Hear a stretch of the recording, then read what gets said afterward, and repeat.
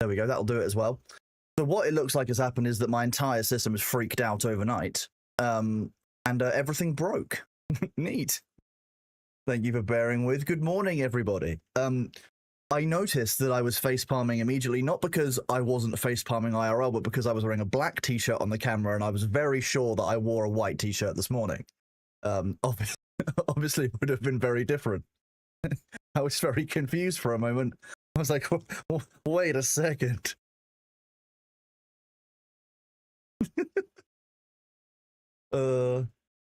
Yes, my hair is in the back because I was out in the rain taking photos of my old car.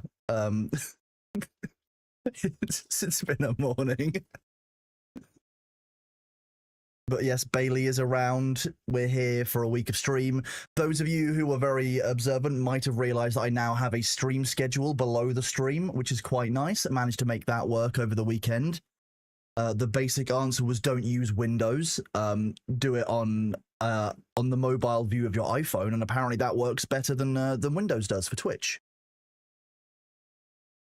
Thanks, Twitch. Congratulations on your quarterly donation of red blood cells, Senson. Good job. They won't let me give blood in the UK. So when I went in, they said that apparently the veins are too deep inside my arm here or on my right hand side for them to get a vein they can tap for taking enough blood. I mean, I'm going to be honest with you, Radiant Forge. Expect that schedule to get pretty much immediately ignored as soon as anything comes up. But that will give you a rough idea of when I'm going to be live. That, you know, I want to be live on most work days.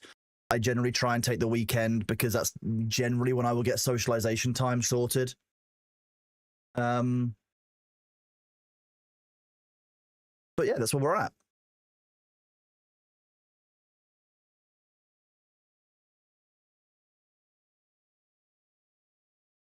Have I seen Thor's Twitter? Yeah, I've seen Thor's Twitter. I've been involved in the conversations. I've seen the output videos that other people are releasing. Thor's on holiday. Like, he's just having fun. He doesn't care. If you hate ads and Bezos, then Radiant Forge, thank you very much for getting us started. We are now 1 out of 300 on our goal towards our 300 sub points. Although that's a prime sub. Actually, I don't know how that's going to work. We're just going to wing it. So as you know, it's ticked over to the start of October. Yes, you've been asleep for 2 months, chat, and it's now October. No. It's now the start of August. And as such, we need to try and hit 300 on the PP goal again. So I'm once again asking and pleading for the for all of your support to get to the the PP program. What's my blood type? Red. What's yours?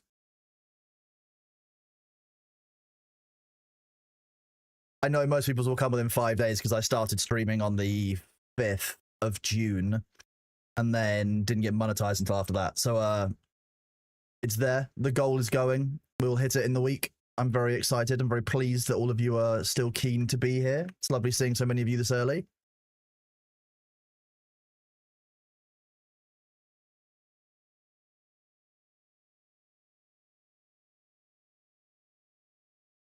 You probably shouldn't donate 40 kidney. What, Machara, thank you very much for the 10 gifted subs. You are awesome, buddy. Welcome on in. How you doing, dude? Good to see you.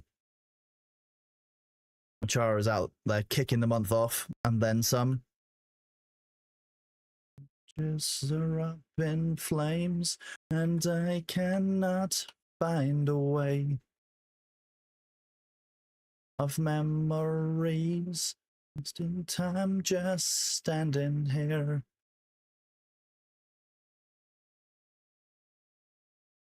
Yep, Pentashield only bases will break, and there will likely be a glut of looting, would be my imagining, to be honest with you. Your immortal colonists could endlessly donate organs because they grow them back. That's horrifying. How did you do that? I'm guessing you bred them into being some kind of superhumans.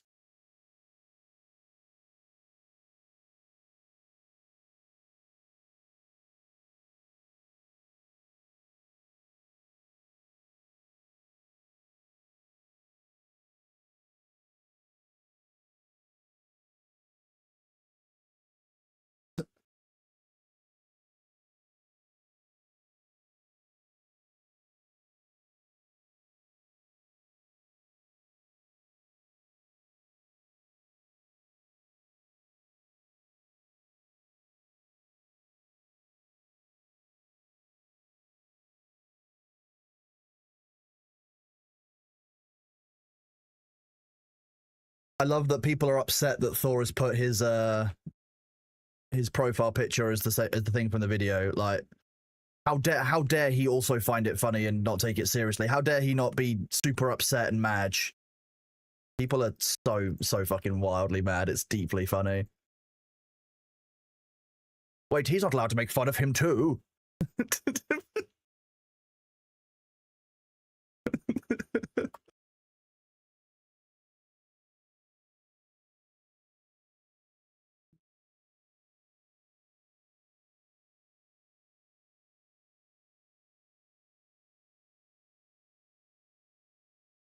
Okay, game. Just want to not play ball.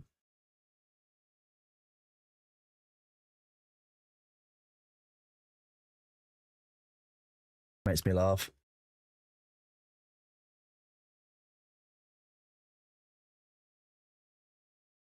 Ultimately, the dude is on holiday. He is not around. That's basically how it's going to be. Past TLDR, what's going on? People are still mad that Thor exists. That's your TLDR. There's nothing deeper to it, to be honest with you. Can take away from what we've seen and what we've learned. We're changing, and that's okay. We had our time, and now we can.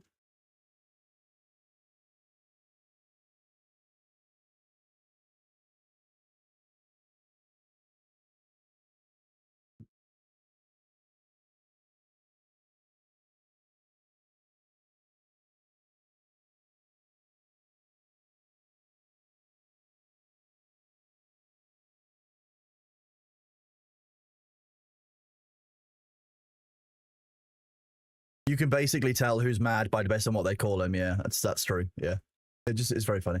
Balthazar, thank you very much for the 500 bits. We're at level 3 on a treasure train. So for those of you who don't know about treasure trains yet, once you hit level 5, gift subs over a certain number have 35% off. So it's the same as like September on Twitch, which is pretty neat. It's a thing that we asked Twitch about. So Thor and I went to a small monetization and kind of like future of Twitch meeting with some of the Twitch execs and Dan Clancy last TwitchCon San Diego, so probably about October last year. And one of the things we pointed out was that, you know, doing more things like September pushes, you know, benefits across the platform. And I'm really glad that they've done this. It's actually a good thing to do rather than have it all sat at one time a year. So those of you who want to get involved, feel free. If you don't want to get involved, you don't have to.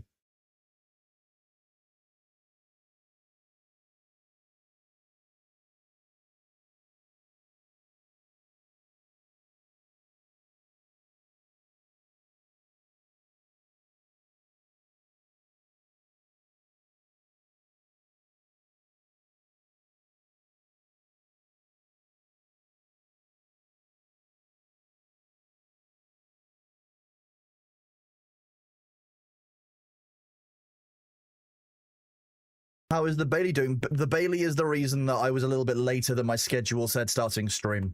Balthazar, thank you very much for the 5 subs and then the 8 subs. We're now at a treasure train level 5. And therefore, 5 or more gift subs, you will save 35% chat. So now is the time, if you're going to be giving gift subs, to do it. And I appreciate all of you for doing so. It helps keep me going. It helps keep the channel going. It means a lot. I was talking to, so as most of you know, I think I mentioned last week that I went to go see Gregors and Nos at the weekend. Had a really great day visiting them up north. And yeah, it was just really, really nice. But, you know, if it wasn't for the support that you guys show and everything, I wouldn't be able to do that so easily at the weekends and, you know, take the time off that I can. Like, you know, I see why a lot of streamers feel the pressure to stream every day because ultimately, you know, ad revenue on Twitch isn't reliable. And I think a lot of people, particularly newer and smaller streamers, struggle quite a lot with the supporting themselves kind of fear. So I really appreciate every single one of you who comes here, you know, donates subs, you know, gives bits. Even just those of you who just hang out. If you can't afford to give those, like hanging out and providing, you know, like chatting, you know, the follows, your insights. I just appreciate all of you. I'm really glad that you guys are happy coming here on a Monday morning and just kind of hanging out and chilling. Very touching. You report that Poland got blessed with ads. Lucky Poland. Blinding Knife, thank you very much for the 5 community subs, and J Psycho, thank you very much for the 5 subs as well. You guys are awesome.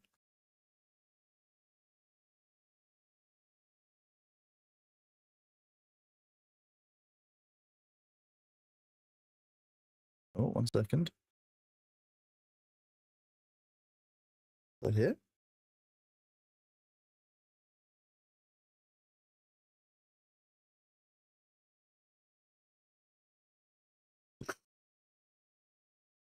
I need to translate something for someone. Hang on 1 second.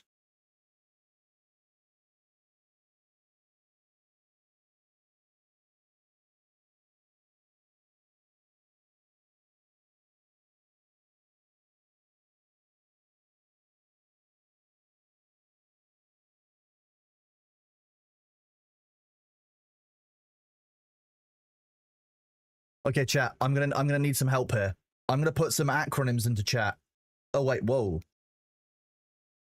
Draz, thank you very much for the 10 community subs, and James, thank you very much for the 100 bits. You guys are awesome. Cromtoes is a great name. I appreciate that. Who knows what these acronyms stand for? I know what half of it is, but these 3, they're like for real, or if you know, you know. What are those 3 short for? Like a Fox, thank you very much for the 5 subs. You are awesome. Appreciate you being here. Thank you very much.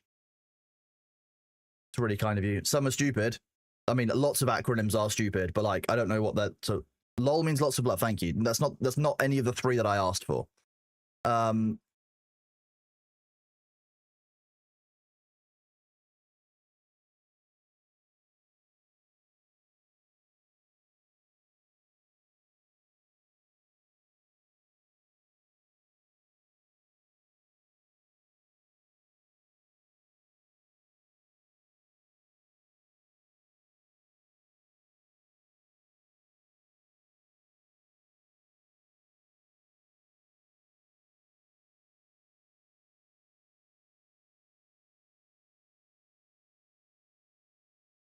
PMO's put me on. Okay, nice. Thank you. That helps.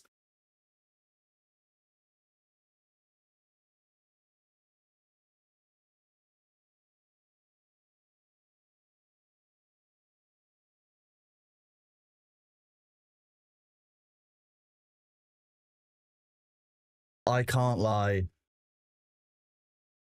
It's just wild. I can't lie. This shit pisses me off. Nice. You are amazing. Thank you very much for that, Bellion. It's a good translation. See, I've fallen out of track of what some of the Zoomers say because I just can't do that to myself anymore. Project Management Office, correct. We should do a game at some point of like, what does this acronym mean? Wrong answers only.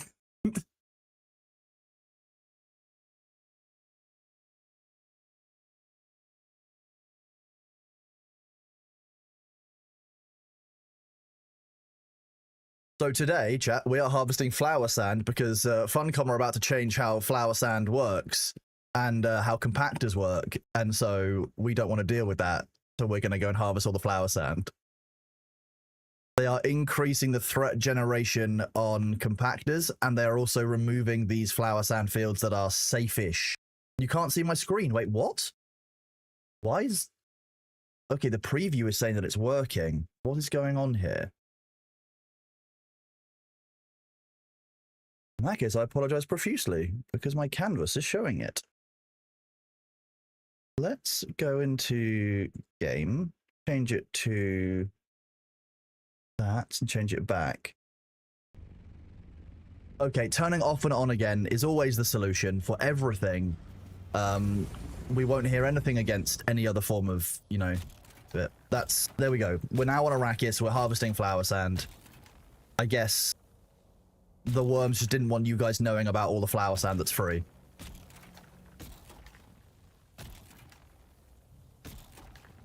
Was there a Windows update last night? Is that what's going on?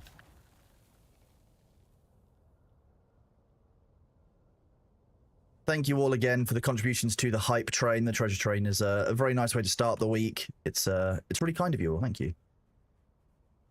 as a British person, I very much struggle with streaming because you guys are all so kind and supportive. And as a British person, we're not used to that. We're used to people hating us online for the country we're born in and making fun of us because we put things into museums. When you guys are positive, what, huh? Positivity?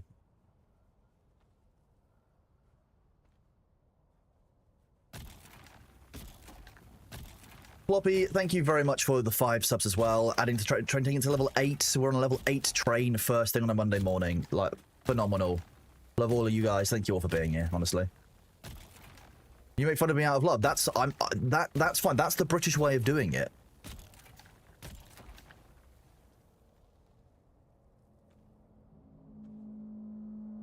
I was born with that license shoot. They assigned it to me on birthday. They were like, you know what? You can just have it for free. Isn't it exploiting the change would change the mechanic? No, because you're not taking advantage of an in-game bug or problem. They're just saying that this, which is already a mechanic in the game, will be gone. I'm taking advantage of it while it's here.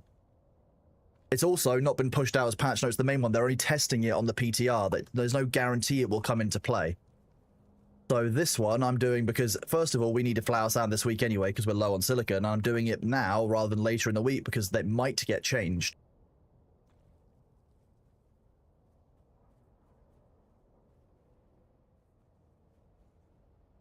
They're also making collecting spice with a compactor harder.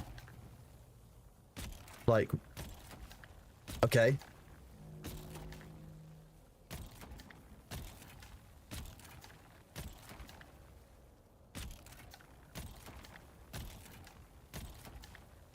That's all right. Nah. Exploiting means something specific. If it had been put into the known issues list, etc., then I would have, again...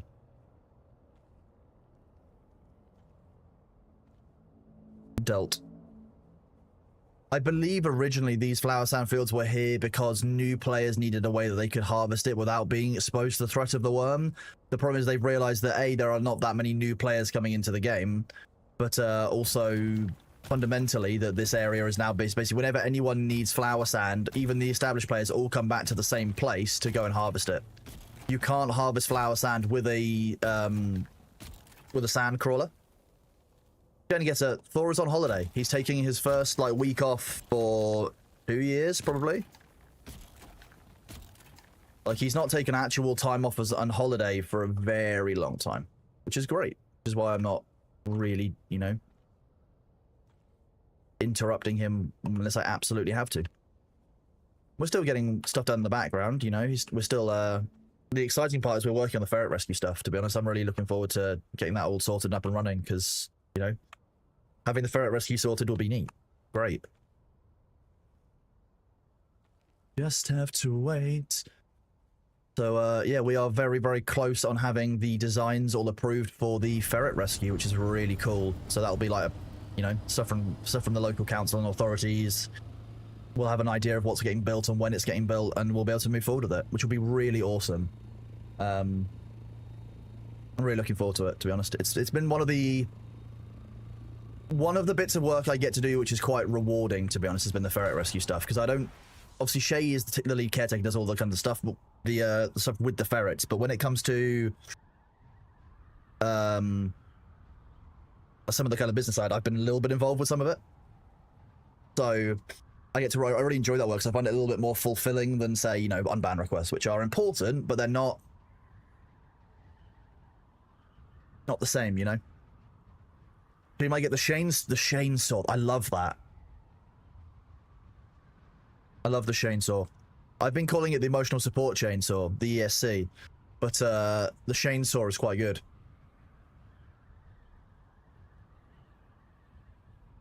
Bull filling. You should probably get your ears tested, Cinders. To be honest with you, Lukewarm, I just do a little bit of everything. Like that's... If I get asked to get stuck into something, I get stuck into it. That's how that works. Kendar, thank you very much for the sub with Prime, buddy. Welcome on in. Welcome to the community. Glad you're here, man.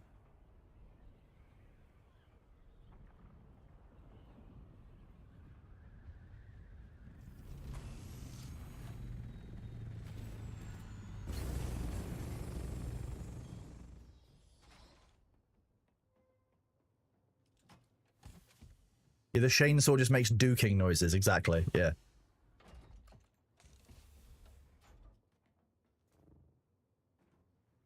One of these must be empty enough that I can dump all of the flower sand into it.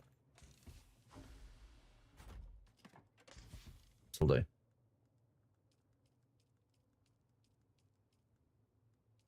It's a game of give and take. You just have to wait. Was the chest on the roof emptied? I haven't checked it.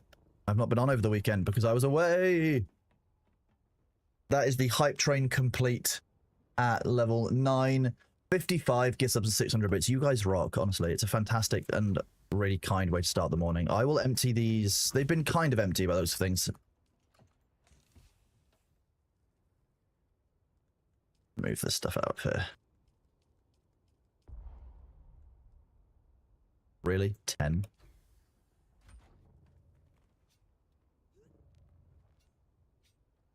Honestly, no. I think it's just that Thor needed time off and time was right.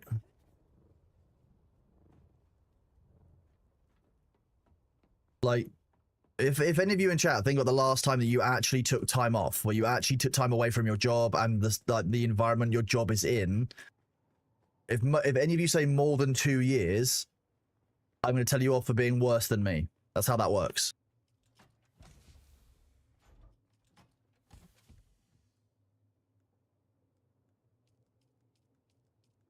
In 2018, the last break you took from work was 2018. You should take more breaks. I'm being hypocritical here. The weddings count depends. How long were you away for? Did you disengage fully from work?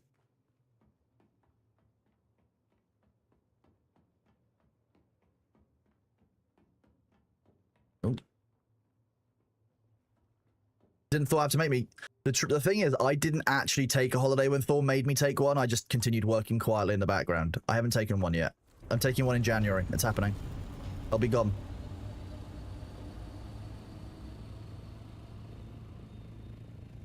Well, I'm pleased to hear that you might sell some of it soon, Troytech. That's good news, buddy. I'm glad to hear it. Yeah, even when I was in...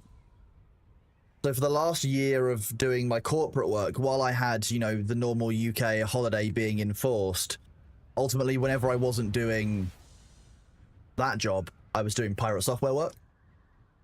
So broadly, that's kind of eaten most of my holiday for the last couple of years. I don't mean going away on holiday, I just mean taking time away mentally from your job. It's important to do. And ultimately, like, Thor and I are just bad examples to each other because I've always been bad at taking holiday, and so is he. And so we both just kind of keep ourselves going without taking any time off. It's not ideal.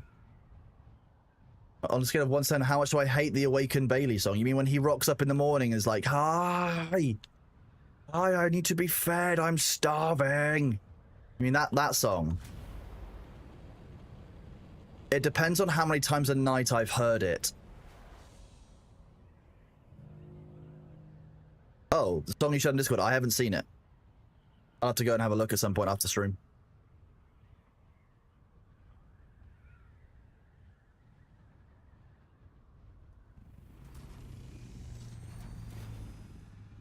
A shout out to anyone who's over on YouTube.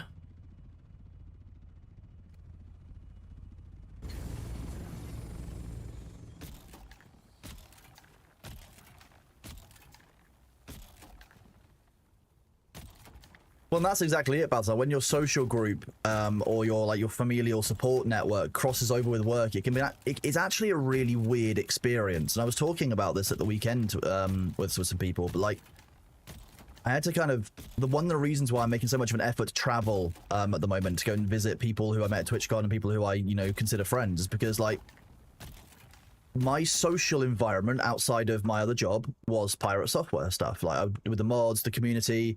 When that became a job, I will be honest, it fundamentally changed how I engage with what was previously an enjoyable bit of like time off. I would finish doing corporate stuff, and then I would be like, you know what, I'm going to go on play some games with my friends. But like for a year, I didn't really play any games aside from Ashes of Creation. And anything I was doing on stream with Thor, I was basically just like logging on, chill with the community. I'd sit and watch the stream, but I didn't have the capacity to play games. And like, I'm the kind of person who I don't do very well when I isolate myself. I am extroverted. I generally do better when I'm able to engage with my friends, and actually, like, while I have a tendency to shut down and not share what's going on in my life, it's very important to not do that.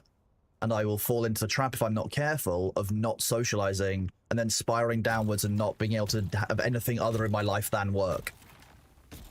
That's just always been the way that I am. So that's why it's so important for me to take weekends and such. Bork is here.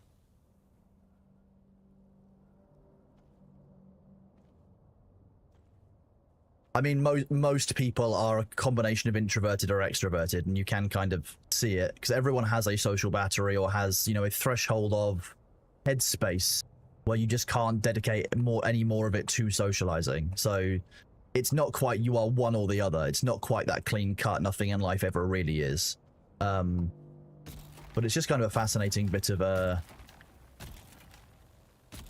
Seraph, I would raise you the idea that rather than you getting older and getting more extroverted, that your ability, as you learn to deal with shit, and as you get through your life and you have more experience and more confidence in yourself and you're outside of shitty environments, your true self is coming through rather than some of the damage you might have had inflicted on you. Because a lot of the people I know who have been introverted but have had lots of stuff going on have, when they've been healing, actually flipped around and become more likely who they are generally without that damage. I've got a friend who, without going into any details, she was quite badly emotionally abused by her stepfather, and her mother was a bit of a walkover. And so it took her a number of years to recover from that treatment and to discover that actually some of the personality traits that she thought she had were actually trauma responses, that she just had absolutely no idea of it. So, like, don't just say it's age. It is more likely the hard work that you are putting in to try and be a bigger, better person that is helping you rather than age. And if it's the other way around, it might be that you were forced into social situations for some reason, and that's what you need to do to survive. Give yourself the credit that it's not age that is doing that. It is the work that you are putting in. Because I know, without going into any detail, I know that Seraph is working exceptionally hard on, you know, moving their life forward and working things out. And you deserve the credit for the hard work you're putting in, bud, not the fact that you're aging up. That's not how that works. You've done the work.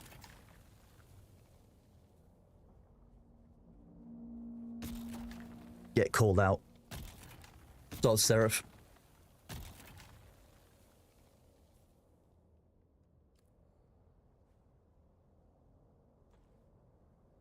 You're welcome, bud. You need to hear it. You're working hard and you deserve the recognition for it. It's not easy to work on yourself.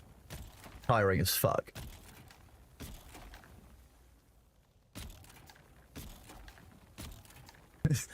You find that you do not like people and have less of a fuck to give? Fine.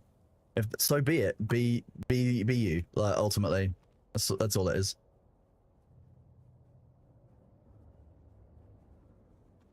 For what it's worth, Machara, I think you're pretty cool. You're alright.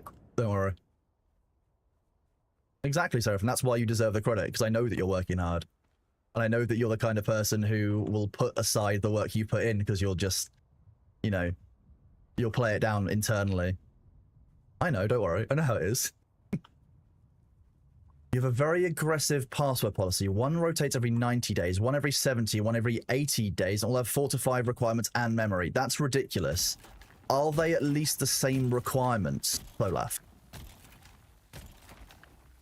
You get energy from interacting with people as a cap and going into highly dizziness. That's you have a social battery that when it gets full, you're just kind of done. Fine.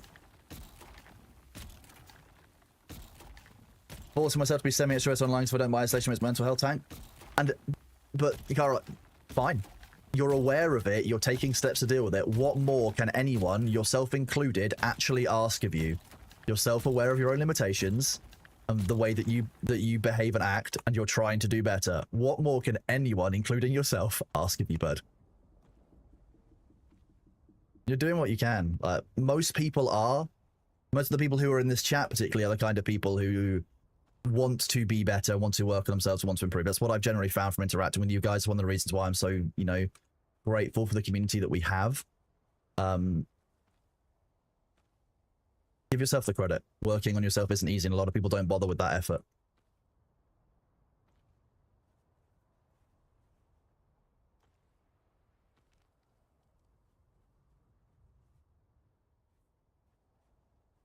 Good morning, Yoka. How are you doing?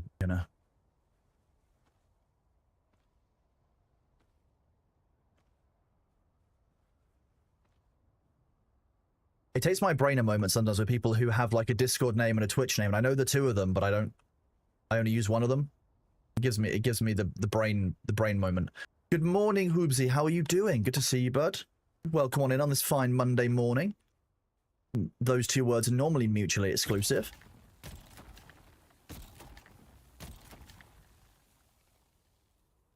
Well, Krautesh, you are always welcome here, buddy.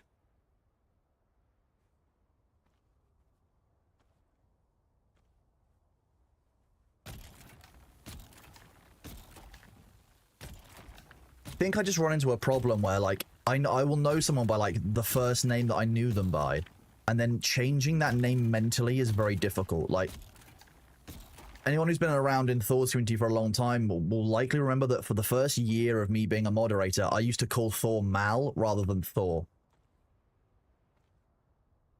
Because when I knew Thor, it was from Eve when he was Maldavius, and we used to call him Mal.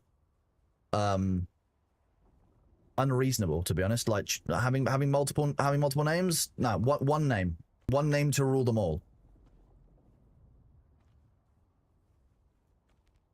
The password, the requirements are not the same. The max. Oh, that sounds awful. You just change your Steam name. Makes sense. He still uses Mal for. Yeah, but he goes by Thor even at that point, whereas he went by Mal as like the accepted shorthand, like short form name before, and it was just a bit like which one do I use? Actually, I need to find out if Drops is actually on again this week. That's true. Let me go and... Used to hang. Oh, the pain. I'm doing about 20 on eyes. 75, 75, 75.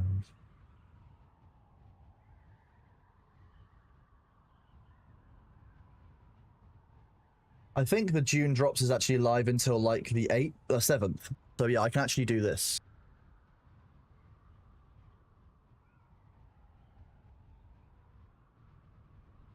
Nice.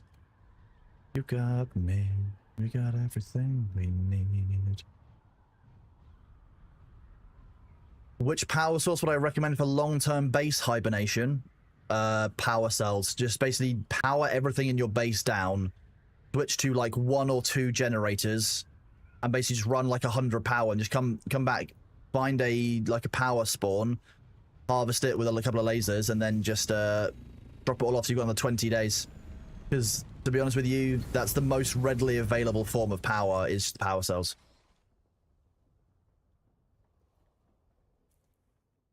Why can I hear myself?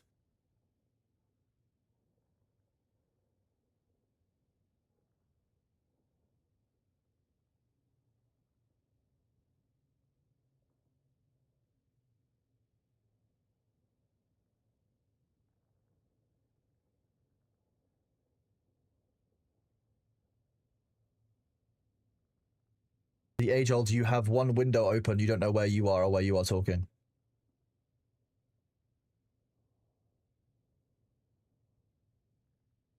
There we go. Found it.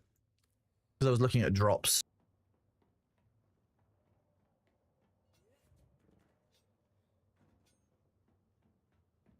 The voice, I mean, if the voice in my head is me, that would kind of make sense, but isn't that called an internal monologue?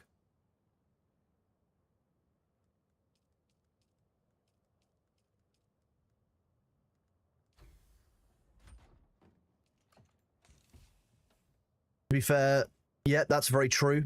You know, but then again, Emphkist's name is fun to say. Emphkist. It's got those really, it's also like a glottal stop in it.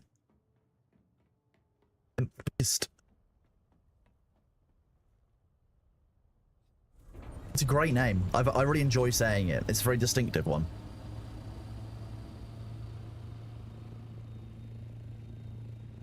For a long time, I mean, I come from an environment where like it was normal to rename yourself like as a character to be something that was hard to say on purpose, so that in a fleet fight the enemy fleet commander wouldn't be able to say, okay, Irish wristwatch is the primary. Or you'd start with in a game like Kronos and you don't know if it starts with a C or a K. That kind of thing in EVE actually makes a surprising amount of difference in fleet fights, because it's the difference between half of the enemy fleet targeting you versus the entire enemy fleet targeting you at once.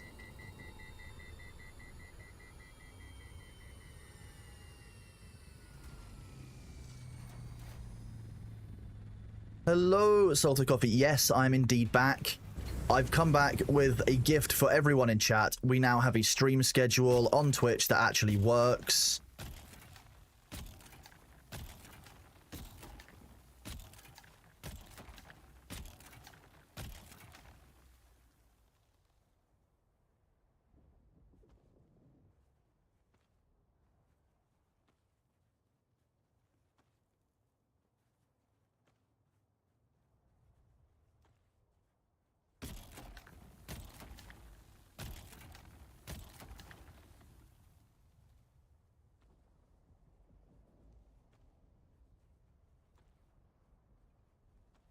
I'm expecting a worm any second now.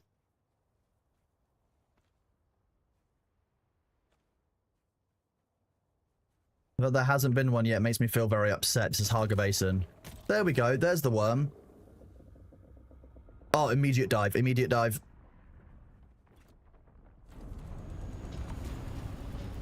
No, no, no, no, no. Don't like that. Will there be any more rimworld? Yes. I actually found myself... This is so... For a long time, I didn't have that... You know when you have a game that you really want to play, right? Like a game that's just... You wake up in the morning and you want to play it. I haven't felt that feeling quite a long time. Even with Ashes of Creation, it was I don't want to fall behind. It wasn't, I want to level up, I want to be grinding my way to like the max level. With rimworld, I've started feeling oh, I could do this in that game. I now want to play it, which is new. And I like that because I haven't had that feeling about wanting to actually play a game for a long time. I think it's just like gaming burnout and spending a lot of time online doing the work that I do. I think it can sometimes be quite hard to kind of keep a separation between gaming socially and gaming as a job, or gaming because it's part of the community. And some of that's going to be separation, me mentally, of I need to make sure I'm separating my work and my social time better. Ultimately, that's what it comes down to. What will the drops be? The drops are already live. So the drops have been live for a while. They are just the average observer floor, observer stairs now, observer window, and observer passageway, which is like an open arch almost. And you have to go to hospital. Well, Mythos, I hope that your hospital trip is okay. The drops will be live again tomorrow, so if you're here tomorrow or the day after, I will go live. I'll be playing Dune again tomorrow for the reset, doing my scanning. That will give you enough time to get all of the drops. Okay, you've already got them? Fantastic. Well, in that case, I hope your hospital trip goes well, buddy. Don't I think it's weird that gifted subs don't count towards partner program? If you have community around 400, 500, someone gifts a bunch of subs, it can tank you from getting the PP girl. Seems like a weird oversight. So, just like the reason that people would do that is because ultimately, when you are giving gift subs, you could create an alt account as the streamer and just donate yourself 300 gift subs to give yourself a 70-30 split at the start of the month. It would be too abusable, I think, for gift subs to work. They also want it to be the people who are adding value to the platform on a wider scale. They want to target the people who have the communities of the size that's sufficient to kind of support that 70-30 split. So that's why I think they target it at streamers with larger communities, and therefore they make it so that it's 300 individual people for it. That is, to my view, the reason for it. While gifted subs will go to there's a very strange hierarchical order of how they are shared out and how the algorithm around that works. I think that it's basically down to the system being abusable if you could do it with gift subs. Because we'd have no problem. You'd probably have to make it like 2,000 gift subs, like 2,000 points if it was going to be gift subs as well. Because like the first month that I was here, you guys got us to, we got to like 4,000 sub points. It was insane. I think I genuinely had like a small cry at one point. I was just a bit like, oh god. Off stream, of course, you know. Get back in there, Tyr. Just stuck it back in like the guy from Cloudy with a Chance of Meatballs.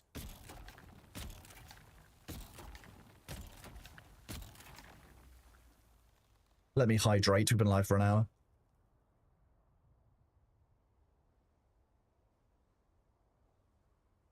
Immunotherapy, 15 days for almost a year now. Because without wanting to pry too much, is that the kind of lifetime immunotherapy? I've got a friend who has a thyroid condition, and she has to go for a thyroid treatment every single month for the rest of her life, and has done ever since she was like 6. And like, I think it's very hard to convey what having a chronic medical condition is like to people who've never had one. Oh, Menthos. Let me set you free from purgatory. There you go. You're set free. One day you'll get a long lemon moment from me, possibly. I will say this now. I am more emotionally open, I think, than Thor is. It is more likely that I would cry on stream than Thor. Oh, you're all right, buddy. It's very likely a misfire on another channel.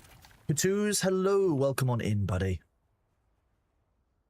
Like, I am more likely to cry on stream than Thor will be, like by a significant margin, I think.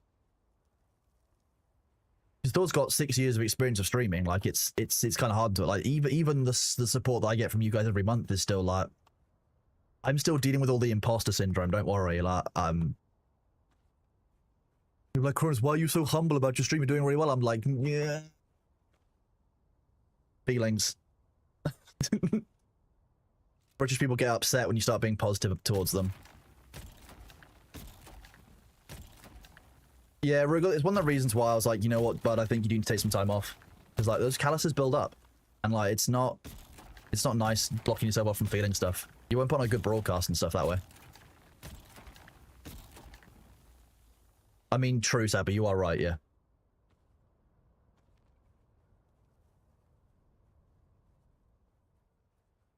Hey, I'm 25% Scottish. Fine with that.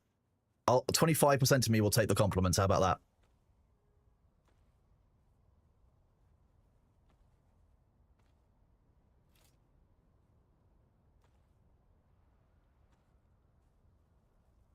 Unfortunately, not hugely close to the Scottish side of my family, because unfortunately, the link I had with that side, they passed away before I was even born. That grandparent.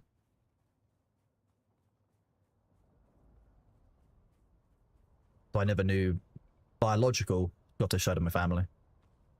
The Irish side of my family, great fun. Absolutely love them. On Sunday, I've got my grandma's birthday, so I won't be around the weekend anyway, because I'm not around the weekends, but I will likely be pretty knackered on the Sunday, because I've got to deal with family all day. But I'm really looking forward to it, because it's spending time with my grandma, who's in her 90s now. So we're doing a big birthday party where we're inviting a bunch of like family members up and all kinds of stuff, which will be really, really nice. I'm really looking forward, because it's being hosted at like a big like hotel country house thing that we've sorted for her, that she stayed in 20 years ago when she got married to, when her sister got married. They stayed in this big country house, and we've actually managed to rent it out for her birthday, which is really nice. Hey, Mythicos, I hope your session at the Oscar goes well, and I hopefully catch you later. I will likely be doing a reasonably long stream, so hopefully I will see you. If not, I will hopefully catch you tomorrow, bud. I hope it goes well for you. I don't actually have any Welsh family that I know of. I think I managed to dodge that one.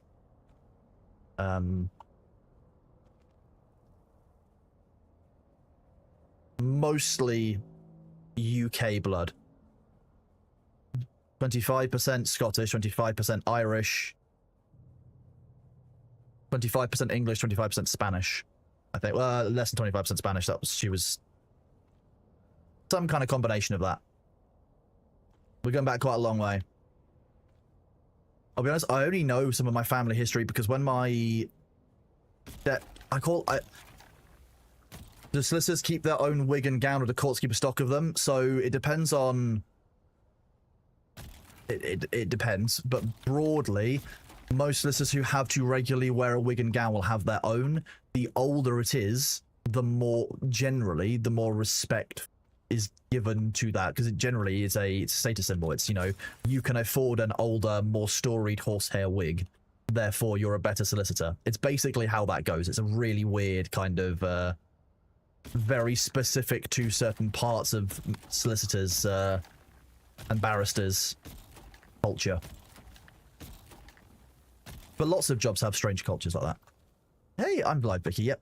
I have a stream schedule now, Vicky. It's amazing. I managed to log in rather than... Oh, you sent me some juice. I love juice. Hang on. I'm sorry, chat. I need to go get the tea. There might be some drama I can share with you, which is exciting.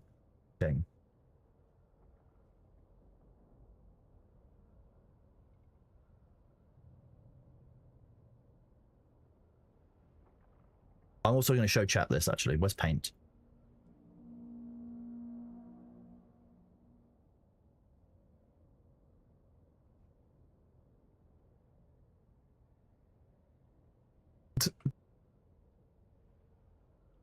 Who knows? Like, look, this is something out of YouTube, but like, this is why I had to ask earlier about what this meant.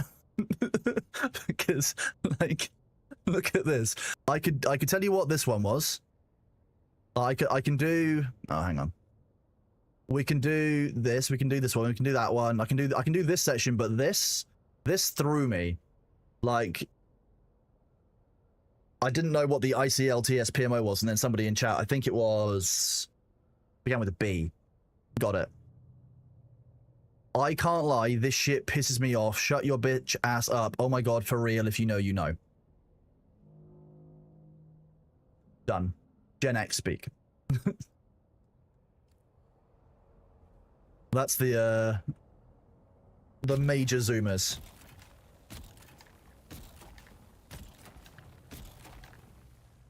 Right. Head back into Vicky's chat. Have a look. They're not even gonna... Oh.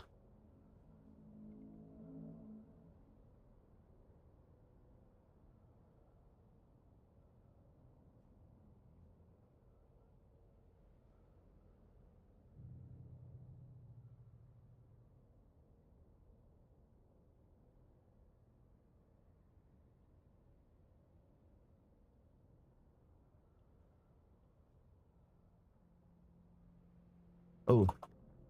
Why is my caps lock not disabling? Okay.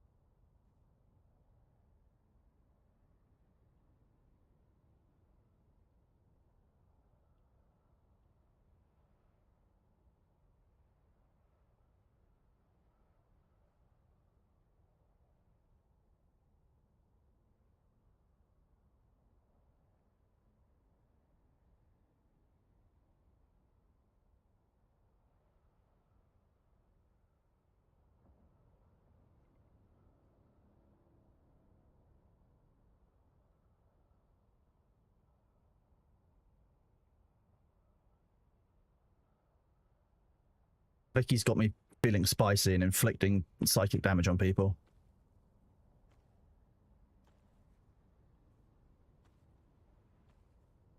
I hear a cat flap. I think he might just gone out. Don't get the phishing bot. What's the phishing bot? Do I want to know what the phishing bot is? Oh, I thought this was more full than it actually was. We're not finished yet.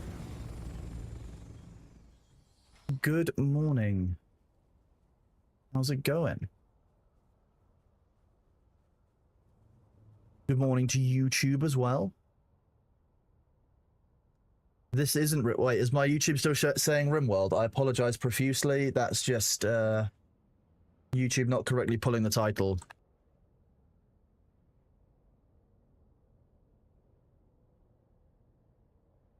Apologies, YouTube.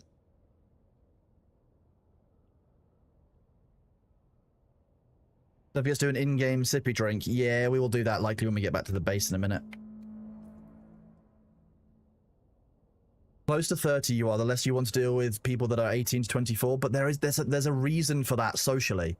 So the reason for that socially and from a like a human sociological point of view is that when you get to the ages of about 18 to 24, that's the generally, you know, 18 to 30 we'll use as the barrier, is basically your evolutionary, your prime reproductive life cycle, right? So the reason that generally your brain chemistry gets kind of weird, people get rebellious during teenage years, is largely a reason of like, you want the young people to leave the family or tribe environment that you're in, so that you can ensure that there isn't effectively cross-pollination of like gene pool. Like you don't want to just stay in one gene pool. You need a mixing of gene pool, right? So one of the reasons why you'll find that younger people generally have a rebellious drive or to leave the family environment is because you actually, from an evolutionary standpoint, want them to be going further afield to spread basically genetically elsewhere. Like,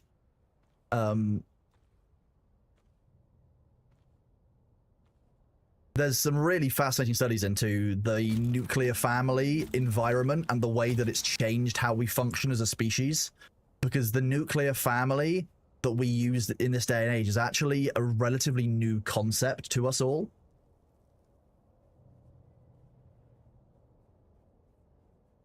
Prasmedic, well, on the PTR, they're basically contemplating getting rid of these fields, the ones that are relatively safe.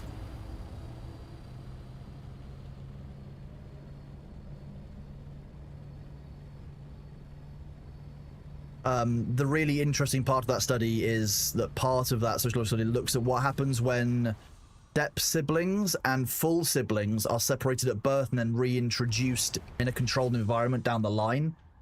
And I think that that's a very interesting kind of perspective on it, because actually, like, there's a reason why in the wild, you know, animals split apart from their social. There's a reason why cats form the group styles that they do. I find it fundamentally fascinating. But like, it was much more common for, say, the firstborn to go and be given to the church, or, you know, the firstborn to be given to the army, the secondborn to be given to the church, you know, thirdborn would become an apprentice. You know, the seventh son of the seventh son would become, you know, a monster hunter. It was normal for people to leave and live in collaborative environments with people they weren't related to but would engage with socially. You know, men's clubs, women's circles, you know, all of those kind of things were far more common than they are now. Maybe we can have more effective thumpers. No, they didn't say that. No, the tall, skinny human has given me the oats, brother.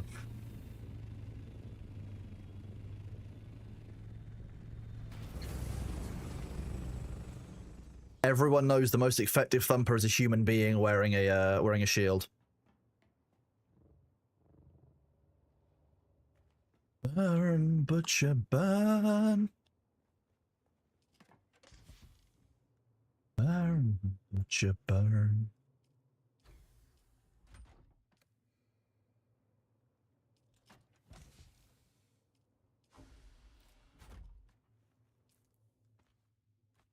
The durability on that Mark 6 compactor drops so quickly that it is unreasonable.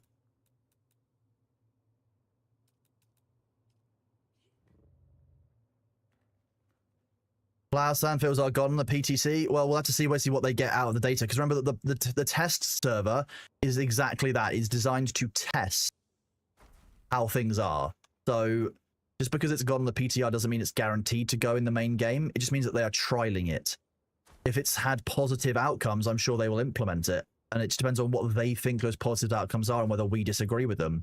Ultimately, we as players very much like having safe flower sand fields, for the obvious reason that they are safe and that flower sand is a relatively needed tool. But, you know, that's the whole point of testing on these test servers. So we're hideously low on spice melange. I need to go and harvest spice.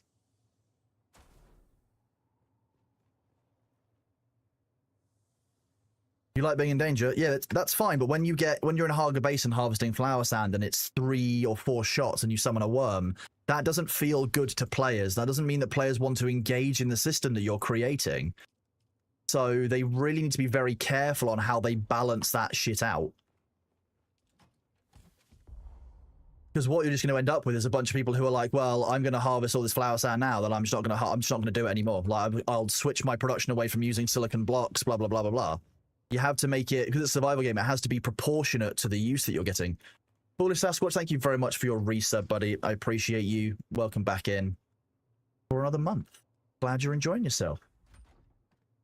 A worm every 4 shots fills up. Yeah, I mean, yeah, it's just, it's not the one. And this is with a, I'd be clear, that's with this, which has a medium worm attraction density. Severus, that is fascinating. I would love to hear more about that if you could provide me with some information on my Discord server, because I'd love to read about... One of the things I really want to do is when I go across to Australia is to learn more about the indigenous populations there, because ultimately we enforce UK culture on Australia in a way that which is unspeakably wrong. And so I would love to know what was actually there beforehand and think about what did we assume that we knew more about that actually we don't.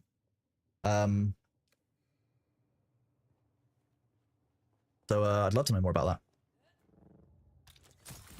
You will very quickly learn on this stream, for anyone who is new, that I'm basically just fueled by curiosity the entire time. Most things I'll just do because I'm like, oh, what does this do? And then the addition of the Pacific Northwest in North America, fascinating. Yeah, but it's the same principle. I think with Britain, it's far more prevalent to see what we did in countries like Australia than it is on some parts of this, because the US is a very interesting mix of, some of it was Dutch, some of it was French, some of it was Spanish, some of it was British, like, but Australia, that the blame is purely with the British people. Same with certain parts of Africa. We did unspeakable things. The Boer War, people, this is going to get controversial. Sorry if you're British and you don't like hearing this. We like to get very upset about the Germans for what they did in the 1930s to specific population groups. Genocide is never okay on any form, but I think it is very easily forgotten by other European cultures that the Spanish were the first to use concentration camps and then the British were the second. And it's something that we don't generally hear a lot of. It maybe gets mentioned in school, but because it's, you know, I think we do a very bad job in Britain with state education on the other side of the, well, we don't learn a lot about the British Empire as a whole in general. In most education, most stuff is talk about modern history because it's a little bit more, I would say, relevant to today's goings on. But I think that we are remiss in teaching that actually the British Empire and empires as a whole, colonialism as a whole, was absolutely horrific. One of the worst crimes across, you know, the centuries has been the way that colonialism wiped out indigenous cultures, histories, etc. Whether intentionally or not, I'll be honest, because, you know, the Spanish could not control the outbreak of smallpox. It wasn't something that they were aware of. They didn't have the same medical science back then. Fine. But when we rounded up people in the Boer War and put them into concentration camps and such, that's not accidental. That's purpose. And, you know, while the majority of the British public at the time probably weren't aware of the true depths of it, still horrific. And that's why when I go away, I like to look at what was there before Western influence got to that area. So when I went to Egypt, the first time I went out there, the first thing I did was basically, okay, well, let's go and look at what the actual ancient Egyptians studied, learned, used. And it's fascinating when you think that we rocked up there and we're like, oh, these pyramids are remarkably strange. Let's have a bit of investigate. The Egyptians were doing the same thing in Cleopatra's time. They were excavating and investigating their own pyramids and structures. That is fascinating. A culture that was already 3,000 or 4,000 years old had its own archaeologists. Very, very cool. Like, what was there before is inevitably going to be cooler than what we brought over there. So why would I want there to be British stuff when I go over to a foreign country? Absolutely love learning about what was there before. Shout out again to Foolish Sasquatch for the resub at tier 1 for 6 months. You were awesome, buddy. I want to do a special shout out actually to the people who have pre-subbed, because that long-term support is such a show of confidence and kindness that it is really touching. Thank you. Have I read the book 1177 BC? I have not. No, what's it about, Charon? The other one I want to spend some time in research. I would really love to go and visit China at some point and go and learn about the Chinese dynasties, because I know a small amount about those, but the intricacy of that history is absolutely incredibly cool. It's an awful lot of politics and development, but some of the artistic history inside China is insane. You look at some of the things that some of the sculptures, some of the art that was created in Chinese kind of, you're talking about 1,000 years ago, when most of the European world was basically in the Dark Ages, having a scrap fight over places like Normandy, over Britain. You know, we were still in a very much feudal, warlike culture, and like, but seeing what Chinese dynasties were creating back then is incredible.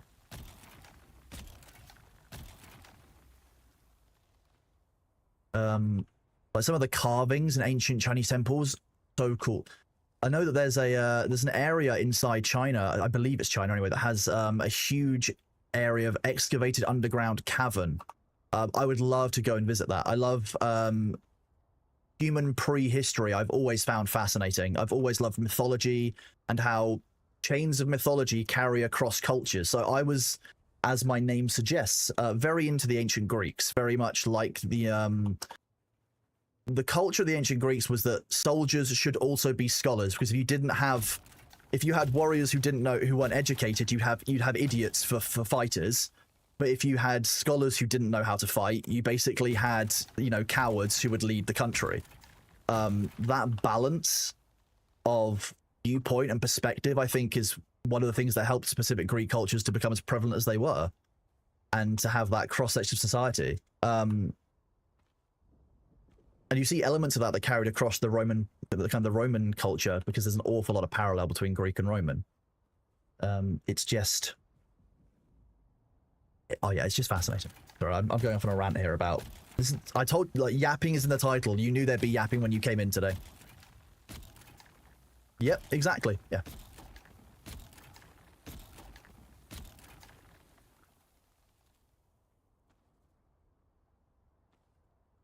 Ultimately, yeah, soldiers without empathy and without understanding aren't going to make the right calls. That's why it's so important to have officers who are well trained in. So that's why America particularly spends so much time and effort educating the decision makers in their armed forces, and it shows in the elite units. And same thing with most Western forces.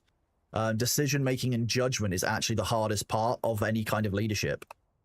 And that's not true of just soldiers. And I wish that lesson would be learned by more CEOs. Because ultimately, there's a lot of things I think that decision makers in this day and age miss because we have very limited perspectives of the world.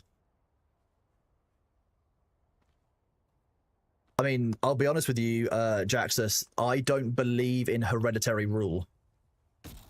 I don't think that being the son of the ruler that came before necessarily makes you a better ruler than somebody else who might be trained better to do the role or been raised to do it. It depends on how you are raised to do that role versus you know, anything else.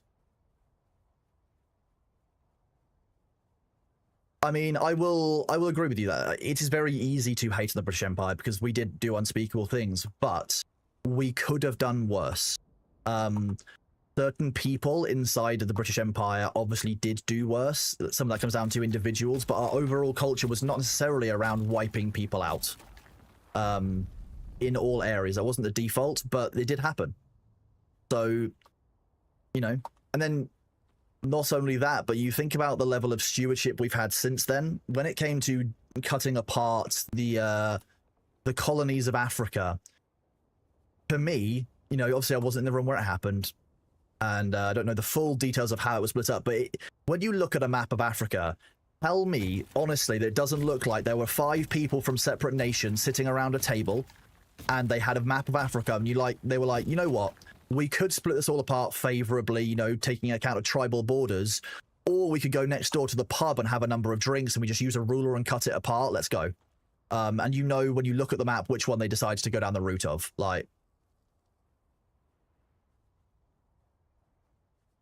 not just Britain, but the overall view of they're so far away that their lives are going to be unimpacted by us drawing these borders, has led to God knows how many inter-tribal disputes, borders, border issues.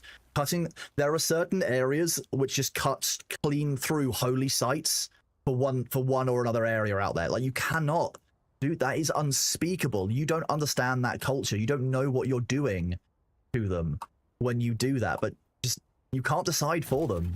Stop taking away their. Oh yeah, sorry, like you said, you've got me. We've got me on a rant. See, Macharo, that's why in the UK the monarchy does a really interesting role now. And actually, without having a real detailed understanding of the UK political system, the monarchy doesn't make sense to you. The monarchy doesn't make any sense to have in the UK other than a tourism draw.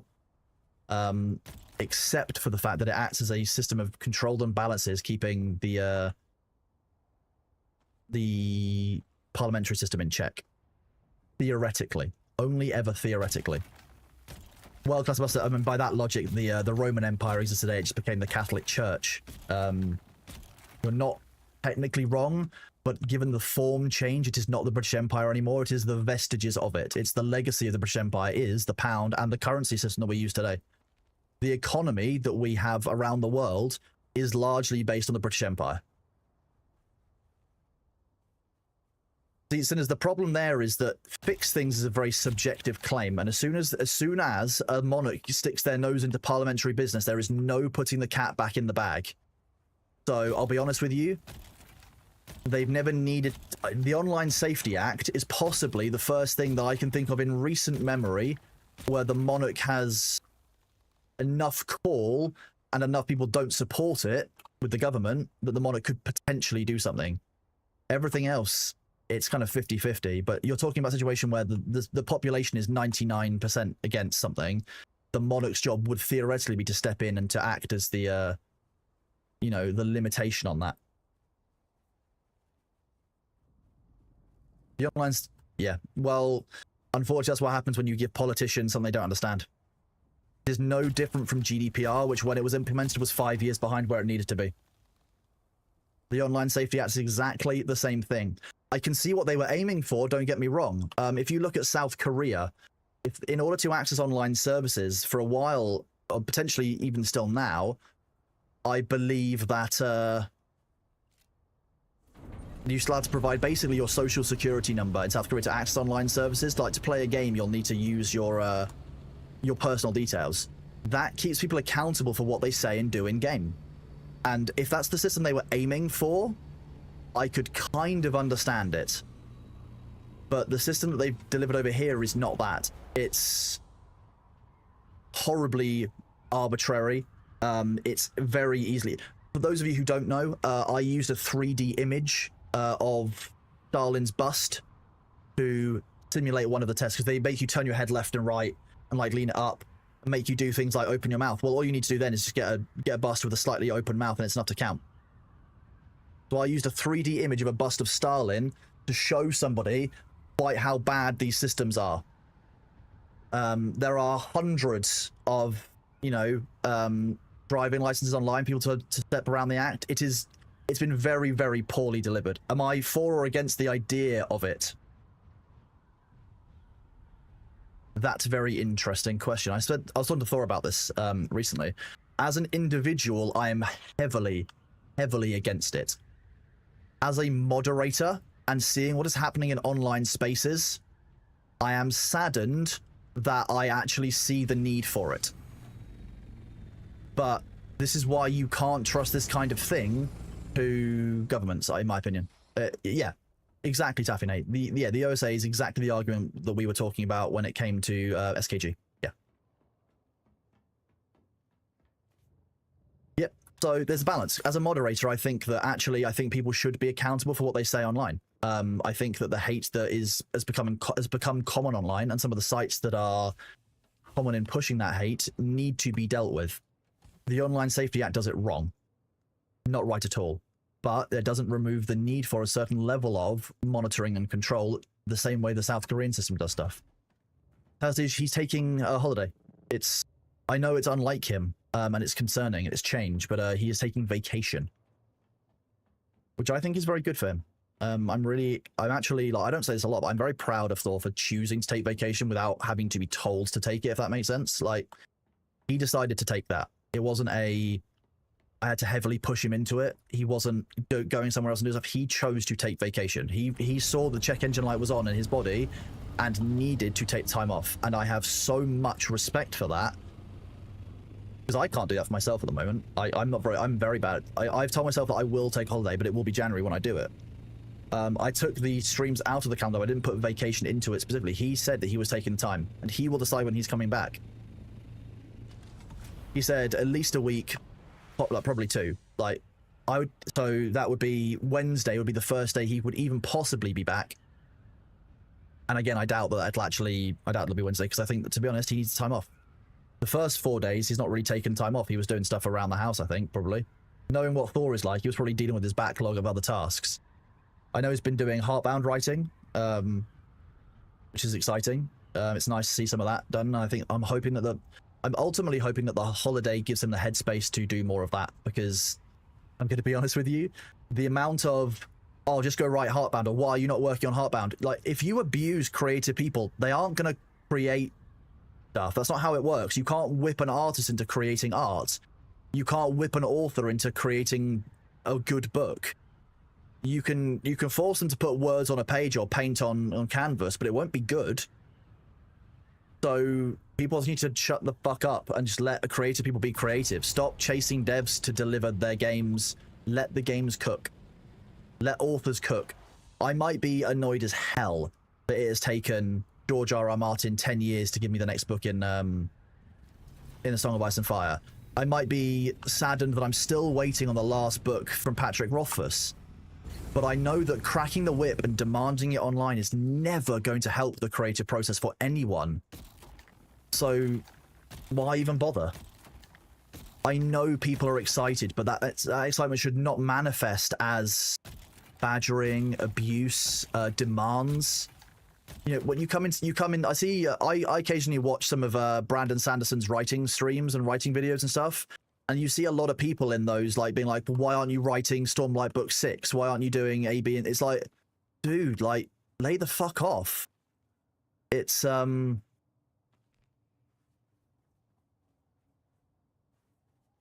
yeah, the internet has definitely changed. Yep.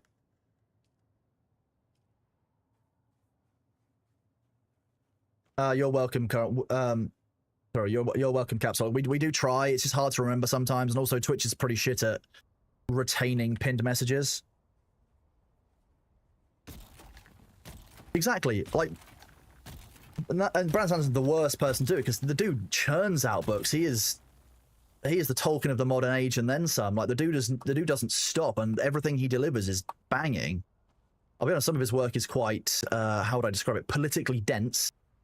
There's a reason why I don't recommend The Final Empire as the first books to read from a Brandon Sanderson series, because actually, politically, it's a very dense set of books. But the way that he does write is that it's about as easy as you can make high politics inside some of those books.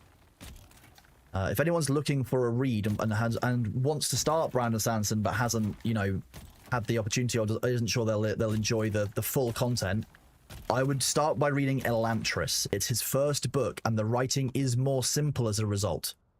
It's easier to follow, and it'll give you more of an understanding of not only how he writes his characters, how the political systems that he generally writes works, but also how his characters flow and fit together.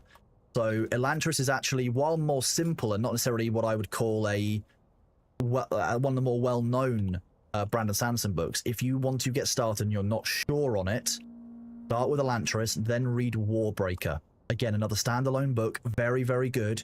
And both of those together give you actually a really good understanding of what is called the Cosmere, which is Brandon Sanderson's basically like cinematic universe, but for books. His literary universe is called the Cosmere.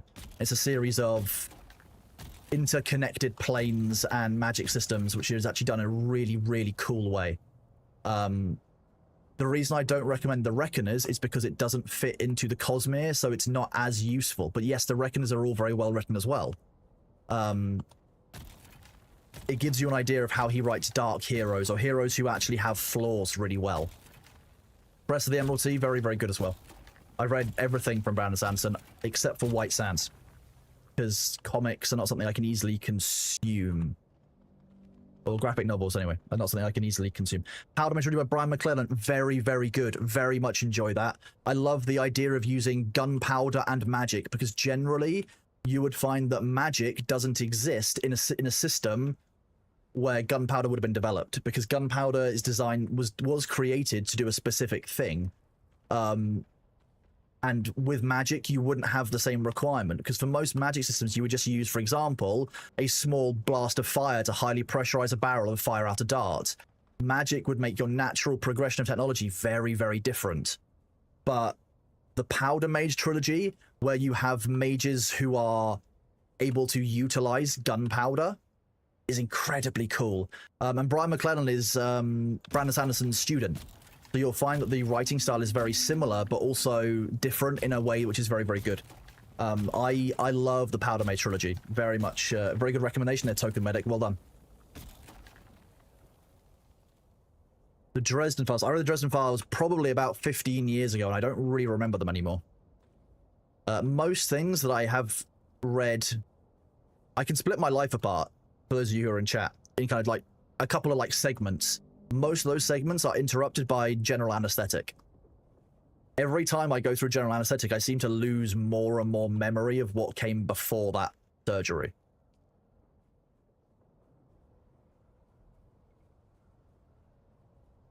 Andrew Rowe, very Arcane Ascension, very, very good series. Like, I think some of you might underestimate how much I read, just to be honest with you. When I'm offline on this, like from being off the computer, I will 99% of the time read rather than do anything else. I'm currently reading Unintended Cultivator is the series. It's a Zansia. How I'm not Chinese, so I don't. Well, I'm not Asian, so I can't say. I would narrate audiobooks. If people want me to voice act, I would 100%. It's just how do you say that? There you go. I'm just gonna give you guys a Wikipedia link to what the genre is. I'm a big fan of this progression fantasy lit RPGs. I've had a real push into in this day and age. If you like the way that in the Stormlight Archive, for example, Brandon Sanderson, there are almost tiers of radiance, and they have more power as they level up, and it's about kind of how they progress that strength. You'll like most progression fantasy or lit RPG.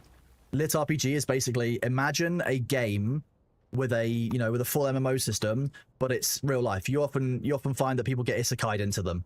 Isekai is very common in Cradle by Will Wright, very, very good as well. I've been reading that since the second book came out.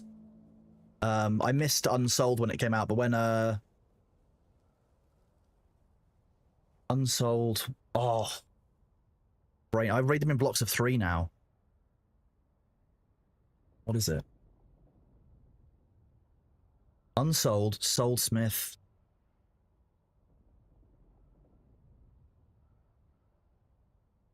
Oh, my brain. Is Black Flame the 3rd or the 4th book? Warman, yeah, exactly. That is part of it. That's why I quite like series like that which know when to stop. So if you recently like the 10 Realms by Ursula, he knew to stop at book 10, and you can kind of see that in the later books, like books 8, 9, and 10, they are much more the progression is much faster, because actually they knew they didn't want to go beyond 10 books. I am a big fan of books that know when to stop. Same with films, same with TV shows. There is a line when you should just be like, you know what, this is enough in that world. I need to move on from it. Spellsinger by Alan Dean Foster. I'm not sure I know that one. Meshed Magic and Modern Tech. Let me write this. So I have a book list that I write down, and at some point I will write up the book list and publish it for you guys in the Discord server. Where's my books? The best thing about streaming so far has been the additional stuff I've been added to read. Spellsinger by Spellsinger. Not Spelldinger. Alan Foster. Ian Foster. Chronicles of the Unhewn Throne. No, I have not read that. Sounds quite cool. One thing I want to reread again soon, and I got prompted into this at the weekend, is the series by a guy called Mark Lawrence. So Mark Lawrence writes a series of books about a couple of main characters. They're generally trilogies, and they are basically set in a world where probably a few thousand years ago, humans were at our current stage of development. You know, they had nuclear technology, they had AI,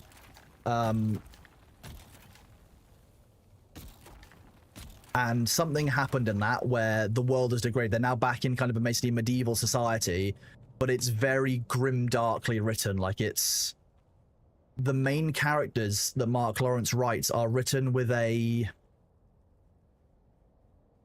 They're written with like with an edge to them. They are dark characters, dark main characters, where they are very, very fun to read. They are very kind of, you can get behind them, but also they do have a dark side to them. They are... Read any Robin Hobb books, The Realm of the Elderling? I was speaking to someone about Robin Hobb books recently, and I remember as a kid reading 3 books, and I'm very sure I remember the last one. Well, it might have been. I remember going back to it at one point and reading what I thought was the end of the series. Like, I don't know. I didn't know how they could continue it. I think it was the Assassin books. The Farseer trilogy is what springs to mind. Is what my Mark Lawrence recommendations. I don't remember what they're called. It's The Red Sister and Prince of Thorns, I think, are the 2 first books. I would definitely recommend Prince of Thorns first, because that's the one I read first. But they do stand alone somewhat. They're just they're in the same kind of world. So Red Sister series or the Prince of Thorns series. Malazan Book of the Fallen, fantastic book. I read that probably 10, 15 years ago, and I've read it like 5 times since. I really like how they reflect the Tista Dur and the Tista Liasan and stuff. They show you the previous races and the changes of the realms of magic. Fascinating. Really well done. If I recall, the Malazan Book of the Fallen was based on a D&D campaign as well. I could be misremembering that or get my books confused.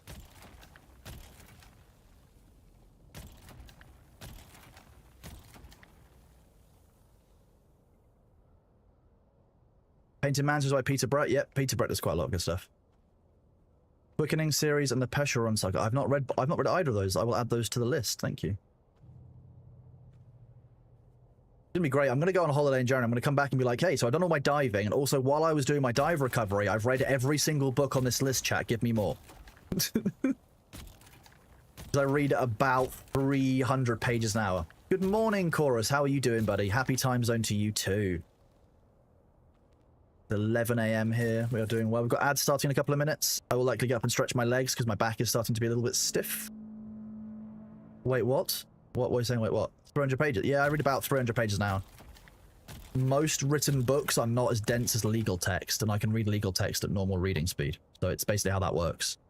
I kind of like lock in and just start rapidly reading. It was bad enough that when I was in school, my teachers used to think, because I've always been like this since I was like in primary school. My teachers would accuse me of not having read the book and then would give me a quiz on it, and then they would apologize normally after I got almost everything in the quiz absolutely bang on right.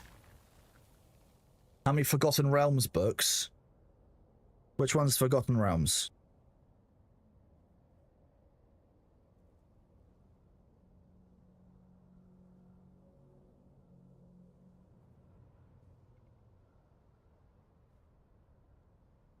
Very few of them. I've not actually, I think I've read the first Forgotten Realms one. I didn't really vibe with the writing style as much in Forgotten Realms as I thought I would. I was a bit disappointed, actually.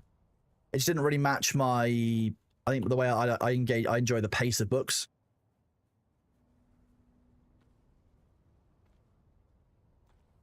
I probably should go back at some point and give it a try.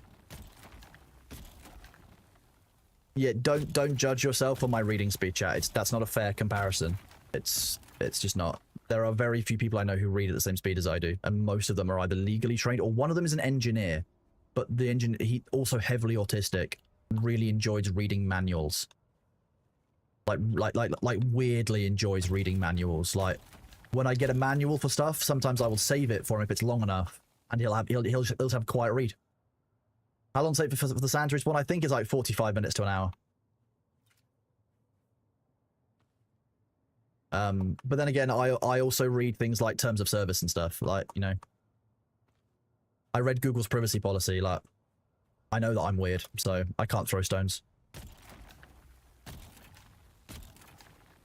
Need drizzed to Erden, but yes, maybe. And on the world, no news on that, Sabu. To be honest with you, then you're getting, like, when I ping, that'll be when you get news on that. There's not much I can share because there's not been a huge amount of development, because ultimately most people in Europe and like America and stuff are on summer holidays, so they are either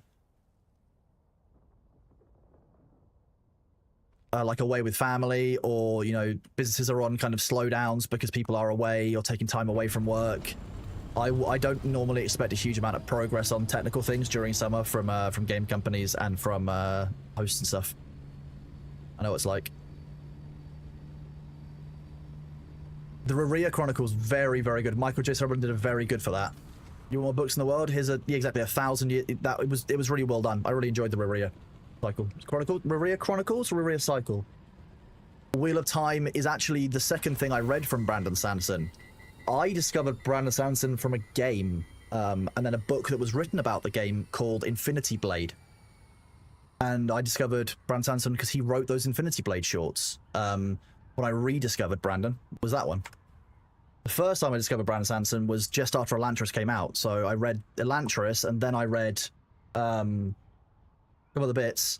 It wasn't until I was playing Infinity Blade, read the books, that I was like, wait, this is Brandon Sanderson, I remember this. And then I kind of got into it properly. Rather than just being one or two books that I enjoyed, it became the entire author. And that's as a result of a little mobile game called Infinity Blade.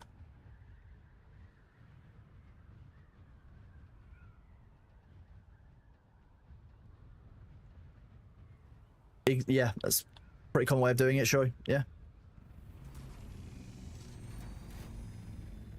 Oh, I know. There's Infinity Blade books. Yes, there was a first and a second book, I believe, that was released.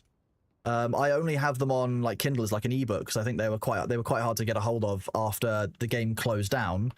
But yeah, it was actually, there's an awful lot of exposition in those books that is not given to you inside those mobile games, and very, very fun.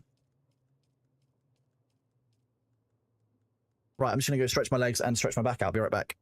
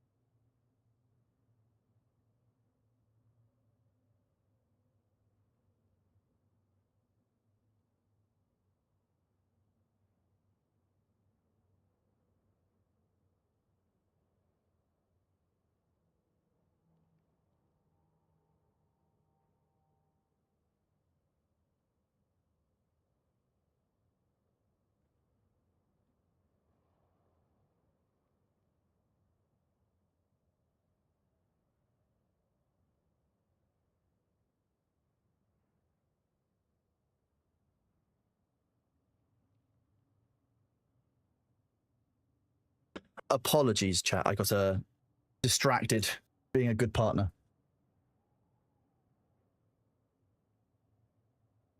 Okay, what was I up to? I was just finishing emptying that flour sand. Nice. Sorry, I was gone for a few minutes. I was talking to my girlfriend. She's having a bit of a hard day. It's grey and gross and sad outside, and it's a difficult time of the month and all kinds of stuff. She's just having a cry and needed a cuddle.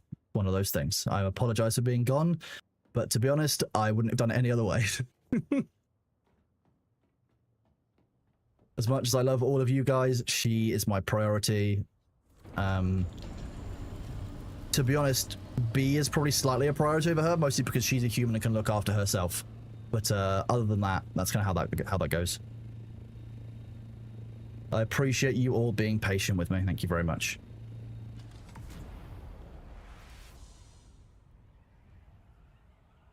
You guys are a priority, just not the highest one. That's how this works.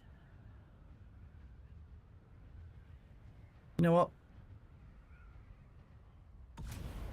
We won't do that. I will tell her that chat sends their love. Thank you very much. Yeah, I don't know. I know it's sometimes that people have a bad day and she just needs some support. So, same with my friends. Like, often I will get a message from a friend being like, hey, I'm having a bad day. Can we just chat? And I'll be like, yeah, sure. Absolutely. No need to apologize. Don't need to feel bad about it. Just talk. We'll do this. Let's do this thing. Let's beat up the sad feelings. Whoa. Yeah. How's that too? Healing up? Absolutely fine. It's done really, really well. I've had no scabbing, no issues. I think that... Oh, sorry. The day... About 4 days after it, a few little bits of, like, black... I wouldn't even say, like, scab, but it was more just, like, kind of, like... It almost was a bit like paint flaking off, came off the top, when I was putting on moisturizer and stuff. But I'll be honest with you, like... Nothing bad's happened to it. Yeah, it's just, you can see it on my arm here. Yeah.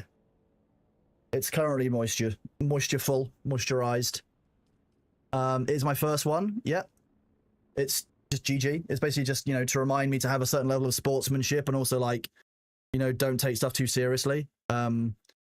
I was talking about this before, like, my background, when my back got bad when I was 12 years old, I had to drop doing rugby, football, and cricket quite quickly, and I switched to doing, swimming was the thing I did most of. I need to replay my, I need to get back.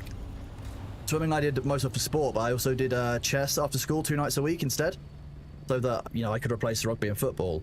And it's very, very different, because in rugby, when you're playing a game in school, you'll go around after this and you'll shake the whole team. You know, that was a good game. You know, thanks for coming along, like that kind of thing.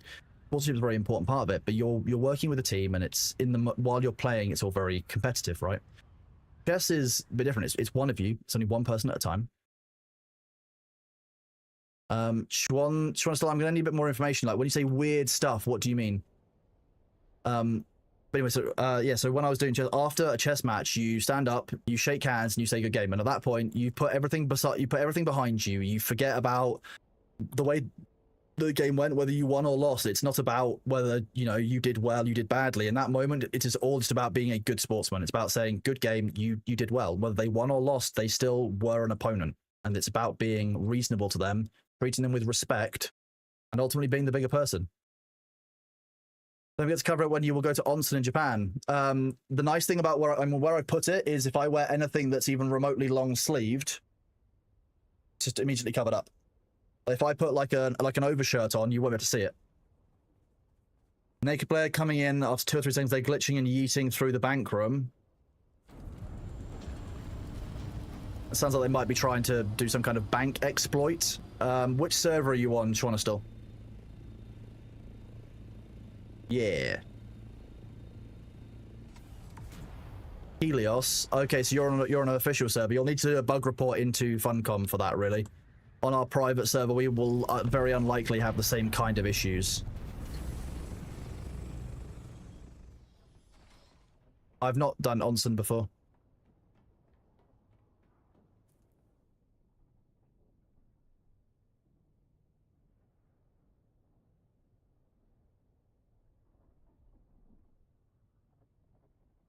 I'll be honest with you, it's thin enough that likely I would cover it. I'd probably be able to cover it with makeup or with a patch of some kind. I could just put a bandage around the arm if I really need to.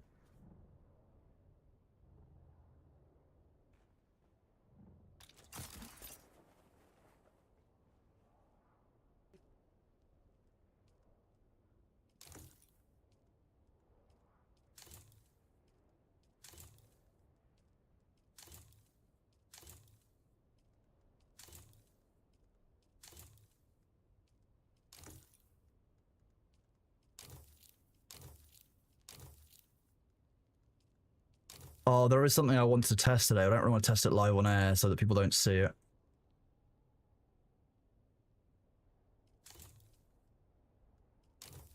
Hmm.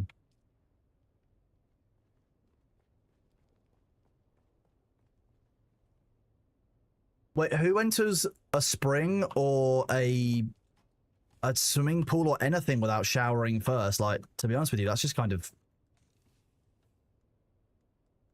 Yeah, the idea of not showering before going to like a swimming pool, for example, fills me with like a weird level of fear and disgust, to be honest with you.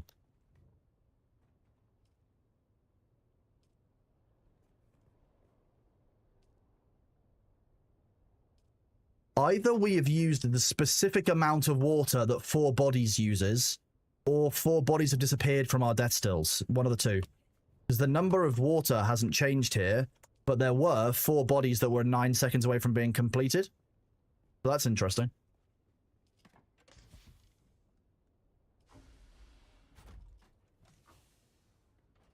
Yeah, you shower before and after you go in a pool, you shower before and after you go in all of them. Oh, Hansel, let me read your message. Never a bad thing to go and be with them. Oh, Sono, I really appreciate that, thank you. It's, I feel a bit weird about going AFK from the stream, just in general, because I don't know, you guys are here kindly watching me and supporting what I'm doing. Me going AFK for a long period of time would be fundamentally wrong, in my opinion, because, like, you guys... I just don't find that respectful, but there is a line where, like, if something's wrong with Bailey, I will need to sort that out. If something, you know, I will need to spend time with my partner if she needs help. Oh, okay, damn, that makes sense. Okay. I'm glad to hear it. Thank you for doing those spice runs, I guess.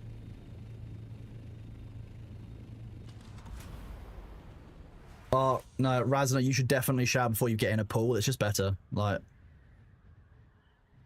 I mean, the chlorine does a good job of dealing with all that stuff, but, like, helps.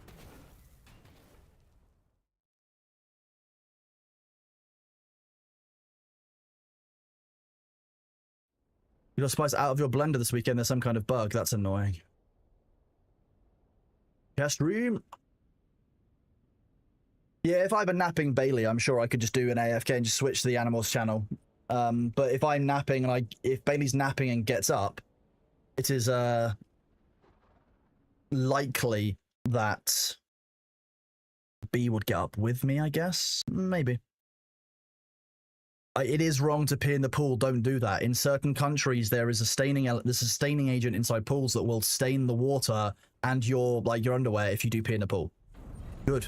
Don't pee in pools. That's fucking weird. You're not a dog. Very funny. Shower before swimming and after swimming in the ocean. I would say that one is a little bit more difficult. It depends on what the local facilities are in your area. Like if you've had to walk to the ocean, you know, down along down a long cliff, for example, you're not going to have the ability to shower in quite a lot of beaches that I've been to in my life. So, like,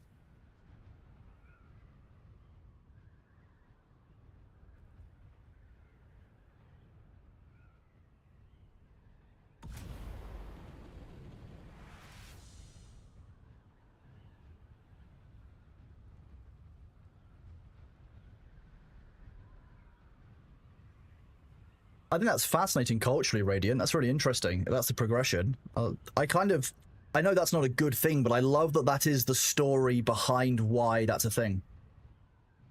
Ramster, I'm curious, are you able to make a living streaming? I can see 500 active viewers. How much does it take to be able to make a living of it? That really depends on a few things. Which country you're in, how much ad fill you're running, the games that you are playing, the support the community shows. 500 viewers, if you are running ads and you had subscribers with adverts as well, by itself would be enough. Like the Ferret Rescue, for example, would pull in enough 24-hour stream from 500 people to run by itself. It would cover all of its, it would cover its cost. And then there's a really interesting thing with ads that when you go over a certain hour threshold, which is about 7.5 hours, there seems to be a fundamental jump up in ad revenue. And I don't really know why. There's nothing in the documentation which will say why that is.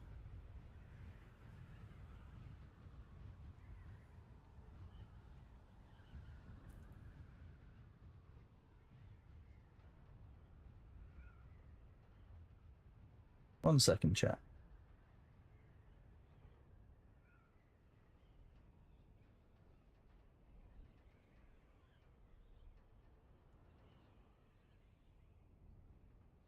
One second. YouTube chat being a silly bean.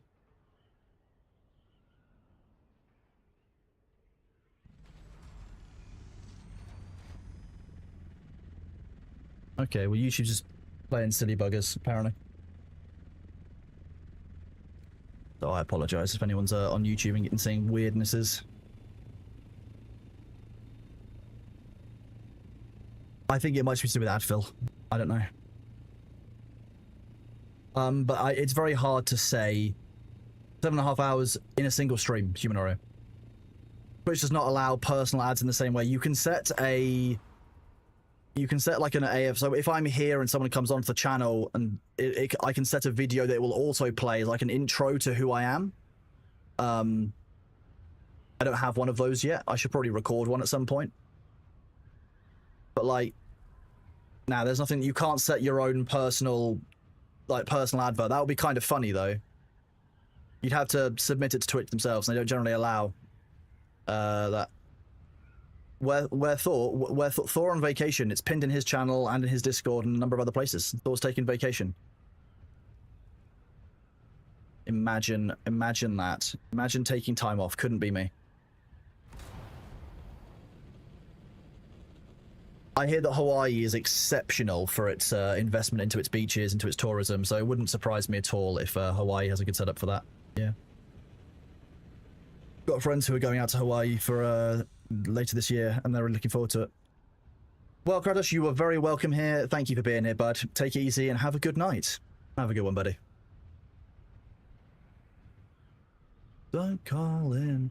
You can do that. King of Thalion does it. He also runs Twitch ads when he starts. This is 90s. I say he runs actual adverts and also plays a pre-recorded advert to subscribers, I'm guessing. I can imagine that being a thing. I could probably record them, but Twitch doesn't have a specific tool for it. I'd have to play it on my end. That's how that works. We're going to Japan again in February. Exciting. I've got some friends who are currently out in Japan, actually.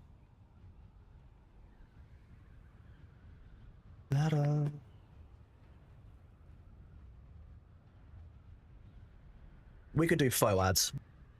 If we get sponsors, what I might do is I might record like video ad fill for each sponsor and just play that as its own like trailer during the ad so that the people on screen can see something fun and silly.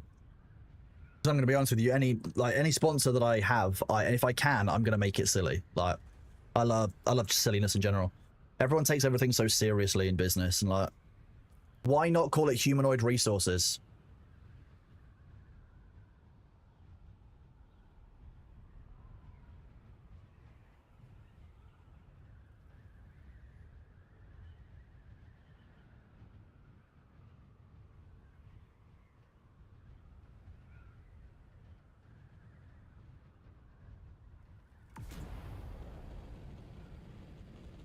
We do have some fun and still in the ad time. We could have some more of it. These are all things like I need to stop beating myself up, because like a lot of the people that I speak to who are streamers have been streaming for like 3 years, 6 years, 10 years. I have been streaming for 2 months tomorrow.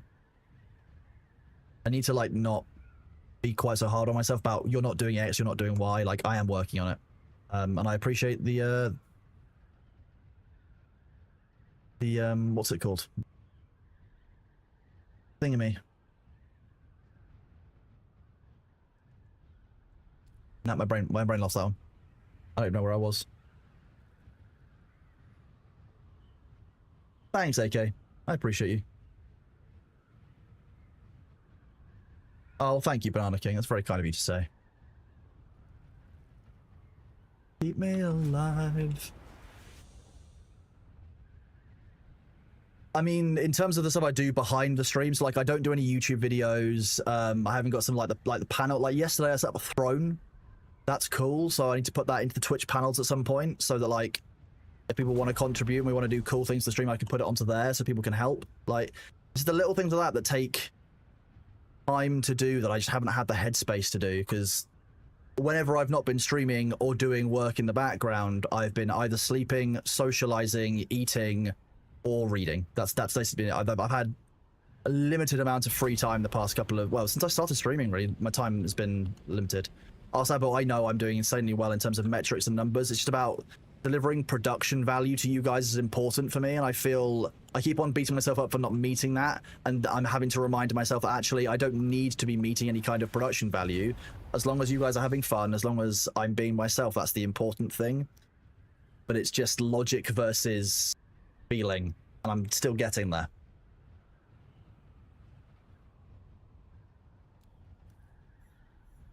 But on the bright side, I've been given something which should help with some of the production issues. So when I went up to visit Mr. Gregors, he gave me one of... This isn't going to work. Oh, it's going to work. That's the only camera that's working. So this is a PCI USB card. So it's got another 4 USB cards on the back. The advantage of this, though, is that each of these has separate USB controllers for each USB port. Now, because the problem I'm running into is not necessarily the power draw of the system, but like the memory, basically the controllers on the USB are what's having issues. When the cameras are doing that freezing thing, that's basically, as far as I understand it, that's not a this mat is not static prone at all. There's no static from this.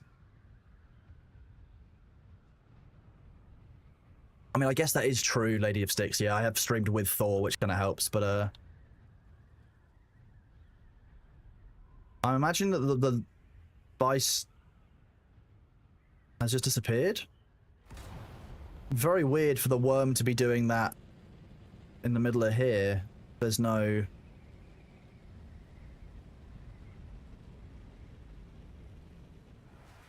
Vice. Interesting.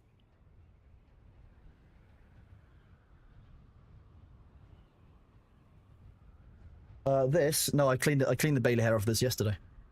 You can actually see by... Very high production value, wasn't it? You can see a distinct lack of cat hair on this as opposed to normal. Stay. If you slip away. Ah, well, thank you, bud. I mean, yeah, I'm really grateful for all the people that I can speak to get help with, like, streaming bits, to be honest, because, it's a world that has lots of intricate little rules to it that isn't easy. And to be honest, like, thinking of how to do things differently is quite hard. So having people I can speak to about it helps a lot. So I'm very grateful for people like Vicky, Greg, Nos.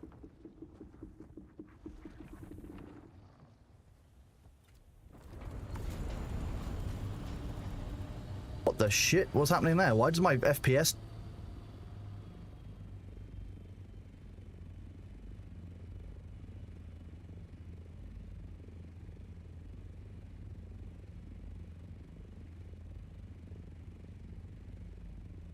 What the hell was going on there?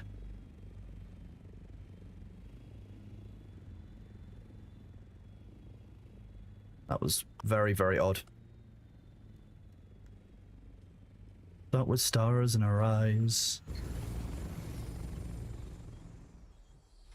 Yeah, the worms causing FPS drops is not ideal, because you kind of need the FPS to be able to escape from the worm, so...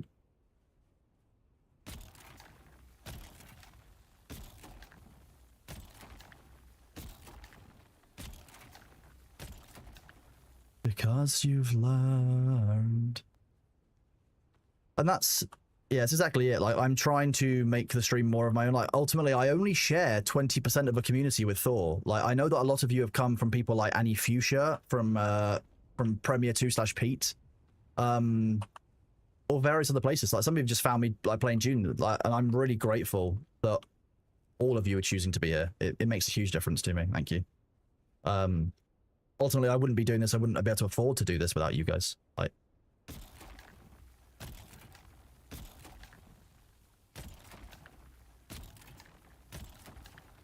Yeah, I just, there's a lot of, I'm just putting a lot of pressure on myself to do everything perfectly, and I need to be like, actually, no, you're new to this. Calm the fuck down. Like, forgive yourself.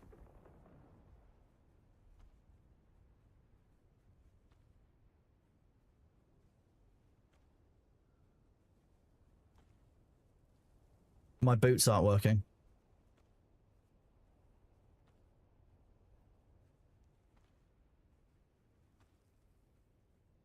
Thor is it? Look. There's some tapping on the glass.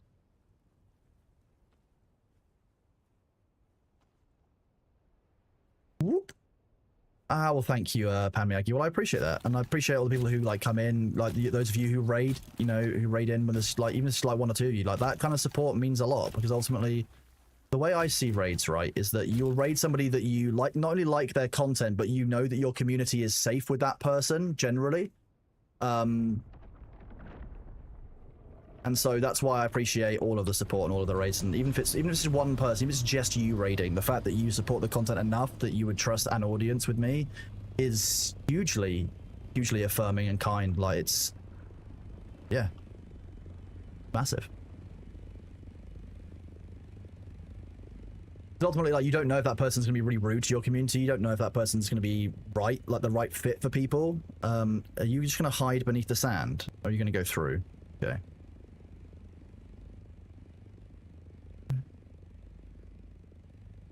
There's not sufficient profit.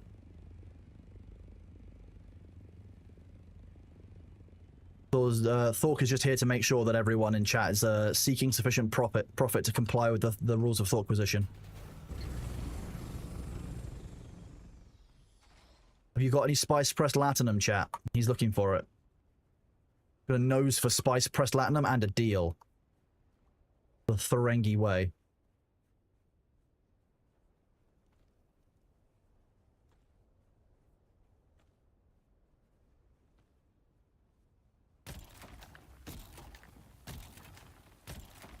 I'll be honest with you, my view is I would like Thor to take 2 weeks off because I think having a week for each year of flat-out work that he's been doing is kind of fair.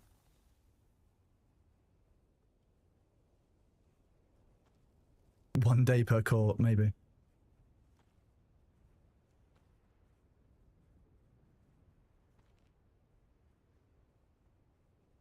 Just set up a donation goal and be like, here you go. If we reach the donation goal, we can pay for all of the mods for the month. If we get that donation goal, Thor takes the entire month off. There you go, done. Bribing him to taking the whole month off would be deeply funny.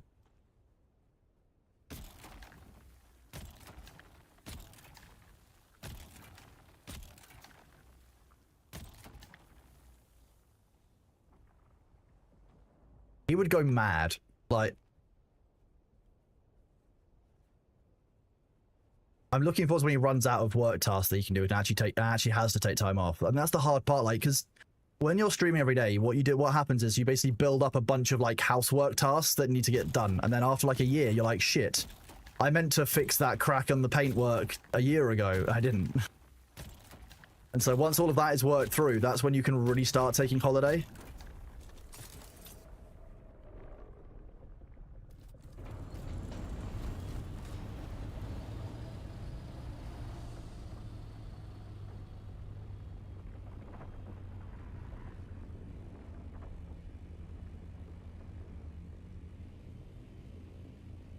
Jay might go live and show you the chainsaw.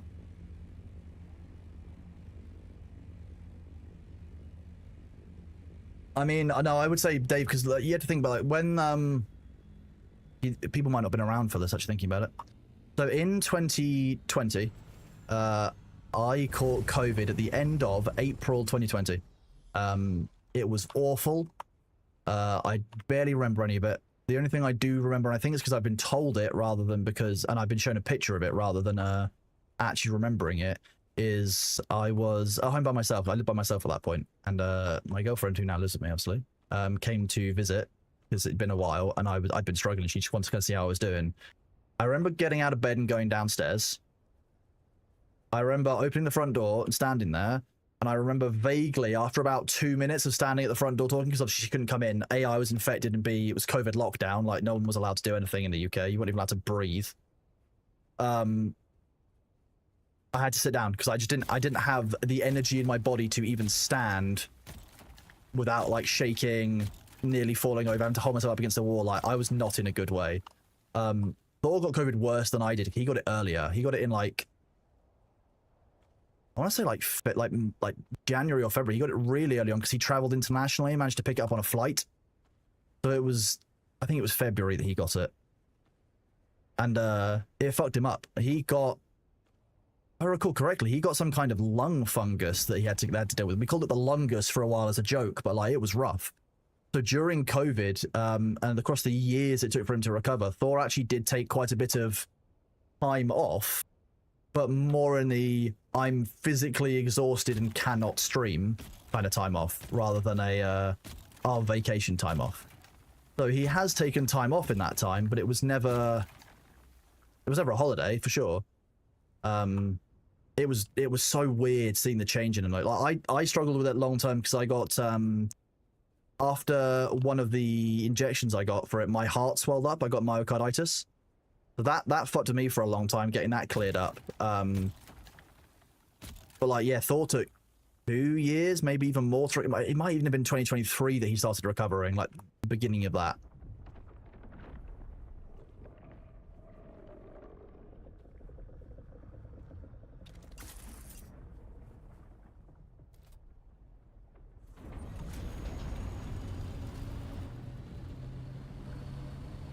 Yeah, if you got, I mean, if you go on Twitch tracker, I mean, it's metrically visible. Let me see if I can show it for you guys.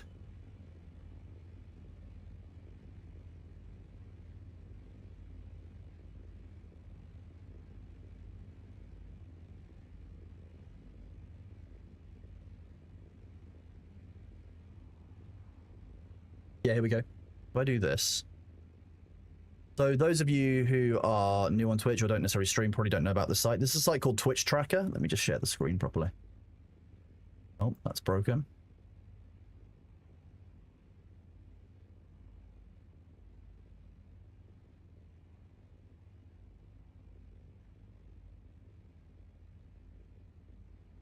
Then I press this button. So this was, so yeah, so I met Thor around this point, somewhere in here, kind of September, October 2019 time. This was when Thor got sick, so February 2020. And then look at the difference, like every day streaming. And then this was the worst of it in 2021. I think here is where it starts to recover a little bit. Yeah, this is where it starts to recover. So you can see kind of how bad it got. Like every single day streaming, but apart from a couple where he took some time off, to sick and then recovery, and then all of this was long COVID. Well, it was, and it turned out that he had a combination of issues. So like I don't think Thor's taken proper time off, probably in years and years and years. Always the WoW streams that do well.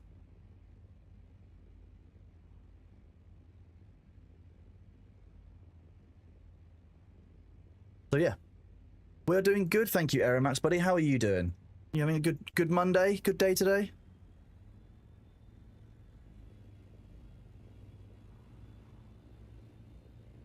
Yeah, health issues are not one to fuck with. It's surprisingly easy to not deal with a chronic condition. Why will you not land? There we go. Fucking weird ass game sometimes.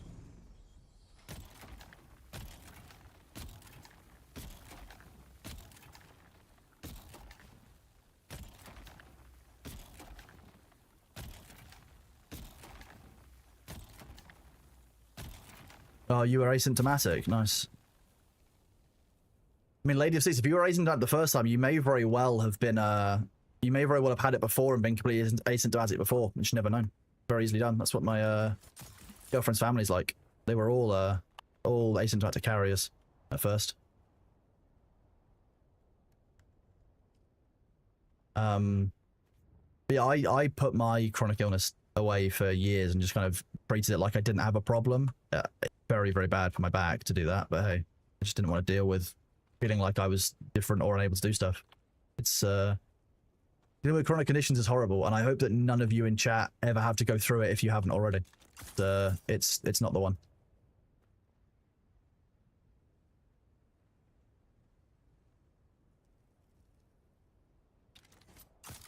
I've heard a lot of that, Alpha. A lot of people got brain fog after it, and to be honest, I'm not surprised. For an illness that we know is active in the brain, obviously you lose sense of smell and taste.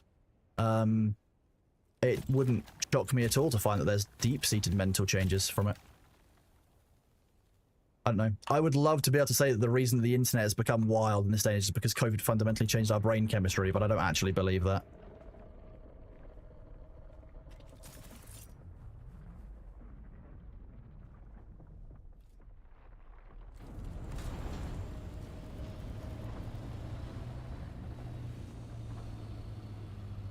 Your back hurt since yesterday morning, was at the doctor's this morning and got sent away because you forgot your card. Oh my god, I'm sorry to hear that, bud. Back problems are not the one.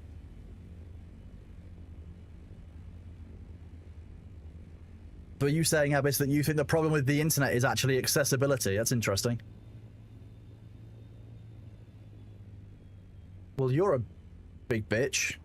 Did you despawn or did you wait?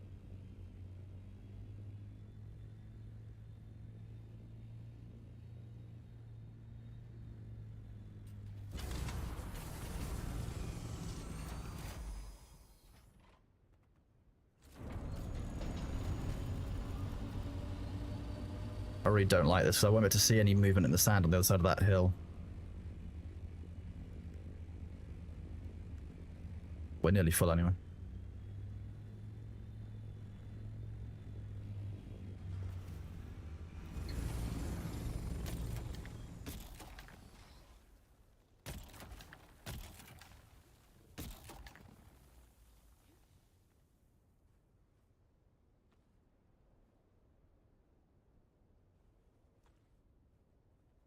Now... Okay. Definitely not wanting that, of course. Why would I want the spice that I just harvested? You had your L4 and L5 fuse, you broke it in 2 places. I will likely need to be getting the same fusion very, I say very soon. Comparatively soon. And probably a plate in general put in.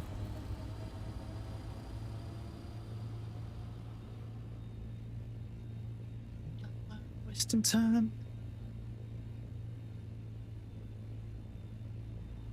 You know, they don't have to use ID to use the internet. Boy, it'd be nice to help you look at what they do on the internet. Well, that's why the South Korea... I think the problem is the Online Safety Act is very clearly an attempt to do what the South Korean system does and does reasonably well, but it's just been deployed in the absolute worst way possible. Shock horror when you give, you know, politicians control over the internet they don't really understand. Like, as soon as I saw the American, I think it was a Senate hearing or a Senate committee meeting, and there was a lady basically saying that when she does a Google search, how does the little man who sits inside the computer who gives her the search results, how does he know what to provide? And as soon as I saw that, I was like, can't believe you were making decisions for the country.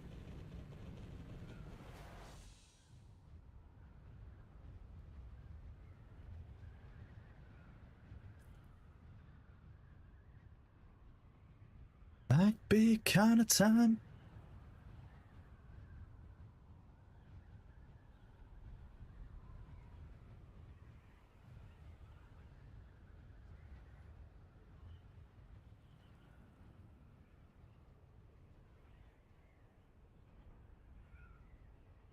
You know what? Yes, Pancel, that was my problem with the statement entirely, yeah. It wasn't the fact that that shows no understanding of how search engines work or optimization works. It was definitely to do with the fact there was a little man, not a little woman in the PC. Yeah, 100%.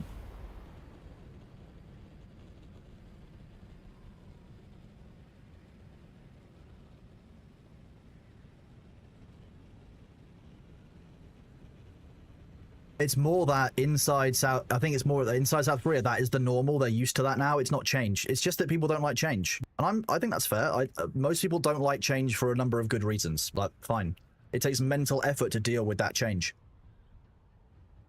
Same as US congressman asking TikTok to see if the app has access to his home Wi-Fi. Like,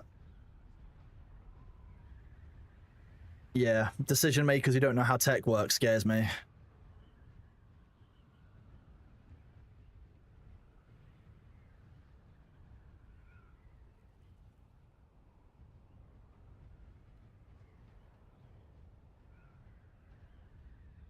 Psycho, that's why I used a bust of Stalin's face to show somebody that this system is fundamentally flawed. I know, Demna, that's why I went around the edge.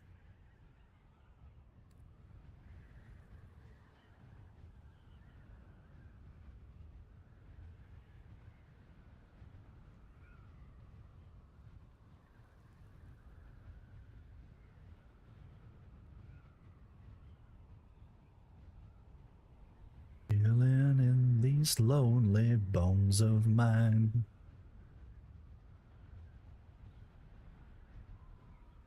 Thank you all for the new follows. Those of you who are in, welcome on in. I appreciate all of you. Doing really well. To be honest with you, I don't think any country is perfect right now. There's a lot going on in the world. There's a lot to be stressed about, and I think that it's not necessarily normal, but I'm not surprised that so many people are disillusioned, disenfranchised, and feel powerless. I'm not shocked whatsoever. Hello, baby. Have you just rocked up for a clean in here? Hello. Yeah. Hi. You come to see chat? Yeah. Yeah, chat's here. You like chat, don't you? It means you get pets. So for those of you who don't know, this is Bailey. He's a lovely baby cat. He's 15 years old. He technically belongs to my neighbor, but he lives semi with me, semi with them. And he's just an all-around good baby. He's having a clean.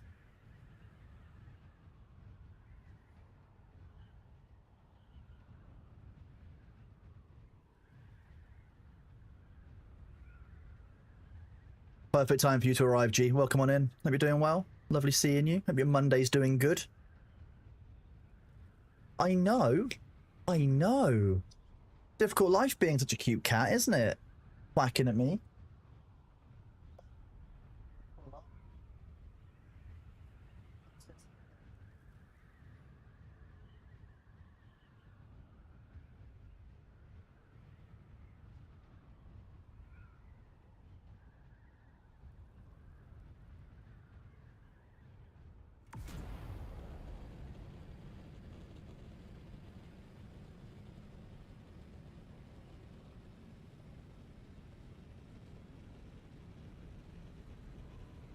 It's a great name, isn't it, Balthazar?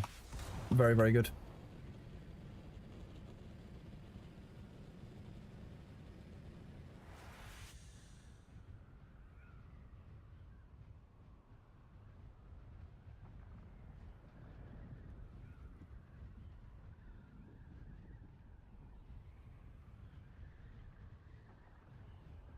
I know, Dragon Wing, right? Like, you just see him, like, just mentally face palming, and you're like, okay, God.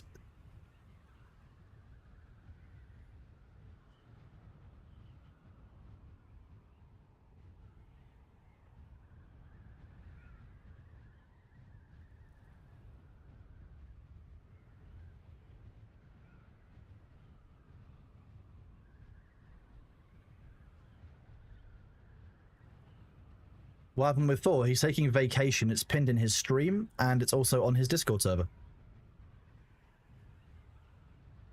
Oh, chat, I even wrote an About You section on Twitch. So down below, you'll now find like a valid About You section.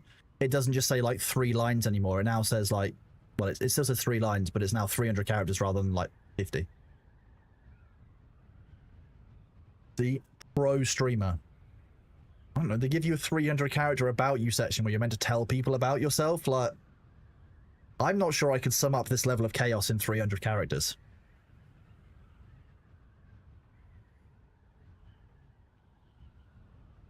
I know, look at me. Pro streamer right here. Horrifying. I should probably add my throne links in there, to be fair. Well, when I threw it together, it was basically, okay, well, I'm going to be going live soon. Here you go. Am I officially out of law yet? I mean, how does one ever really be out of law? I mean, oh, I can't believe Savage got slapped by Nightbot. Wait, Savage, aren't you subbed? Oh, I'm in an employment sense. No, I'm not doing any legal work at the moment. I'm taking a break. I'm quite tired of legal work.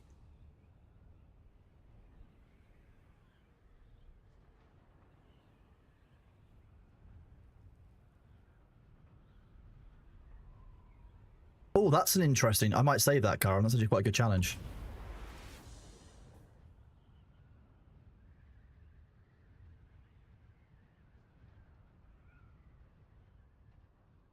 Not my channel.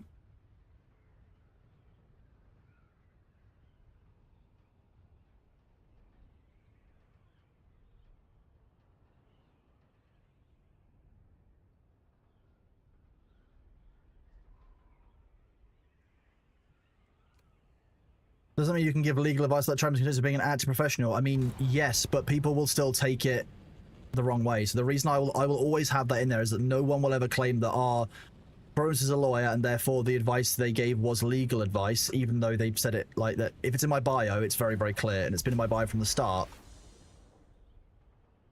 Balthazar, completely fair. Though in my year at university for my undergraduate degree, 19% of people who started finished the second year. I think something like 14% finished the third year. And in my master's, which was basically law and business combined, we started with 190 people in the year and we finished with 86. So it's what you experience is actually the normal experience of it. Yeah. And it's really fascinating. The people who left their course, I spoke to a few of them. There were friends who were like, I'm leaving the course. I'm like, oh shit, like, why? And they were like, well, it wasn't what they thought it was. I didn't see B leave. He didn't even say goodbye. How weird. It was either work was too difficult, it wasn't what they expected, or, to be honest with you, university wasn't right for them and they only went because they thought they should. Surprising number of people.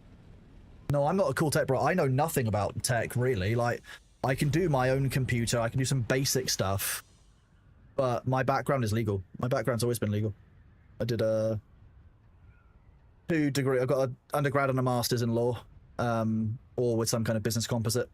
So for managing businesses or for ethics, that kind of thing. I put 4 screws in my AIOs. Yes, exactly, Sabu. I agree with you.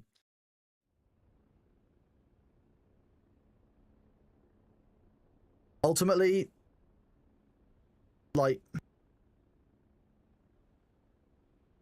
Oh, hang on. Oh, I did that. That was 2 hours ago. Ultimately, when you go to a lawyer, right? You are... It's the same reason you're going to a doctor normally. It's you urgently need help of some kind because you can't solve it yourself. So the relationship there is already that you should be there.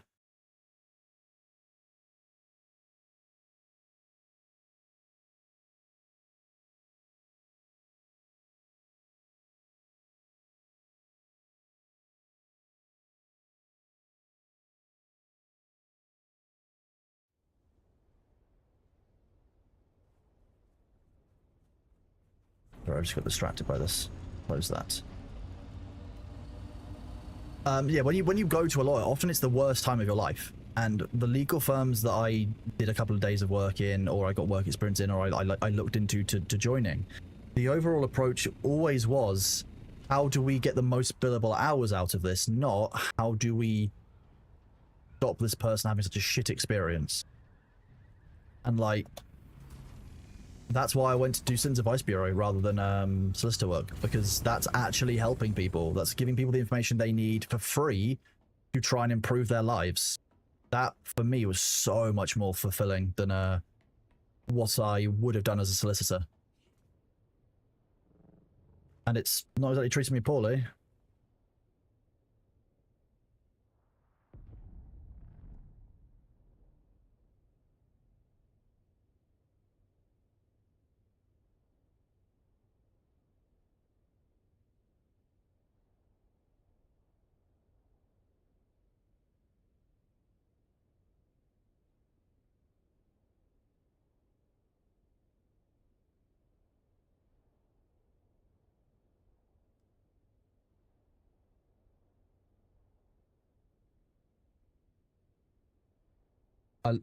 I'd say I love Twitter, but I really don't. It's just dumb.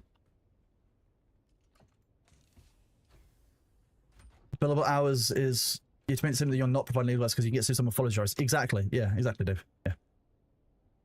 Used to, man. For your stuff. The taxes are now gone on your server. Good. I like that. It sometimes just takes a while. Like, ultimately, even if the taxes that were showing up were still valid, when it got to the end of the week, no one would be penalized because the taxes aren't actually due. So no one's going to lose their stuff. In terms of the level of harm possible from it, I haven't been concerned.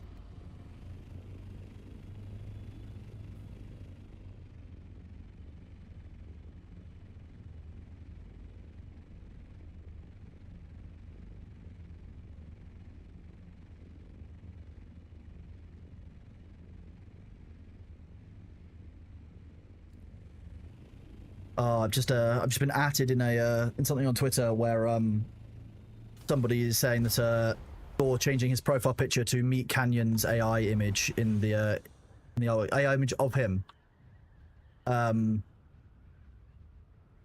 is using copywritten work, and it's like, no, that's not how copyright works. Fuck off. Very funny. Why tax removal, by the way? You haven't any Solari problems because effectively, we have two systems inside the game for maintaining your base. You have Solari and taxes, and you have power. Why are there two systems covering the same thing? Why are we penalizing people who are away from the game, who have to go out and farm 6, 10, 20,000 on Solari each fortnight on a separate timer to the 21-day timer on power? My basic answer here was that this was causing players who were taking a break from the game to have to do two different things to try and maintain their base when only one is needed. So my view was that taxes weren't adding any value to the game, and therefore we got rid of them. I know a British person getting rid of taxes is very scary. But hey.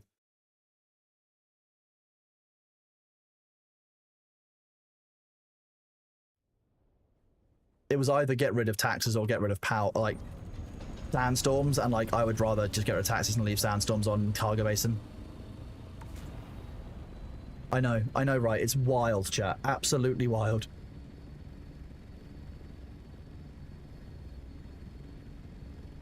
If you don't get your PC back before your power runs out, is base bye-bye. The base will start slowly degrading, Pan Meowgi.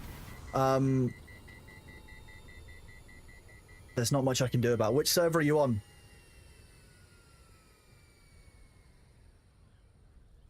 Yeah.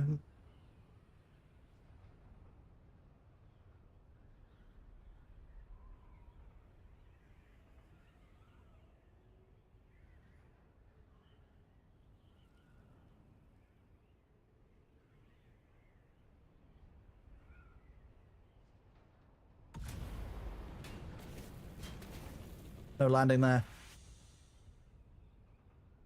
This is basically just for this. My current plan is to leave that intact while the game is in the state that it is, but I may just leave it like that forever. Well, I've got the option to. It's not until there's like a substantial set of re-interest in the game. I don't want people to have to keep two separate timers up for losing their stuff. When if you're only logging back in to keep things going, I don't want there to be two things you have to do, and including like getting all the Solari together, flying to the trading hub to fly back, and then harvesting all the power. It's just convoluted and weird. I'd rather people have one system to maintain their base at all times, so I may never turn that back on. I'll let you know. There'll be a ping if it ever changes, ultimately. And if you're invested in the game enough that you'll see that ping, you will only be invested if you're still logging into your power anyway. So the game will tell you as well, because I'll be able to set it as the message of the day. Yeah. It allows you to make your hangar outputs a little bigger without having to play more, which is nice. There you go. Why would I not incentivize people building, doing cool shit?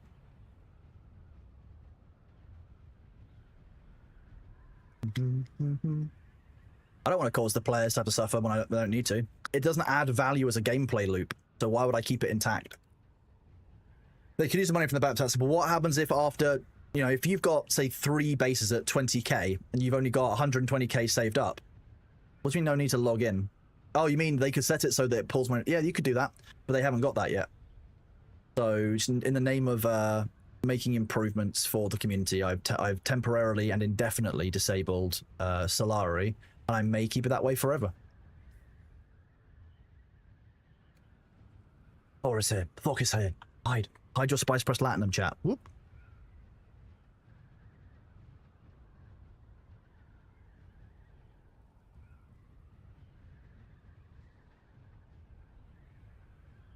Is that an extra reason tax system? Yeah, potentially. There should become some kind of standing system because if you go to war with, say, Sardaukar when they're on the planet, like if you attack an Imperial force, there should be a negative for it. Largely, the law reason is because that's the cost of the Spacing Guild. Or rather, that's your duties to the Emperor.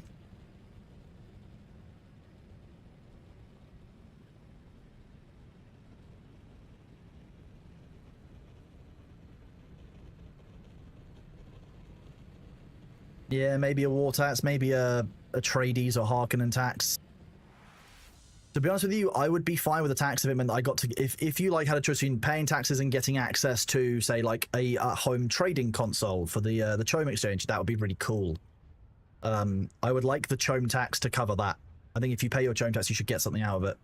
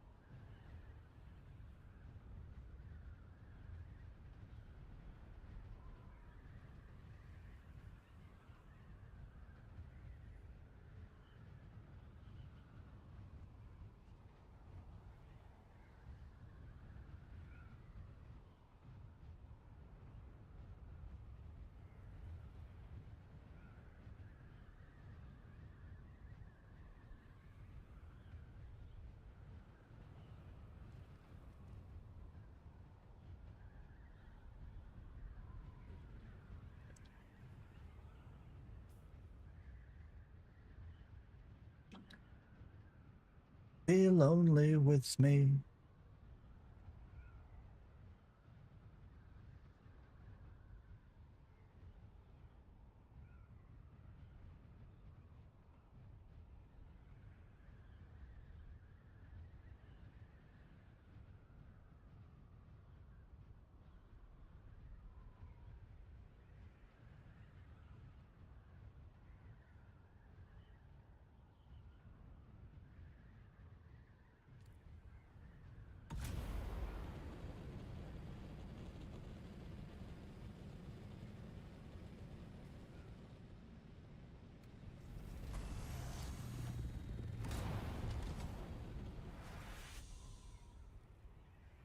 Good afternoon, Schleppy. How are you doing?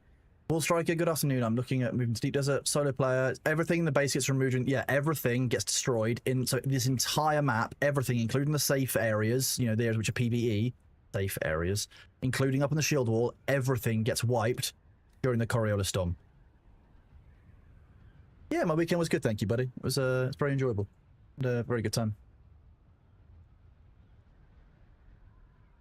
Fake spice feels like they're often dark you, but not always. You try and land a client server, but it might not be on public servers as well. I know that is an ongoing bug. It's meant to be fixed in the PTR.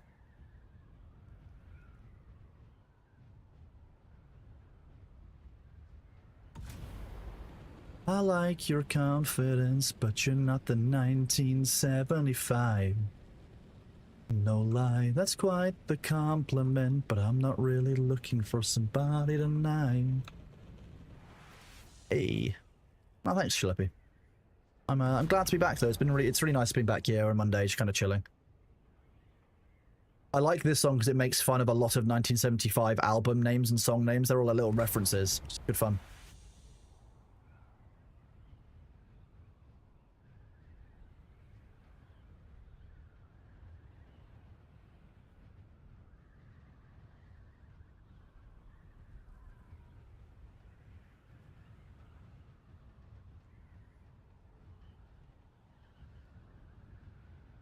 Something's up in the air tonight. As far as I understand, it's a visual bug that isn't showing that sand has been harvested. He said, I like your confidence. Real talk, the answer is going to be come out to the deep desert and harvest flower sand in the deep desert. That's what's going to happen. Bad Apple by Cameron Whitcomb. I have not.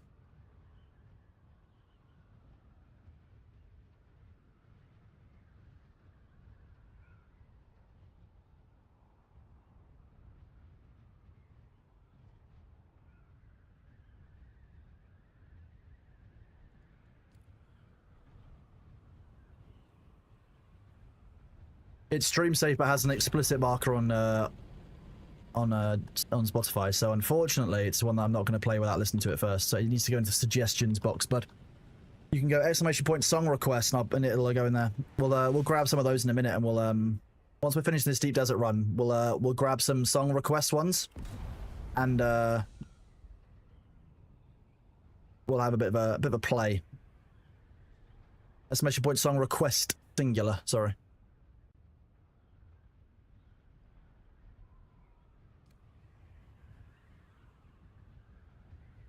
Miss you in the sun. Oops, wrong one.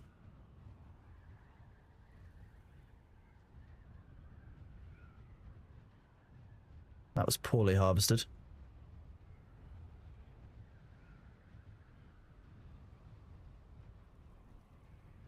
I've enjoyed a few of the ones that have been submitted so far. I need to, yeah, I want to go and grab some more.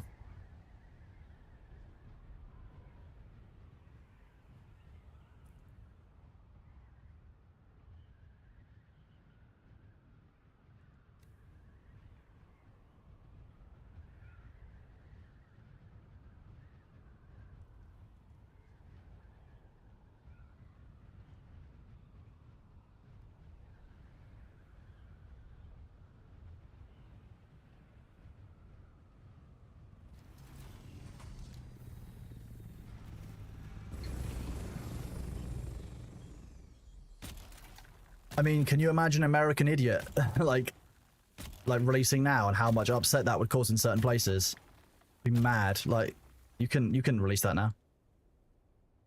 There's a lot of stuff that came out in the early 2000s and 2010s that you just can't do now, though, to be fair. Like Tropic Thunder as a film.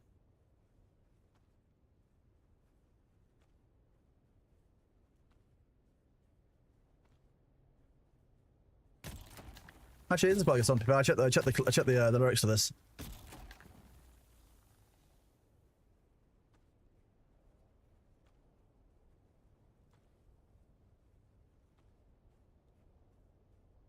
Fight Club. Oh, Fight Club. Would Fight Club be allowed to be created today? There are certain jokes in Fight Club that I don't think you would be able to get away with. Like, when Helena Bonham Carter makes the joke that she hasn't been fucked like that since grade school. That joke I don't think you could put into a film these days. Yeah, exactly. Robert Downey Jr.'s role on Tropic Thunder would not be permitted today.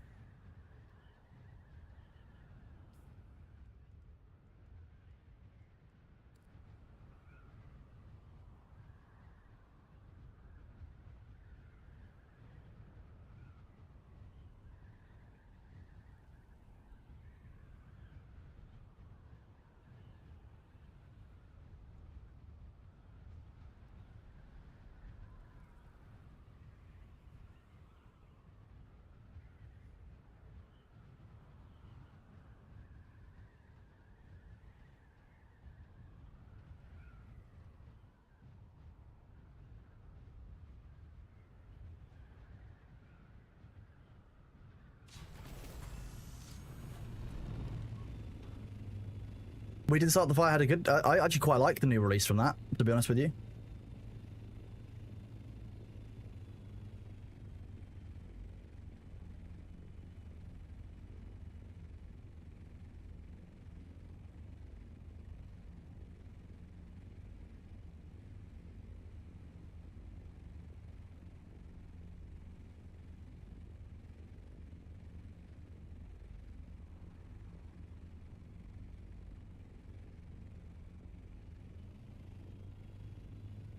The new one by Fall Out Boy? Yes, it was. Yeah.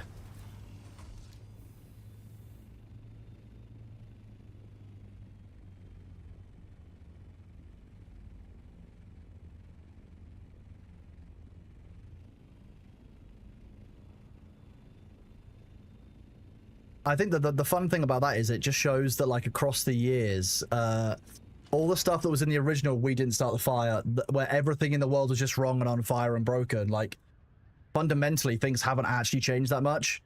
Like, there's still just all the same shit is going on, just in different ways.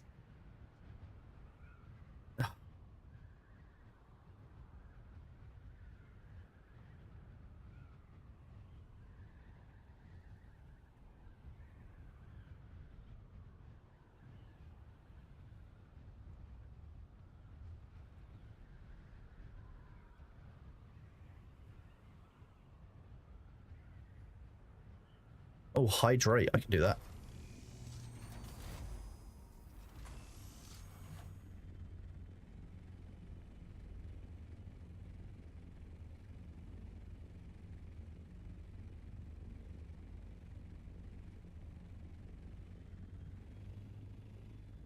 Which one's this one? House Wallach.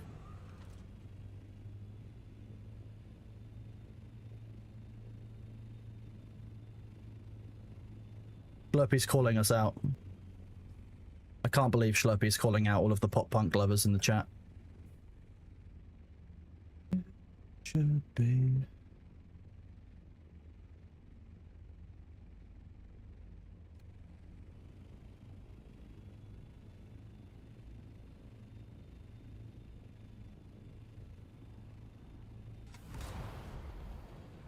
Can you have this playlist? Yes, use exclamation point playlist.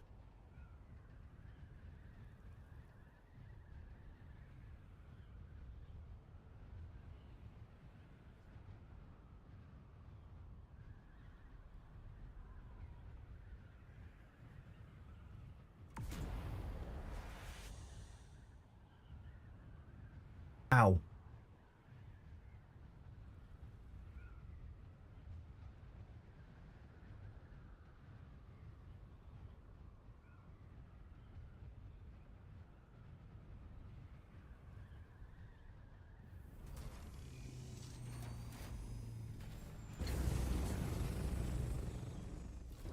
Okay, if you could not put me inside my ornithopter, that would be appreciated.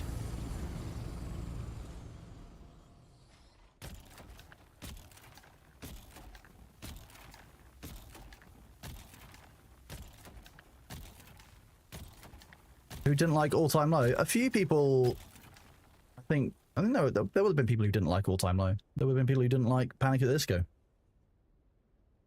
As it is kind of, yeah, it's all kind of the same stuff. It's all like pop punk. It's all is it post-hardcore is the term that we use nowadays? I don't know. Winky is more of an expert on the music industry than I am. I ask Winky music questions all the time. Winky's very good at music stuff.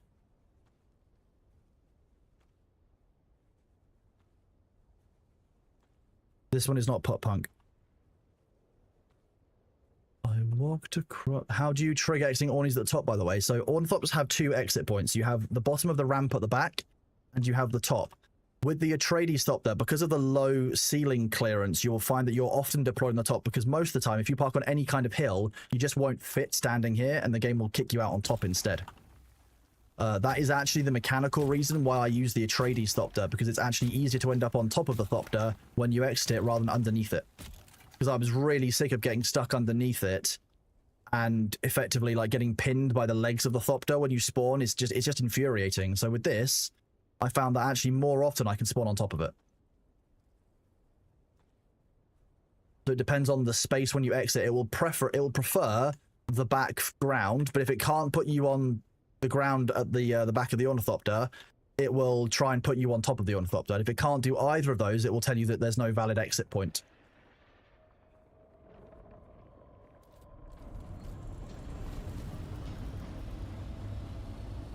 Look at the big wormy bastard.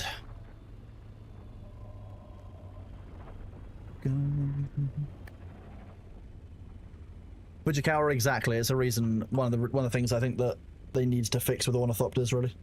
Just the way that the Ornithopter interacts with the player. You just didn't... I can't believe you didn't like All Time Low. Look, Weightless is such a good song. Too Much? Time Bomb Acoustic? Like, oh, some great songs in there.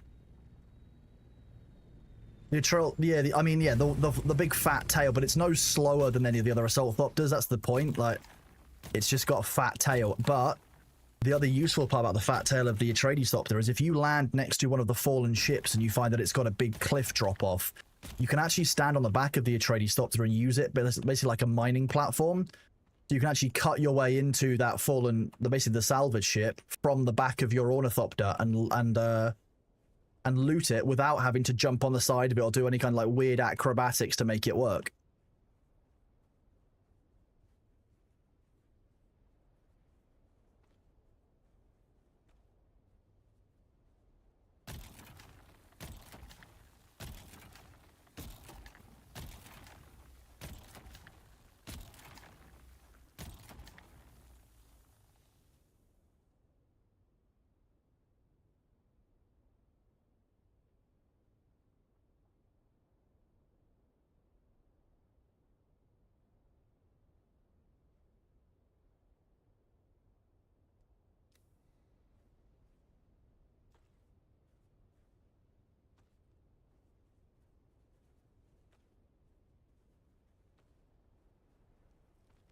It's because of the perspective point. I think the tail doesn't work very well with the camera perspective, so it does feel a bit weird when you're flying it. I will say that it did take a bit of time to get used to flying the Atreides thopter and realizing that it just kind of feels a bit weird when you're in flight. But hey, it works really well mechanically. And to be honest with you, I have less problems with the Atreides thopter than I do the Harkonnen thopter. It's...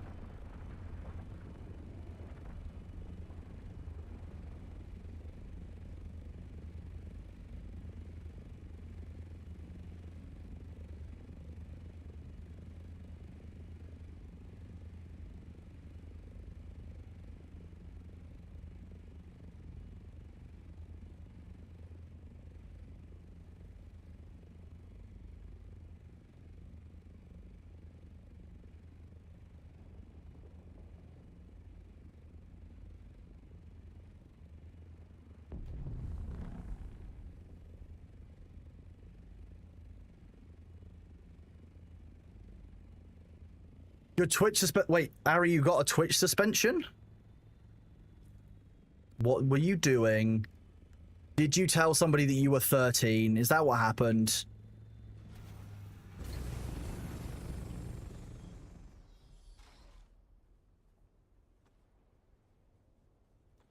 I'm glad that you're back, Ari. We've missed you. Glad you're doing well, buddy.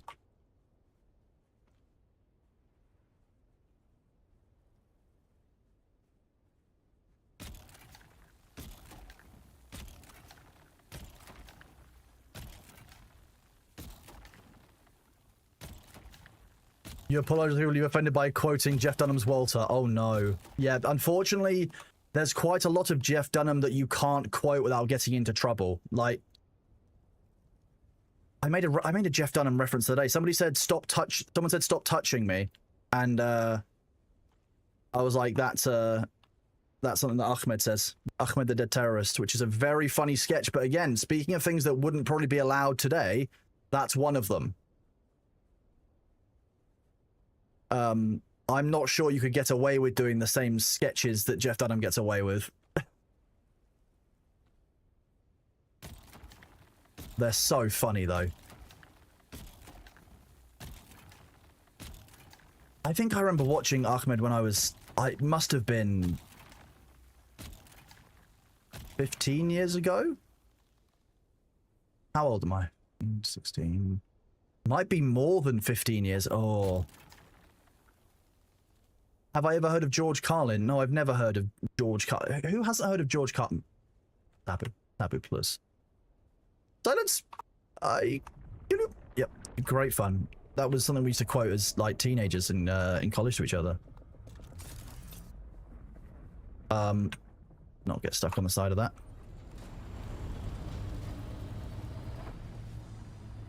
Really? He's very much liked in the Middle East? That's fascinating. Jimmy Carr. Yeah, imagine not knowing Jimmy Carr. It's like a yeah.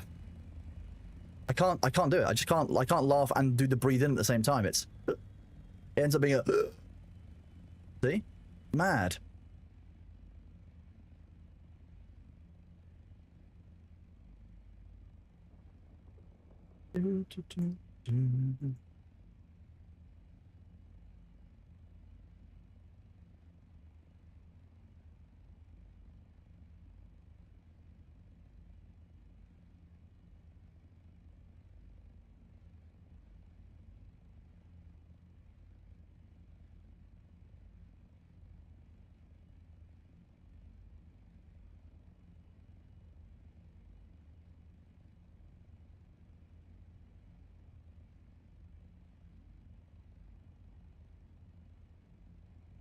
There we go.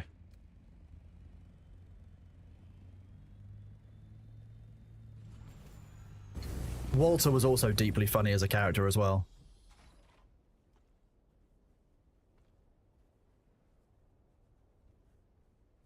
I also really enjoy when Jeff Dunham would like kind of make the characters talk about each other. So he would make, you know, Ahmed talk about Walter, for example.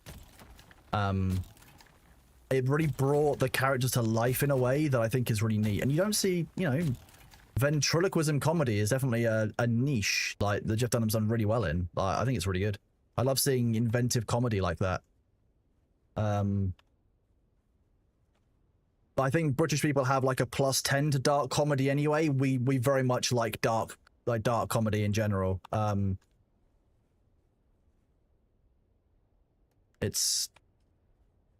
I think that's why like British humor is quite popular in the US as well, because I know a lot of US people like that kind of dark humor too. Germans as well. Germans surprisingly big dark humor fans. I found.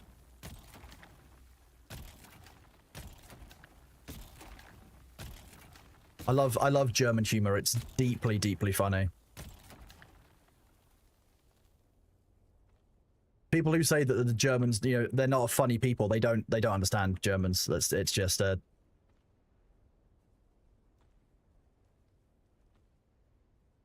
very dry humor and dark humor, but it's just great. Yeah.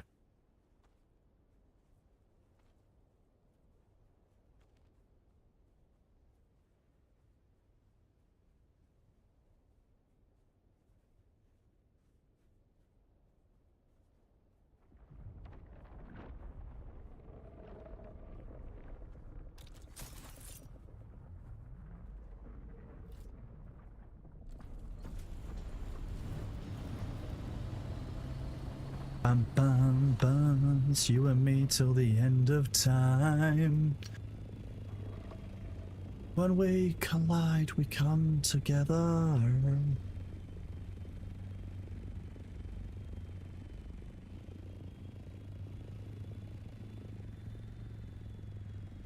Exactly, Sabu.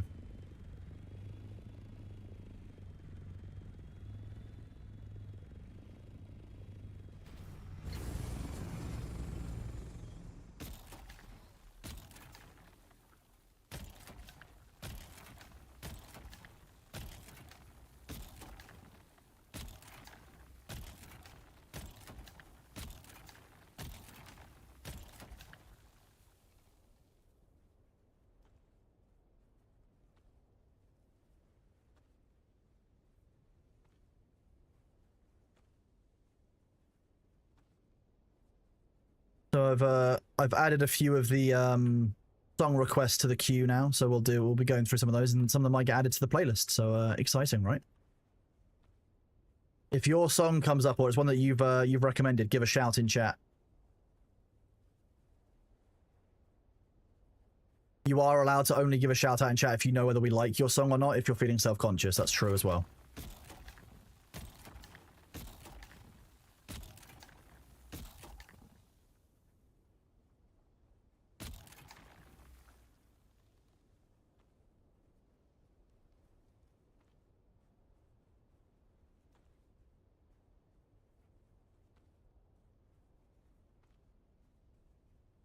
I need to amend that form so I can find out who submitted each thing. So I'm not sure I've added a field in there. Yeah, you can exclamation point song request.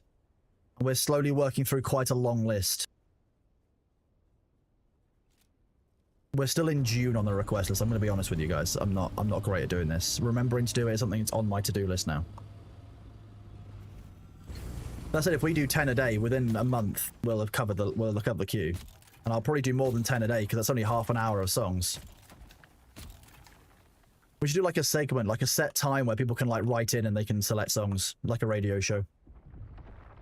In before I get accused of running an illegal radio show.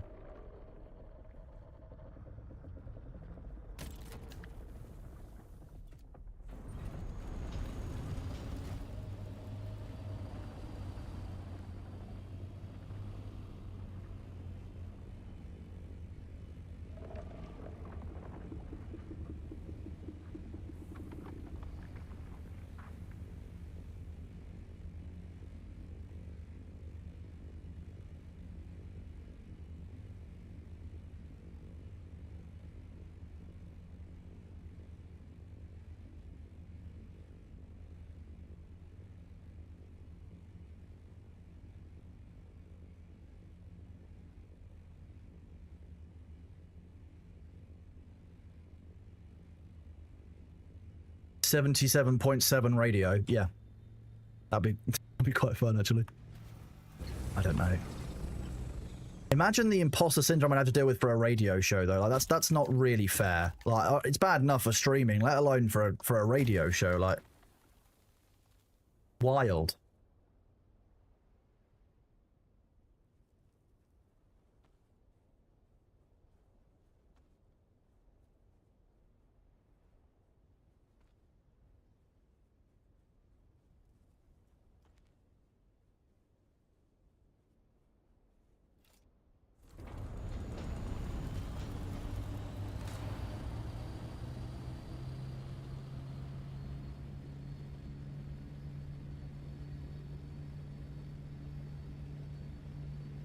Ow.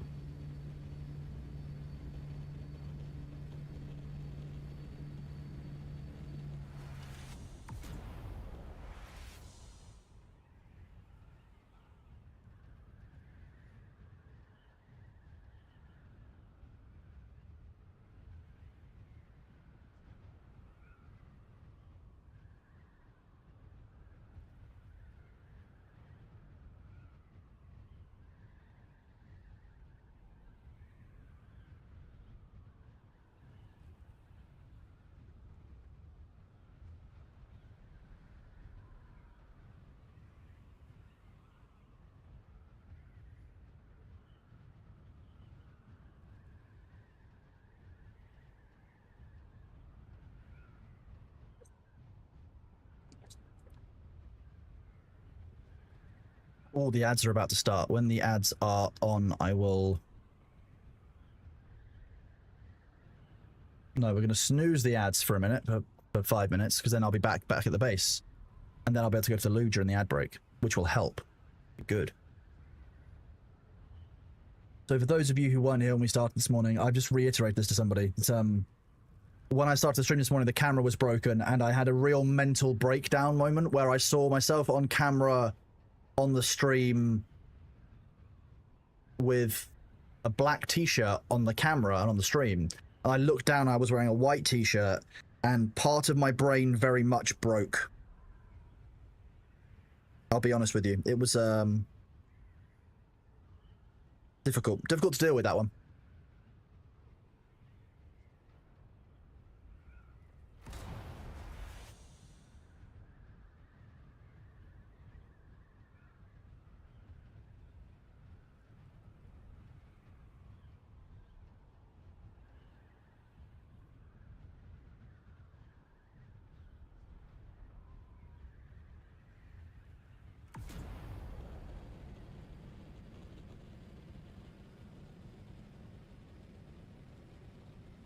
I think if it hadn't been for the fact that the Mirror Universe Chronos was face palming and not moving, like if the camera had been moving, I would have been scared, to be honest. That would have been awful. It takes a lot to break my brain, but seeing myself in a different color t-shirt than the one that I thought I was wearing did confuse me. I was like, you know what? Today I'm going to wear a white t-shirt and not blend into the background while I play Dune. And then I saw myself in a black t-shirt and I was like...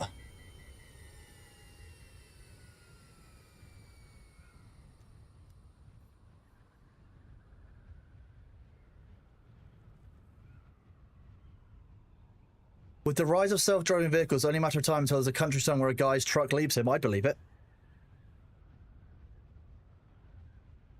I will also be honest, you know how some cars have like that ability now where they can like reverse in and out of spaces themselves?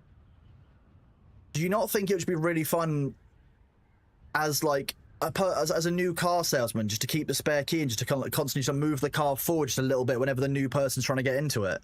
They've just finished buying the car, like, and they're just like they're looking over it for the first time, and then the car just kind of whoop, whoop, which moves a little bit away from them.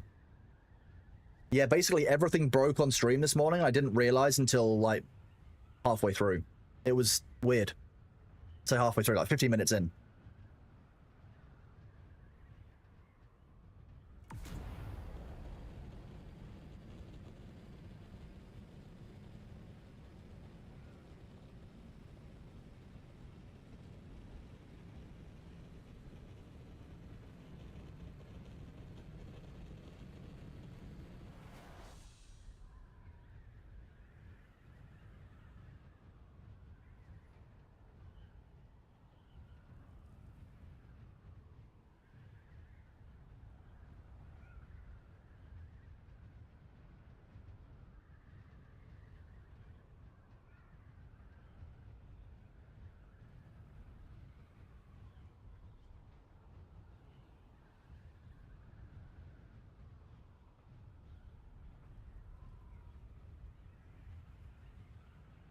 How's the old deep desert? The deep desert seems to be going okay.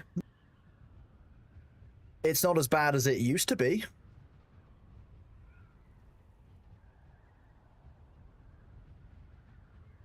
I'm also hiding from chat that when I drink, if I don't keep drinking for like constantly, if I stop drinking for like 15 to 30 minutes, I'll be completely sober.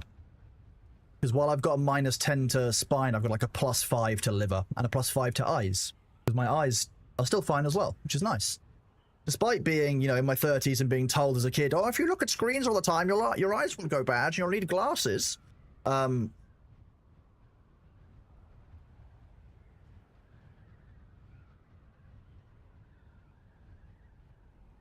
Yep.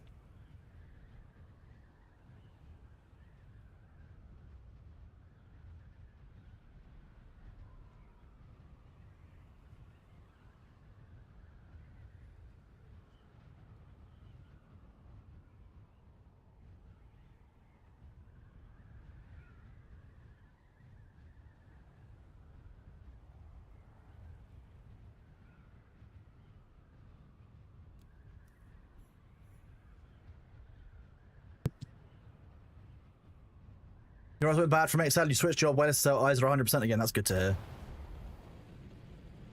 What's it like to recognize yourself in reflections and images? I don't know.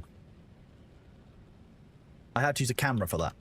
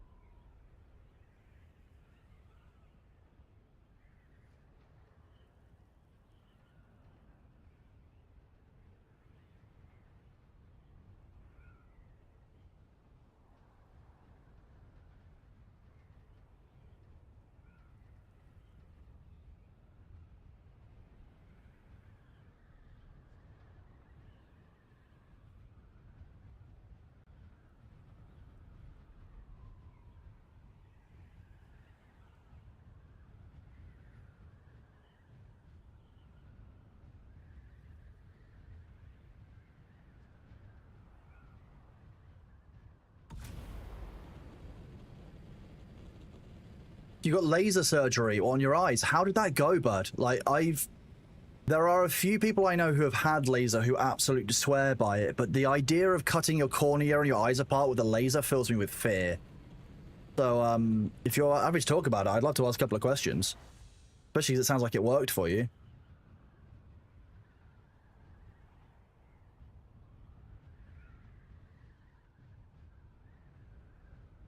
If you move, it goes wrong.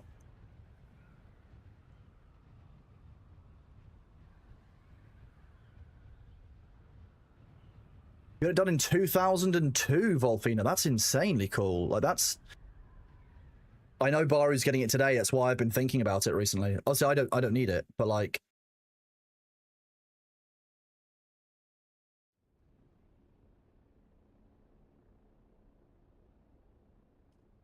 Yeah, look at people asking, like, does it hurt? You know, still good eyesight 23 years later. I think, to be honest, I think the thing that stops most people is fit. You smell burning hair as they cut open your eye. That sounds... Is that a thing?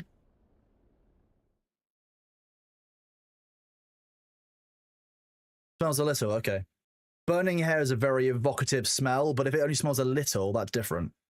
Also, like, to be fair, if the only thing that you feel is, the only thing that you like to deal with is the smell, like that, in terms of never having to use glasses again, could be worth it. Each pulse use is a bit better until it's perfect. That's incredibly cool.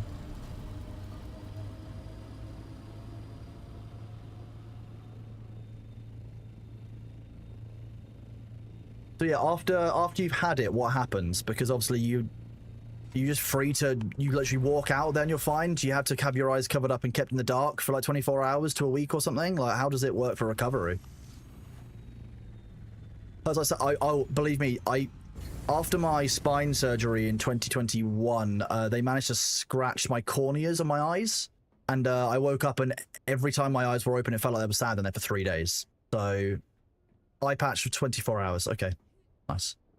Yeah, so I know what a scratched cornea feels like, so I can at least understand kind of how it would feel to recover from it.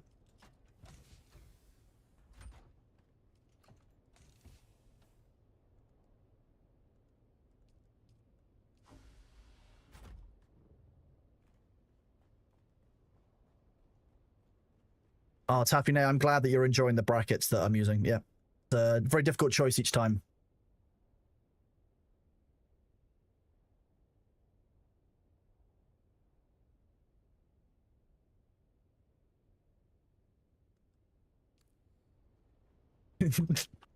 Our drops command is really rude. I am sorry, dirty sticky fingers. Sticky dirty fingers, sorry.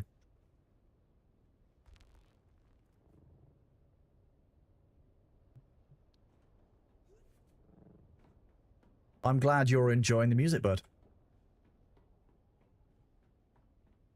A retina reattach. Recovering wasn't very awkward. What?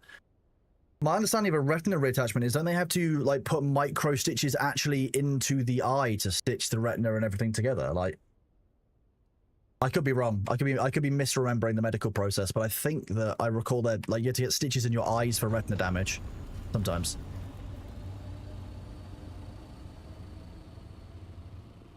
No, no. Cold, cold air that you breathe. I just want to say how much it is lovely seeing all of you here today. How do you scratch your eyes in back surgery? So when you go under anesthetic, your eyes don't naturally shut. Your eyes are normally awake during surgery. Like your eyes are open during surgery because you're not fully asleep. You're not conscious, sure, but your brain has just been switched off and separated from everything else more than you're actually like asleep as we would recognize it. So your eyes will stay open, and they'll normally like tape them down and stuff. But something happened when my eyes got scratched. I don't really know. Obviously, I wasn't really awake, so I don't know what happened. But weirdly, it was actually very, very good for me.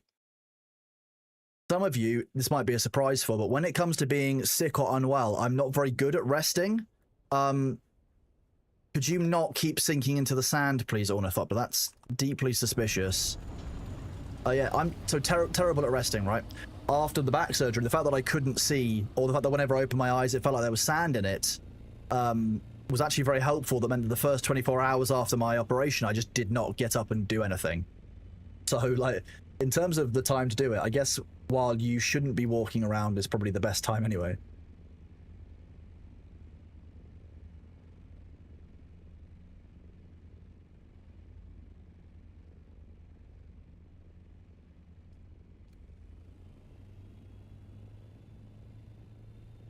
I mean, I guess that those are horror stories, like one in a million kind of stories. But yeah, there's all kinds of stories about it.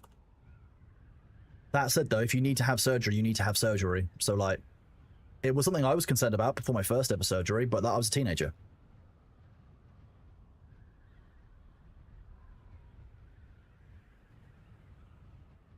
Machar, I hate that. I'm going to try and forget your comment.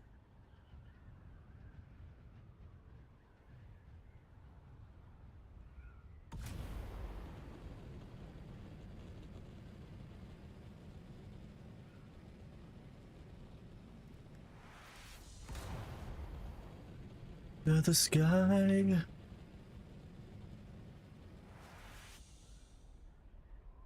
What becomes a fantasy more than you can ever be? Eyes wide open.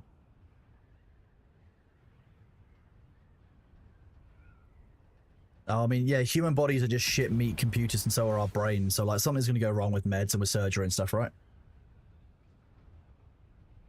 Yep, exactly, Sixto. And to be honest, with the pain that I've had caused by back pain, if I'd gone blind, it probably would have been better. Like, if it was just been going blind and living with that back pain, going blind would have been the easier option. I'm going to be really honest with you. Having any kind of infarctions in your leg or any kind of nerve cut off down one side of your body is awful. Sciatic pain is not the one. Are there still drops? Yes, drops are still live until the 7th of October, 7th of August. I keep on forgetting which month it is.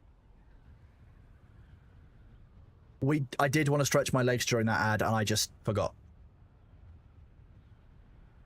Undead Logic, that's awful. I'm sorry you had to go through that. That's grim. You woke up in the middle of your bone grafting surgery when they were using a chisel on your jaw. That's... No, thank you. That's... Nah, not about that life, to be honest with you. Fine without that.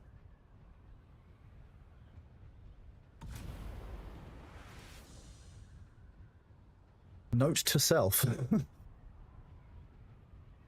Make sure you've got a good anaesthetist.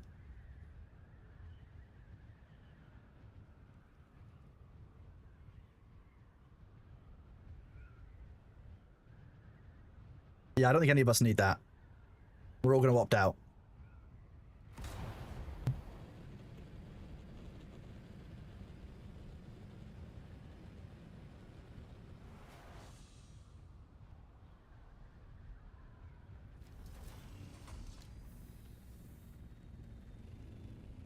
Oh my god, see, this just struggles.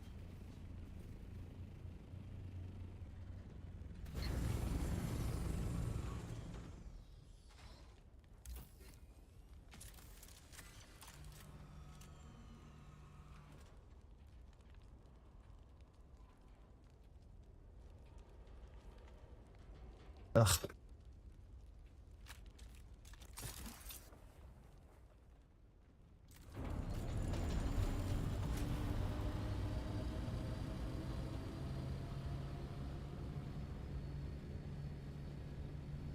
Yeah, when you know what the chainsaw was invented for, it kind of feels weird. Well, Chris Burgers, I'm really glad. Thank you. It's a real eclectic mix from across the years. There's also quite a lot of songs in here that, like, when I do a road trip with somebody, I will say to them, right, you are on the road trip, you get to add a song to the playlist, and that's how a lot of the playlists that I have were made. It's like my stuff combined with things I've been given by people when they like, oh, this would really fit. It's neat.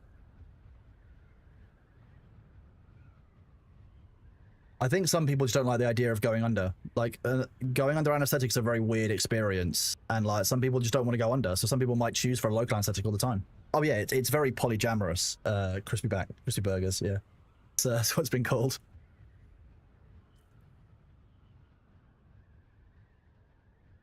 What have we got?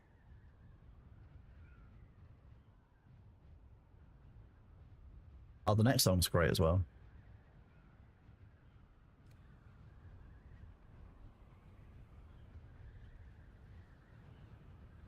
Quite possibly.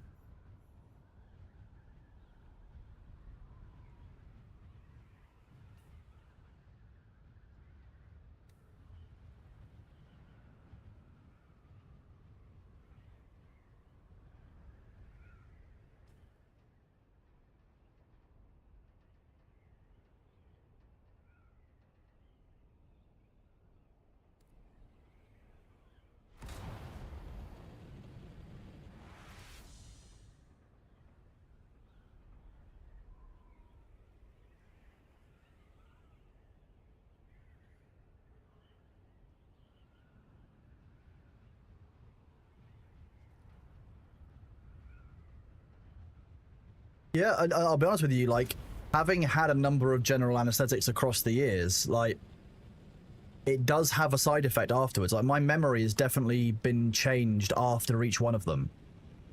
Like, I remember less from before the surgery after every single general anesthetic. Like, that has happened. Like,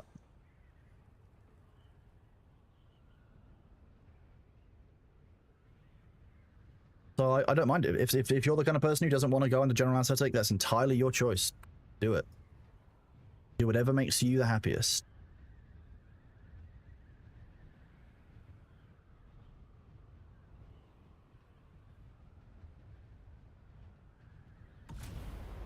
I'll be honest, Caron, if it's happened even once, it should be in your medical file, and that should have been a thing. Well, yeah, the original one is separate, about, so yeah. Yeah, because that's... I'm not going to dox myself with that. Well, yes, there's also, yeah, when you're older, you can't come out of anesthesia so easily, I guess, yeah. You will understand. The Mark V Assault Thopter worth it. Yes, I would say you want a Mark IV Scout, then you want a Mark V Assault, and get your Mark IV Scout some Mark V Wings, and then you want to build towards your Mark VI Scout. So skip the Mark V Scout entirely, in my opinion. Just use the Wings and some of the Defines modules. There are modules that define the speed of the Ornithopter, define the engine size, the cooling. You want to change your Defines ones to Tier 5. You can leave the chassis and everything else because the armor is going to make a fundamental difference.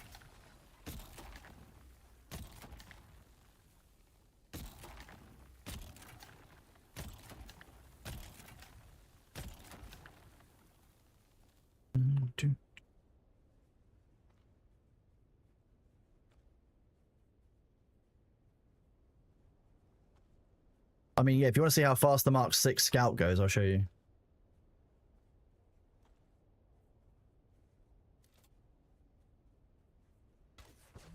Because this is the Mark VI Scout.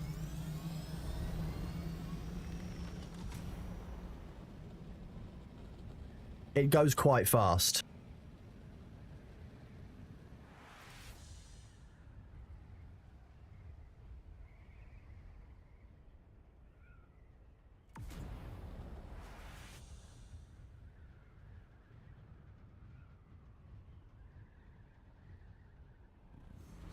This is indeed the Pretty Reckless, yes. For those of you who haven't heard the Pretty Reckless before, the singer in this is the, she actually is in Gossip Girl. Her name is Jenny Humphreys in Gossip Girl.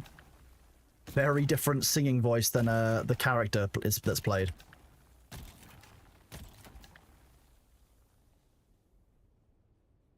What repair level do I put new wings on? Depends on what I'm doing with the Ornithopter. If I'm doing deep desert stuff with the Ornithopter, then I will normally do about 50%. But if I'm doing general use, 33% is generally okay for the max durability. Like, depends on... it depends on if you're playing solo. If you're playing solo, you might decide that, you know, you can't afford to have such low wings because you're more likely to get shot down without support. But it depends on your use case when it comes to when you replace your wings, ultimately. Me personally, I do it at around the 35 to 50% mark.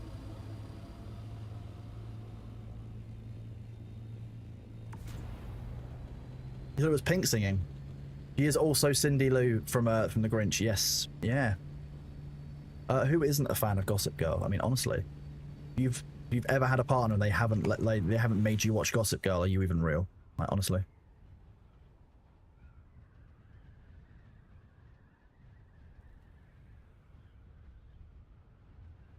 XOXO chat.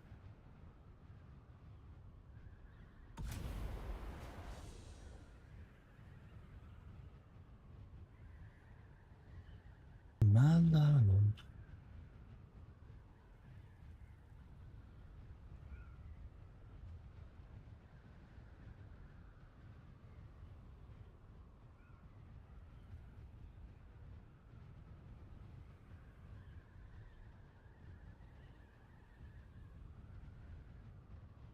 Yeah.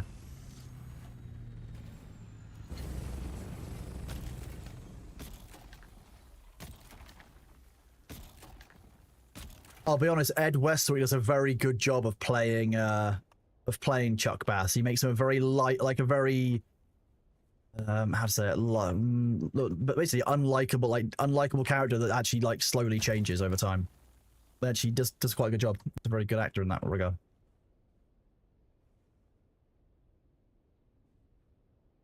I mean, he's just genuinely unlikable. If you watch it, you'll find out. No. At first, anyway. Yeah. Rocky doesn't go far enough.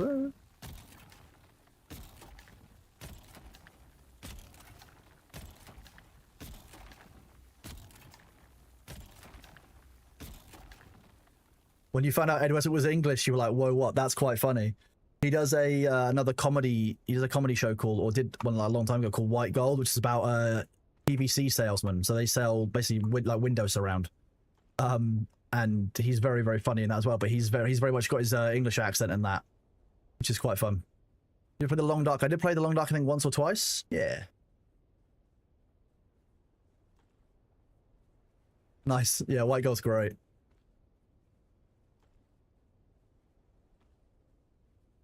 White Gold is Ed Westwick and two of the guys from the In-Betweeners. So, like, I think it was always going to be quite funny.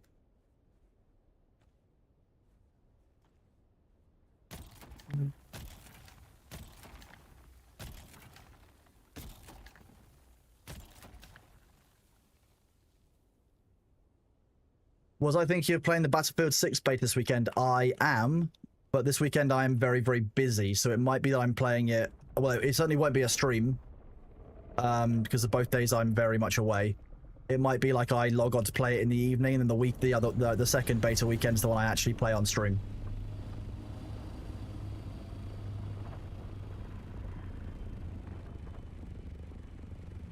Because it's the...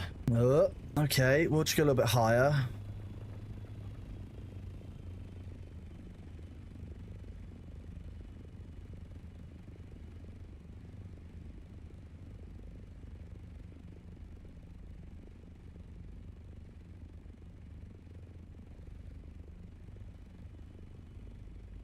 I don't want to be one with the worm, thank you. I think that worm is remarkably fine being his own one right now.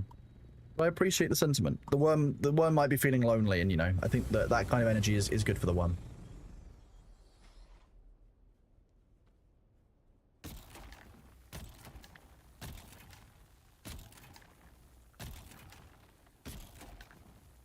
Good luck with your wood maxing.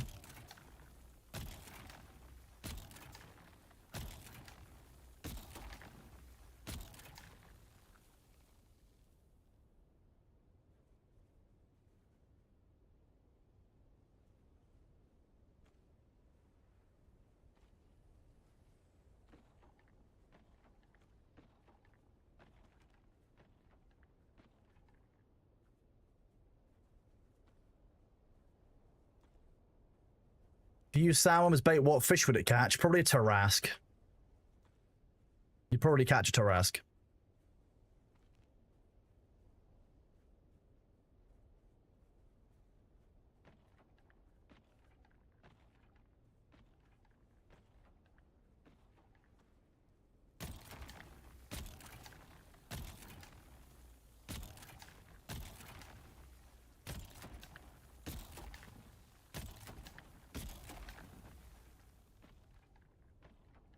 I don't. You don't need. You don't need Thopter insurance on Arrakis. The worms are trying to missell it. Don't worry.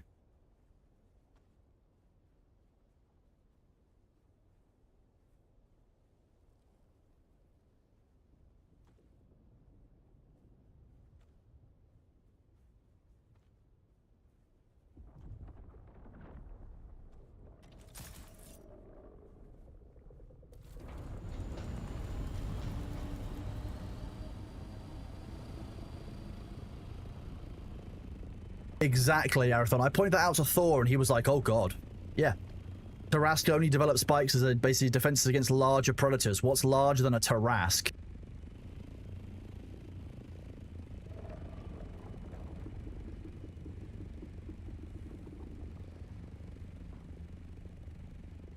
Surprise. Yeah, I would use a sandworm to catch Tarask.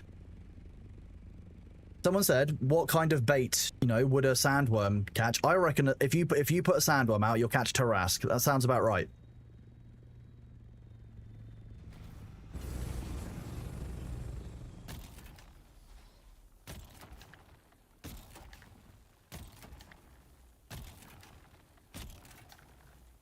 What rod would you need to make to catch one out Tarask? Probably, I don't know, at least a diamond rod, or maybe netherite rod.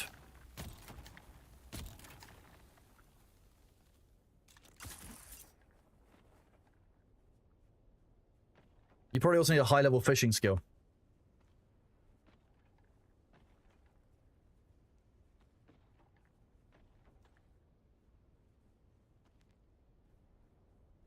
No, a larger Tarask is a Tarask.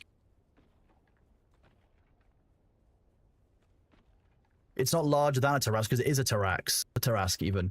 And therefore you're saying it's larger than itself when it's not? Doesn't work. Yeah. Can't be a large Tarask, it has to be something else. Because the larger Tarask wouldn't have spikes.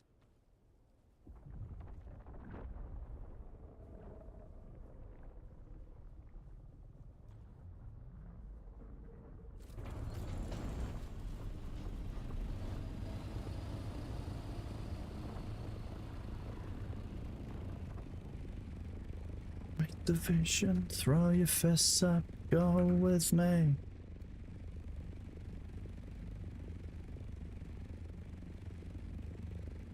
I mean, Tarasques are functionally immortal. Like, that's kind of how that works, yeah. Not an enemy you ever really want to fight. And if you are fighting a Tarrasque and you win, it basically means your characters are overpowered.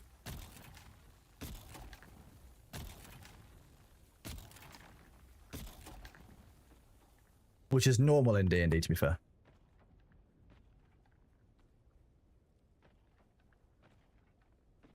Maybe, you know what, maybe you're right. Maybe the Tarrasque are in fact fashion maxing and that's where it's all come from. I could believe that.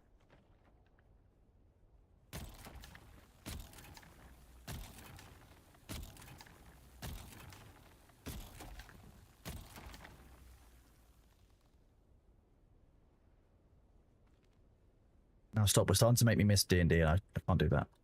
I don't have the time or the energy for D&D right now. I couldn't do a campaign.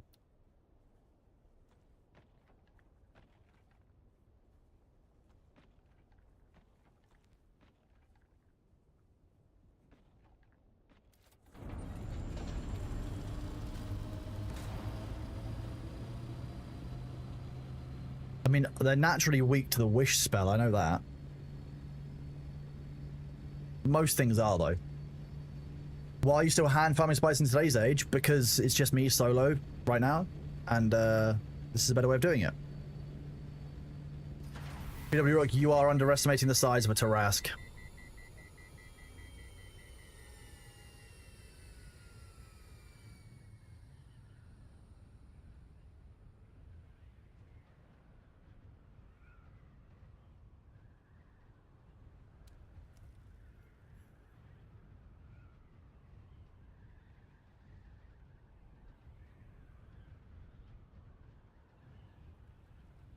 Why do you take the risk of going to compact a big field as a solo when you can't even empty a medium in one go while compacting? So I'm not really taking a large risk. Borsty?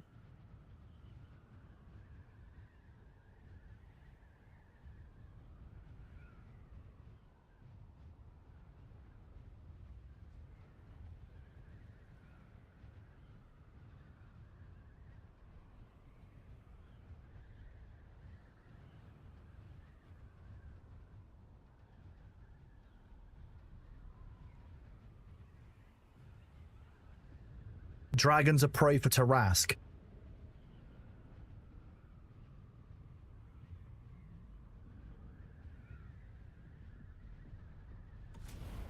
Did they make any improvement changes since 3 weeks ago when you stopped playing? Looking back, the game is it full still of hackers and griefers. If you're still playing on a public server, you may find that some of those griefers and hackers have left, but they haven't made a fundamental change to the game that I think would mean that those hackers and griefers just aren't be there anymore. If that makes sense. So you might find they've stopped. But, I don't think there's been anything fundamentally changed at the gameplay level where... no, there's a little bit more. There are more islands in the deep desert PvE area, so I guess you can operate more in the PvE area, but it's still not ideal. Don't get me wrong, and you're still going to deal with people who are trying to be shitty. There's a reason I just don't use deep desert chat. Like,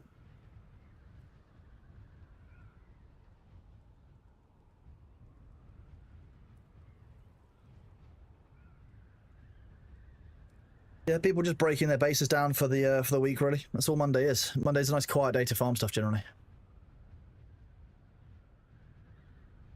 These worms don't have a length of 1.2 miles, the worms that we're seeing in this.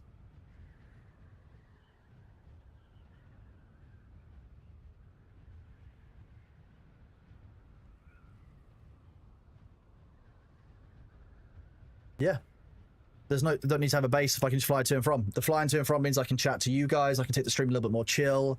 If I wanted to really rapid farm, I wouldn't be doing it this way. This is not the most efficient way of farming, but for me, wanting to keep an eye on the stream, talk to you guys, take today a little bit easy because it's a Monday, this works really well.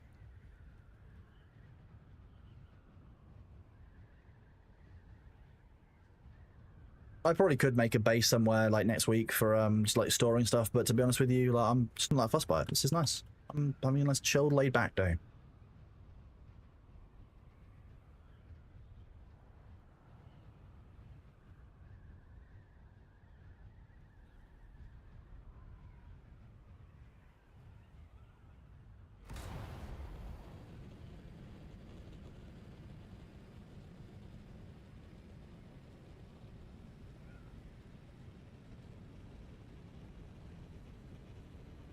Large mouths are probably that long. Yeah, the grandfather worms are probably that long, but we weren't. You didn't. No one said. People didn't say grandfather worm. You said what would you catch if you used sandworm as a bait? So I gave you an answer. It was literally a random question. It wasn't the depths of microbiology that we're going into, guys. It's literally if you fish with a sandworm, you might catch something bigger.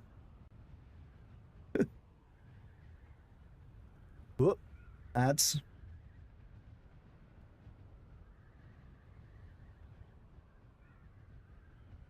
Yeah.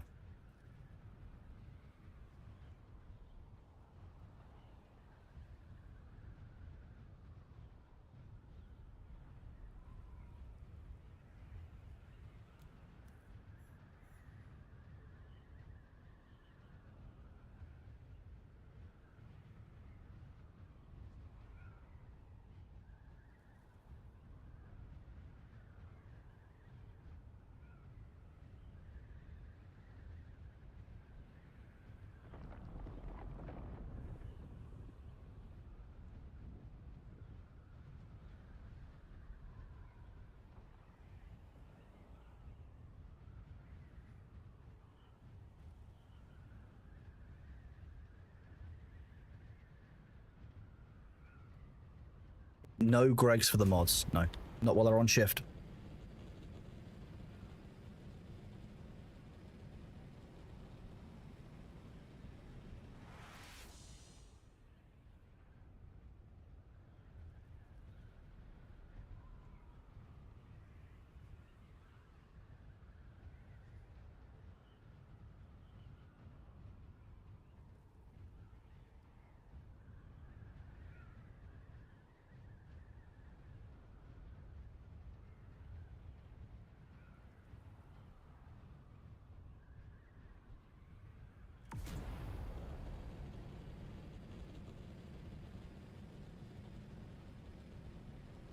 mean, Arathon, that's not information it's probably safe for me to reveal. Thor might be listening.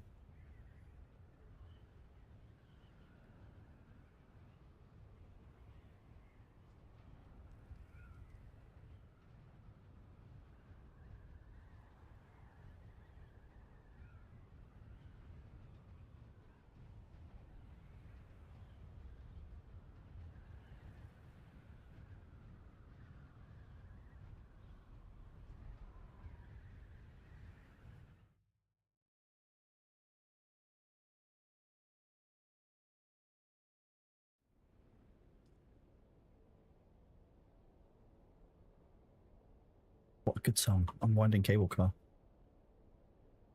Thor is doing okay, Schlepper. Yeah, he's on holiday. He's taking a vacation, bud. Yeah, he's taking some time away, which is good for him. Although I did get a I'm on vacation, fuck you, I'm not sleeping message at one point, which is quite funny because the sleep is still in the schedule.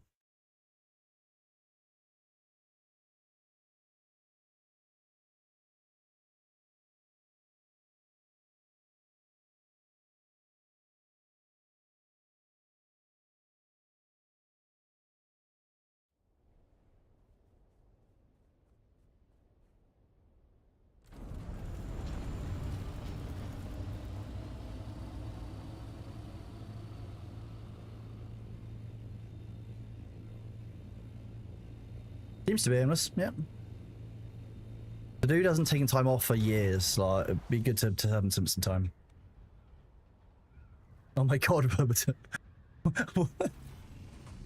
Why? Oh, that mental image. By vacation, is he playing a different room farming fishes? He might be fish maxing, I don't know. I haven't checked. He can do what he wants in his time off, but if it happens to be fish maxing, then, you know, who knows? Who knows? He'll come back and all he'll talk about is just fish. He's 99 in Bitcraft at fishing, you know. Actually, here is a question for all of you in chat. How many of you have played RuneScape? Old school or 3 doesn't really matter, but how many of you have played RuneScape at some point? Of those of you who have played RuneScape, how many of you have had a 99? Like, you got a 99, and if so, what was your first 99 in RuneScape?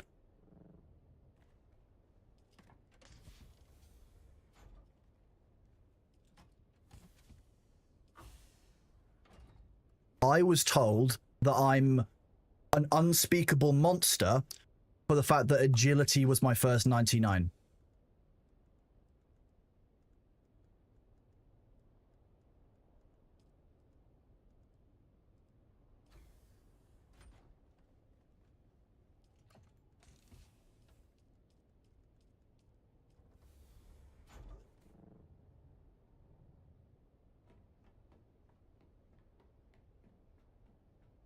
I like how someone unfollowed because of that. That's deeply funny. If you're the person who unfollowed because agility was my first 99, I appreciate you. That's going to sit in my life forever. I find that deeply funny.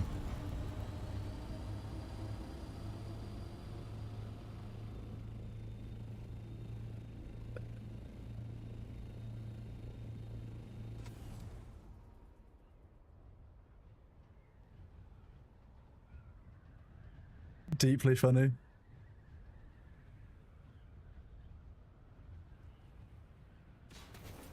I'll be honest with you, Schlurpy, I haven't found WoW fun for a number of years. Last time I found WoW fun was probably like... maybe Wrath... no, not Wrath of the Lich. I didn't even enjoy that much. I really enjoyed the early game of WoW when I was like... we're talking like Burning Crusade kind of time, like way back when WoW was... yeah. I think probably back then. I really enjoyed how like difficult it was at times and stuff when I was younger. Some of that might be age though, like because I experienced other games since then. Like, I mean, Grim. Ultimately, I wanted to get the difficult one out of the way with first, right? And everyone said agility is the worst 99, so I was like, you know what? I'm going to get it first.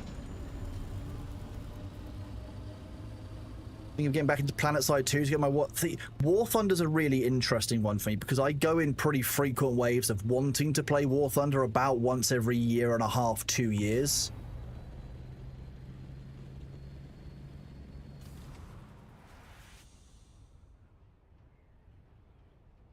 Could you recommend another game similar that's fun? What, to WoW or to Dune? Slurpee, you're gonna need to do similar to what? Similar to WoW. I mean, that's the best reason to play War Thunder, Taffy. Similar to WoW. Ultimately, I don't like choosing games based on similar to, purely because games are always fundamentally different. However, a game like WoW that you might enjoy. So I'm assuming you enjoy the competitive and social aspects of WoW. You enjoyed Lost Ark and was 46th in Europe on that about 2 years ago, but don't like the wipe. Don't like the Embers Adrift. So okay, so it seems that you kind of like the level of competition. You kind of like some competing against other players actively rather than just leaderboards. You don't like the wipe. See, the wiping part is difficult because I would have said, if you're enjoying a technical game where you enjoy competing with other players, how did you find games like Tarkov, etc.? Like, I want to see how far that competition goes. If you don't like wiping mechanics, that's not there. Once Human, as far as I know, still has wiping mechanics, and I don't know the details of them anymore.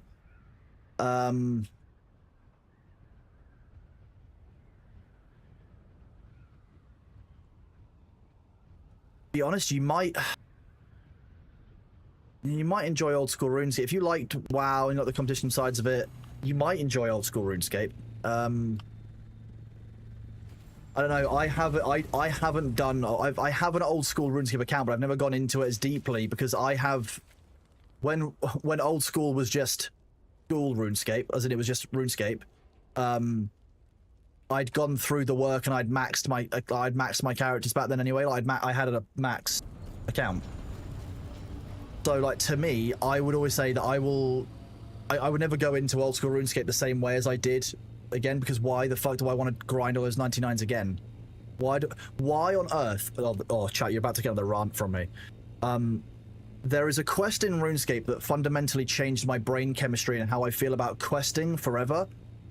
Some of you will probably know this already, but the quest One Small Favor in RuneScape fundamentally changed me and how I felt about questing forever. I have never been able to complete a quest without feeling negative about it since One Small Favor. And it's literally just where you have to go around the entire map and do a small thing for a series of people in some massive chain. It was so bad because I didn't do it using a guide, which I should have done, but like that, bro, I didn't enjoy Final Fantasy XIV at any point because it's so quest and reading focused that it reminded me of One Small Favor. So like, I don't want to go back to old school RuneScape because it reminds me of that feeling of doing One Small Favor. I'm going to be honest with you. I should probably get therapy about that quest by the sounds of it. If it's impinging upon my life, that's not normal. That's not like normally how it's meant to be with a game, right? Maybe I should speak to somebody. You know what? Yeah, I know. I've been lurking in Annie's stream as I tend to do. I don't tend to talk in Annie's stream that much. It's one of the places I go to hang out. And I've done that since before I was part of the Pirate Software like mod team, before that was official like a thing. So I try and keep that as somewhere that's a little bit separate. Old school RuneScape is, I don't believe it's browser based anymore. I think old school RuneScape has a client now. I'm not an expert, but I feel like visual novel games, if it's all text, a different feel. I've not tried that many visual novel games. I'll be honest with you, it's mechanics I tend to find interesting rather than story. Story is important inside a game, and a well-written story is very key to tying those mechanics together, don't get me wrong. But I don't know if an only story-based game would be kind of my jam. I struggle with Outer Wilds purely because the puzzles were fine, but like I didn't really care about the story bit that much. It's I think maybe I find it difficult to care about the story sometimes. I don't really know. But I can't say I've tried many visual novel games, and I would be willing to give them a go, for sure. Like, what visual novel games would people in chat recommend if I was going to give it a go? Like, if I wanted to get a good viewing experience of that, what would you suggest? I'm definitely not one of those streamers who's like, I will tell chat everything and never take ideas from chat, because ultimately, like, that's not going to work out. I've done Doki Doki Literature Club. Come on, Doki Doki Literature Club. Heartbound. I've played Heartbound once, or twice. The problem I have with Heartbound is that I am locked out of a couple of trees because I will never, ever feed Baron garbage. I will never feed the dog garbage. Not happening. Not doing it. No, never. Not once. Fuck off. Don't even know why it's an option. I've been complaining about that since I was offered that choice the first time I played it. Not doing it. I'm not feeding the beautiful, kind dog garbage. Not in me. Pony Island. Isn't Pony Island the Uma Masama Suma? That one. Is that Pony Island?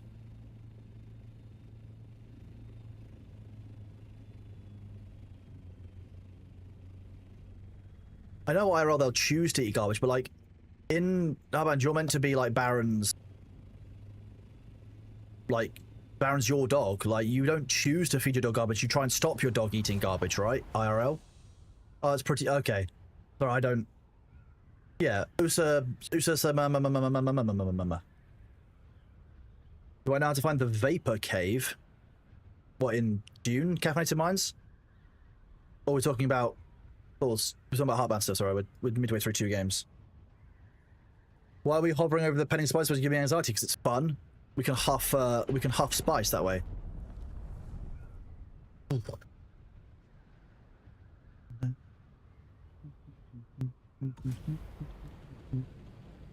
Usa Necronomicon. That's what I'm gonna start calling it, I think.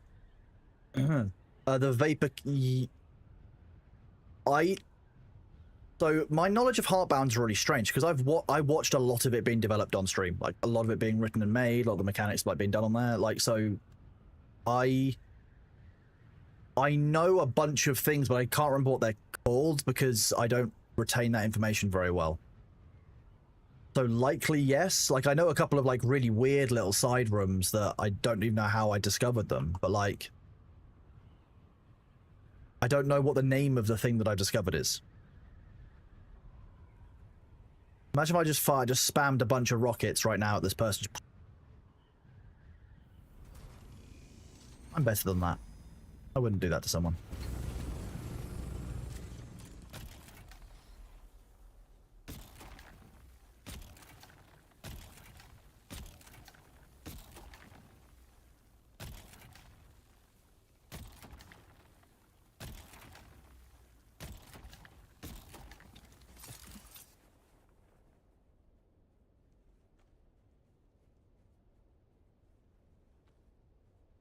Okay, we can give that a go at some point. I mean, look, ultimately, like, you guys are here watching the stream, and I know that a lot of you enjoy Dune more than you might enjoy things like RimWorld, but like, if there is a community asked to play a specific game, and like lots of you want to do it, I will try a game purely because the community asks if enough of you want something. Even if I don't think I will like it, I will give it a go, because if you guys want to see it, that's ultimately like, fine, we'll do it. We'll give it a try. If you think that I will enjoy it and I don't believe you, I will trust you guys at it to a point, and I'll give it a go. You were all right about RimWorld. You know, I've going back to RimWorld, I've had a lot of fun. I want to keep playing RimWorld. I've even considered starting my own off-stream save. Like, so that's a great example, to be honest, in my opinion, of, you know, chat was talking about it. I was like, you know what, I wanted to do that. I'll give it a go. And then, when I've given it a go, I've not been disappointed. I'm going to do Peak with Vicky. We're going to do that at some point this week is the plan. Which I'm looking forward to doing, which would be really nice. We play Hello Kitty. I'm not sure. Factorio's finished on the cards. I don't want to do RimWorld and Factorio too close together, if that makes sense. They are kind of similar. Um, you're welcome. I know that the way our server works is different to public servers, which is why people are like, you haven't been hunted yet? Like, yes, because we have a collaborative kind of experience this time zone. So we're not, especially not on a Monday, like, PvPing on the Monday during the Deep Desert Rip Down is just kind of weird. Like, there's no point to it. The game has not incentivized PvP in any way. You don't get anything for PvP other than being toxic right now in lots of times, and it's just like, why would you set a game up to be that way? Because, like, looting stuff from people's inventories is very, very difficult. You'll lose a bunch of stuff. Like, there's just not... That point isn't there. Satisfactory? I would play Satisfactory again. I haven't played since full launch.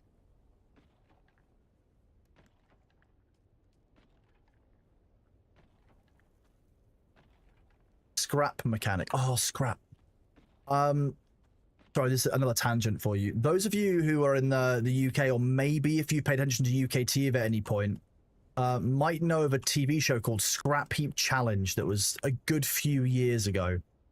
And it was basically two teams of like engineers, or like just like people from home would get together, and they'd have access to a scrapyard, and they would have to build like for example a boat or a vehicle or like a potato cannon, for example.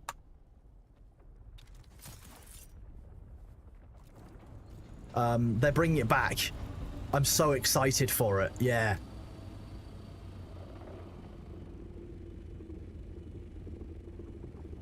It's on Discovery Channel. Yeah, they're bringing it back. No, I think is it Robert Llewellyn and a guy from...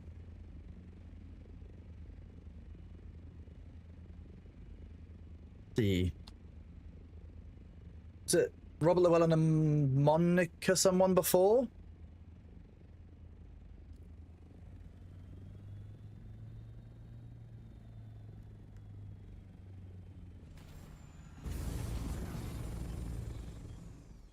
Let me have a look. So a typical competition was 2 4-person teams with 3 regular members of the team, like with the captain, like 2 others, and then like a specialist, like an expert in the field. So, you know, I think that they had you'd have like a visiting engineer. You had I remember them doing an episode with trebuchets they had to make. They had a medieval siege engine experts come in for each teams. It's just a really cool way of learning about engineering or kind of material science in a way that you wouldn't really get inside school of any kind. It was Junkyard Wars in the US. Well, yeah, I guess you wouldn't. You'd have to Americanize it so you wouldn't get confused. Makes sense. Why don't you use the harvester? There's one of me. I don't need it right now, and I'm utilizing the compactors before they nerf them, to be honest with you.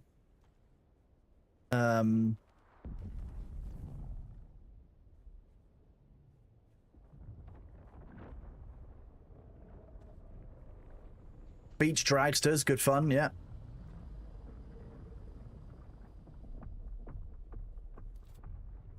My sandworm identification is not working properly, which is not helpful.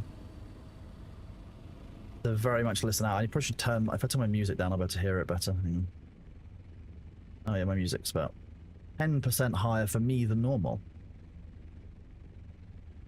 Same volume for you guys, which is fine. Well, where did Zivern go? Zivern turned away. Are they reducing the amount of spice needed to make stuff in line with nerfing compactors? No.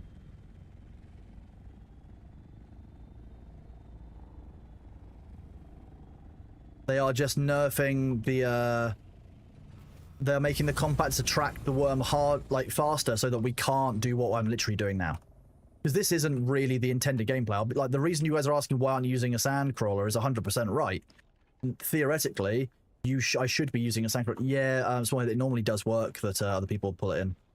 But, people have started doing this because it's more agile in terms of like you can get in and out more quickly, you can deal with griefers more quickly, and most people are working solo. To be honest with you, they didn't build the game around solo enough. That's the main issue I'm having with Dune, is that they very much built the Deep Desert. The carrier and sandcrawler fundamentally requires 2 people to function well.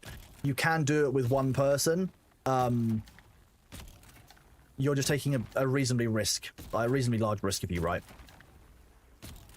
Most of you who are playing now are playing the game solo. Like, I can't disagree with that. That's what you're doing, right? So in terms of gameplay experience, what I'm showing on stream is actually a more reflective version of what's actually going on in the game right now. This is what most people are doing. Yeah, exactly. Solo carrier and harvester is asking for trouble. So I'm not going to take that level of risk when it's just me solo, especially when I'm using a carrier and harvester that doesn't solely belong to me. It's not just my carrier and harvester that I'd be risking. So I'm not the only person who, well, I've harvested enough that I could treat one as my own, but they are mine, Luther's, Demnar's, and Matt's. And I'm not gonna risk it necessarily. Like, it's just not worth doing. NA balls, yeah, we're on NA servers, so yeah, we would have to have NA balls. The A is nowhere even near the O. Like, how did you manage that? Maybe on phone and it corrected you, but no should be a higher up the autocorrect than nah. Oh, I've got so many questions.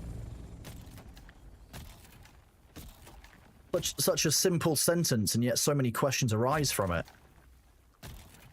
Sodium balls. In fairness, sodium balls would be soft balls, but explosive in water. Very bad if you're going swimming. Definitely would want to be the kind of person who showers before going in the swimming pool. Could indeed be North American, yes. I don't know why you would specify that specifically the balls are from North America and not the rest of the human, but hey. You guys do you. If you want to import that, that's someone's personal choice. Hello, Calibrim. How are you doing, buddy? Welcome on in. Why am I in the deep desert? Because I want to get spice from this spice bit. On the public test server, they are currently testing out changes to the compactors. So they are looking to either increase the attraction that the compactors cause to the worm. No, it's not really backseating. If it's back, like, I'll be honest with you, Baltzar, if someone's backseating enough that it bothers me, I will say something. I'm gonna be reasonable with you. Like, I'll tell someone off for backseating if I have to. There's few of you in chat enough that if somebody is breaking the rules, I can deal with it right now. Like, I can just one-on-one it. When you get above about when you get close to 1,000 people and chat starts moving very rapidly, it can become difficult to do that. But no, if someone's backseating, then I'll say something. They're just asking why I'm not engaging in what the expected mechanic is for the end game, and this is my exact point: is that the expected mechanic doesn't work for the game the way it's designed. The expected mechanic is that you get your sandcrawler and your group and you come out here, but they fail to realize that most survival games like this, while you do have groups that play, often because of people's time scales, because of real life requirements, you're not always going to be online at the same time as your friends. And this is what the solo gameplay looks like. A solo carrier is a really, really bad idea. You're all right, Balthazar, don't worry, it's fine. So I'm coming out here to basically see what the combat looks like now, and then when they make the changes, which I feel like are reasonably inevitable, I feel like most of the things they are testing they will implement, because they've already put the work in. They're trying to make sure it doesn't massively break the game.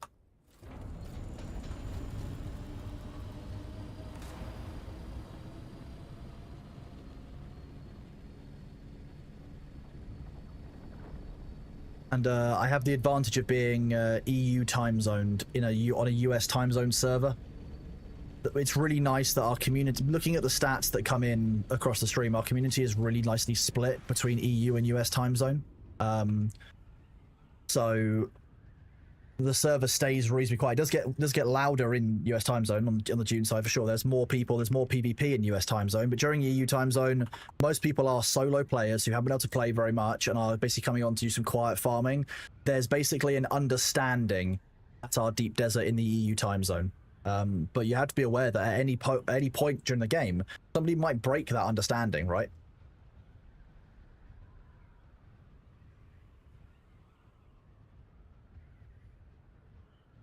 So, there's a reason why I scan the sky to see if someone's just hovering there. Someone hovering is going to be a, red flag. Unless the worm's coming. People doing kind of like high up scouting runs of it could be a problem. Catch you later, Shoy. And you'll see when people are on the sand, like when you rock up, you'll see when somebody who is already there is there for PvP or there for farming. When you see people arrive, you can see how they perform, what it is that they're doing behavior-wise, and you can see very quickly, based on just the movement of an ornithopter as it approaches the site, will tell you if they're coming into PvP or not. Because somebody who's coming in for PvP looks very different than someone who is flying in for combat. So you can view it, but, you know, ultimately it comes down to this. We have this understanding, you know, yeah, like you say, there's some deep desert etiquette that we kind of have in place on our servers because we're not a public server. This is the advantage of having the way that we have our server set up with some public is there is still a level of risk, but ultimately we have a curated community inside the game. So griefing, abuse, homophobia, racism, completely not tolerated. Not having it. If I catch people exploiting and doing stuff, they get immediately wiped, or now they can get banned. And that's an indefinite ban. No ban I've applied has been short. We've only done account wipes or something that will stay in place full term. I don't do suspensions or anything for in-game. You get a warning, which is your account is getting your progression wiped, and then you get, that's it, you're gone. And sometimes you might just be bad enough that you're just gone. Like the guy who was throwing around homophobic statements, and then rather than saying, you know what, my bad, in the mod ticket, tried to say that actually it was justified because this person was A, B, and C. I'm like, okay, you're trying to tell me that homophobia is justified. No, go away. Go away. Fuck off. Not having it. Not having it. If you have those beliefs, keep them to yourself. That's basically my view on it.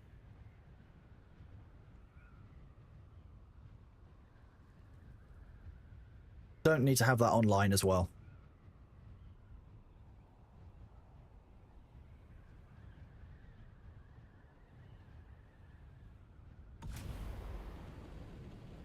The LGBTQ community is obviously a community that hasn't been beaten up enough over the years. Like, leave them the fuck alone. Same with racism. Like, just fuck off. Like, there's no need for it. There's then functionally no different than any other person. Stop being a dickhead. Move on. I don't care. If you don't move, if they'll just get banned. Exactly. Like, wild behavior. It was even the nature of running a server of any kind, and because we've got 25 servers, there's always going to be people who join and don't necessarily fit or do something stupid. Fine, so be it. But I will keep our community clear of that kind of bullshit and drama.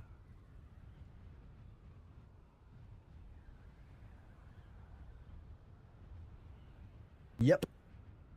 I had to give a talk at TwitchCon about moderation, like moderation matters, and like how a community is shaped by it. And I will be giving a bunch of examples of that talk about like why you have to stamp that shit out. You cannot allow it to take root in your community. It's not right. It's not welcoming. It's not safe for people. Done. Not allowing anyone to get mistreated for nationality, race, any of it. Life's hard enough. Move on. Right, I'm going to land up on the shield wall in the deep desert for a second and just nip to the loo when this ad break starts in a second, because I've managed to forget doing that every single time.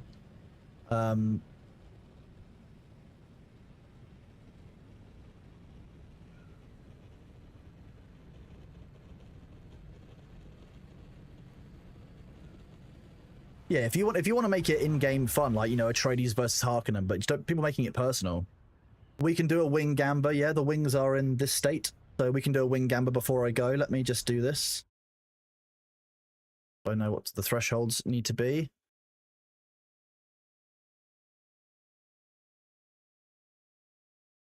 Right, okay. Sweet. Gamba wing. Yep, I'll set the gamba wing up.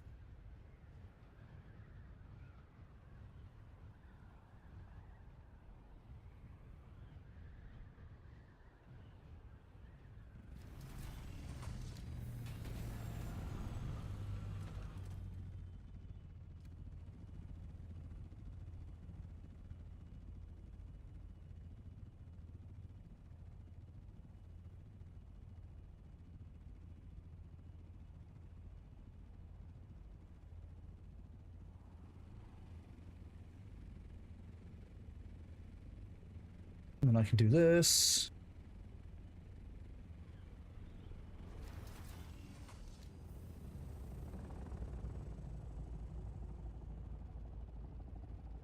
All right, the Gamba wing is up. Guess what this is while I'm gone? And there we go. Be back in a second.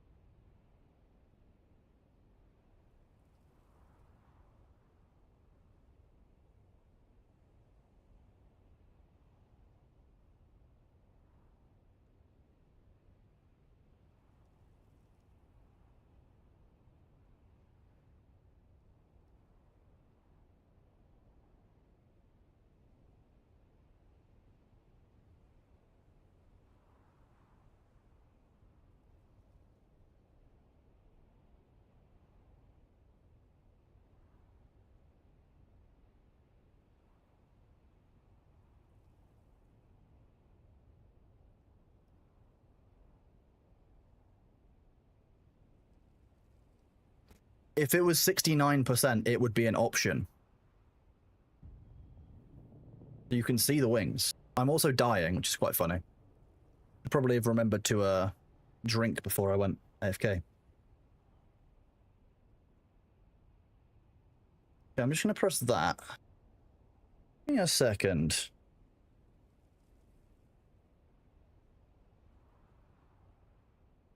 I think the power connector had been knocked on my stream deck and it's freaking out.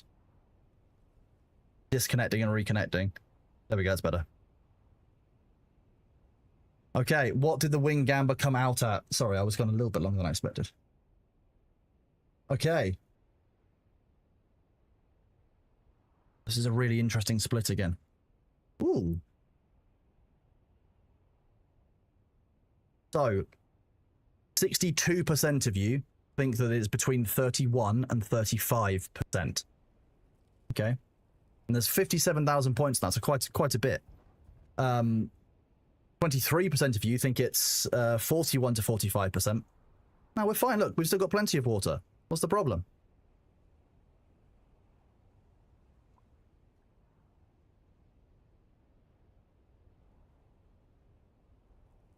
I can tell you, I know, you're all waiting on the edge of your seat. It is actually 37%, which only 12% of you thought it might be. So we will choose the outcome. So 92,000 chambers, so not as big a gamble as we've had before.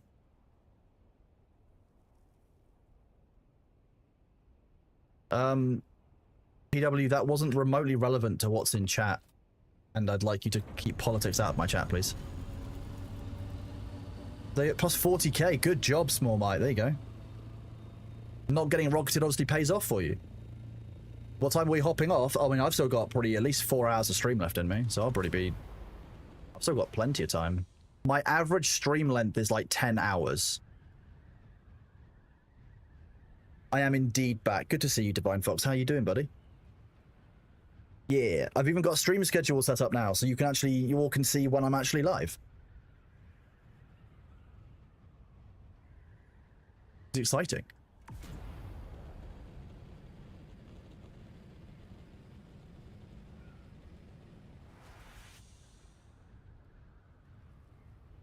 I'm not live 24/7.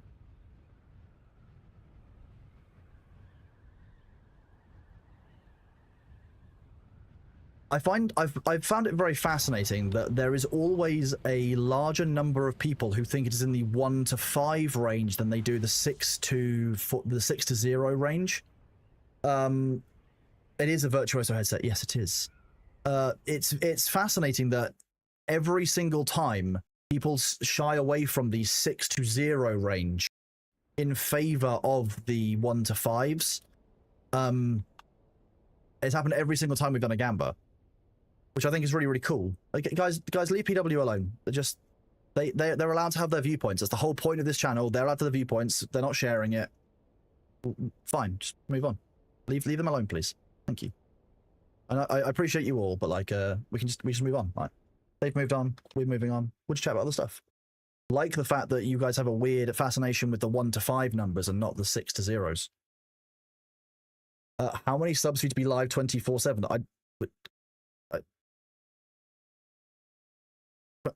I couldn't do 25. I would need to... I'd have to do it as like a subathon or something. How do I feel about SKG? I feel the same way about SKG as I do about the Online Safety Act. I don't like politicians being involved in stuff that they do not understand. And like the Online Safety Act's a perfect example of the exact kind of thing I've said, that I do not want politicians sticking their nose in online spaces that they clearly don't understand. I hate the involvement of government in things that they don't get, and it ruins it. Like it... Sorry. I feel very strong about the Online Safety Act at the moment. I need to slow down.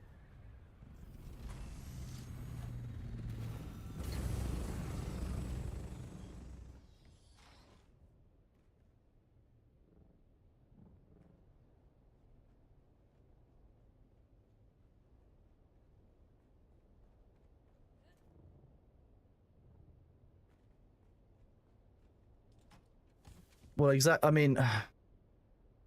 You look at the stuff that's happening with the payment providers, like that's you know, it's becoming a he said, she said about MasterCard says this, but you know, Steam and itch.io, etc. have different experiences. It's a bit like, okay, but like,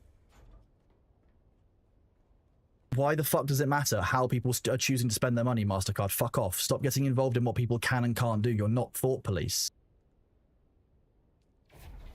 The same concept. I don't... The Online Safety Act, it's... The Online Safety Act, if you've been on the internet recently, you might have seen that people from the UK are now having to provide things like IDs or facial scans in order to access certain websites. And it's all part of this government push to basically say, oh, you know, the children have too much access to pornography and, you know, dead people online. So now every single person needs to upload their IDs or send a scan of their face so we can verify that they're... you know, verify they're actually old enough to see the content. And fundamentally, like, the way they've done it is just ridiculous. It's been outsourced to companies overseas, which aren't secure. They're not part of our data protection requirements, you know, which is already funny.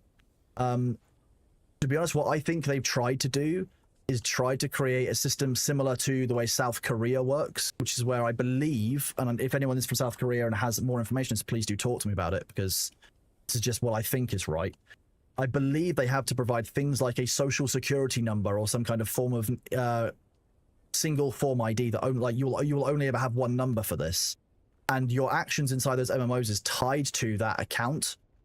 So, for example, if you are banned for hacking, it is logged against your social security number in a way. So basically, you are accountable for the things that you do online via that system.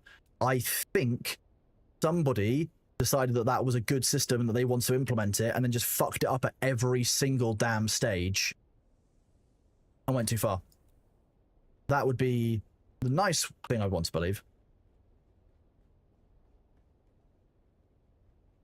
It is correct for Korea. Okay, so, but I know that in Korea, it fundamentally, as far as I understand it, works for keeping people accountable.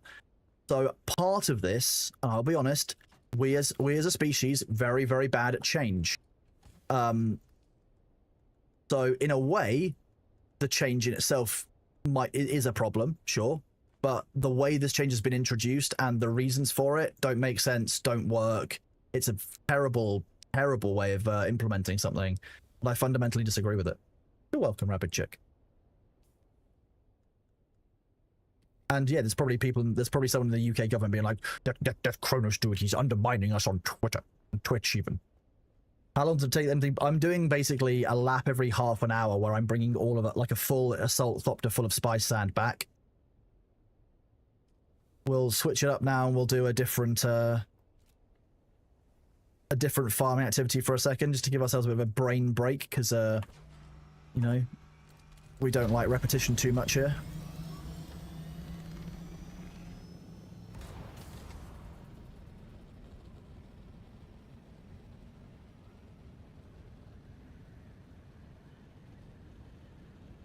To bring back a full base leaders, it can take 5 or 6 journeys easily, like if not more. Depends on the size of your base. Well, at the moment, we haven't got a base out there. We might set one up tomorrow. I haven't decided.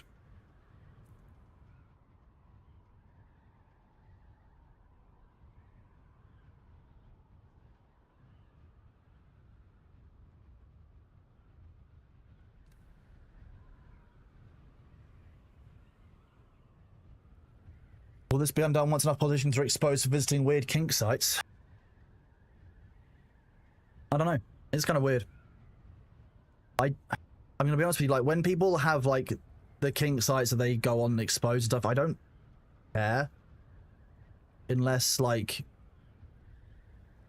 it's something that's illegal or morally reprehensible. If it's what you're doing in the comfort of your own home, you're not hurting anyone, I guess fine. Weird. It's always confused me. Does the combat feel better in the late game of Dune? You put about 20 hours stop because the melee combat feeling so bad. Combat becomes very different as you get through the game. Like, the enemies will start using abilities, they will start countering you better. The AI gets smarter. They'll do things like hide from you, and, you know, they'll do things like wait for there to be reinforcements or wait for you to be engaged in melee before shooting at you. But the way that melee feels as a player doesn't fundamentally change, I don't think, no. So if it's your actions that you didn't enjoy in melee, I'm not sure you'll enjoy it any more now than you did before. If it was the actions and the challenge of the other enemies that you were having issues with, then yes, you might. Difficult to say. Difficult to say. It depends on what it was that you didn't enjoy. Well, exactly. Yeah, the ID stuff isn't help. Well, and that's realistically, because we believe in an open market. It's any company who wants to create an ID system could, and they'll offer it to whichever one they think is the best.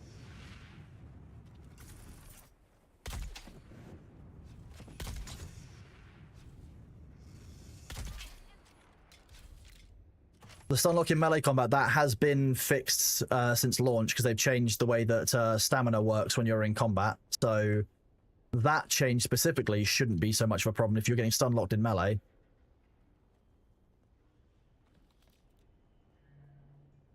You'll start as Bene Gesserit. Either Bene Gesserit, or I would say starting as Swordmaster is a good one, because the Swordmaster first quest is shitty.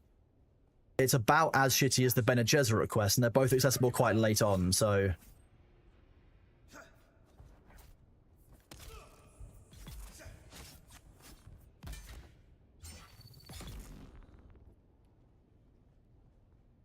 They did the big patch today. They've done their PTR patch. We've had no patch today in the game.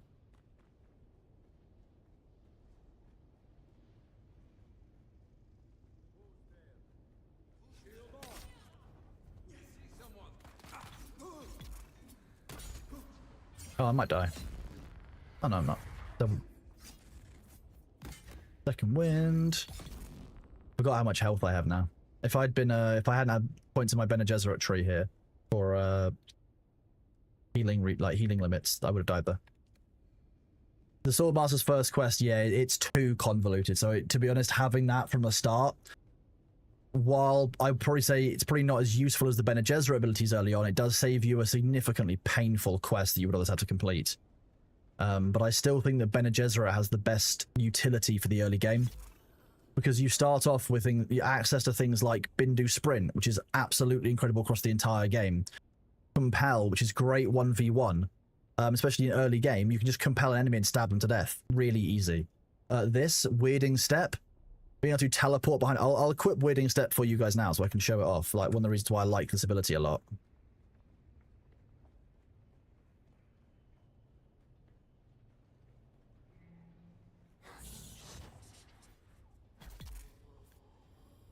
It's very much a stealth gameplay ability where you can... And you'll get Claw early on. So look, I've got Bindu Sprint, Claw, and I've got the Weirding Step. If you start as a Bene Gesserit, you can have these abilities by like level 5. Well, probably not level 5, but maybe like level 20. Because Shigawire Claw, you unlock very, very early on by doing a quest here. So you go to this trading post, you speak to the trooper trainer, he will send you to one of these. Caliph Stand, then it's Shamal Tunnel, and then you get sent to, I think it's Edgeway Cavern. You get sent between these three, then you're done. But in the starting area, you can have these 3 abilities. Done. It's fantastic.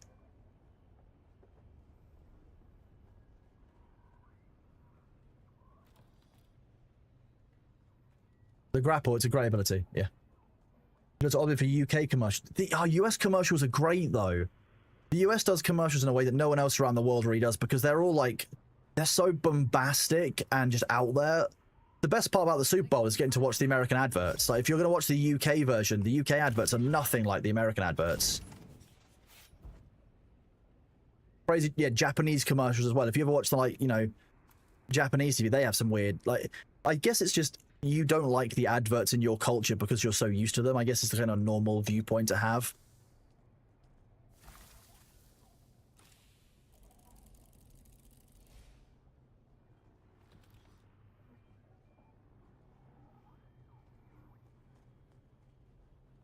How many heavy darts do I have? Nice.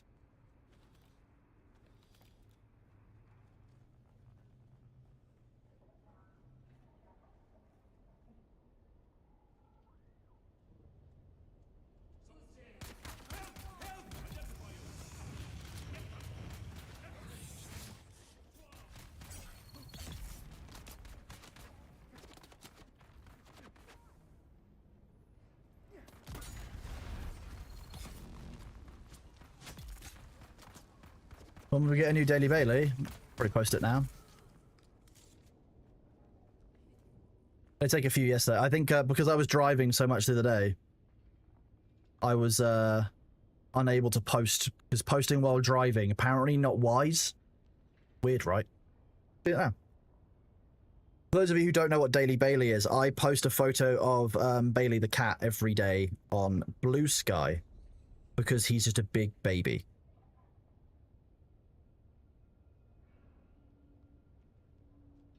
This morning, I was taking photos of my old car, and he came out to join me, so we'll have a photo of him keeping an eye on me.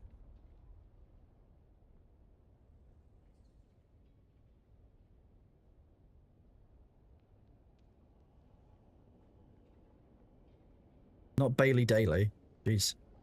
Having a strong. 285?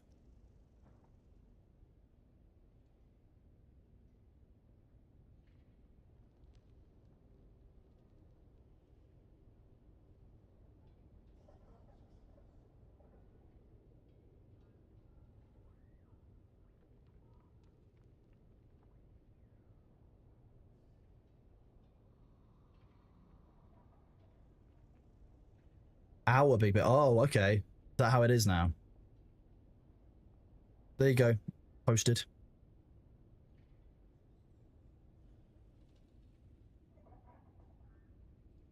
I will get you a link, chat, don't worry. So you can have cat tax. You deserve cat tax, don't worry.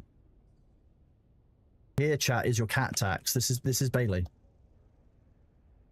He's very cute. If it's your first time here, you might not have seen him before, but normally he'll come and join us in a couple of hours' time, spend some time sleeping on the floor on cam for you all. Normally demand attention from me, so I'll have to go and check his food bowl even though it's already full. But yeah, feel free to enjoy. I post a photo of him pretty much every day, around every 24 hours. The plan was basically to go for a month, and then it ended up being like, I'm going to go for 6 months. Now I'm like, I'm going to go for a year. And then who knows where we're going to go next. Hello. How's it going, Fitch? Doing good, buddy?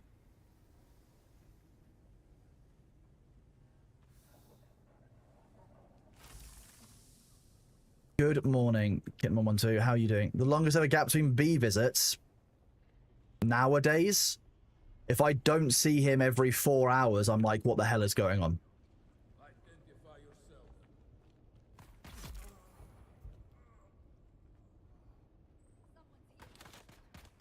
Is stroke translated in English stronk? No, stronk is just me saying it silly. I don't even know. I think it's just an internet way of saying it, I guess.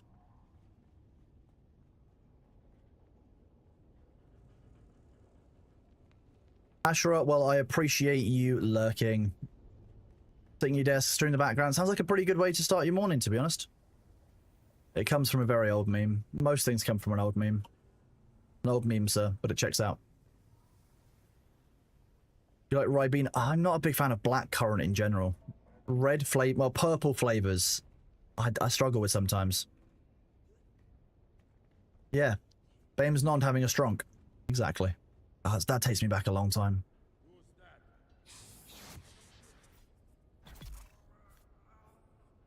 That's why that Bindu ability, that Bene Gesserit abilities are so useful.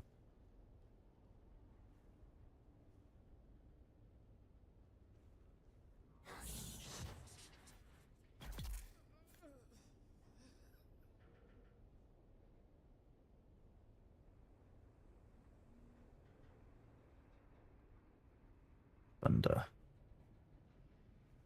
3 down there, jeez.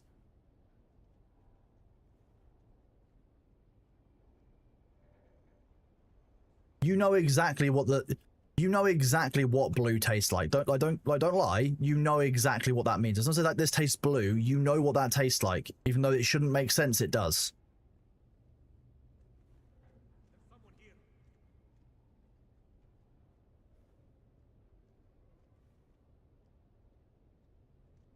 We've got 2 rangers and a melee, not melee, and a heavy.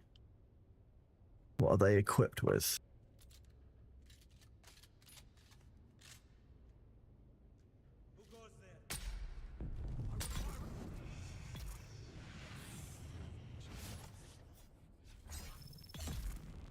Nice. Raspberry or coconut? What? Neither of those are famous for being blue. I have so many questions.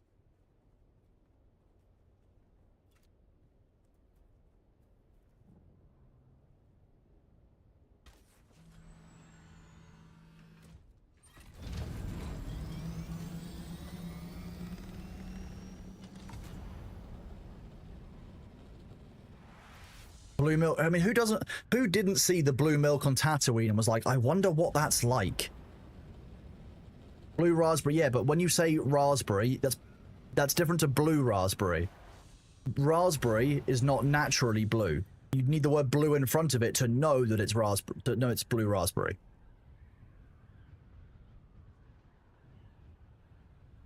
Blue coconut. I didn't know that. I didn't know blue coconut was even a thing. But again, blue coconut is different to coconut because you're saying the word blue coconut.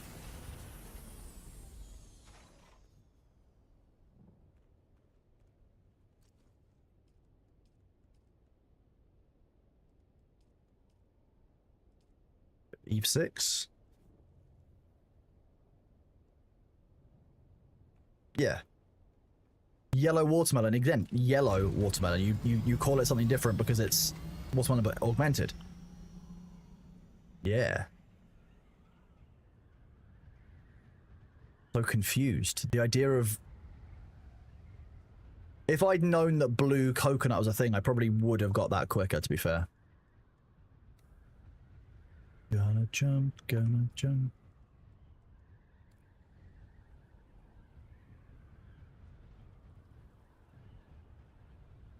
Purple is a fruit. No, purple is purple's a shape. Red mango. I can just about get behind like green apple and red apple, right? It obviously makes sense. The flavors are very different. Yeah. Fine, sure. I can even get behind like maybe colorful grape flavors, maybe.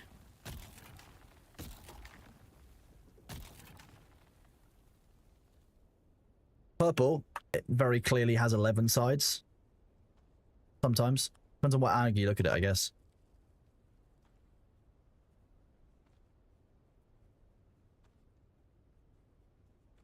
I'm a big fan of a chilled Brayburn myself. I'm a chilled Brayburn kind of fella. Desert sky. Cotton candy grapes here. Those are quite nice, to be fair.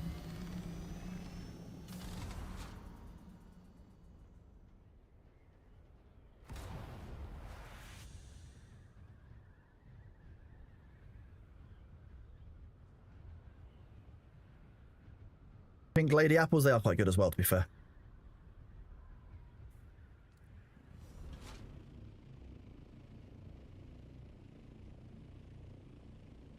That is traditionally where that came from, yes, Bracknagard, but most things like that aren't actually created from those original sources anymore, despite that being the source of the original component. It's like taurine doesn't actually come from bulls anymore, it's lab made, I believe.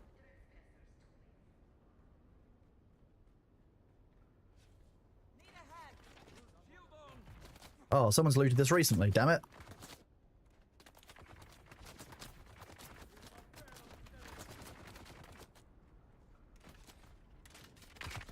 This is going to be an upsetting experience that's already been looted. My perfect sandwich. Oh. Probably micro sandwich fibers.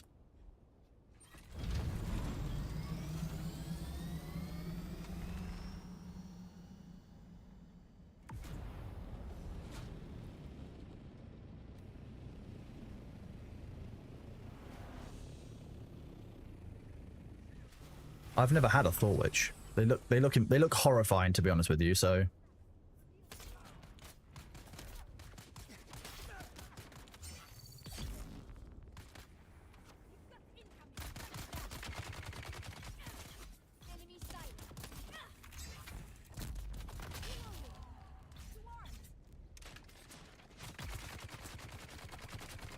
What is he doing?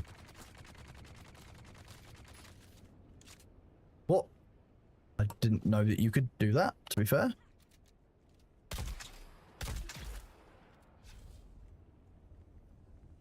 Tahini butter mushrooms and steak, that does sound quite good, to be fair. Leftover steaks. Oh yeah, steak sandwiches are they are the best. Fair.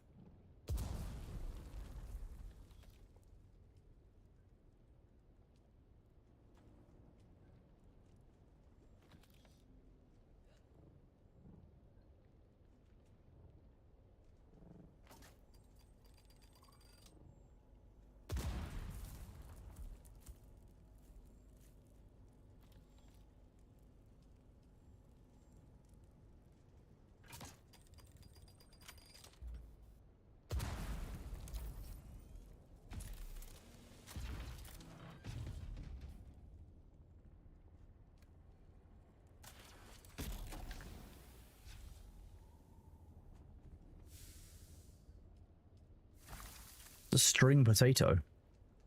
Potato made of string, actually. Which pie is best? Apple. Done.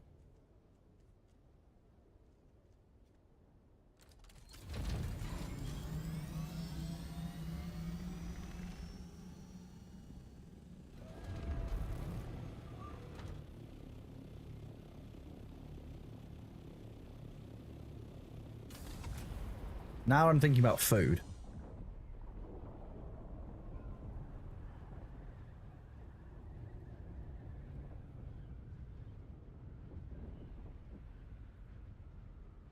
I'll give you that. Pork pies are pretty good, to be fair. Can be, anyway.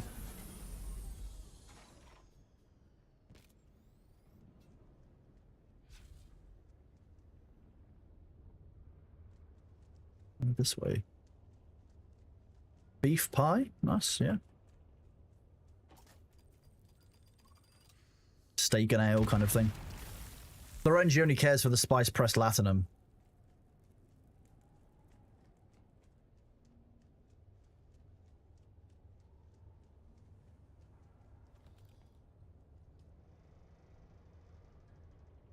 No news on expansions, no Divine Fox. Sadly. I know we would all love some news on that front, but sadly we're going to let them cook for it.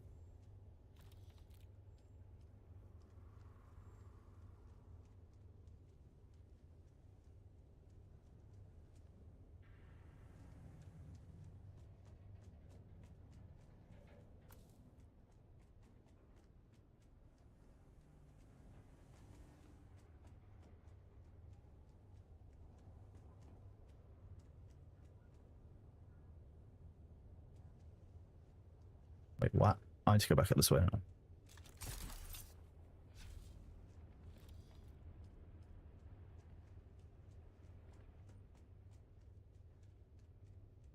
Yeah, October's still the first news we have.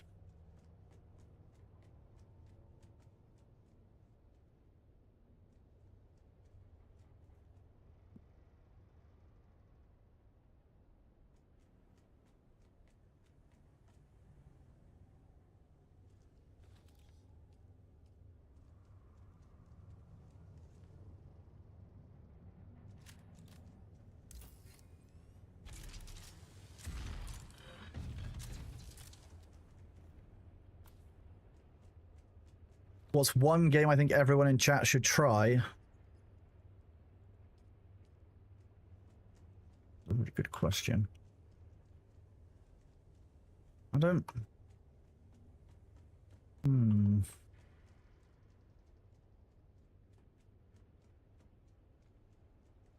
Everything all right with Thor? He's traveling this last room 6 days ago. He's on vacation, bud. It's pinned on his stream and in his Discord.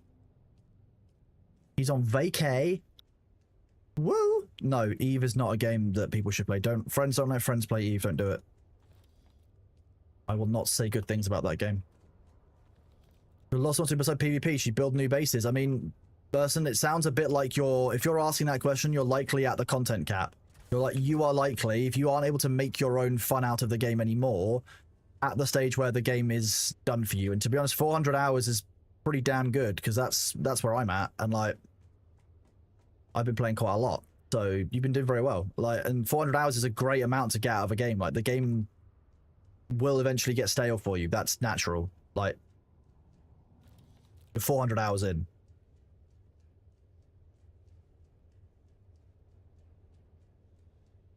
Catch you later, Pan Miyagi. Take it easy. So it might be if you've done everything. If you're level 200, you've got all the lands, rad stuff that you want. You've got everything that you need. It's very difficult to say what is, but like ultimately, if you're not finding things that you can enjoy inside the game, I'm still enjoying doing these laps. I still know that I could probably do 15-20 hours of Dune a week if I wanted to do all of the content every single week. So I would go and clear all the deep desert labs out to get the blueprints. I would be going to do some more spice farming. I would be pushing more to get myself to level 200 because I've been half-assing that, like just doing it on the side with the scanning, really. There's stuff to be done, but if it's not something you want to do, then step away from the game. Definitely step away from the game if that is the situation you're in. Completely agree with that.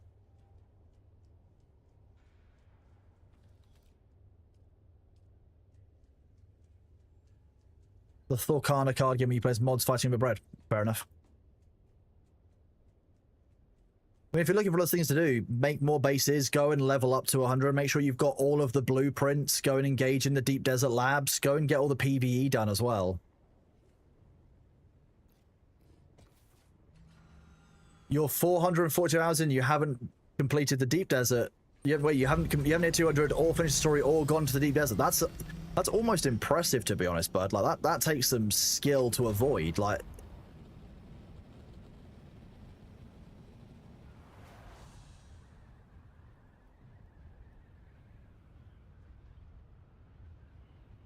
Oh, I always check Trivago.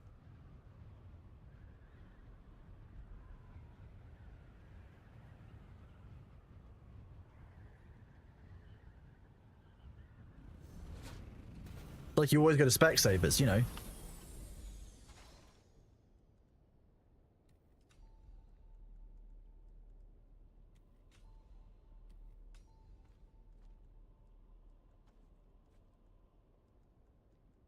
Kind of full on things.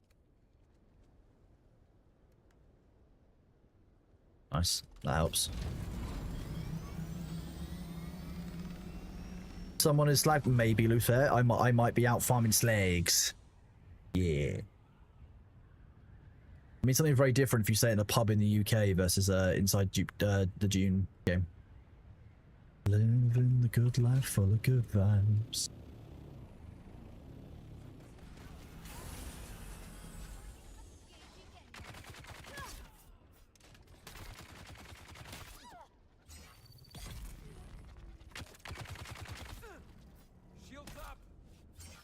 Shields up? Okay. Where is the shooting person? There they are. Fast mines? No.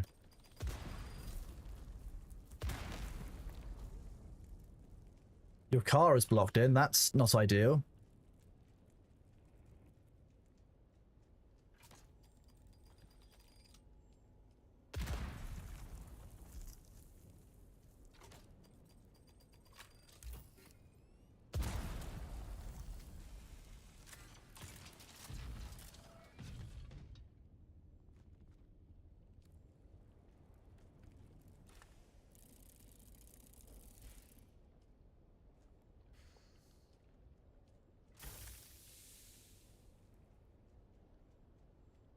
Send me truck delivery, jeez.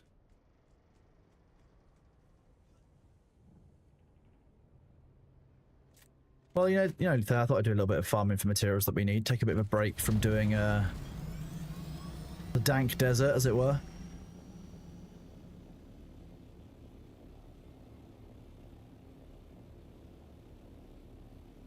I believe that if you were to put a the UK meaning of the word slag would be a woman of low moral character.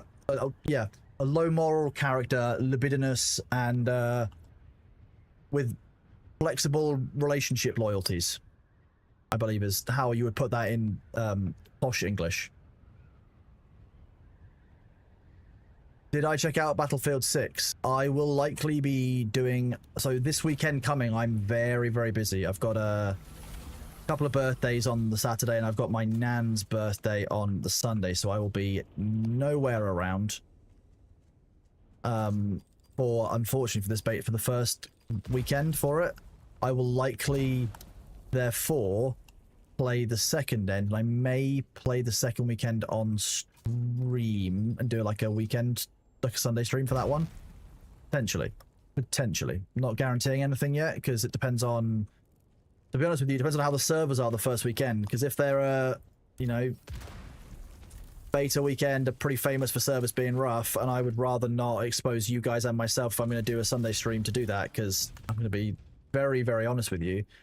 Metrically, it's going to have to make sense to do a Sunday stream, and if I do like a 2-hour one that's got like 100 viewers, that's going to look real weird and silly. So it needs to be playable for me to do that. So the second weekend, quite likely. Yeah, I guess for UK, yeah, Slag UK is the same, similar as Ho US. More like if you take Ho and add like trailer trash to it, is generally I think what the vibe you would get for that one. It's kind of a blend of the blend of the two. It's not only about the Ho-ness, also about character.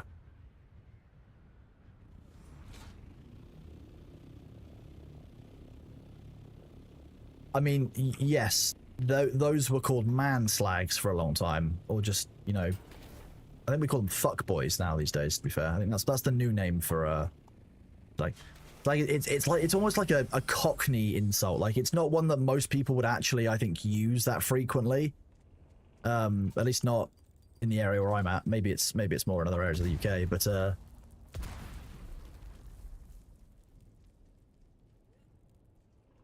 know, fine, yeah, maybe close to a skank. A skank's not a term we use that much in the UK, so maybe, yeah. Those two are probably in line.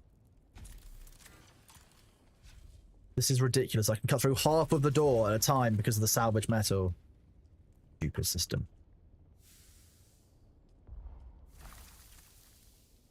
Capped on irradiated slag. Nice.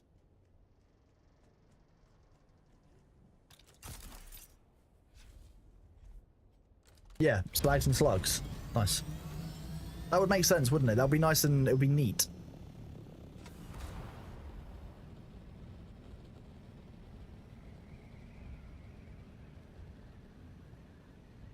Use mole. What, as an insult? No. Mole means something in spying terms to me. An old bug in the deep desert and put in a ticket on the Sandcrow. Hasn't got a response for 3 days. Sandcrow is stuck in the deep desert. When you wait with wiping coming. Jorium, I'm going to be honest with you. If you've got something stuck in the deep desert, there is nothing on my end or on the mod's end that we can do. We have very little granular control over what can be done on the server. So it's likely, if it hasn't been answered, it is almost certainly to do with the fact that it just cannot be rescued and there's nothing that can be done.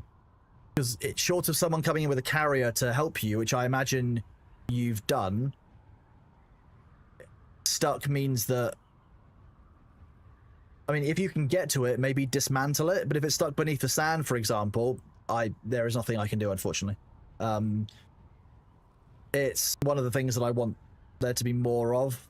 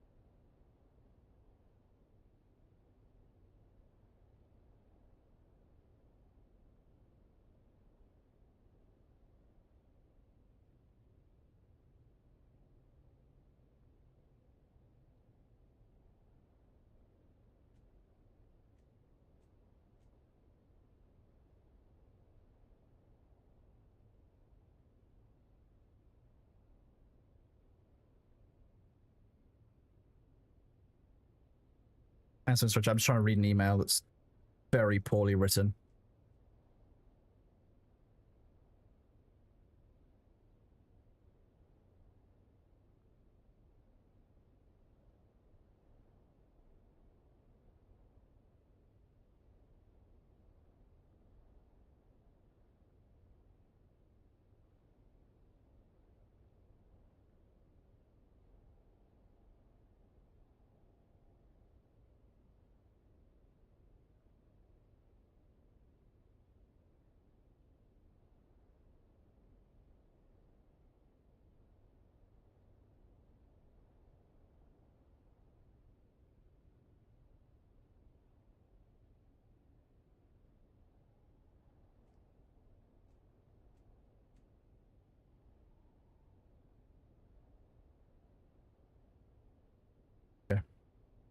Fine.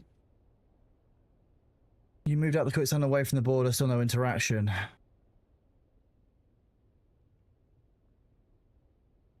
Have you tried collecting it from the...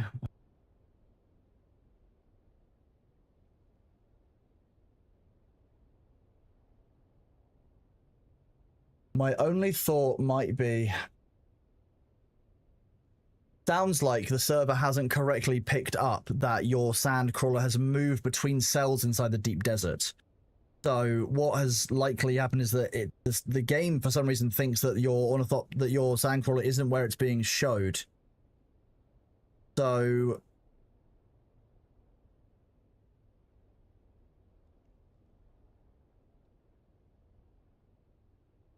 are you able to deconstruct it? You can't interact with it at all.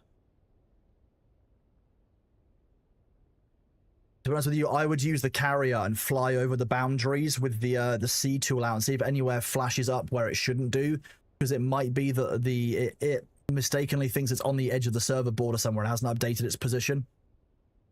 Because it might be that it's actually like someone saying in chat, it looks like it's in the ABC band, but actually the server still thinks it's in the the DE band. But that's very, very difficult to manage. Yeah.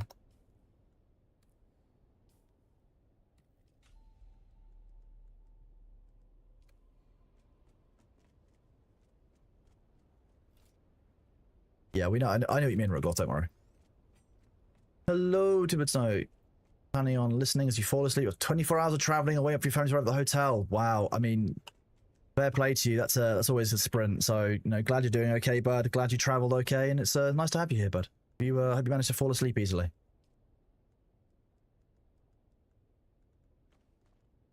And these bugs that you guys are talking about in chat are why I can't say that the game has fundamentally changed enough that people are okay to come back yet, because there are these bugs that just exist.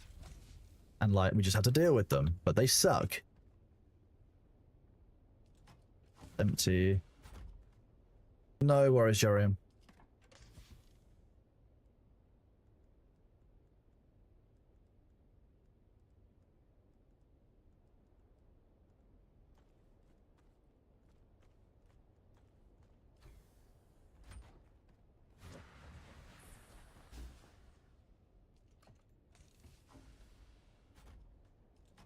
They just need to get rid of the quicksand between zone borders. It's not adding any value.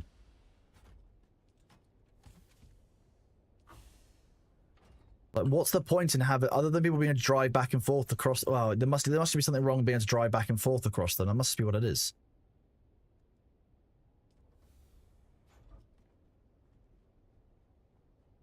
Difficult. If we can offer any help, let us know. Like, if you want to bring them, if you want us to bring out some more carriers and stuff, but if you can't interact, we won't be able to lift it up unless it's in the PvP zone. It doesn't sound like it is, so difficult to be able to help at that point. Video's been driving across zones. Yeah, see, that's interesting. It might be that the quicksand itself isn't working at all. We don't know. Very hard to say. I think you're right. I think it's to do with duping exploits by crossing the borders back and forth.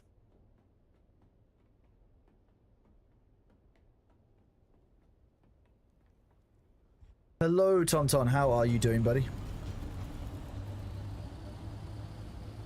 I know it's been disabled for ornithopters, but I don't know if it's disabled for ground vehicles.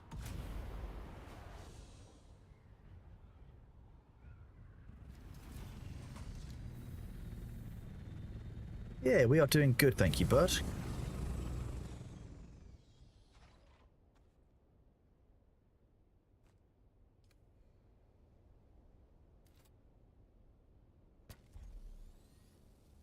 We'll repair our wings because they were a little bit fucked. Whole rescue mission needs to be grabbed by, fully nudged by, like, yeah, having to nudge it across with carriers and with ornithopters is just so mad. Okay, it's completely disabled for people as well. I know it's, again, I know it's for people. I've never tried it with a ground vehicle, so I can't say from first-hand experience whether driving over it is okay. I know that standing on it is fine. I know landing an ornithopter on it is fine, but I don't know about driving across it on land. You can't cross those borders on foot, so yes, indeed.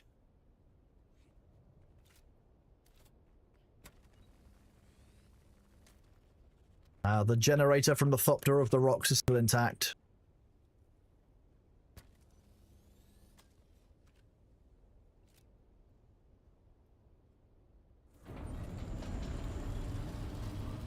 But map between two bases when we had it sittings. Wow. Oh, Sharps, I'm sorry to hear that, bud. I don't know what you're talking about, Cinders. I'm completely innocent here, but completely innocent.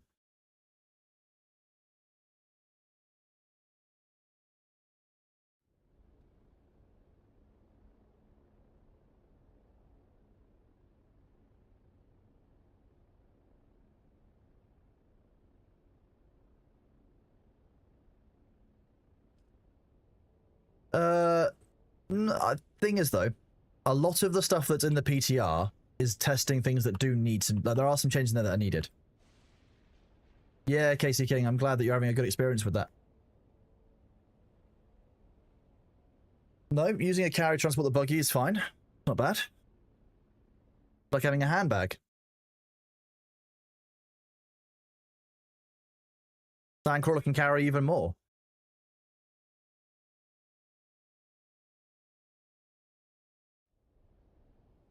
I hunger. Interesting. I don't normally hunger at 3 o'clock in the afternoon.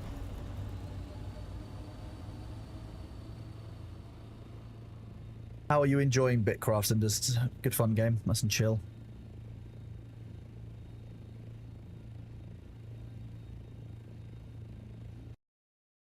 Oh.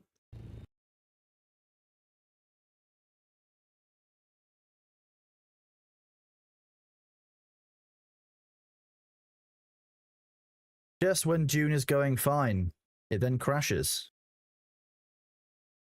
Is my stream still alive? We will find out. Aha! Isn't that exciting? Yes, the stream is alive. Nice. You're all still here. Good job. Welcome back to my screen. Everything went black apart from just my camera. I was like, oh, okay. Well, that wasn't expected. That is the only time that's ever happened.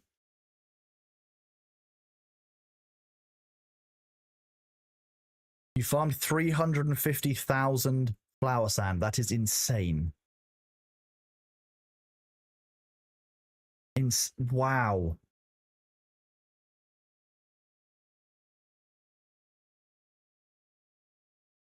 Oh, that's a lot of flower sand, fam. Like,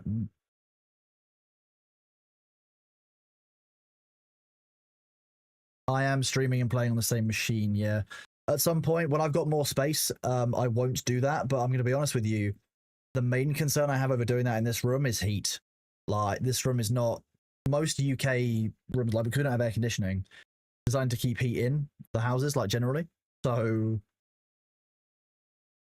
I could probably cook myself in a room doing that, and then it's also space, because I don't actually have a huge amount of space in the room that I'm in. Like, I can touch the screen behind me is there. About that far back. Like, I haven't got a huge amount of space. Putting a second piece in here would be doable, but I'd be likely getting rid of some other stuff to do it. And again, airflow becomes a concern for wherever I would put that other PC. I could stack 2 PCs on top of each other, but I don't feel like that's a good idea.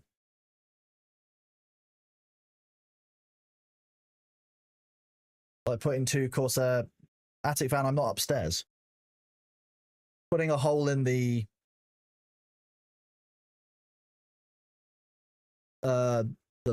main bathroom, probably underneath the shower, is probably a bad idea.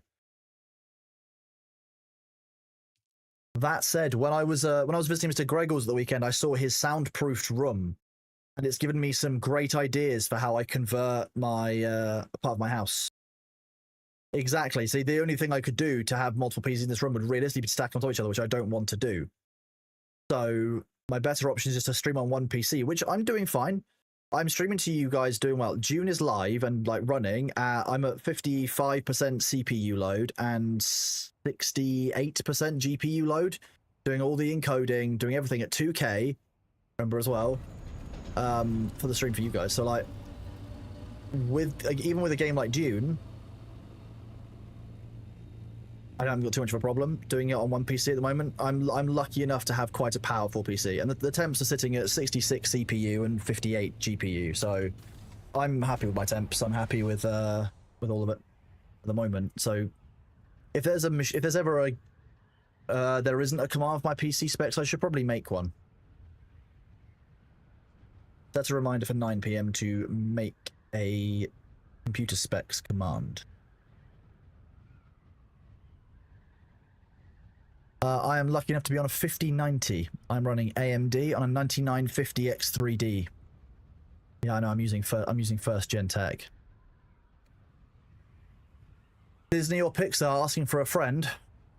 Pixar, if I had to choose between like working for which company, definitely Pixar.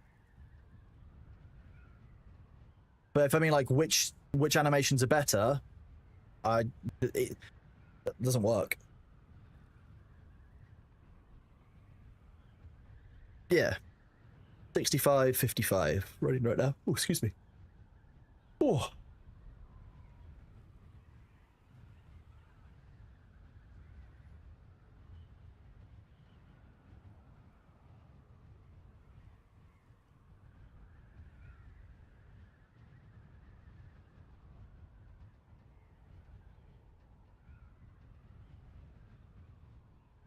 Yeah, exactly. I don't need another PC. That would be extra. Yeah, see, exactly.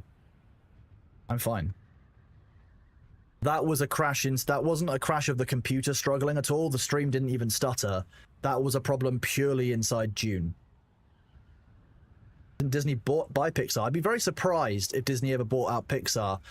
First of all, because of monopoly concerns. Second of all, because the way that Pixar was set up, it was as a direct fuck you to Disney, if I recall correctly. Yeah, if I was going to get a second PC, like I was talking to Greg about it, and you can do things like you can basically run most of the stuff that you could do supporting a stream off something like a Mac Mini. So something like really small form factor could actually work for what I need. Did they actually already buy it? I don't know if Disney did buy Pixar. Did they? 2006? Wait, I'm not thinking of Pixar. I'm thinking of DreamWorks. So I'm having a moment. I'm thinking of DreamWorks was set up to basically be a fuck you to Disney. That's why I'm thinking of not Pixar. My bad. You guys have got me talking about computers and also Disney company structures.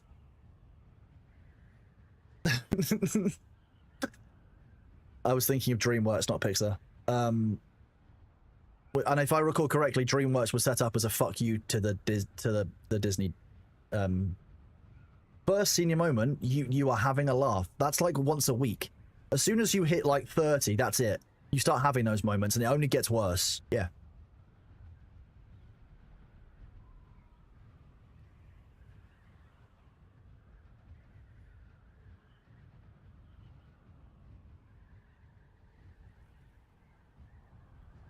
You sly goblins, you got me monologuing.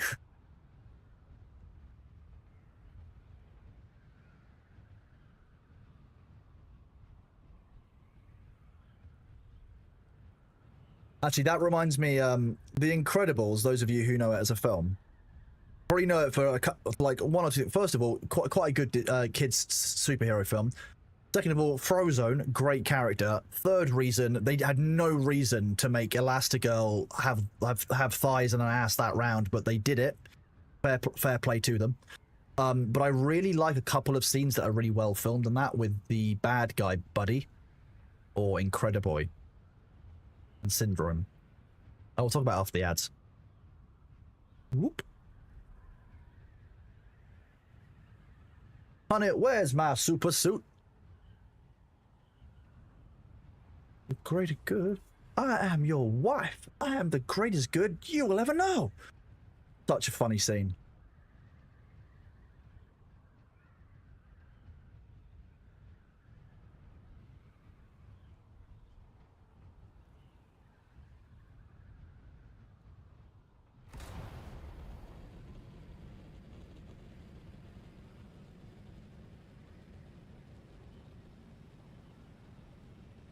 Rog, what are you talking about? You didn't get banned. From here? What? I didn't ban you. You can show your user card if you want. Toasted Puppy, thank you very much for the sub with Prime, buddy. I appreciate you. And Casimir, thank you very much for your Prime sub as well. You are awesome. Mike. We discovered another Clonos.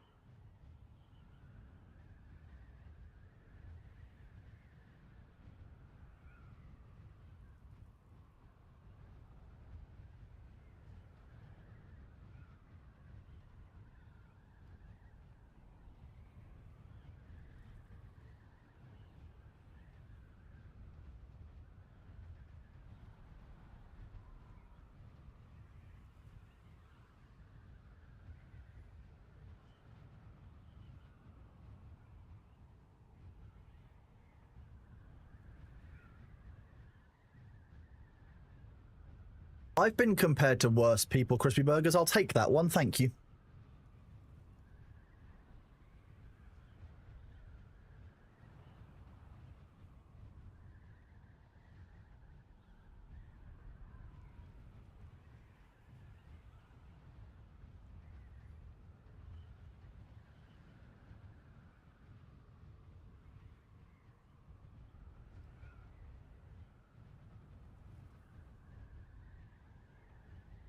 Sector weather alert. A large sandstorm is approaching.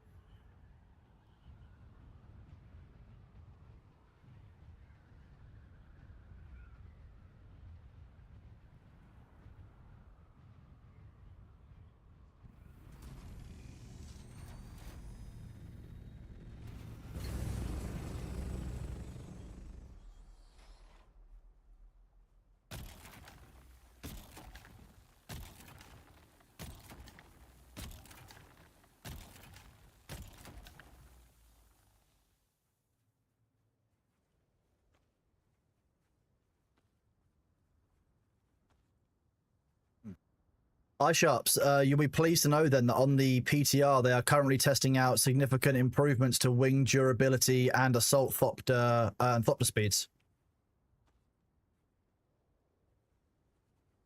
So you'll likely be pleased to know that actually you will not need to get any kind of weird paid for DLC for that, but it will in fact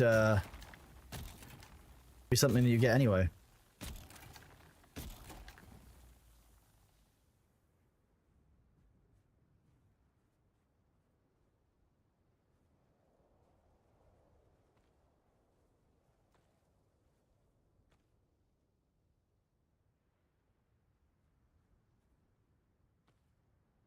Toasted Puppy, thank you very much for the 10 community gifts, buddy. You are awesome. Thank you. I also want to give a shout out again to Toasted Puppy and to Casimir, who subscribed with Prime during the break.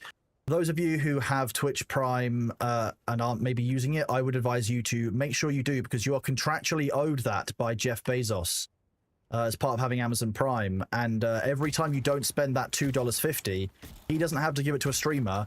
He gets one step closer to being able to make a diamond statue of himself on the moon. So remember, use your Twitch Prime. All of you. If you have Twitch Prime, use it. So thank you very much to the two of you who subbed with Twitch Prime during the adverts. You're awesome. And the rest of you, don't give Jeff Bezos any money. Like, what are you doing? You're owed that money. Don't let Jeff take it. He's got enough. Have I been trying to rig the ads again? I didn't get a flooring one. No, the person who got a gold advert, I could understand, because I say stuff is gold all the time. I'm like, that is absolute gold. So like, I can picture that one. Nice, there we go. I did good, right, chat? Did good. Didn't finish off making it into a nice round edge, so it now looks stylidly like a very misshapen cock and balls.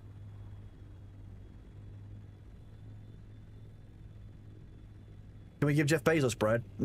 He's not a duck, so probably. But he could probably afford his own bread. He's probably got like some kind of, I don't know, soy cow chicken blend with extra rye that makes him shit golden rainbows or something. Sundral, thank you very much for your Prime sub, buddy. I appreciate you. Thank you for taking the money away from Bezos. Keep him away from the moon. I appreciate you, man.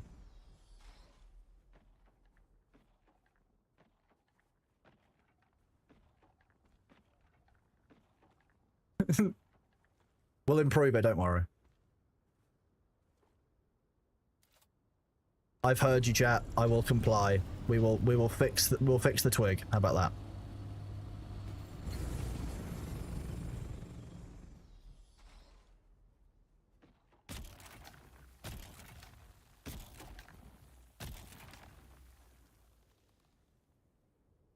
Whoa, John O'Clock, thank you for the 20 community subs, buddy. You are awesome. Thank you very much for being here.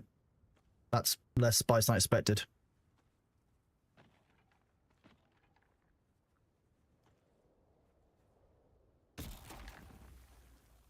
Whoever made that first one made it with the Mark V, so the Mark VI is slightly wider.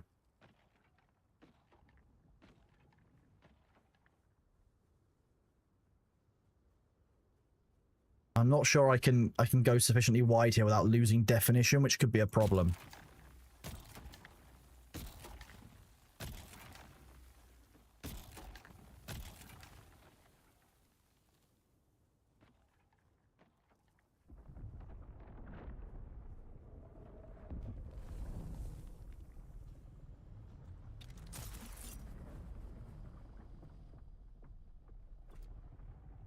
Here goes. Is that better, chat? Did we do better this time? We still need to do some shaping up, and you should probably see a doctor for the right-hand side, but, you know, I think that's better, right? I think we did good. Thank you very much, John O'Clock. You are awesome, buddy. Appreciate you. Thank you for being here, man.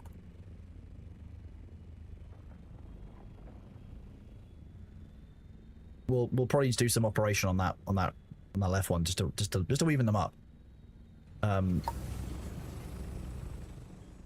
I can't believe that during some of the first streams we were like, I vaguely recall, I think it was on Thorstreet, and was like, oh, just, you know, I got to the spice sand ahead of you and made sure that it wasn't a giant spice penis, and now I'm just making my own ones. Like, oh, that's why, because it's such a vague shape.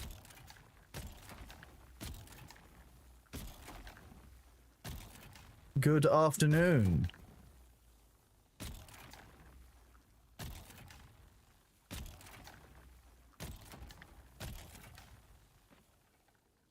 Yeah, I've become a degen streamer, you're right, you know. Actually, that was a really bad move. I should not have used my grappling hook for that. That was very lazy of me. Only grappling hook back towards the Thopter is my rule, and I messed up my own rule. Could have gotten me killed.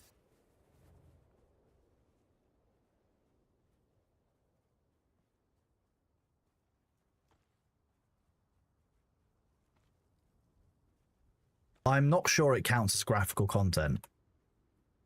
Because otherwise, every single time there's an ASCII penis in chat, someone would have a problem. I have, you know what? I've sold out, chat. You're right. I sold out. My morals are, they're just gone. Okay, I mean, we're giving up on this now. It's now a mushroom. It's now very clearly a mushroom. Maybe a palm tree. It's a nice palm tree. How about that? Palm tree? I've become that which I hate the most.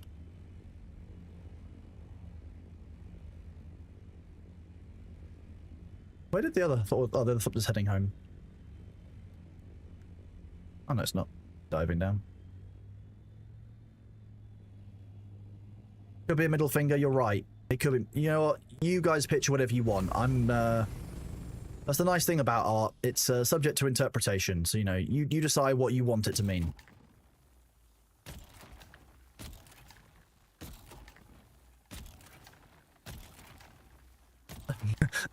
I'm not sure it was a nice veiny middle finger. I'm a bit concerned about you, Crispy Burgers.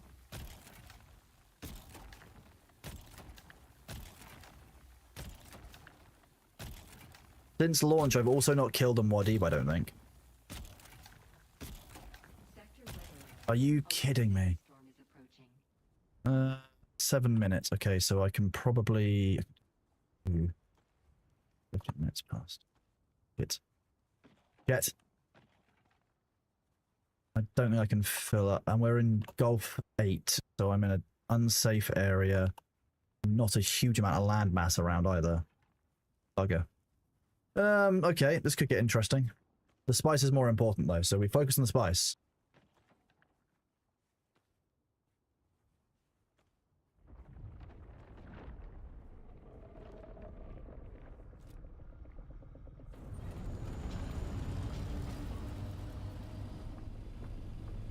There's a couple of places here to the east I can take. I think that formation there with the flat top has a location I can use. But also, oh, it's not on the map yet. Shit.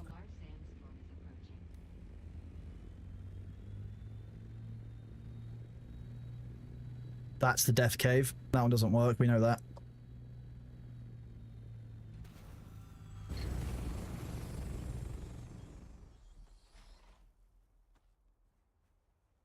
You've killed one thing that is in a box beside your Muad'Dib terror. Oh, I mean, can't believe you'd do this. You'd kill the little mouse.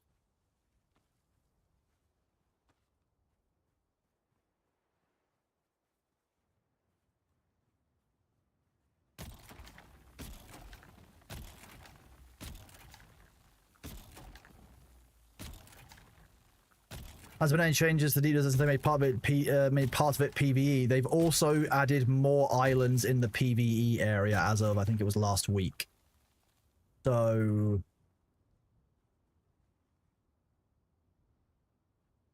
yes, they have, but probably not in the way that you were wanting when you asked that question, to be honest with you, bud.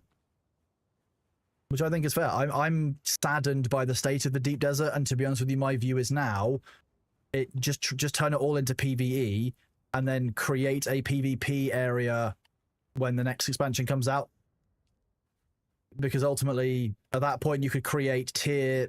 So if they give us another tier of gear, so we've currently got tier 6 gear, right?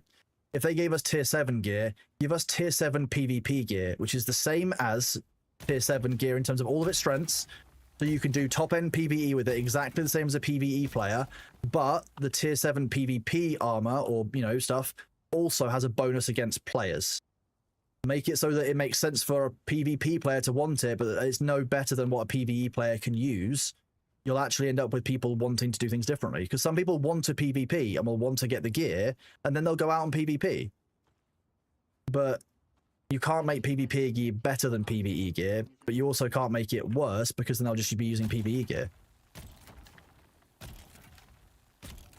You have to treat the two and balance the two separately, because functionally they are different gameplay circles. They're different loops of gameplay. Is that the worm? It is. It's the worm in front of the moon. That's horrifying.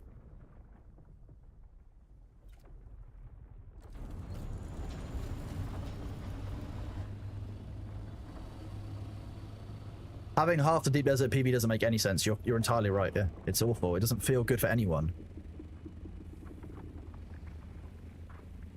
Is it coming in on the right-hand side of the map? Shit.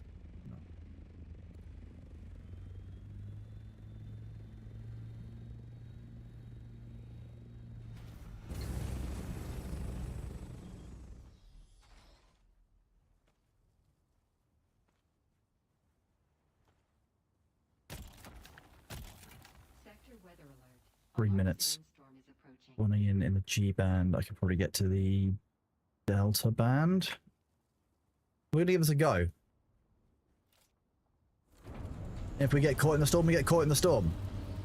Have I died to the worm? No. Since launch, I have not died to the worm a single time.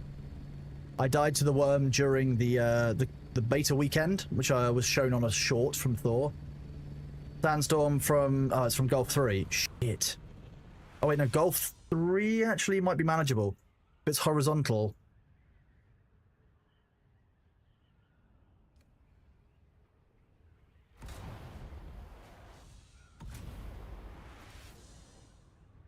I'm gonna make it work. I'll build a contingency because one of the, I think it's that shape there, I can't ping this distance, has a sheltered area. I've not, yeah, so I've been eaten by the worm in the beta, but not actively since launch. Because once you've been eaten by the worm once, the worms know that you're delicious, and you don't want the worms knowing that you're delicious. I could do with it being shown on my map, please, game, or like anywhere.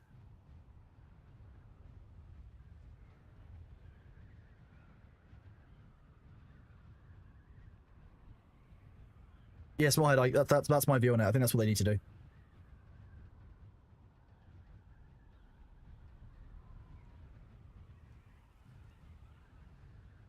Yeah, there's a couple of safe areas in this if I need to. There is no... There it is.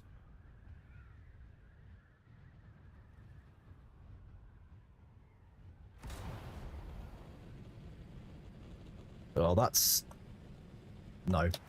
No, we aren't risking that one. Let's not be dumb. Let's be smart. Let's be smart.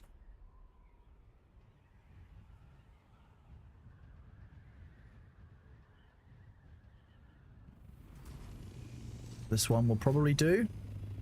And let me turn this off so you guys can see what I'm looking at. Because you're looking for that thing that's normally behind me. Shit, is that... That's not... Nope.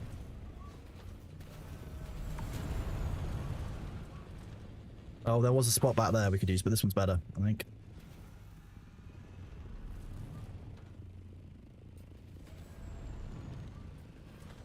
Sheltered, see?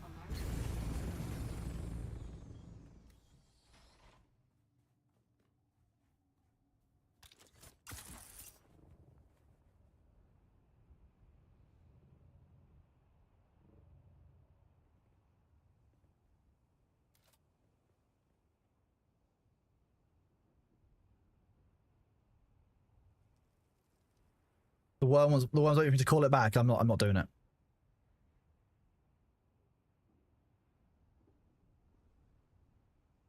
Yeah, I think honestly I would be happier if I could just zoom this out further so that I could see at least a 3x3 for like one server, but like only being able to see one square on a 2K screen is like, okay, calm down. Funcom, like why? I mean, salted coffee, the worms are themselves made of smaller component parts, so that sounds broadly right. I'm not the expert on the lore for Dune, though. I normally ask Thor for those kind of questions, but as far as I understand it, they're made of a conglomerate of smaller creatures, and therefore, yes. Yeah, but then I don't need to risk it, do I? And this is a fun view because, to be honest, like I normally turn this off and just sit here like this.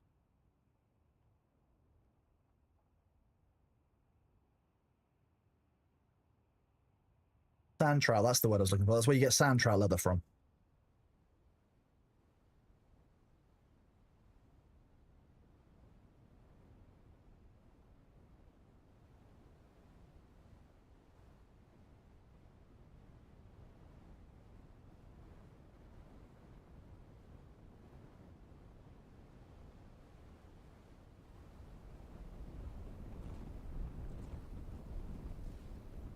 Bremen glamping, exactly. We've got a nice double insulated still tent. It's beautiful. Look at it. The weather's a bit shit, but this is what camping in Wales has always been like for me. So it's good enough for Wales. It's good enough for good enough for Arrakis.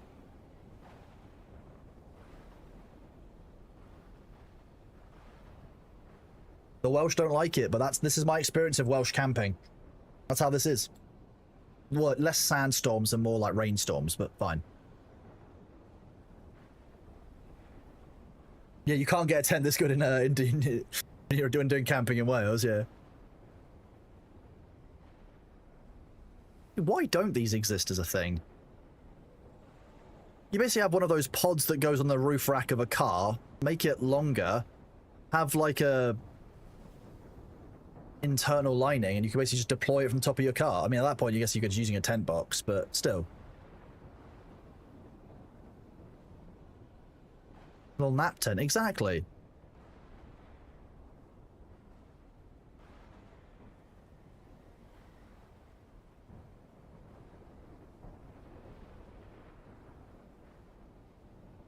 Like you just cannot see anything apart from the lightning strikes and the small area around you. Like, and that just fades in afterwards. You're like, geez.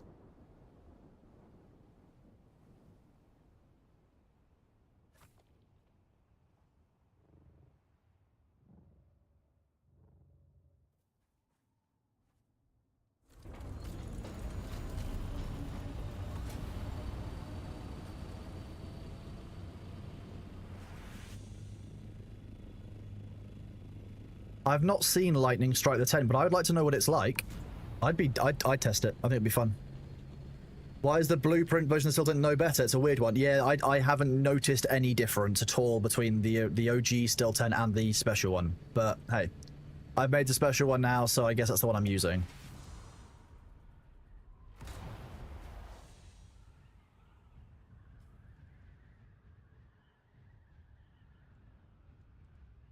This is drained so quickly, and each time it drains 100%, you're losing the 15% of its repair. Well, it's slightly less than that, but it'll basically go 15%, 14%. You acquired sausage rolls. Exciting. Are they Greg sausage rolls? We do love a Greg's here. Everyone knows how much we love a Gregory's.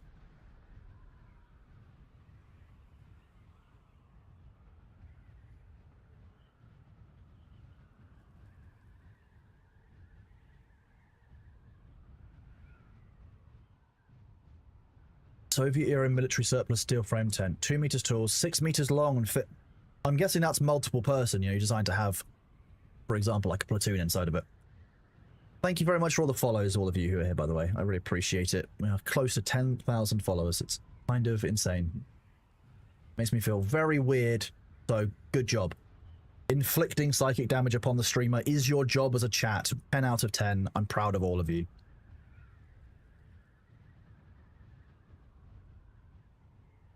it would not surprise me if one day I just say the word Greg's on stream and Thor just pops out into chat and be like, Gregory's. Horrifying. Well, thank you for existing, James Brown. You're doing good. You're very good at it. But you didn't just exist. You also chose to follow and chose to stick around. So I appreciate you. I don't think it's wrong for me to appreciate the community. I'll fight you for it. Greg's is not actually short for Gregory's, but a while ago, I think I was on my painkillers, and my girlfriend brought Greg's home, and I sung the word thanks for the Gregory's back, as in thanks for the memories from Fallout Boy. And ever since, I just can't undo thanks for the Gregory's from my head.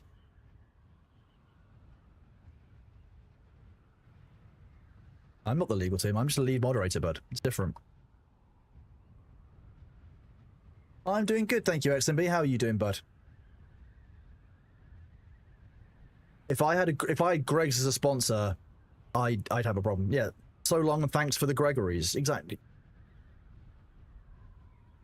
I think at one point a couple of weeks ago that came on and I actually sung thanks for the Gregory's.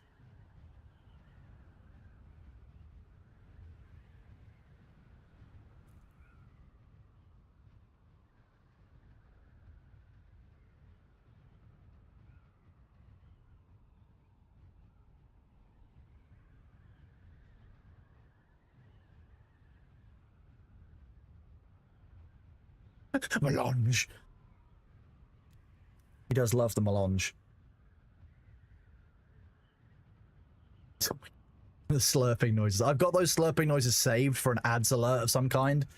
At some point, I'm just going to introduce sound alerts to the stream. And chat's going to get thrown off when there's like, you know, Vicky saying... And I've got, you know, a couple of other like little fun bits. Melange? 2x2 sleeping compartment, inflatable sleeping mattress. Oh, very nice, yeah. Am I really British? Yes. Because you know that I'm British because of the imposter syndrome, because people being nice about you is something that British people can't handle. You see, we're so used to the entire world hating us, but, you know, things like Eurovision really hammer that home every year. When you're nice to British people, they get confused, and, like, they don't really know what's up.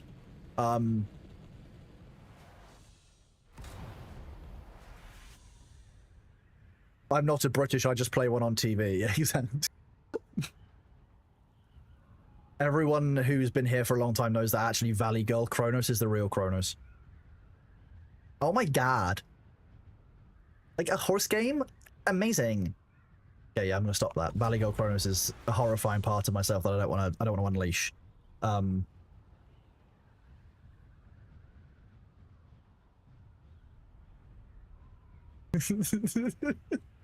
Horse game, exactly. I also like how someone unfollowed from that one. Thank you. I appreciate you. I'm glad that you disliked that so much that we got an unfollow. And someone that followed. Nice. I appreciate the person who refollowed. Oh my god. What's B doing? He's probably out and about hunting. Doing his normal hunt thing. I say hunting, he's probably sleeping in a bush somewhere. CMG Kumgio from a windy Belfast. Ooh, hello, welcome on in. How you doing, bud? Great to see you. We've got ads coming in a couple of minutes, but welcome on in, all of you who are new. We're just kind of doing a little bit of a Dune back and forth. It's more just the timing, man. Are you Menthos or Because I keep on want to say Mentos, but there's an H in it, so it's Menthos. But yeah, I find it deeply funny when people unfollow. Like, unfollowing after I've just done that accent, I find deeply funny. Like, you hate Valley Girl Kronos so much that you unfollow. Perfect. Amazing. There was somebody who I saw someone do exclamation point drops, and then they unfollowed after that. Because I click on the name, they unfollowed after they actually clicked the drops command because they didn't like the joke so much. I know I shouldn't like it, but I do find it really funny when that happens. It's just kind of, it's like when somebody falls for a ligma. You just know that the troll worked, and you can't help but take a small amount of glee from that, right?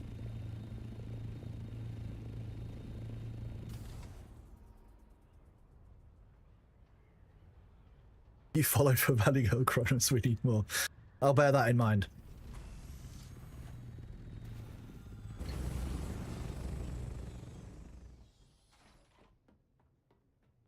Oh, we're born to be together, born to be together.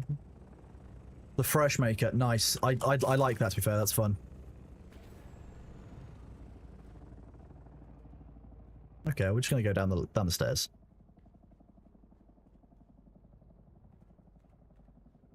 This one? I've forgotten my own layout of all the chests.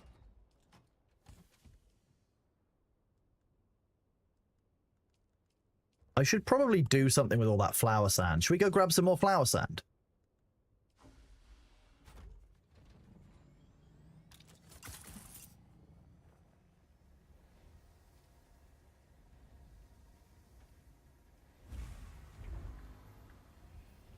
There you go, 1,000.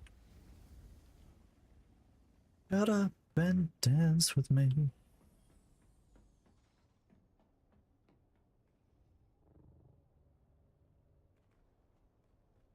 Remember what I need to do while I'm here, and it was on the wrong side.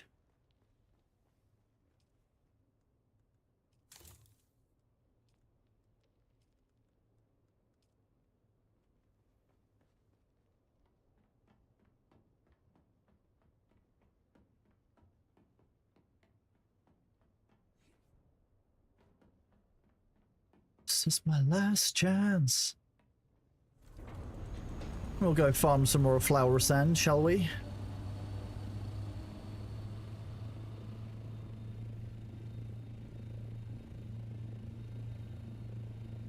Demnar, are you doing marking again while you're in stream?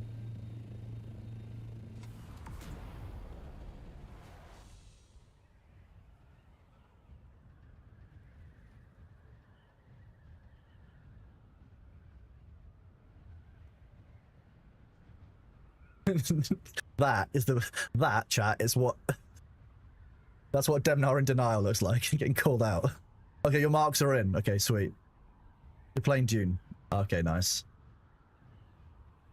Yeah, normally when you shout no to a question like that, the answer is actually yes.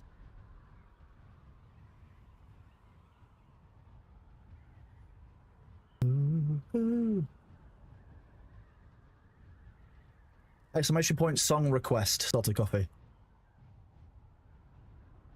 I'll queue some more of those in a bit. We've had 5 so far today. I'll do it during this break. When we land, I'll queue some more song requests.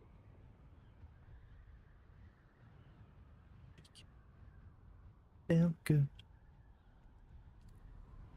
Feel good. Feel good. Does Thor like Star Trek? Yes, I think Thor is he's not as much a fan of Voyager as I am. British people like Voyager. We like Janeway is a good captain for British people. She's just very. You got a Trivago ad. That's amazing because we said the word Trivago. I love this.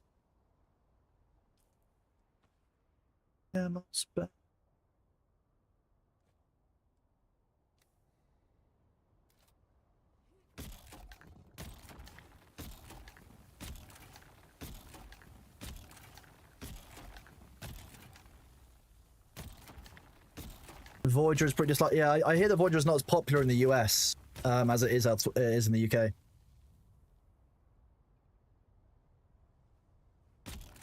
Just Janeway seemed to have more like British person vibes to her, I think.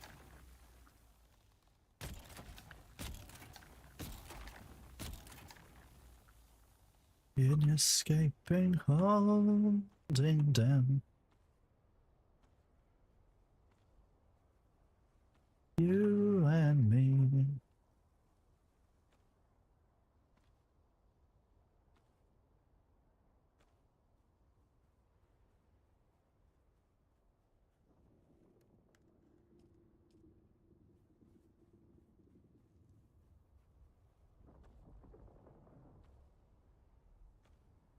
Watch me as it gravitate. Ha ha ha ha ha.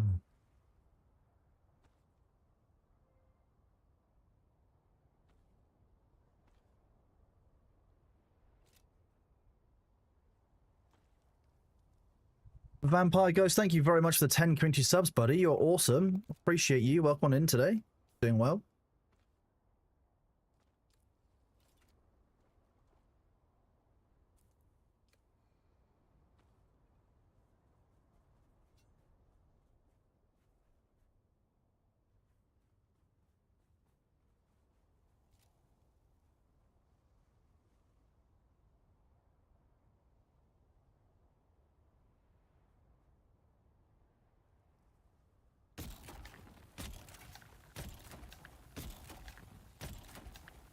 Welcome back from the ads, everybody. Should another shout out to Vampire Ghost for the 10 community gift subs. It's massively appreciated. Congratulations to the Landsrad winners, the Atreides. Good job. They're weak for it, makes sense. I wonder what they'll take. Let's have a look. Weapons, yep. Weapon vendor, makes sense. Oh, they got a load of them, jeez. I was not paying attention to Landsrad this week. I never actually finished all of Deep Space Nine, I don't think. Thinking about it. I've watched Voyager like 3 times.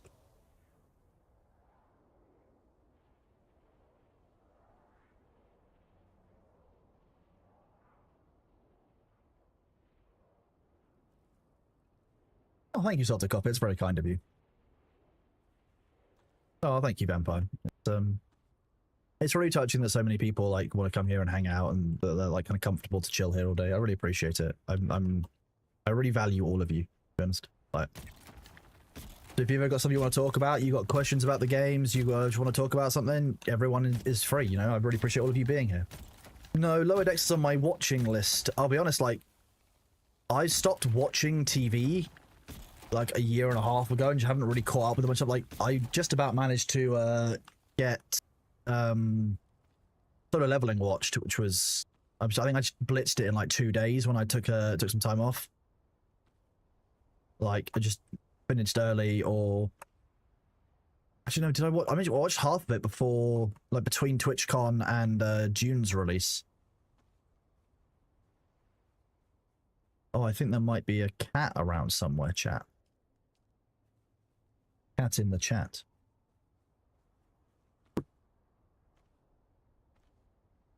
I've heard lots of good things about Lower Decks, yes.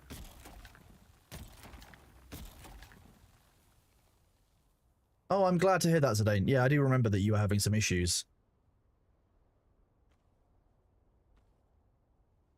Yeah, that's taking time off. Yeah, I was only working like 3 hours a day, and then I was doing Dune streams for another 11, and then I would do some me time. That's holiday, right? Oh, well, I appreciated you. Then that's very kind of you to say. Nah. A good suggestion for a good anime. I'm down for that. It'll end up on my list, and to be honest, my reading list is the one that I'm clearing through faster than my watching list because I like reading more. But I've heard Dr. Stone's a good one. That's on my list, and Firen. I'd have to spell it, not to say it out loud. Pantheon on Netflix. Okay, can do that. Better go. Yeah, that's the one. Friend. Yeah, Friend. It's just Friend. We're just gonna call it Friend now.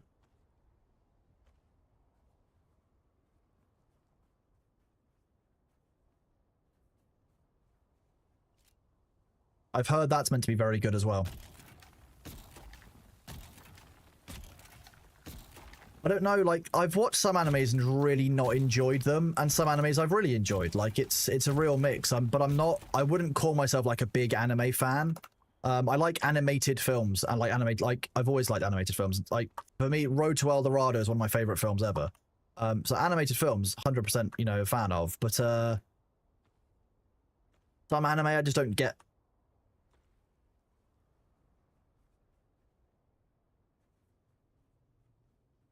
Just don't always get it. Love Studio Ghibli films. Big fan. Like that a lot.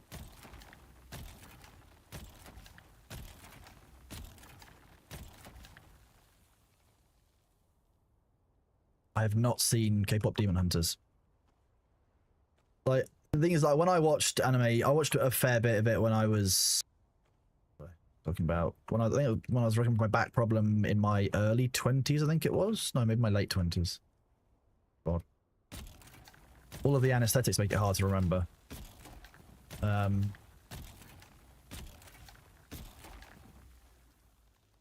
didn't really enjoy like Sword Art Online too much. Like it was okay, but like it just kind of, I liked the world and the setting, but they didn't really explore it enough. Like I would have loved them to have gone deeper into the setting and to flesh out the world more, but like they didn't really do that much. So like that was at the time everyone was like, oh yeah, try this anime, and I was like, okay, I just don't really feel it.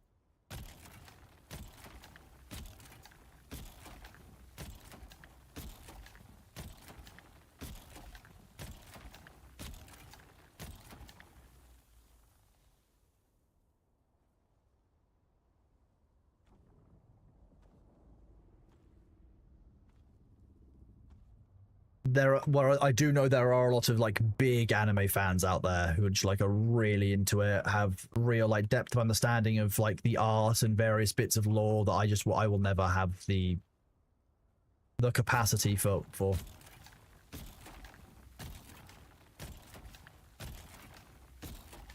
Yeah, there was also, I think I only watched the first season of Sword Art, but there was also a really like, I don't have to describe it as anything other than like a really weirdly included scene in the end of the first season when like the female love interest has been kidnapped by some guy inside the game, and there's just a couple of like very weirdly like not necessarily lewd, like suggestive scenes which are just a bit like, but why is this suddenly what huh? Like I just didn't like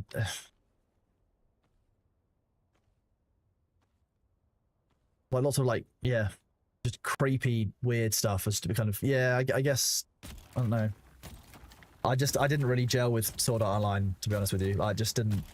Yeah, it was Alfheim, that was the one, but then with all the elves and shit. Yeah, it was just really strange. I was like, okay, this is kind of taking a weird turn. Like at least the first half of the series, like the first half of it I could understand, but like kind of it got real weird real quick in the second in that second game that they were playing. It was just yeah, I wouldn't call it that. It was just weird. Like I just didn't get it. But Solo Leveling I actually really enjoyed. I know that I enjoyed, so like people have pointed out, yes, it's natural I would enjoy Solo Leveling because I like progression fantasies and lit RPGs, which basically Solo Leveling is literally just an anime of a lit RPG kind of thing. Like it's literally baked in. So I was always going to enjoy Solo Leveling, I think, because of its like just the kind of its basis. Like it's based on something I already enjoyed, kind of the format of a main character leveling up, and you know, a system kind of thing, a system-based world is something that I'm already kind of fairly fine with, and therefore I think that for me it was kind of the natural one to watch, and it was a very good recommendation, to be honest. I like characters getting stronger as they put an effort in. As like I like the progression of the character, and I think that's an important bit. What else did someone else recommend? Someone tried 7 Deadly Sins, which was on Netflix for a while. I gave that a go. That's very fan. I would call that fan service. There's just a lot of excess booba, and it's just like, okay, calm down.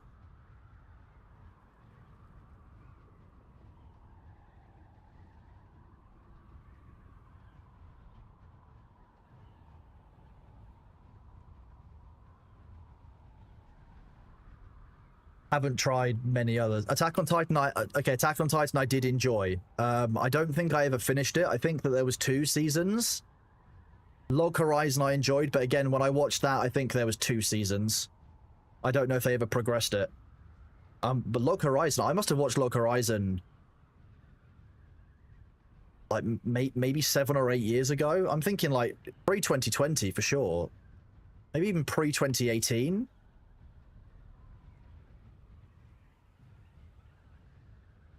So I don't even think the only thing, I'm going to be honest with you, the only thing I remember about Log Horizon is I'm fairly sure they changed the voice actor for the cat character. My brain says Nyanta or something because it's a like Nyan cat. Might be wrong.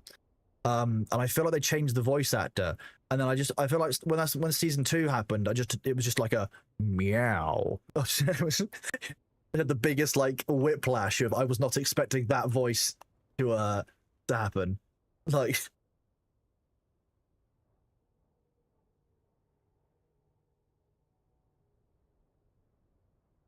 House, yeah, House is a great TV show. I probably rewatch House about once every year or two.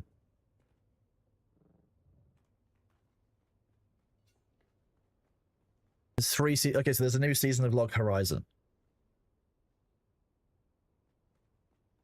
No, I was never particularly fussed about it. I was a bit like, okay. I think season 2 set up for there to be a season 3, if I recall correctly. And I remember being disappointed that there was no sign of season 3 on the horizon at the time.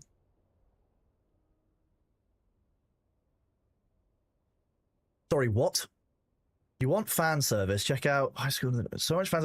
A student did a paper on how fast one's boomers would have to be to moving to dodge a 50 cal bullet like they did in the anime. What? Yeah, see, I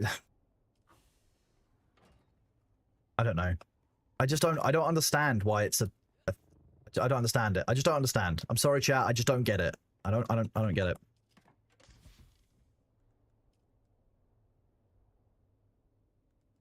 The internet's too horny. All it is.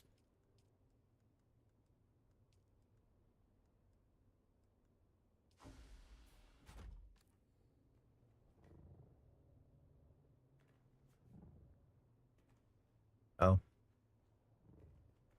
I put this one as shit. Twice.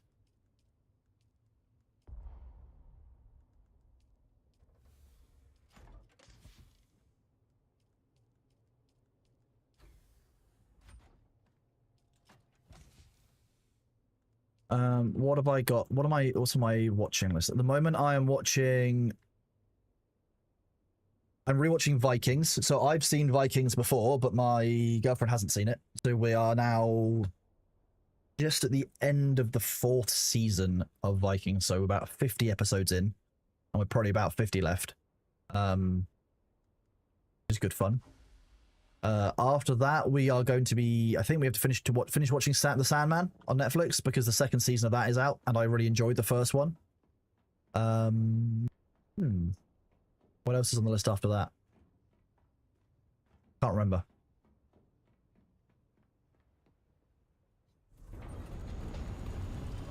Yeah, that's the problem. I mean, that's always going to be the issue when you ask for recommendations about anything, though. Ultimately, everyone has very different tastes and things they look for in things that they want to consume online. How do I remember where everything is storage-wise? There's so many storage crates. I don't remember all of our layout yet because we haven't actually got a layout. Like, that's not particularly well organized back there yet. There's a few chests that I just know where to go to. You didn't like Vikings? Fair. It's not for everyone.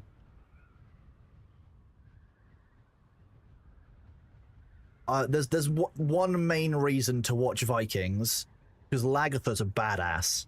Like, absolutely fine with all of that.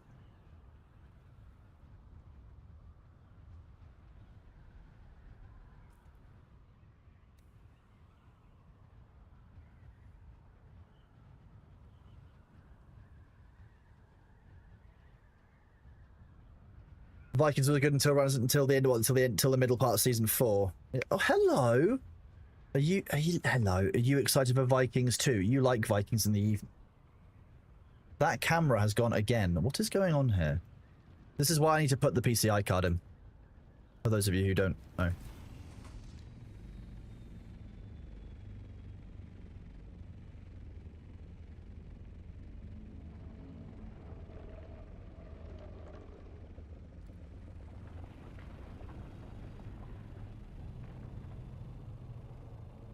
How was it? Okay, that was horrifying. Bailey. Big dream living in a lonely world, it seems. Okay. Oh, it was going off the ship, that's why. Me not paying attention to it. Probably shouldn't have stopped right so close to that, to be fair.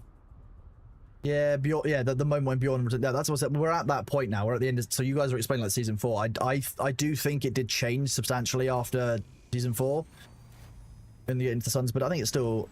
I know I've only seen that part of it like once before, so I probably don't remember it too clearly.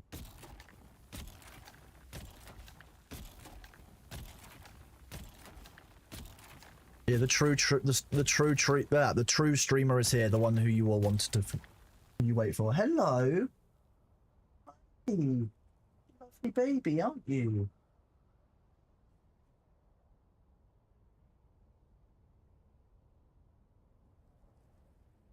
Yeah, you rubbing your face on the desk? Yeah. You want to rub your face on the desk?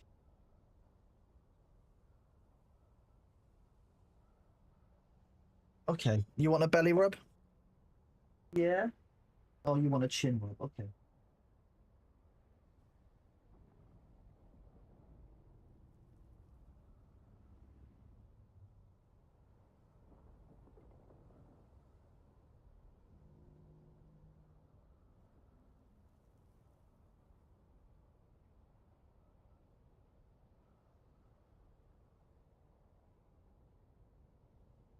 Such a good boy, aren't you?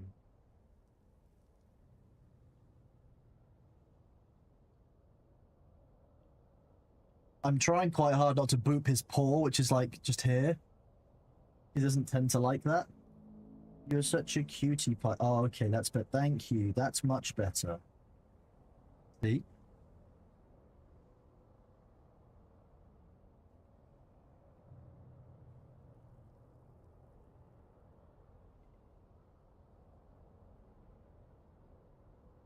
You should love it. What? Your sweetie pie. Yeah, what have you been up to, huh? Been chilling. You've been outside because your paws are cold.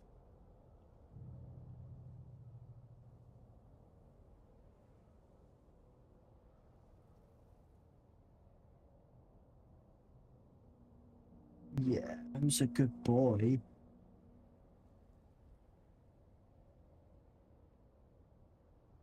Ooh. Ooh. All the blood rushing back to my head. Sorry about that.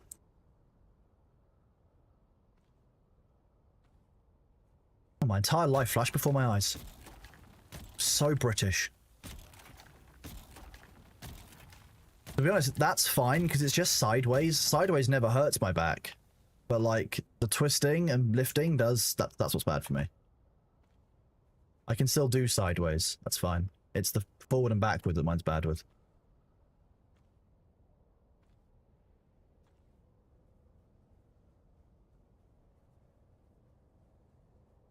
Spotify.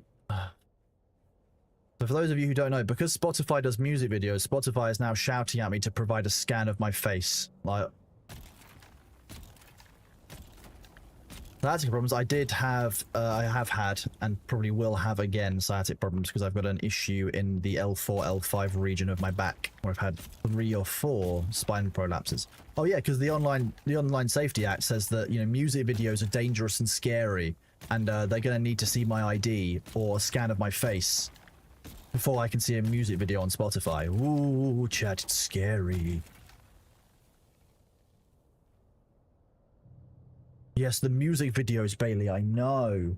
They're scary, aren't they? The government says that they're bad. Oh, there's humans going in the food room. Okay. He's so cute.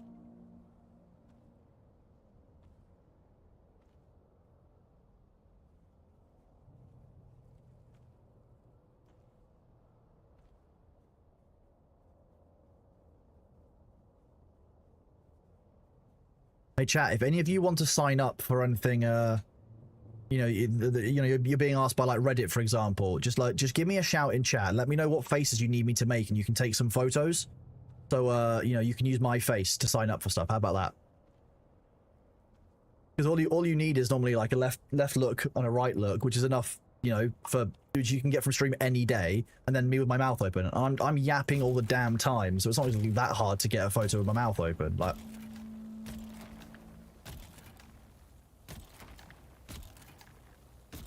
There are people using AI generated driving licenses. There are people who are using. I have personally used a 3D image of a bust of Stalin.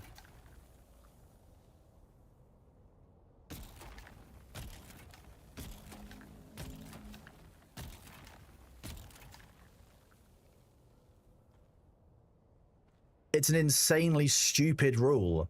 Like, I don't know what they were thinking of doing. I just wanted to see if it could be done. And it can, to be honest with you. Like, it can. It was, luckily that one didn't, it just asked for a front of the face, the left and the right. It didn't ask for a mouth open. That's what I was expecting to get caught out on. I was expecting to get caught out on it being like, now do it with a finger held up. Now do it vomiting a dictionary.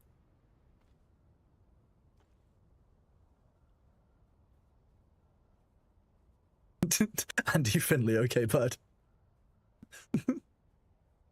I can't believe that Keir is stopping you from gooning. It's awful. Like, specifically, the UK government stopping you from doing it. Yeah. No, I think it's insane. I think that what it is an attempt to get to a South Korean style system where your activity online is tracked to your social security, but it's just been delivered in the most hack-handed way possible. And yeah.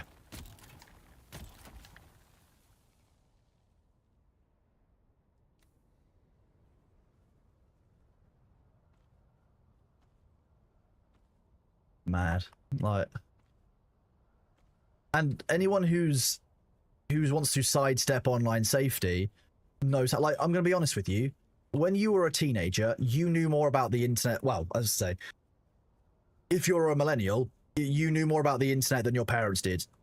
To be honest with you, most Zoomers probably know more about the internet than their parents do. It's not that hard to believe. Like, you know, most Zoomers are now, what, Gen Z is now what, like, they're in their early 20s, so their parents are going to be between, you know, 35 and 50, right? When it comes to bypassing that, they'll immediately know. All of their friends will have already shared around a link saying, "Oh, this is how you get around the online safety. This is how you do. This is how you use a VPN." Like, their friends will just send it around, and it's not going to protect any of them from it. It's not going to be protecting. It's not. Yeah, it's just insane. At least if they said that they were styling it on the South Korean system and it was somewhat tied to that, I think you'd at least understand where they want to go from it. But the mischief that they are trying to prevent doesn't get solved by what they've introduced. So, like, it's just insane. It's just insane. The third party is bad enough, but, like, the fact that the third party can even be identified and the UK government isn't doing it themselves is ridiculous. Like, start at the top and work down with the problems. Like, this is insanity. That's going to break on the next shot or so.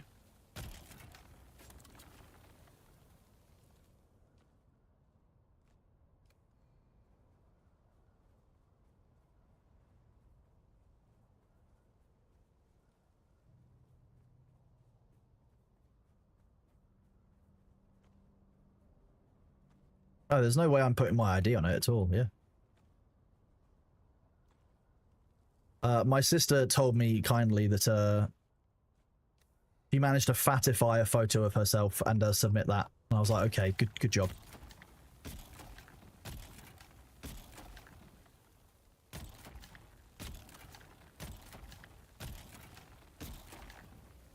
You can't drop the worm through the crisp knife. Correct, except for Xantara's crisp knife, which I believe you can drop or put into containers.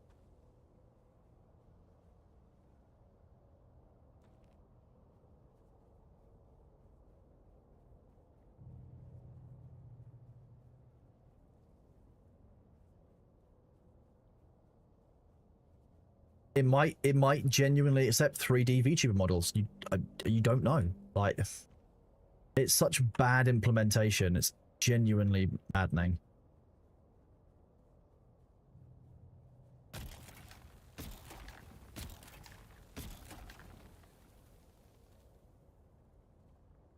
You crossing Luna, I'm gonna need more information than that, unfortunately.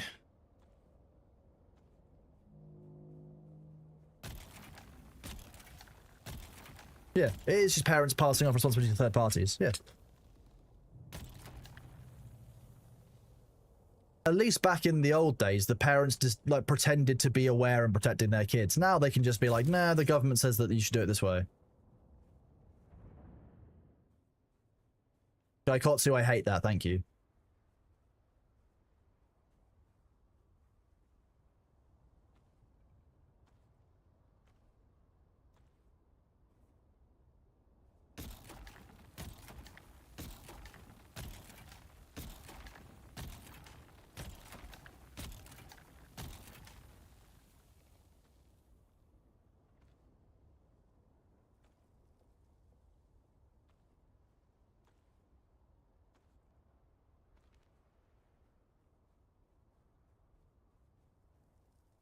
What you do with the ship manifests, you hand them in to the Landsrad. They're a Landsrad turn-in.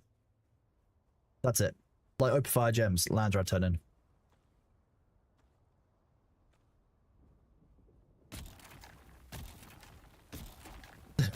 quite possibly meant to, yeah. Maslav, thank you very much for the resub with your Prime. Thank you for keeping the money away from Bezos. He contractually owes you that sum.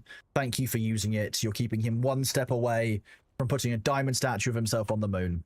Good job. Proud of you, buddy. Thank you very much for the support, dude.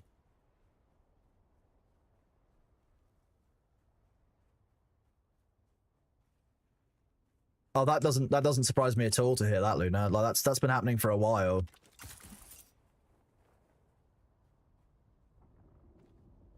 But now, yeah, that's my issue now, is that the sandworm, I said this right from the start though, when we went through the PTR patch notes, that proposed change to sandworms is going to make it very, very dangerous. Because the worms come up beneath you all the time, you don't even really realize it, and depending on how they do the bounding of that model, like the worm could like, there's been times when the worm would have hit me in quotation marks because the sand's moving beneath me and it's dived below the island, but it would kill me in the new one. Oh, Paul Sunzone, did no one tell you the moon is actually an egg? It was leaked in a Doctor Who episode a few years back. Yeah. What?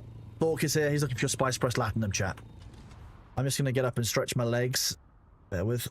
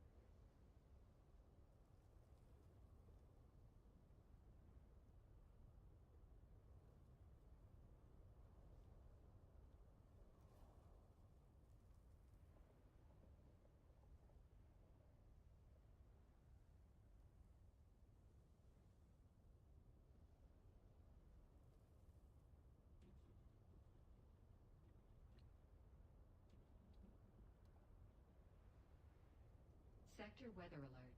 A large sandstorm is approaching.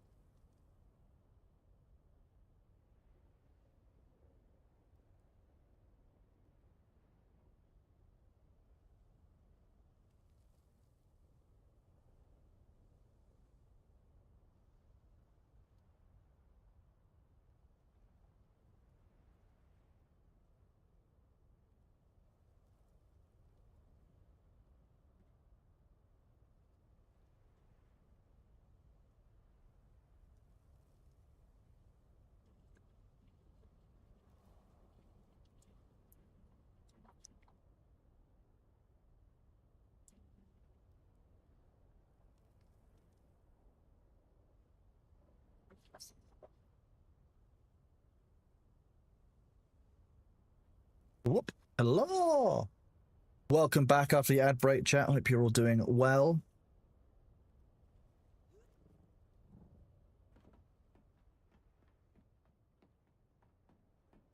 Hope you're all doing well out there. Can't believe it's Monday. It's a weird feeling. The Partner Plus qualification, well, we are now entering our 3rd month of queuing for it, so we are basically trying to get there. The sub point goal thing I set up doesn't work because of the way that Partner Plus program works, so I need to fix that. Or change it at some point. But we are, some of you were to see below that we're probably like 10 points of the way there. Most people will be able to do it on like the 8th or 9th. Because that's when most of the core community were here on a no Partner Plus goal. What? Yeah, it's up there. 7. Oh, thanks, Ebu. Appreciate you. Yeah, so we're at 7 out of 300. We got to get a little bit more.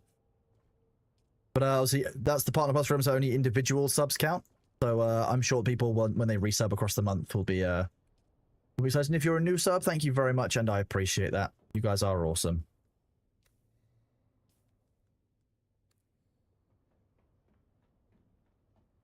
There you go. So you can do it on the on August the 9th. Yeah, exactly. I think most people are on the 8th or the 9th. I can't remember which day it was because that's the day we got affiliate. Yeah, the 9th. That sounds about right. It was, you know, started on the 5th, 6th, 7th, and 8th with the streams. 9th would be the first day we had affiliate status. So, yeah, the other thing is, I tried to set up a new subs goal for sub points, but of course that also includes gift subs and prime subs. So, the other one that says out of 300 doesn't work. The one that's higher than that.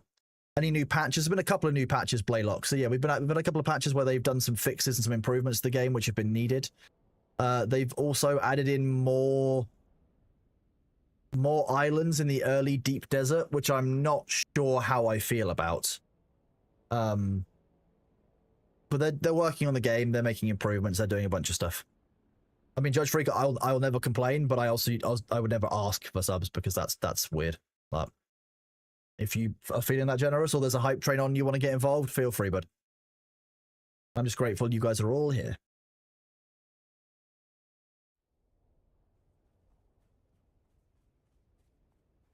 The extra islands just makes it even more PvE focused, and it just means it's just even more like, well, what's the point in having a PvP area right now? So that's new sub points, but that includes gift subs and prime subs, Balthazar, whereas the Partner Plus program doesn't do that. I was testing it out. That's what I was testing at the beginning of the stream.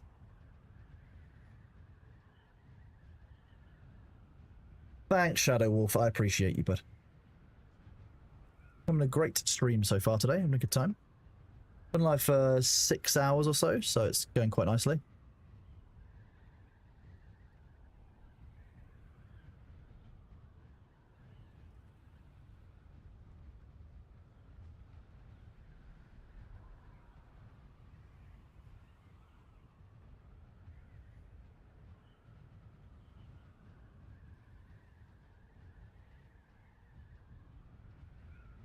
All the new followers, welcome on in. I appreciate all of you. Thanks for choosing to stick around.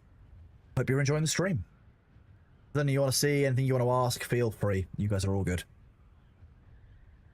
They build boxes around nodes in PvE. See, that's the kind of deep desert behavior that we don't want to be seeing. That's shitty. Yeah. Just toxic. I can't stand behind that, to be honest with you.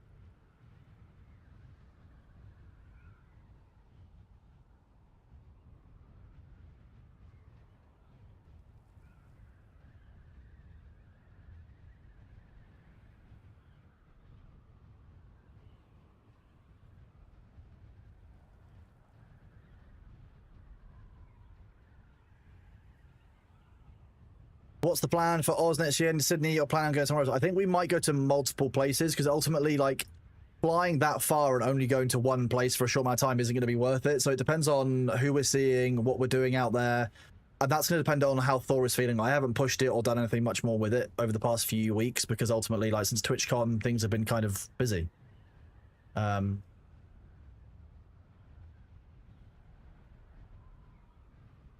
Oh, thank you very much for offering that, Sabu. That's very kind of you. And Dark Fire Sky, thank you very much for your Prime sub, dude. I appreciate you. Thank you for keeping the money away from Bezos's moon statue. We don't need that. Remember, chat, make sure you use your Prime subs. Use it here, use it somewhere else, wherever. I don't care, but just make sure you aren't letting well, not even Twitch, you aren't letting Amazon keep that money because that's owed to you. That's your money to give away to whoever you want on Twitch.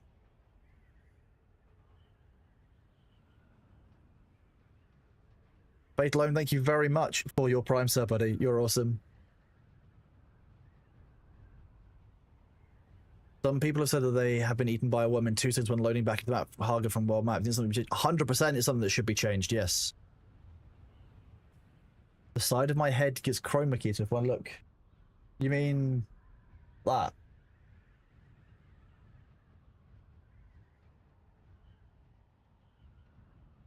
Yeah, there's a direction where the reflection makes it work. Yeah, nice.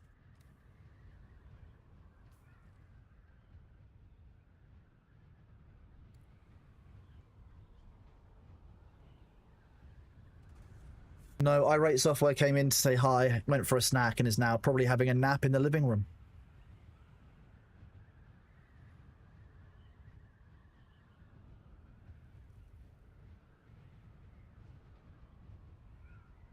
My God, I completely agree with you. Yeah, it's PvP doesn't work as the end game lever. I'm going to be honest with you. I don't think that's a good design for the game.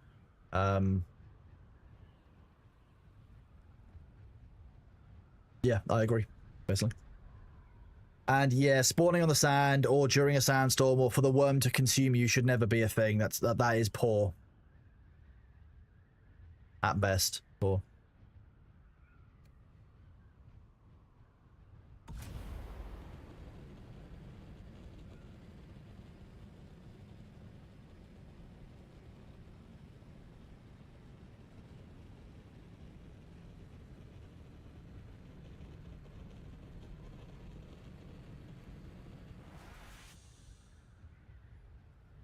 We've got a massive update August 12th. I can't wait for it. I think it depends on what goes into it, to be honest with you. There's some things I'm looking forward to.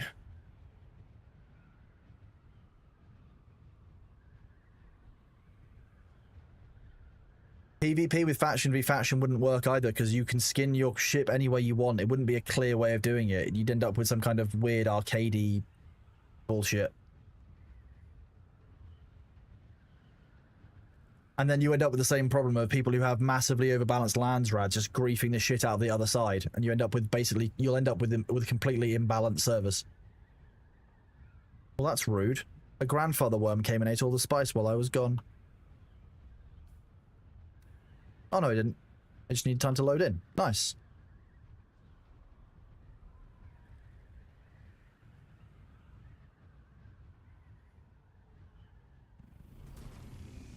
Oh, because the storm just come over. There's not anyone around her. Nice. Come on. Control.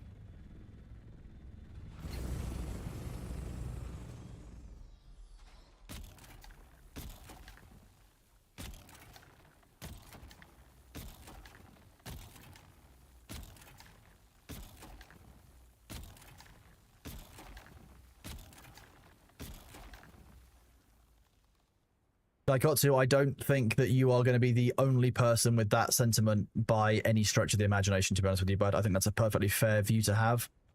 And ultimately, I think that the devs are likely aware that, you know, given the success of their game, the future of how the game is reviewed or kind of seen largely depends on this first massive patch. That and the release of the expansion in October will ultimately be make or break for Dune, I think. But until then, we're still going to have fun. I'm still enjoying the game. I wouldn't log in and play it if I wasn't having fun. So that's the first thing.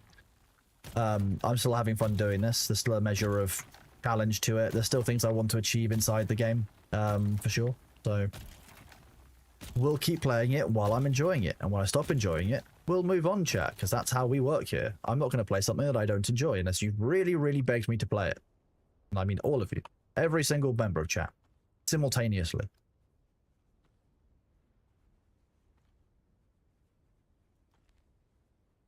That'd be a bit harsh, to be fair. Chess against chat. I could do that at some point.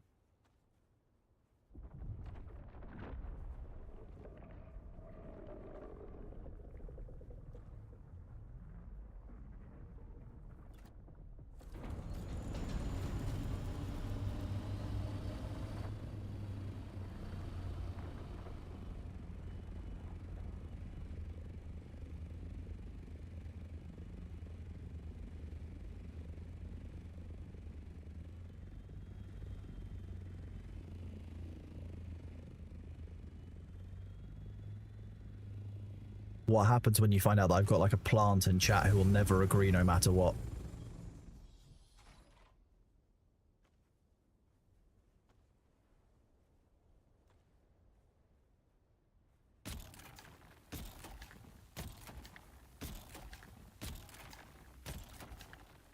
Why am I moderated? I don't know. Why are you moderated, Isgoose? Did you get slapped somewhere? Nope, you were in purgatory. There you go.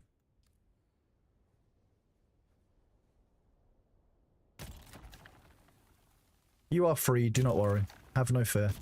Be not afraid. I think, you know, maybe a sycamore. That kind of plant. Maybe a peace lily. How many times have I been eaten by the worms since alphas and betas till now? 3 times? No, twice. This is the Mark 6 compact. So it is like the best compactor that you can get.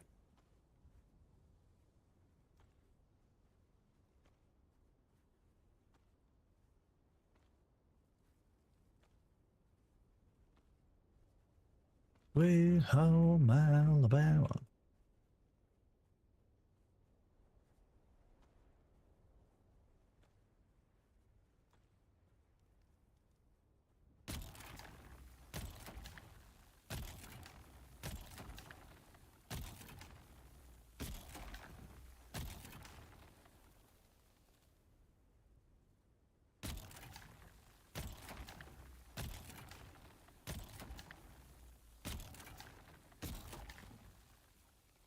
Someone in your guild paid your taxes.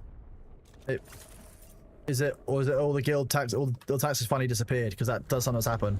Might be a week later. Taxes have just done their cycle.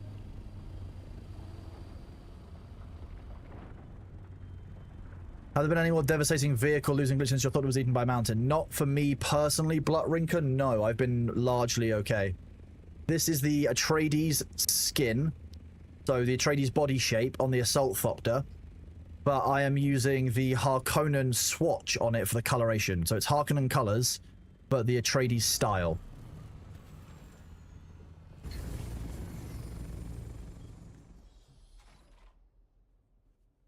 Yeah.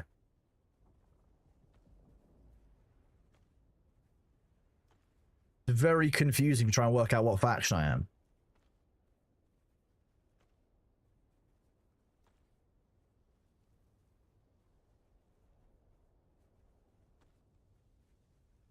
It is quite nice. It's a helpful shape because you often end up on the top of this one in a more difficult area where, like, you would normally get stuck between the basically the feet of the previous ones.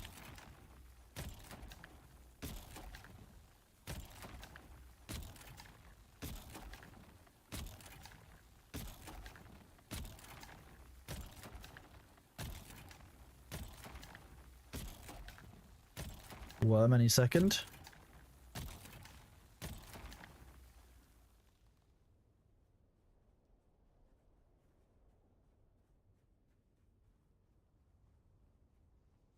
I use the Atreides buggy. I don't actually use buggies very often at all. So I don't know what the buggies are. I don't think I've ever skinned a buggy.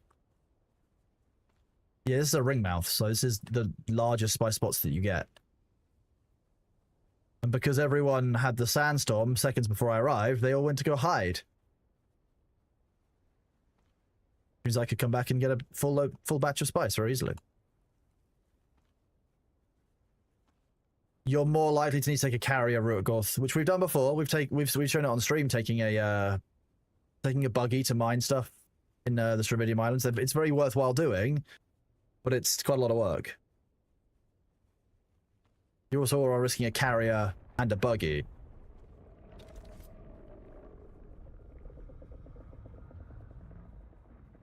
He's a tall bugger, isn't he?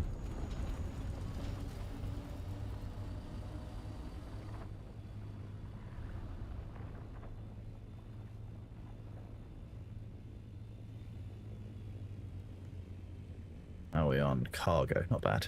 Not bad at all. Yeah, there's the lag.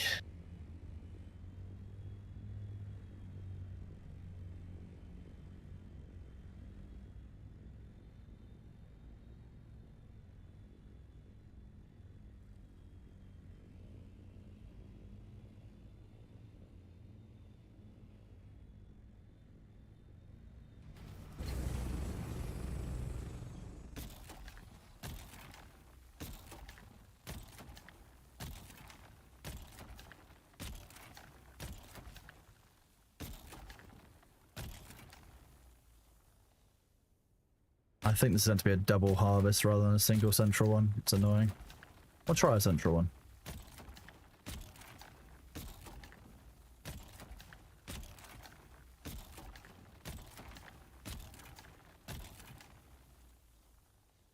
All dark and handsome worms looking for love in my area. Horrifying.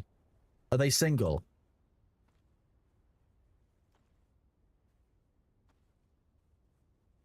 Yeah, that's a thing, Jax. By that point, you run. How high did we say from a breaching worm? Yes. Just keep going up until you feel safe, and then go a bit further.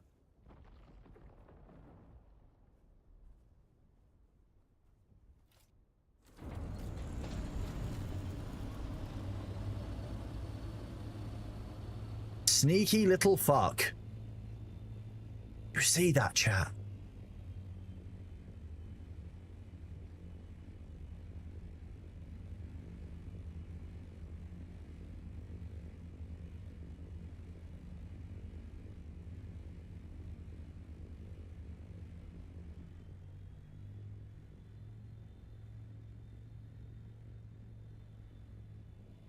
Guy Halud being a sneaky little bitch.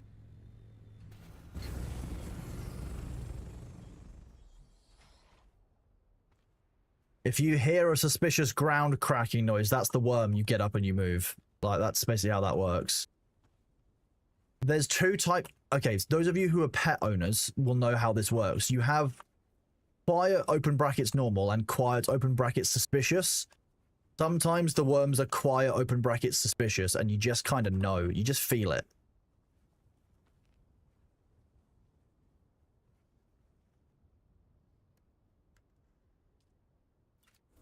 Right? Kids probably the same thing. I can imagine that kids are just larger, more irritating pets sometimes. A lot more can go wrong. Yeah. That's what I mean, yeah. Too quiet with the worm. You just can't kind of know. Well, Joe, I've not watched it myself, but I know that there is one, yeah. And Paul's on holiday, like. Yeah, exactly. He never behaves suspicious, he just openly misbehaves. I'm sorry to hear it. Lusting as Medeus. I'm gonna allow that one because that's so funny. Oh, that's so good. You just know something's up.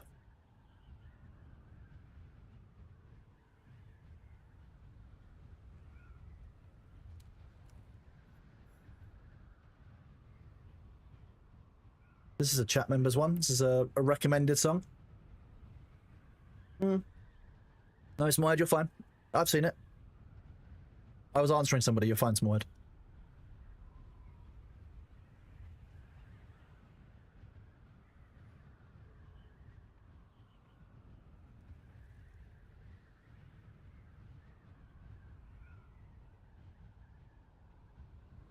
Indigo, it looks like your sub might have lapsed over there. Your dance didn't work.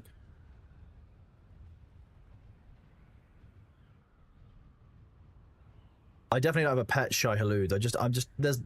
The worms don't know that I'm delicious yet, so they're not sure what to make of me. As soon as they eat me, that's it. I'm convinced that when they know... Oh, that's weird. If it works on your end, then I have no answers. But when the worms know that you're delicious, they try and eat you more. That's what happened in the betas. So I feel very strongly that the longer I can go without getting eaten by a worm, it will take them longer to realize that I'm delicious. And therefore I'm safer for longer.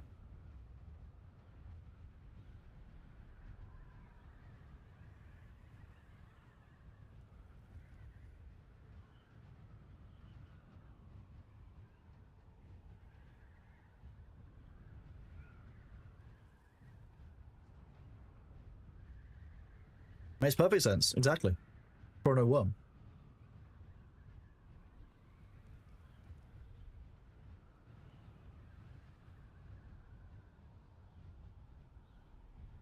But a catchy one, to be fair. This is a good recommendation to whoever did this one.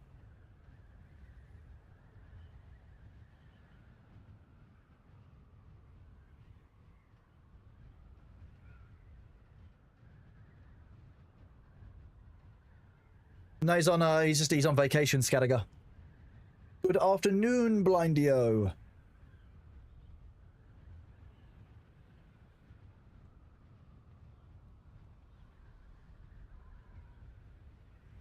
Imagine taking vacation. Long vacation. He's taken 5 days off so far, and I know for a fact he's worked on at least 2 of them. That's up had lapsed, thanks to the heads up. We didn't mess the most of mine, though. Twitch is weird like that, Indigo. Don't worry. It's, generally, the streamer can see more in, like, their stream manager that's more up to date, because it stores less cached information, essentially. Your vacation when I'm dead, probably also when you're 65 plus. Exactly. DEFCON's cancelled. Yeah, yeah. I mean, I'm not on vacation, is Goose, so like, I'm here. I'm working. I'm doing stuff. But you can see inside my head. Oh wait, this angle.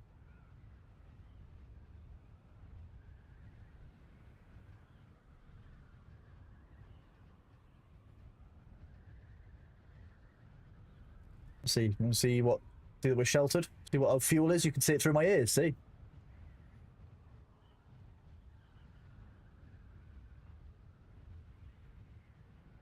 No thoughts, just floof. Distracted by shiny.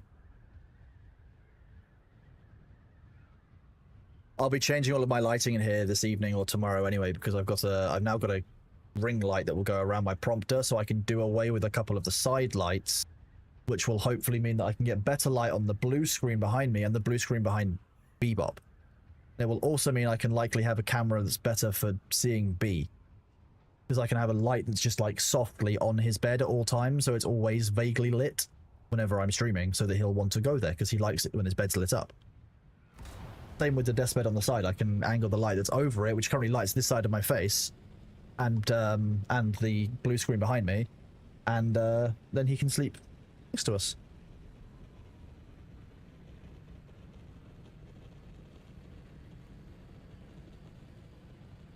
No, there won't be bingo waffles on vacation.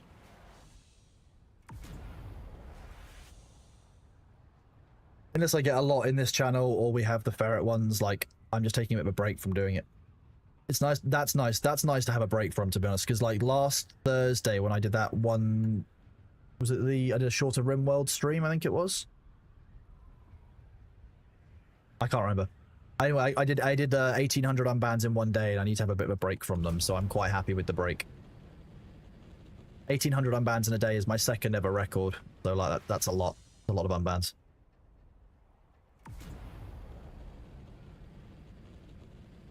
We've got ads starting in a second. Yeah, my record is 2,000. I think it was like 2,100, 2,200. I don't want to do that. The ferret ones are just sad. Like, who goes over there to abuse them?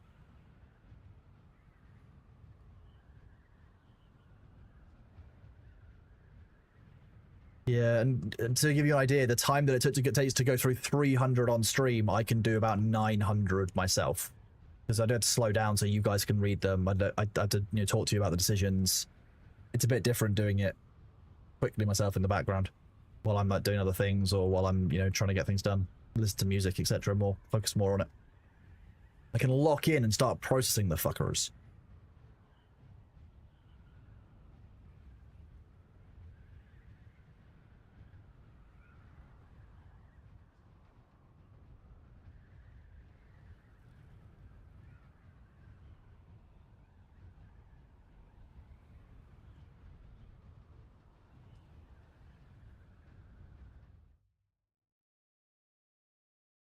Yeah, exactly. It's entertainment when I get to be funny stream first, but when there's 1,800 they need to be gone through because people need to be unbanned if they've been falsely banned, it stops being fun. It's like, okay, I've got the time delay and I can't make it fun, so I have to process them through. Yeah, just did it all off stream. Not worth the hassle. Spice pressed latinum. That's what he's looking for, Jex. Spice. Whoop.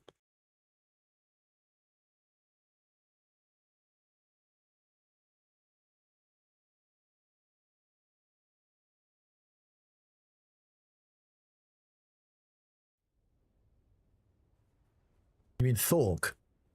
From the Thorengi?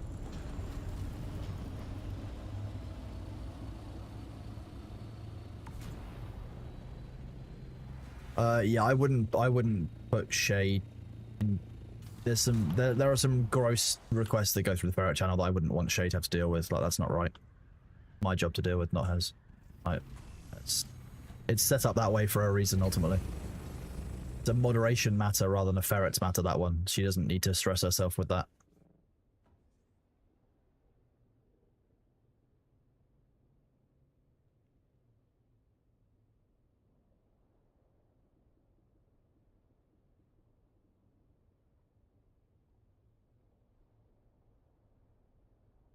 Yeah, Grand Nosegus Thork, yeah.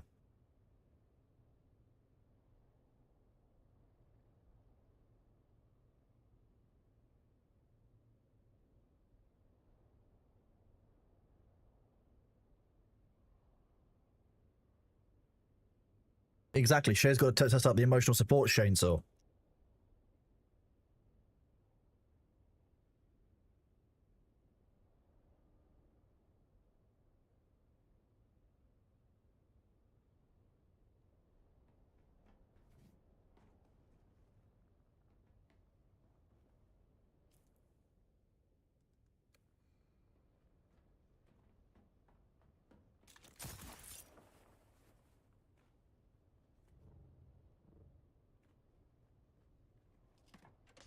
It's... I think Nellis hates that image because Nellis thinks it's a bad job. I think it's actually a very good blend because it lets you see both that it's Thor and also that it's a Thorengi. I think it works really well, to be honest. I think Nellis did a great job. But Nellis hates it, so that makes it even funnier for me. Fine with that.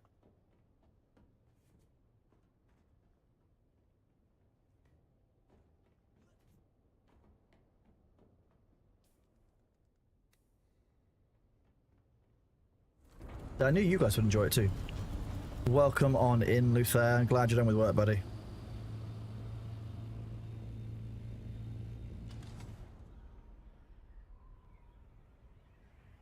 We are doing good, Self-Forgot. How are you doing, buddy? Good to see you.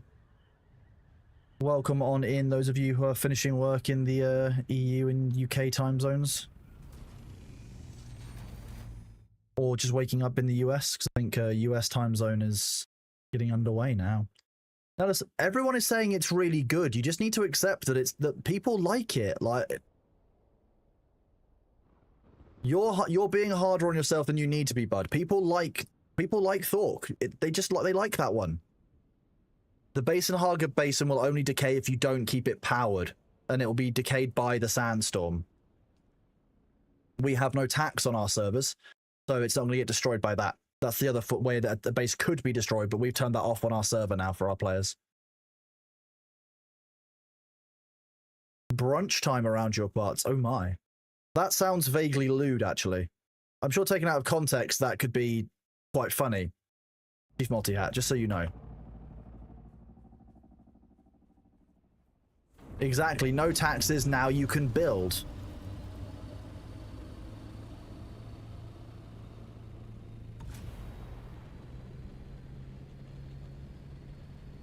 Oh, you don't know about Thopter Ascension.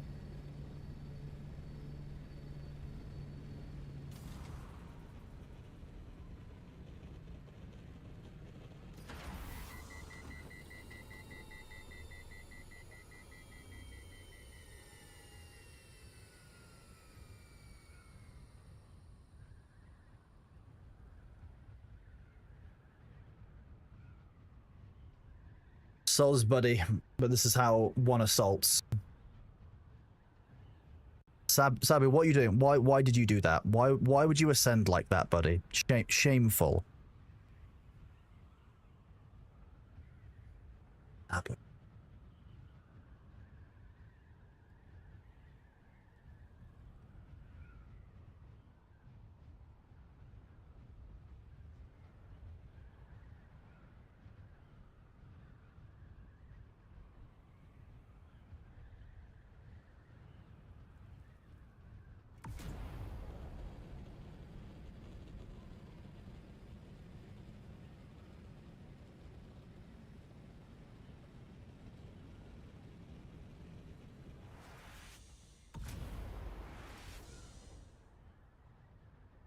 You got cleared for reintegration starting in 19th after a year of sick leave. Well, I'm pleased to hear that, Silver. That's actually really good to get back to work. Nice.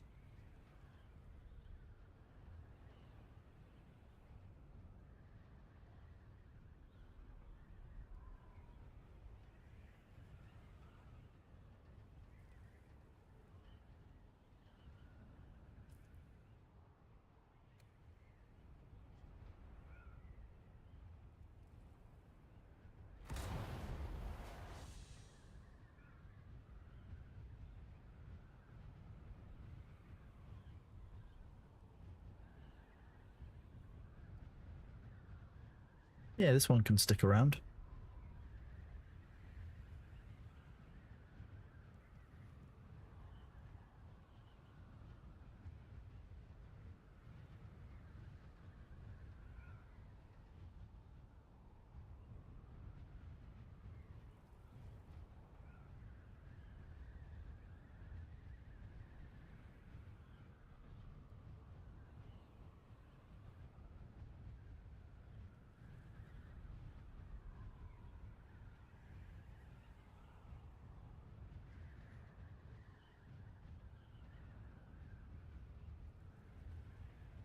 Queuing some more songs on the list. There's a couple of great ones in here that people have put in, so I'm looking forward to this.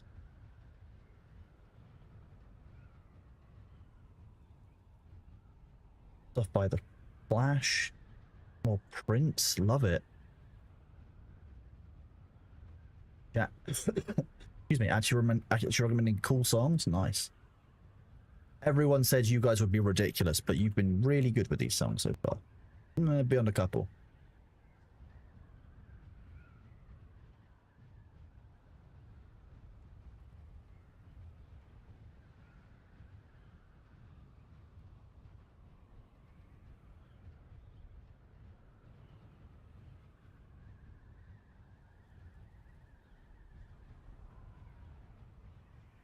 $11.38. G's plus 8.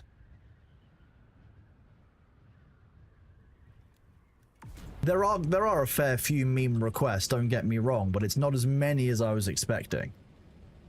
The Coriolis hasn't started yet. The Coriolis starts in, I think, something like 4.5 hours and reaches its apex 12 hours later. So the Coriolis is building. Or rather, it'll start soon, then it'll be building. I guess it's not even started yet, but plenty of time.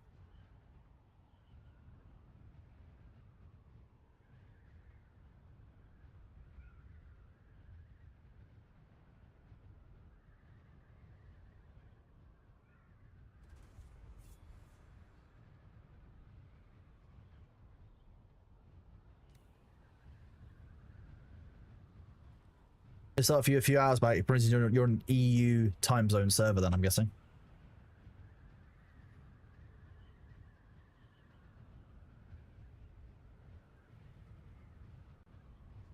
Yeah, so the Coriolis hasn't started yet for us.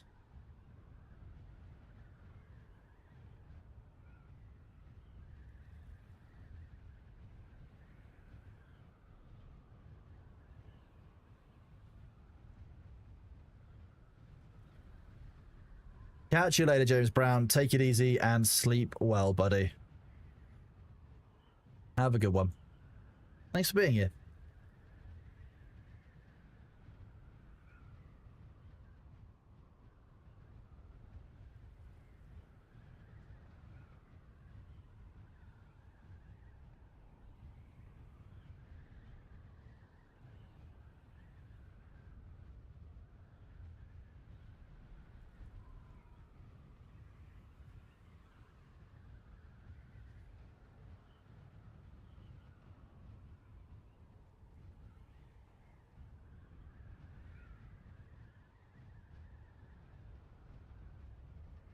There we go. We've got a nice good queue of songs now.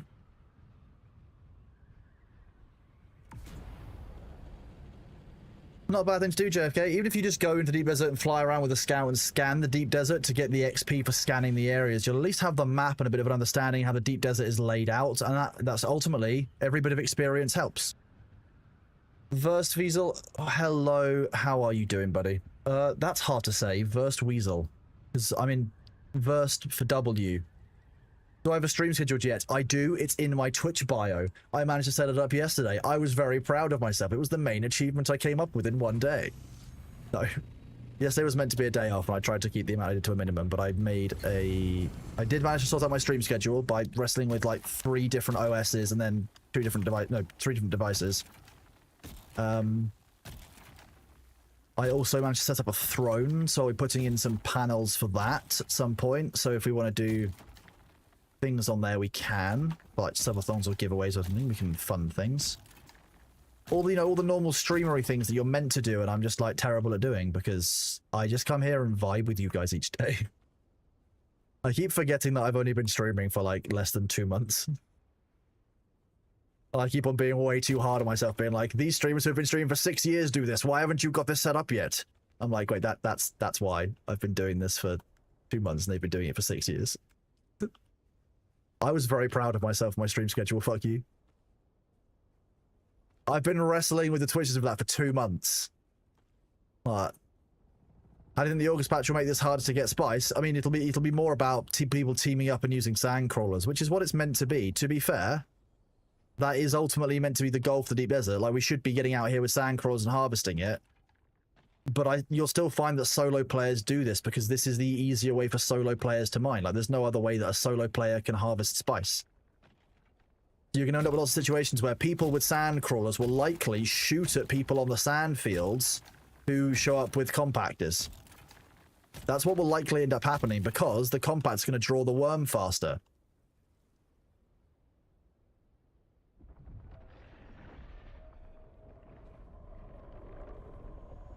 Oh, fine. We'll just come back.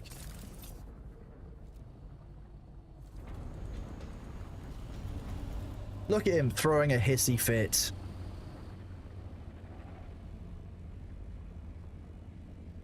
Oh, well, I appreciate all of you guys. You still for the point of the game. Having fun, like most games. I'm having fun. Worm regards.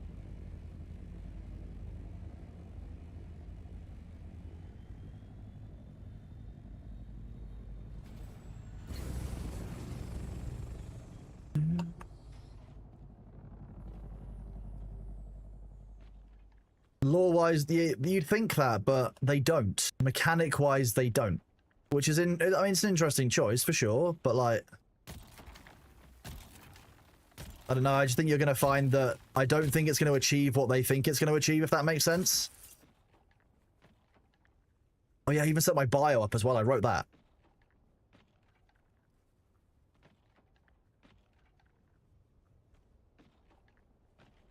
I was half asleep on the sofa and I was like, I'm going to write my Twitch bio because I'm on the UI. I was just kind of buoyed up by the excitement of being able to put a stream schedule up, to be honest. Sounds a bit sad, I know, but hey. Fuck it. No, that's not how it's pronounced. No, it's also not pronounced crumb-toes. Or any of the other variants I've heard across the years. Bronos, Monos. Winky! How you doing, bud? Good to see you. For those of you who don't know who Winky is another awesome streamer here on Twitch. And There's a lot of really kind of cool, awesome, positive content. I'm going to do a shout out for Winky. 100%. Oh, wait, someone just literally did it the same seconds I did. Go and press the little heart up there. Go and do it. Go give Winky a follow. Winky's awesome. Winky does evade taxes, but hey, we don't pay taxes here now on this server, so we can support that. But yeah, Winky is absolutely awesome. To be honest, like, without some of Winky's support, I probably wouldn't be streaming and having the same kind of fun as I am. So, like, I really appreciate Winky. Winky's good people. Go and give Winky a follow. Although, if Winky tells you that, you know, an animal is free, doubt that. Doubt that. That's not true, but everything else, Winky's pretty cool. Nah, you're all good, bud. Shout out where it's due. That's how I see it. But, yeah, sorry, where were we? We were talking about Dune. Yeah, the Dune patch in August is going to be a series of fixes, but I don't think it fundamentally fixes the issues in the deep desert. I don't think it fundamentally changes the problems that I have with the game. I think it's just them bringing the game up to some of the kind of standard and fix some of the issues that they're seeing in it. And things that we reported a few months ago that were lower priority and cleared through afterwards. I'm not convinced that we're going to see, you know, the kind of deep desert, highly strategic gameplay that people are wanting. I think we're just going to see more griefing and crying and poor experiences on deep desert stuff, really, to be honest.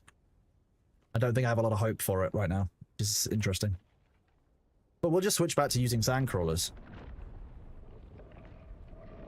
Could you stop rearing up in front of the moon like some kind of over-dramatic wolf worm? Aroo!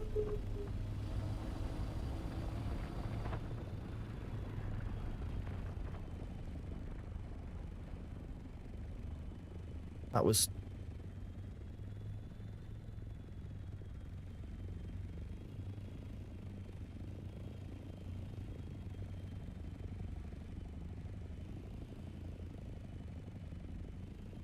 Thanks, Mubaro, and I hope you have an amazing day too, buddy. We're doing good here. We're just chilling, playing a little bit of Dune, hanging out, vibing in general, as we do here.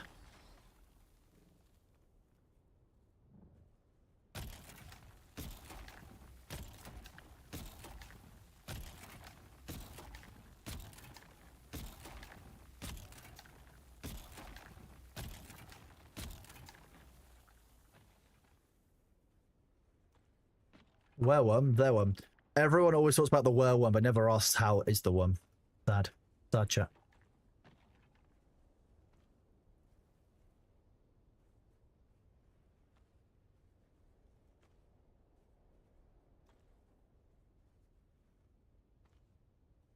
This is a good recommendation.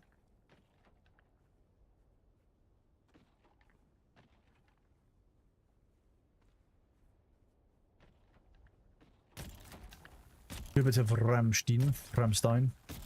Never sure which one it is. Question I should ask Luther at some point. That would make sense, wouldn't it? Imagine asking German people about German. Couldn't be me. Thanks for that, Jax. That's really helpful. I appreciate you. I could ask Nellis too, that's true.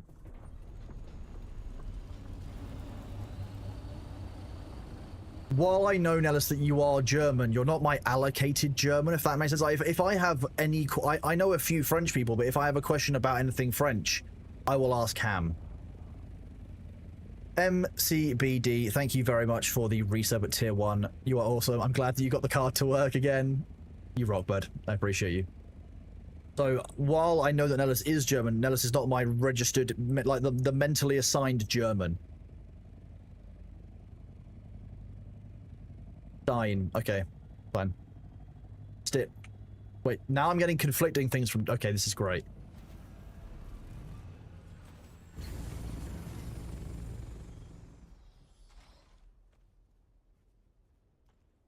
Have I been eaten? I've not been eaten by even the small worms since launch, so no, I've never been eaten by a grandfather worm. No, Luther is just the assigned German. It's not necessarily the first German or the main German. Just You weren't called. Luther, is it Ramstein or Ramstein? Oh, hang on, Sabu's here. Sabu was going to tell me.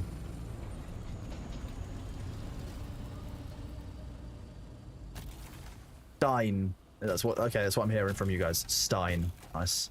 The German on record. Exactly, the German of record. Stein. It's Ram. Stein, yeah. Stein. Yeah, Stein. There you go.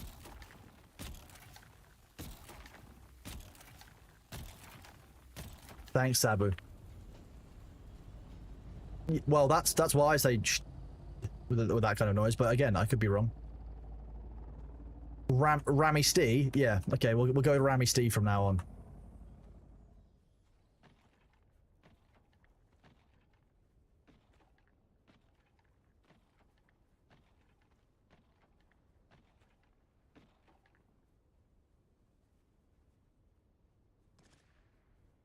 It could mean stone. I don't know. I know very few German words. My favorite ones, the only ones I remember, like Flammenwerfer, Fliedermausen, and Wasserfallen, which are all excellent German words. I'm gonna be honest with you. Great language. Fine with that.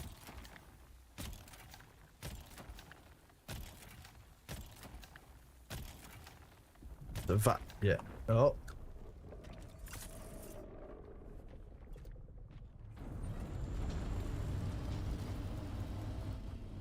Exactly, it literally does what it's intended. It verbs flammen.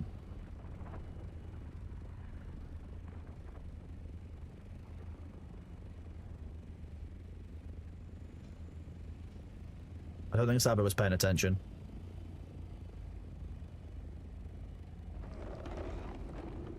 That's a crossworm. Frankenstein. Hans, bring the Flammenwerfer. Exactly.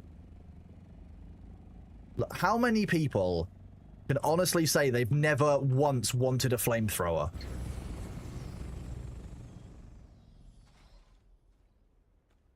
Can any of you tell me that you've honestly never thought about wanting or having a flamethrower?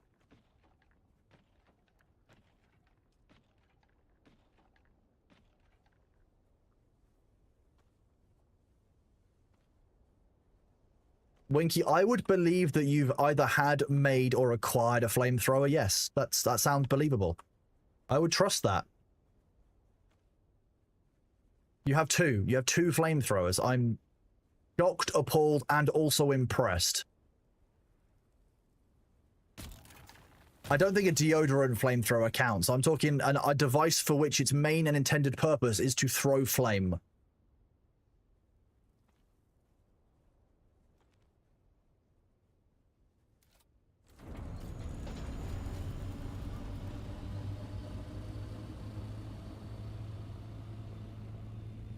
Natural progression after a trebuchet. I think you have to go Onager, Trebuchet, Flamethrower. Yeah, that sounds about right.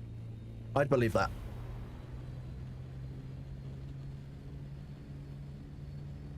Language is great. I don't even know where to start with that one. Planetinverted. Yeah, I get lost halfway through that one. Rock of the Casper. The stones that you would ram into. Okay, makes sense. Planetary defense cannon. That's the next step after flamethrower is planetary defense cannon, yeah? I was thinking like, you know, howitzer, but fine. Self-propelled gun.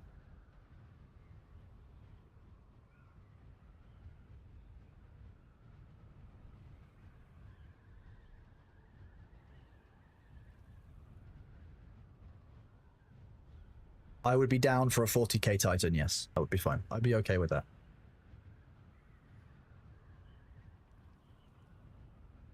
Although if Titans are a thing with their machine spirits, you'd think that you could get a ship that's small enough to have a cognizant machine spirit. That's basically Leagues of Votan. That's where we're going with that.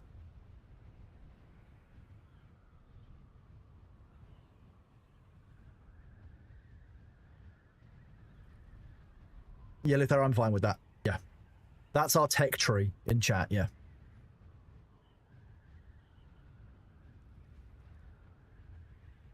Imagine having our own tech tree. Just We upgrade from Flammenwerfer, howitzers, self-propelled guns and rockets, all the way up to orbital cannons.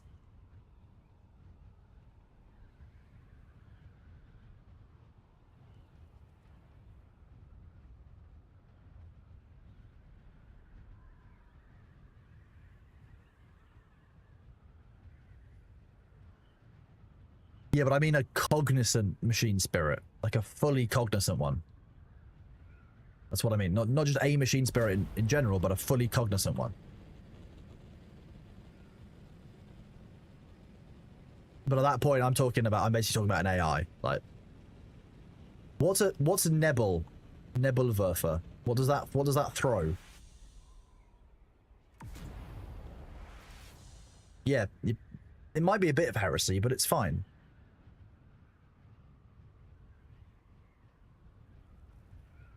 A fog thrower. It throws Nebels, exactly. You know what? You got those letters the wrong way around then, Ellis, but I knew what you meant. Mist/fog. Is there a mist thrower? Is that a thing? I think we call that a smoke grenade.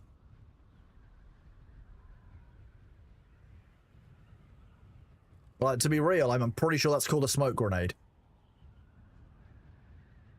A fog cannon. A flamethrower that's just throwing smoke rather than... Is that a thing?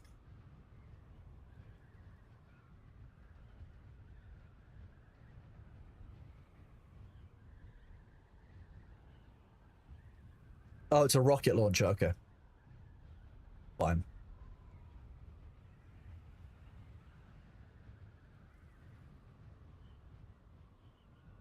Yeah, but you're not really going to be able to throw mist. So the only thing I could think of that would fit that name is going to be some kind of smoke thrower, because we can create smoke far more easily than we can create a thrower of mist.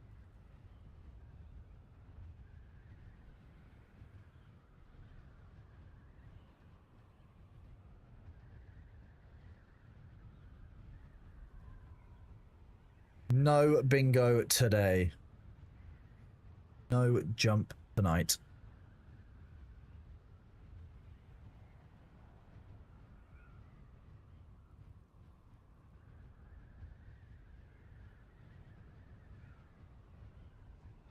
Exactly, yeah. So what...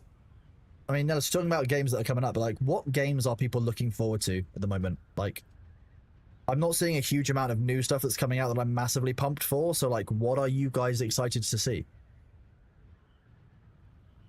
Right into Chronosat? No. Catch you later, Plutrinka. I hope you have a great day. Thank you very much for being here, dude. Battlefield 6, Borderlands 4... Battlefield 6, Ghost of Yurtai, Titan Quest 2. Okay, nice.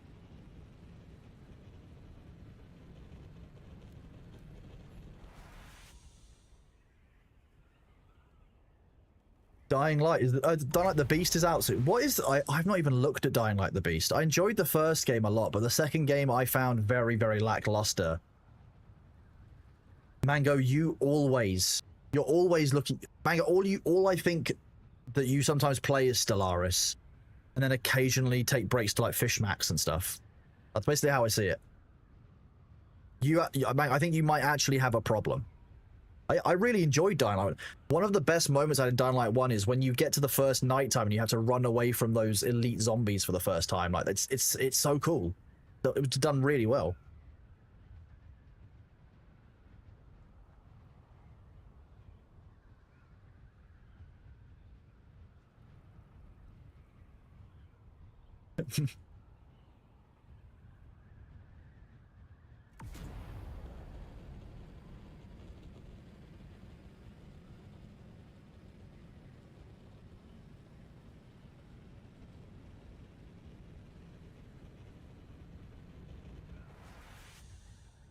The Outer Worlds 2, okay.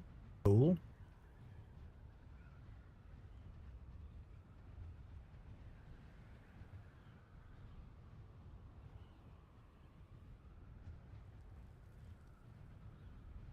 They dealt with the environmental part of Dying Light 1 really well. I really enjoyed it.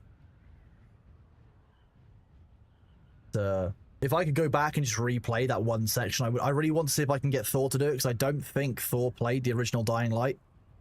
and I'd like to see him deal with some of the jumpier or scarier bits in it when they actually, because they do environmental fear quite well. You get the sense of foreboding, but it's not necessarily jump scares. It is actually like well-created environments and well-created sound. It's like, it just, parts of Dying Light 1 were very, very good.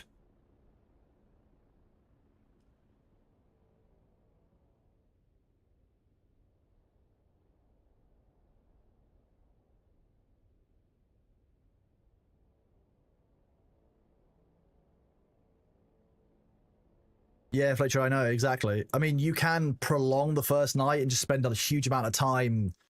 I think I remember playing on one of my playthroughs, playing like 10 hours before I actually got to the first night. We don't have a deep desert base this week, so we have nothing to move out. But normally, yeah, Monday would be our moving out day. We would normally move most of them, like you leave the materials there, like, you know, the walls themselves, like plastone, granite. We don't really care about that much. You try and take some of it back, but it's just not worth shuttling it in huge volumes most of the time. So, you start playing Down Light 1, you had to get some parts from night-only virals. I can imagine that, yeah, because that was... No one would want... You don't... Choosing to go out at nighttime in that was, like, dangerous, and it felt really, like a big deal. I think they did a really good job with it. I was sad that the second one didn't hit quite as hard as the first. 1 second. Do this.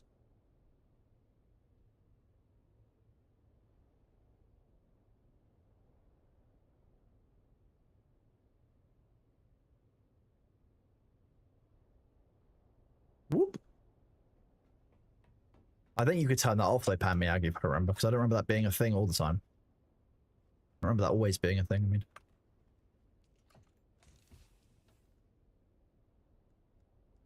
Sector weather alert. A large sandstorm is approaching. There you go. Some more of that. I've already done 600 melange today, I think. Is this still cooking? Oh, more than that. Jeez. I think we've overflowed our storage. That'll have ended up somewhere.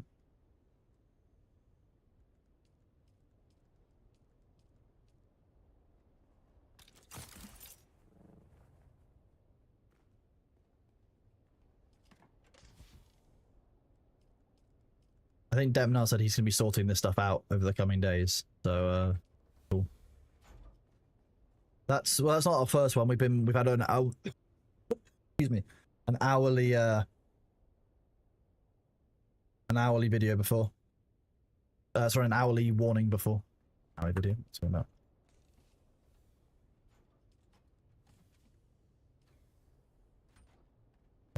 Okay. I have played Space Engineers like once or twice, and it's always just been carnage. I have no idea what I'm actually doing, but hey, it's good fun. It's going to come to the plan is for this to come to consoles. I don't believe it's going to be this year though.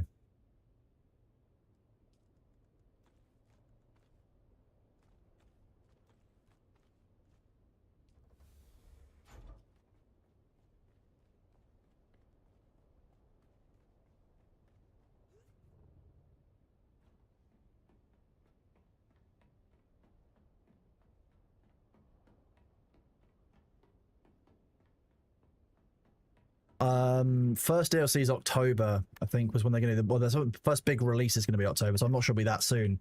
I think it'll be next year once you'll see consoles.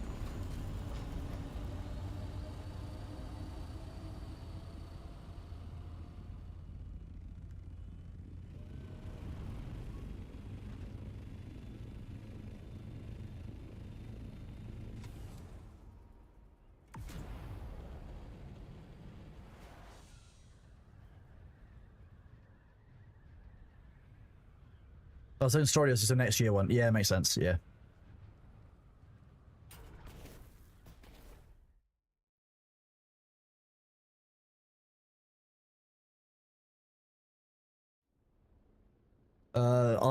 I've never heard of Star Rupture before, so that probably wasn't me. Green Hell's Green Hell devs, sci-fi survival game that went into testing with that. Green Hell isn't finished yet, is it? Or am I thinking of a different game? Am I thinking of like Green Zone? I think I'm thinking of Green Zone Warfare. I'm thinking of one that's Tarkov-like. I think that's Grey Zone Warfare. I think I'm having a strong chat. That's what it is. Grey Zone. Great. There we go.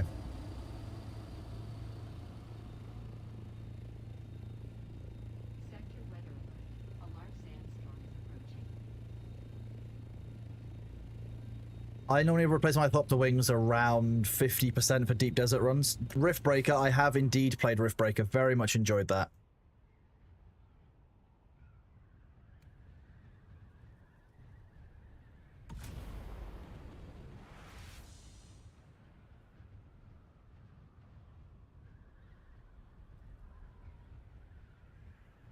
Jungle survival game with multiplayer. Interesting.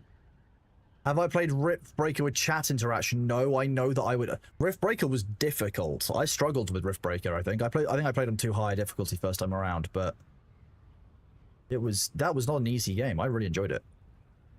Thought it was more Factorio than Satisfactory. Okay. Still interesting. No, I enjoy Factorio as much. Yeah, as much. No, Satisfactory I think I enjoy more than Factorio. I think it's close. Sector weather alert. A large sandstorm is approaching.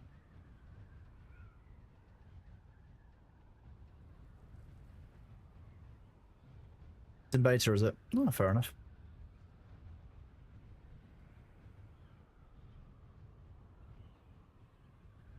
Rust or Scum. I haven't played Scum.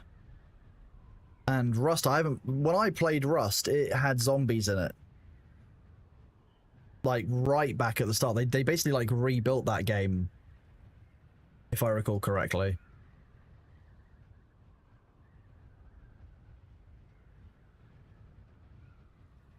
I'll be honest, original Rust was like, it felt a bit like PUBG, but with persistent survival mechanics. Like rather than just a battle royale. Like it was just one big map. We're talking a long time ago that I played Rust, I think. I did like DayZ. DayZ I played a fair bit of. Oh. Weather alert.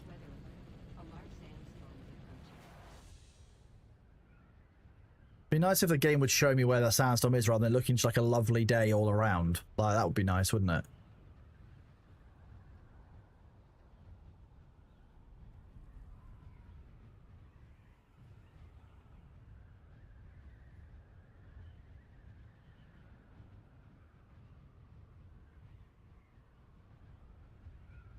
Which side do we reckon the sandstorms? I reckon it's that side.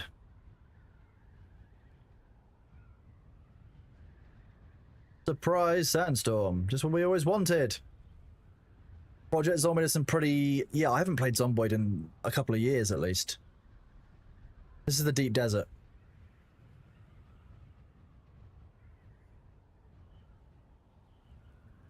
That's what this area is. It's the deep desert part of Dune.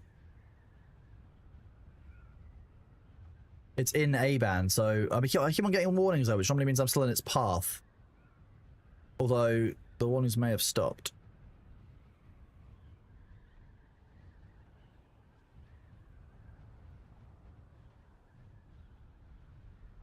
Two-minute mark. Yeah, let's keep an eye out for it.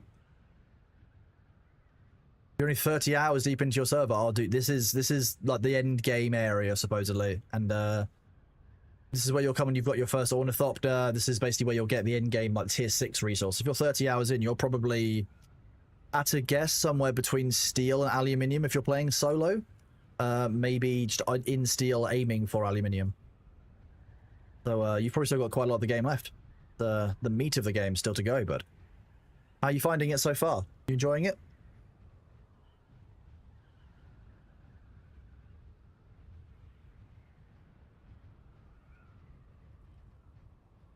I'm glad to hear that.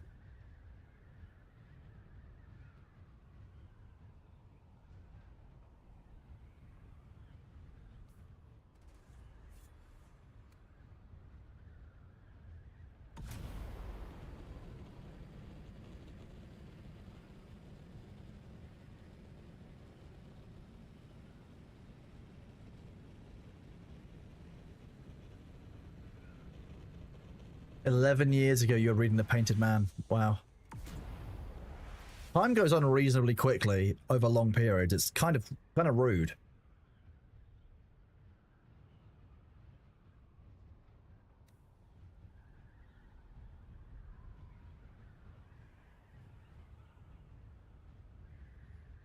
Pal World Terraria crossover event. Nice. Enjoy that. I might go back and play Pal World at some point. Maybe set up a community server for it. Beat Nitrado, see what they're doing. Starting high school, very strict. Time is weird. I swear that kids get older faster than adults get older. And yet, it doesn't work like that.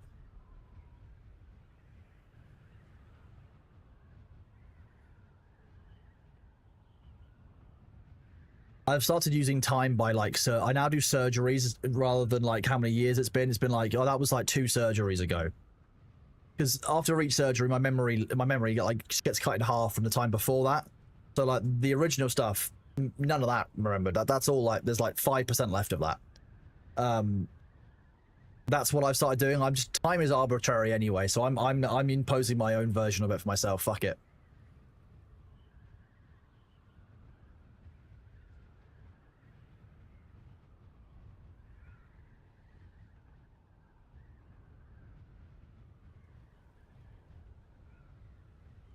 I mean, Vent Express, that might be because you had to spend time with your wife's family, potentially, and maybe that's the bit that ages you rather than the actual event. Like, you never know.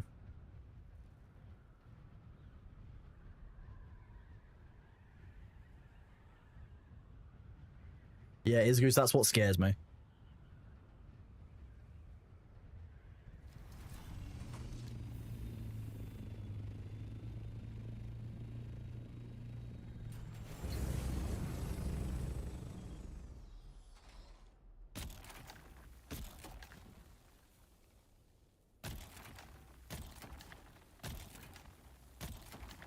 You have urge to play Ark again ever since the Ragnarok map came out? Yeah, Ark's good fun. I've had quite a few hours in Ark across the years.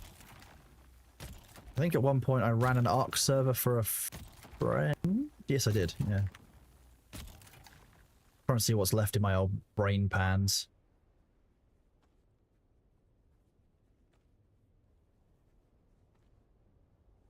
I mean, you guys don't have to go by surgeries. It's just that I'm going by surgeries because that's a nice, like, every, few years I can roughly, like, work that out. It's a reasonably easy conversion for me. I'm not expecting you guys to go by surgeries. Find something else. Find, like, I don't know, 3 house moves ago, or, like, oh, that was, 1 family holiday ago, 5 family holidays ago. Something like that, I don't know. That was, like, 5 weddings ago.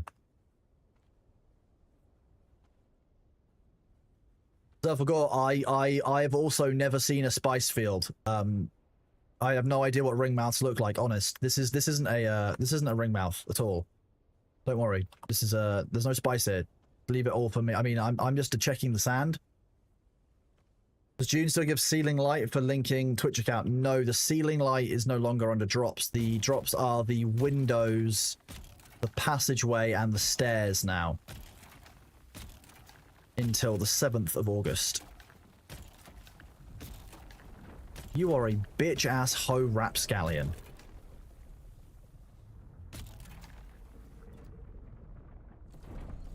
Yeah, someone just spilled some Games Workshop paints here, don't worry.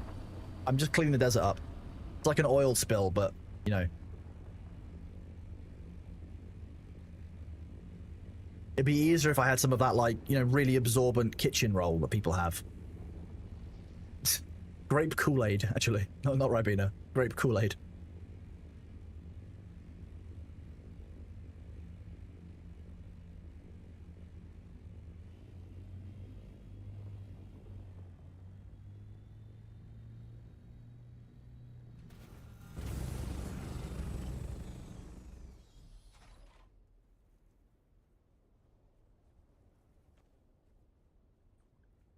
I'm sorry to hear that, Self-Ago.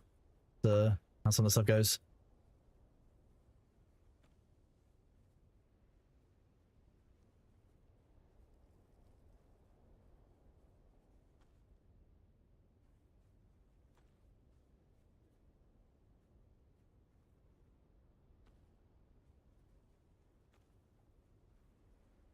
Isgoose, I would advise that on Halloween of this year, you don't leave the house and you wrap, like, cling film around, like, your entire body so that you just have to stay, like, wrapped up like a mummy for the entirety of Halloween. So you can't tear your ACL again. If it does happen again despite that, you need to conduct some kind of exorcism or possibly consult with an expert on the occult.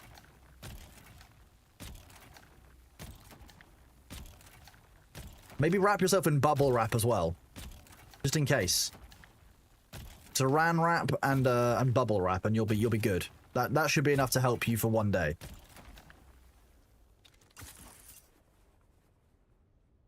You break the cycle, exactly. If you don't, it'll happen every year for the rest of your life. You don't want that. This is probably your last chance to break that cycle.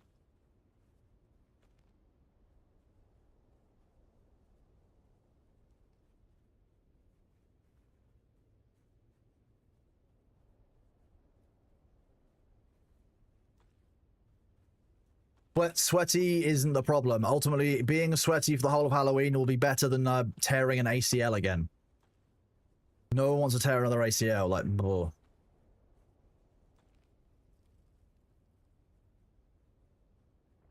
I was gonna say, you're probably doing Halloween wrong, like, or you're really committing to the trick part of Halloween, like trick or treat isn't meant to be you getting tricked, like, that's not nice. Or we could go play paintball. Okay, no. No, don't go play paintball on Halloween. You have a preliminary storage disposal in the Discord. I will look it over in a bit, Demna. I can't focus on the storage solution. I'm partying with the worm.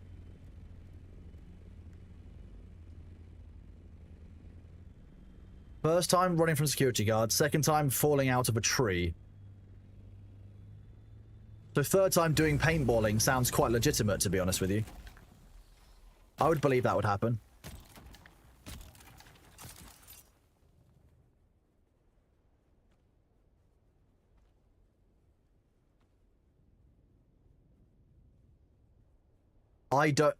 Doing Halloween right doesn't involve tearing an ACL. I'm just going to say it now. You might not like that I'm saying it, but I don't think doing Halloween right means tearing an ACL. Like, they're really not meant to be torn. Like, they're quite important.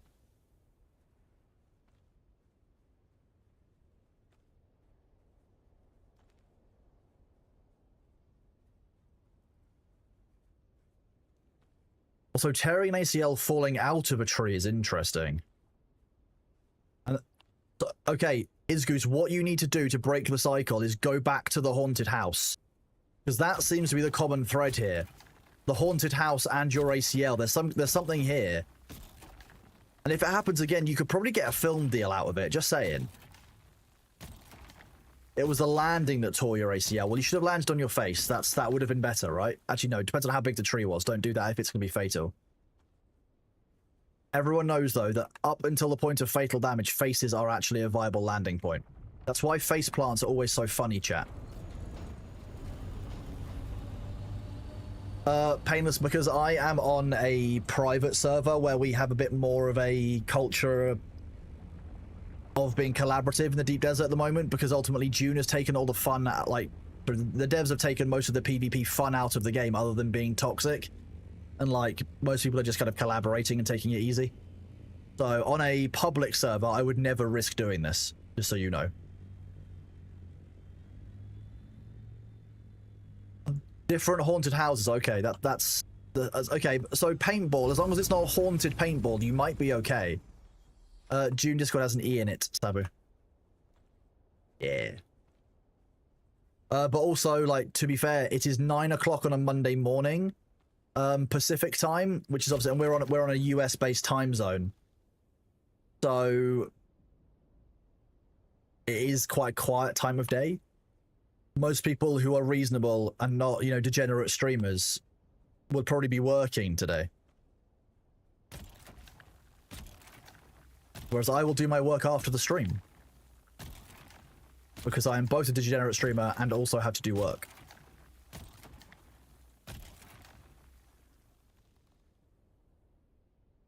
I mean, look, if you are looking to switch over Pain of Steel, I know there are people in the community who will help with things like starter packs and stuff. So you can use exclamation point Dune Discord and have a look around there. That's the community that we're running for this. We've got 15 servers on one whole world, so the entire world is owned by us. You can have a look there. Saying that streamers are degenerates. Well, I mean, not all streamers, but I am. Fine. What do you expect? I'm a goblin above goblins. Like that's. Never expect anything more than goblinry out of me unless I'm in like proper serious work mode, because you'll never know. Never, the chance of goblinry is never zero.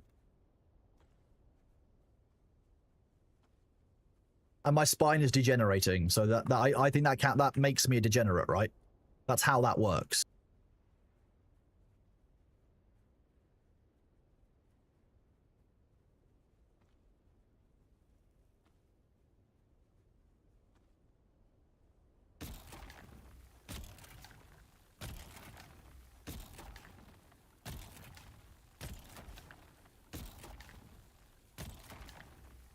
I can't take that much spice. What am I doing?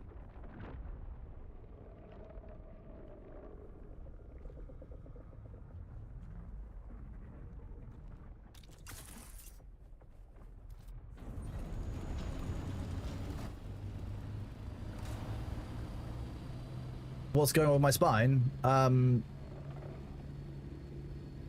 It just doesn't work good. I have a problem, a congenital defect, potentially, but also it could potentially be caused by damage when I was younger, but from any kind of rugby injury or anything like that I had, where I have a basic tendency for my L4, L5 discs to both prolapse and crush the sciatic nerve in my right leg, cut off some of / all of the nerve to it. And if you cut all of the nerve off something, it does weird things to legs. Because apparently nerves are important. Who knew? And this started when I was 12. So, hey.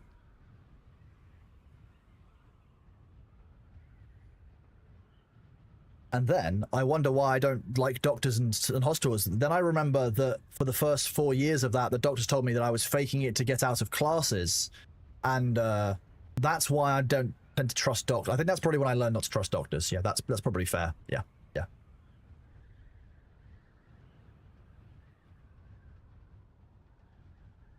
Ooh, you got your invite to Soulframe. Congratulations. Hope you enjoy it, bud.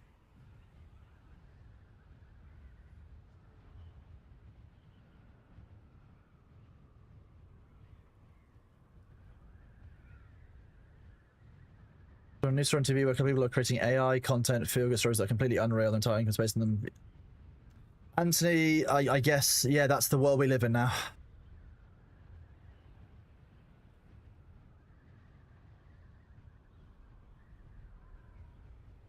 Toadnar, thank you very much for the 6 months sub. 6 months at tier 2. Toadnar, fucking hell, you are awesome. I really appreciate the support, buddy. I hope you're doing well, and I'm glad you're enjoying yourself here, but thank you very much for that. Like, that's huge. That kind of pre-support, it means a lot. Thank you. I really mean it. Can we delete AI? No, cat's out the bag. Real talk. I know as much as we hate it, like the Generation Z, the kids who are now 16, 17, 20, they've all accepted AI. That it's part of their everyday life now. You cannot tell me that that's not going to be accepted. That you can't put the cat back in the bag. So no, I don't think we can. Too late now.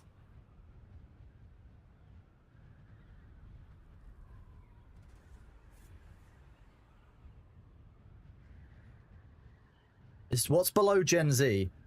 I forgot. I think Gen Z runs like 12 years, isn't it? So 26 down to 14 or whatever it would be. Alpha, God, like we've gone right back to the start now. So Gen Alpha and Gen Z have accepted AI. Like, everyone else has to kind of accept it as well. Like, we don't have a choice. You can't. But the internet can't go back in the bag. That's not happening. So, like, there you go.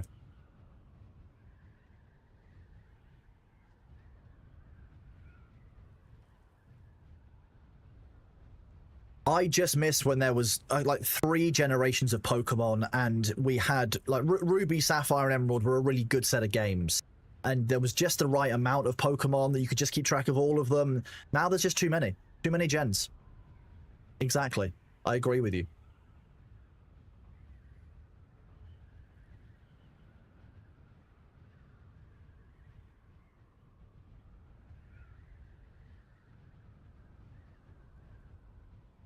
Our knees will outlast yours. I believe that. My knees are already fucked.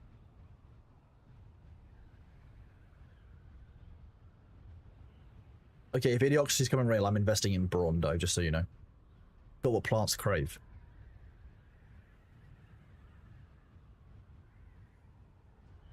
You can only bring yourself down. Okay, fair. Yeah, but on the couch, you know, some of the new Pokemon look great. I mean, I'll be honest with that. There are some cool looking new ones, and they did add to some of the old ones. But yeah, I just can't keep track of them all anymore. I can consistently remember pretty much all of the Pokemon up until the end of Ruby, Sapphire, Emerald kind of days.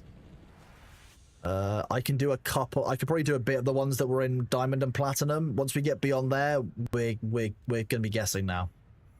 Like when we start getting into like Alolan form stuff. Oh, nah.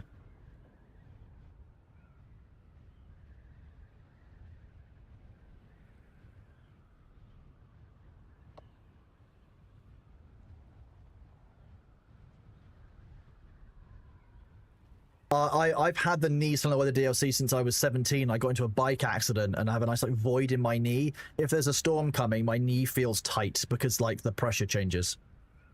Danube, welcome on in, buddy. How you doing? Hello. The Pokemon, that's wow. I don't think I ever learned the full Pokemon rap.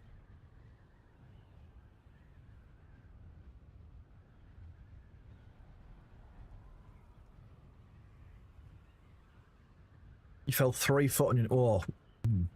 That's only a meter, but... falling and landing on it. Oh, yeah. Yeah, built-in storm detector. That's what you need.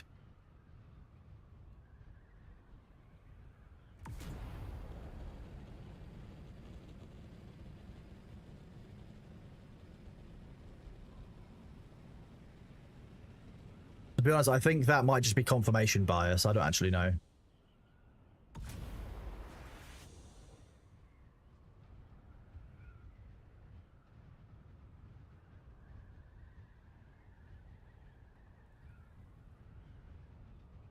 Use your eyes to detect storms? I don't do that. In the UK, that's not going to help me.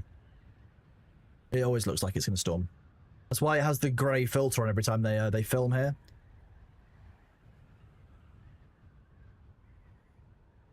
That's how I know where I am. When I get off the plane, I would know if I was in Mexico because everywhere would be orange. Someone will have put the sepia filter on for me. That's how I'll know I'm in Mexico if I'm ever kidnapped. Easy.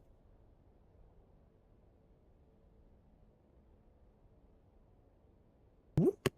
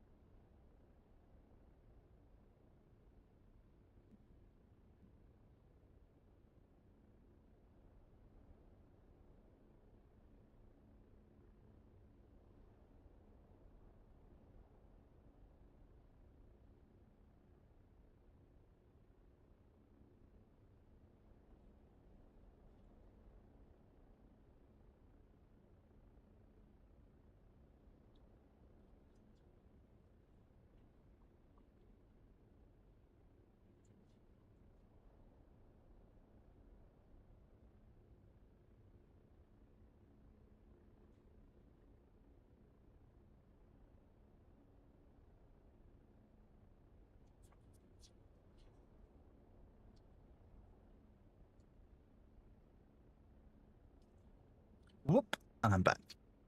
Oh, look at that timing. Perfect. How is everybody doing? Welcome back after the ad break. Those of you on Twitch, those of you on YouTube, hope you're all doing well.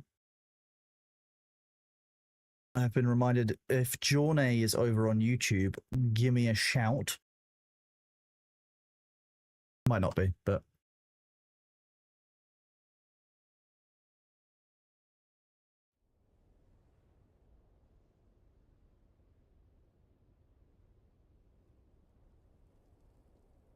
One sec.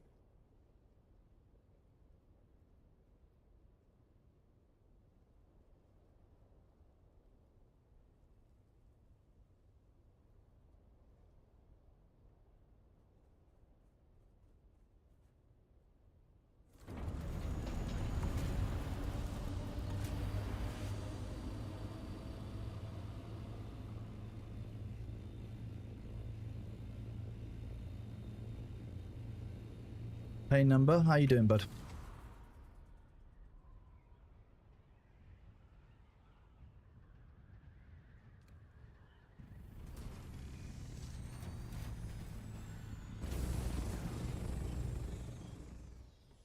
Yeah, we're doing a couple of the chat recommended songs. So this is the chat recommendations playing today.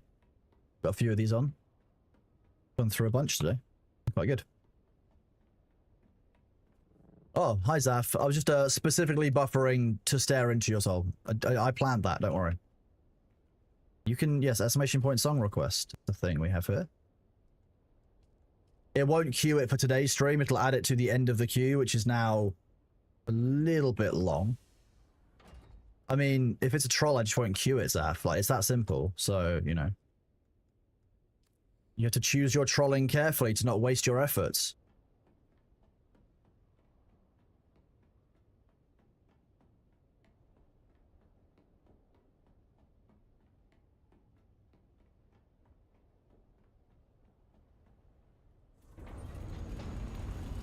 I am glad that you enjoyed it, Cresso. Yeah, I went to go visit. Yeah. Went to go visit Greg at the weekend. It was good fun. Oh, yeah, I have to screen the songs, because some stuff that's been linked in there has not been bit... Johnny, did the thing that I tried for you over on the other channel work by any chance? I know we haven't been live since then, but the other, like, any other signs of it? If you don't know yet, that's no worries at all. I'm curious to know if the thing that I tried worked. Yeah, so I went to go visit Greg and us the day after the end of the subathon, and Gregors was in a pretty poor state with his neck, to be honest, from overplaying the drums.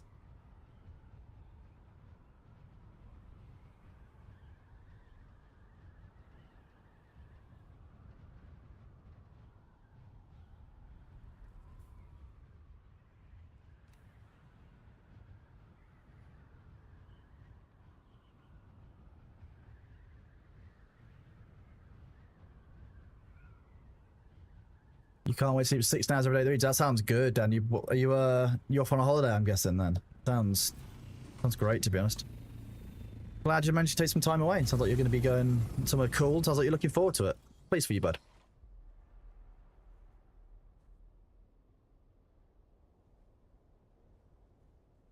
Article that's saying 70% have left Dune citing the issue of the deep desert. No, that's entirely untrue. And the reason that I believe that, I would say that so categorically, is if you look at the Steam achievement stats for players who have made it to the deep desert, they there's not even like 70% of players haven't gotten to the deep desert. So it's not that. That might be of people polled who still feel strongly about it. You know, they still care about the game, but have quit temporarily.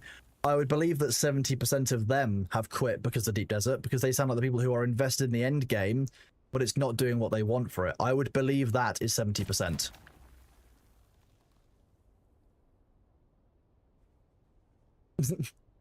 Mr. Martha, I can believe that. Yeah, I did hear. Don't worry.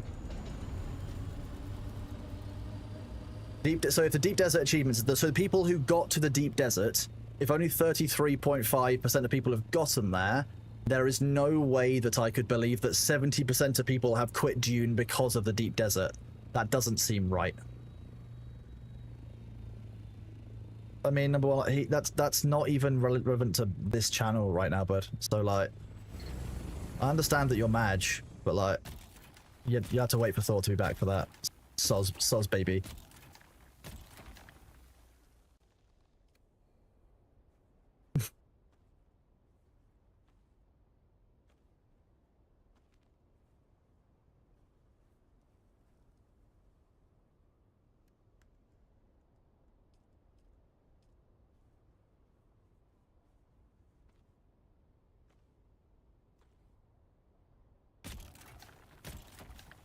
Yeah, 34% has the achievement. I'd believe that. And that's why I wouldn't believe that 70% of people have quit because of the deep desert. That doesn't seem right to me. Is Flower Sand House with a crawler? No.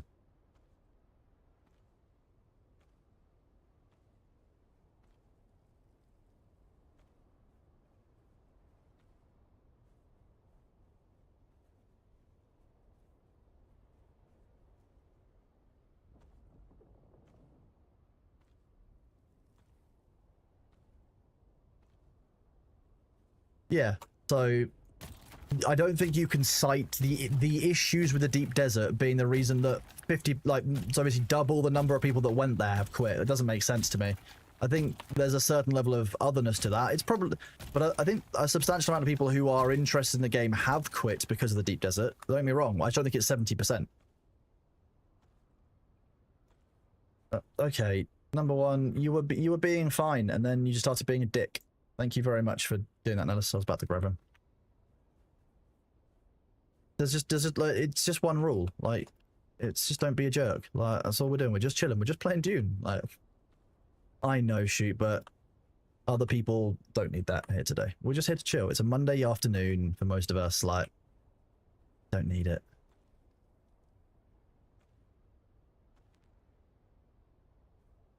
Yeah, and ultimately, yeah, the game is not built for casual players. I think that's far more likely, as Sabu was saying in chat. Far more likely a reason that people haven't gotten to the deep desert is because the game doesn't really support the kind of gameplay style where you play for, you know, 10 hours a week. It doesn't work that well.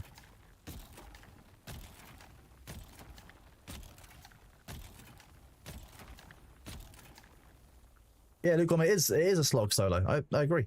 Like, if you've not gotten, like, solo is supported by stuff that you have at the end game, but if you're not at the end game when you go solo, that's kind of a lot harder to do. Progressing works.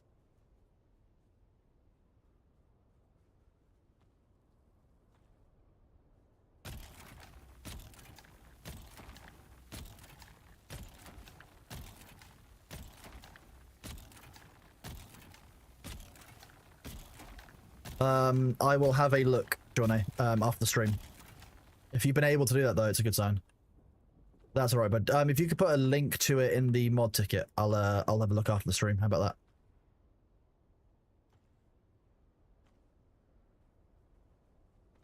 We couldn't see those before, so hopefully we'll be able to see that.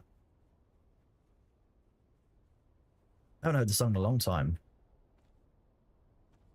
How come I know Zaphiroth? I just don't have the hair for it, you see. That's what it is. I'm also too British. That's also a problem. They rushed to England to find 75% of people weren't there. Yeah, exactly.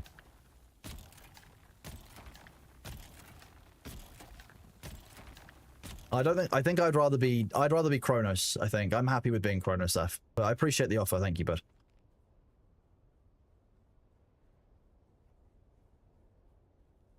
Oh, I definitely think that some players heard horrors of the Dune Deep Desert stuff, but I think that's more likely to keep people away from buying the game full stop than it is to drive people away who are halfway there. Most people would give the game a go and get to the Deep Desert and then be like, actually, the stories I've heard are true because I've already put this progression in. I can't believe that people would get right up to the Deep Desert bit and then not even get in their ornithopters, which they've made, and fly there just because they've heard bad stuff. That doesn't seem joined up to me. Doesn't make sense. Because I forgot you hadn't quit.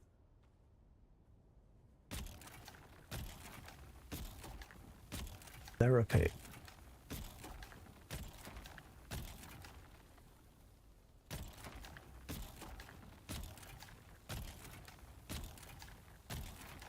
There was some bad stuff happening on private server, on the public servers. Yeah, that's true.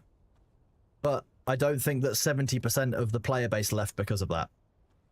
I think that is why. I would say probably 50% of the player base who got to end, like who got to end game, definitely left because of that. There goes that. I think that's exactly it. The game was never configured or set up for people to play solo. And I think in this day and age, you have to configure a game for solo play because a lot of people do that. They might work together in groups, but ultimately solo play is what's available to a lot of people because of their work schedules, etc. And then being reliant on friends who have rushed ahead or left you behind means that you've not got much that you can do to catch up and take part.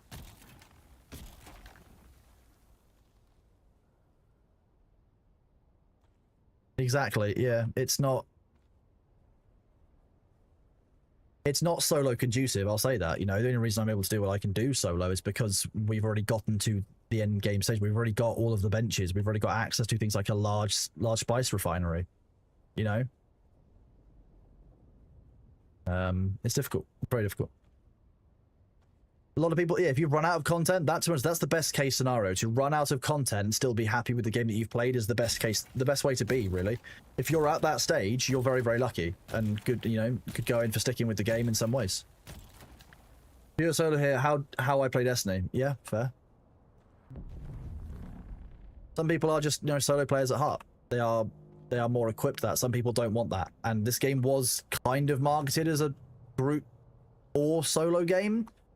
But playing this solo it is a slog. I can imagine that leveling up from scratch again as a solo is very, very difficult. Yeah, so is why you're 442 hours. Yeah, exactly, yeah. It's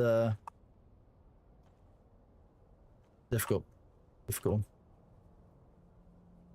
Interesting. Grounded 2. I've seen it. I took a look at it. I wasn't certain on it. It didn't look like too much of a special to me, but I might give it a go if I run out of games to play. I do want to do some more rimworld though, because I was really enjoying that, to be fair.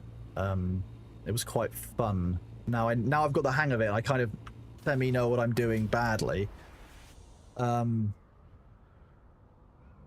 my settlement wipe? In rimworld, one of them did, yeah. We ended up getting an attack where I missed that we were being attacked from two sides at once. We had a lightning strike that caused a fire. We had somebody going into a coma because of a dependency. And somebody getting malaria all around the same time, and it just wiped me. I couldn't deal with the cascade failure from that, basically. I was fighting that off. 300 hours solo, I have a large ore refinery, now going for large spice. And yeah, there you go. Congratulations, bud. It's great going. Well, run out of games to play is run out of games that I want to and have the drive to play. That's what I mean.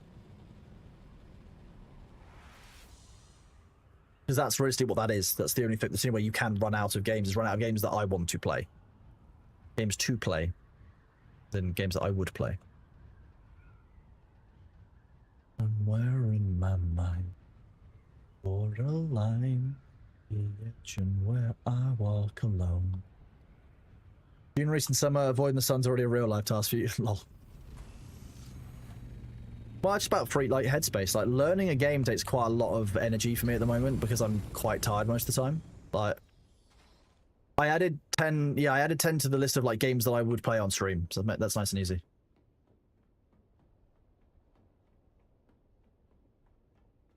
You are most welcome, Johnny. Not a problem, bud. Glad that I could help out at least a little bit, hopefully.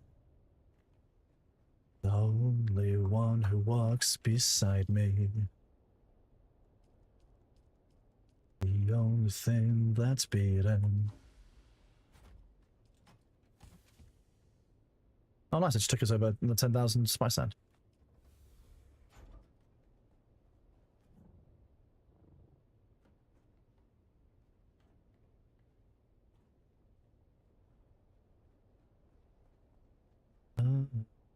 Walk alone, I walk up.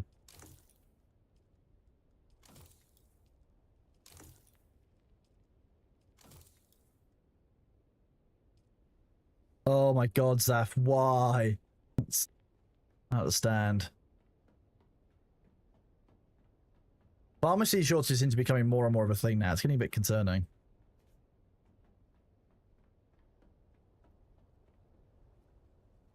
not like people need medication to live and function and survive, right? That would be silly.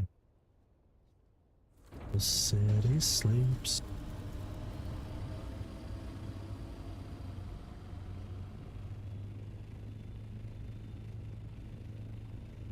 My shallow heart's the only thing that's beating.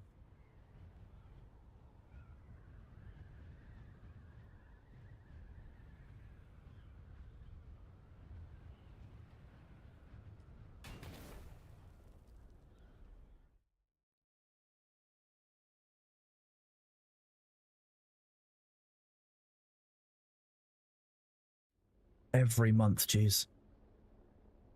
Someone tried to copy our base design, did they? Yeah, interesting.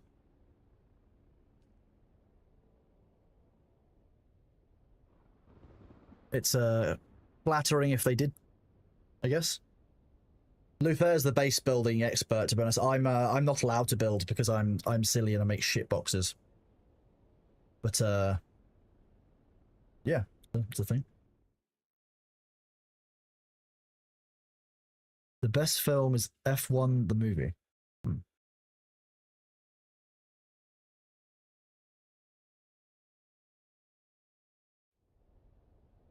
I quite enjoyed Happy Gilmore too. That was actually surprisingly okay. I thought it was going to be shit, but actually it was alright.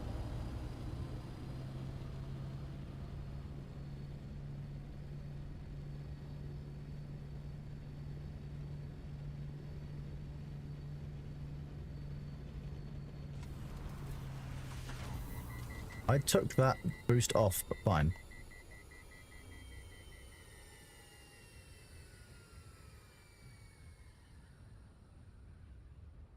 This is the ringtone when your stepsister calls you. That's hilarious. Yeah, a tribute to the original. I could see that, yeah. That's probably fair.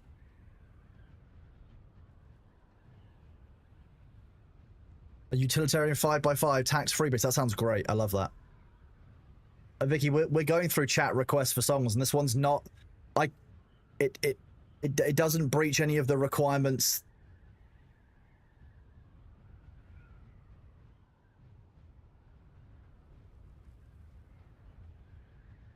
A beans tax-free up there, maybe.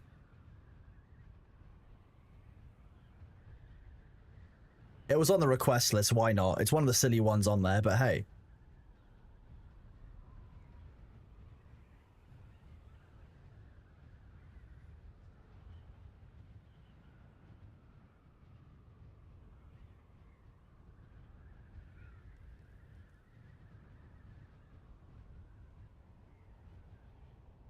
The video would be a problem.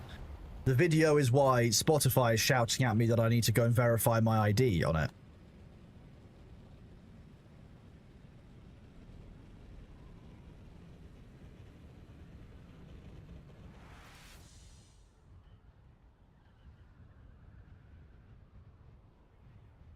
How you doing out there today, Vicky? You having a good day?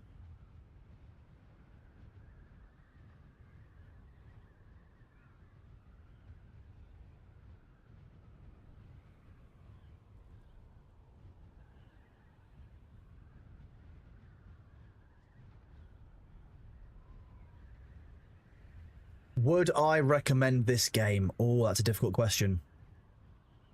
Right now, no. I would wait and see how the August patch drops beforehand. There's no pricing timing on it, so I would wait like a week and see what the big August patch drops.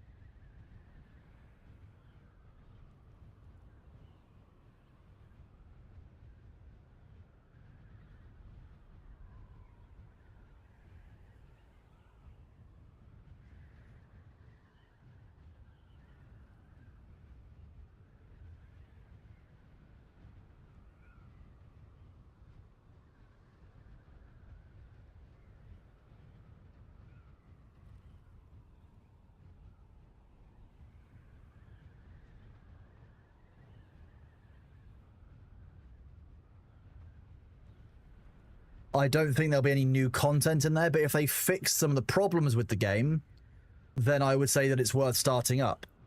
But ultimately, if at the moment, Jubs, I'm going to assume that you don't have other people who you know who are playing the game and are still currently like live playing it, right? So you'd be joining as a solo player. It's very difficult for me to recommend this to a solo player right now. Yeah. Yeah. I don't think that, given the level of bugs involved in the game and some of the risks that you are still taking when you come to using vehicles and basic parts of progression, that as a solo player, it's possible to absorb some of the losses that you can absorb when you're in a group. For example, people are still losing sand crawlers, they are still losing buggies, you know, to some of the like map issues. Losing one of those at the wrong time as a solo player could ruin the game for you entirely. And as a result, I don't think that it's stable enough that I could recommend it to a solo player. Yeah, I've agreed that I would play Peak with Vicky some point. So I think we might do that later this week. Yeah. You're all right, Ibrahim. Like, if you've got a group of friends, it's a bit different because you can generally help each other recover from those losses a bit better, a bit more easily. But solo, it can be like rough. Like solo losing an ornithopter sucks so badly.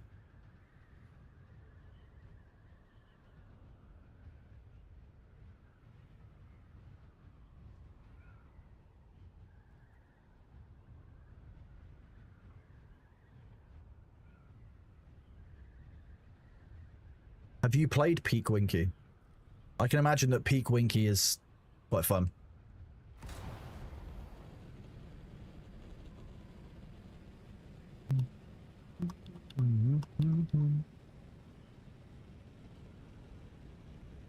Oh, well, Winky, we should play Peak sometime too.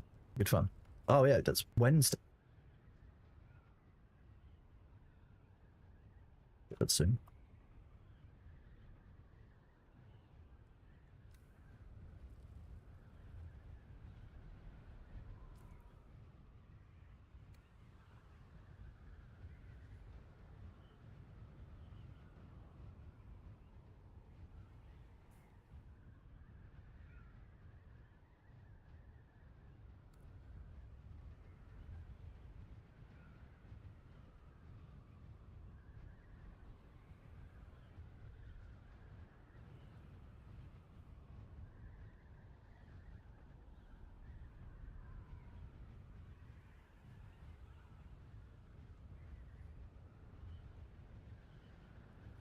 You can play EU hours every other Friday, any weekend. So that would be Friday would be a pretty good day. I don't tend to stream on weekends. It's my days off to get things done. This weekend coming, I've got a lot on.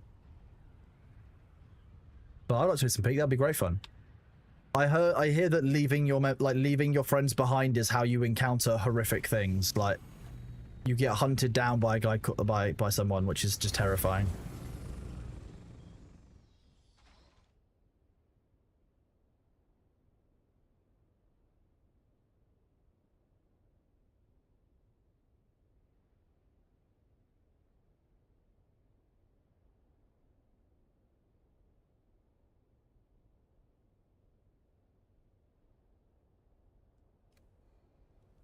Think of all the. I mean, we cover lots of ground, but that's how you get the Scoutmaster coming for you. Like, and he looks terrifying.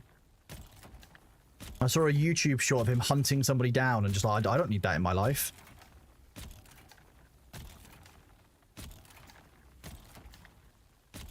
It'll be every Scoutmaster I was ever a lippy little shit to when I was a teenager, coming back to haunt me. That's what it would be.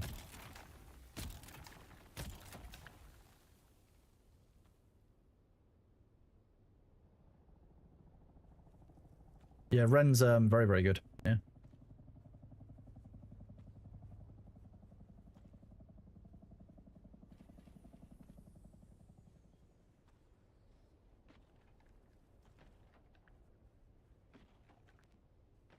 I was actually surprised at how good Ren was when I did my first, like,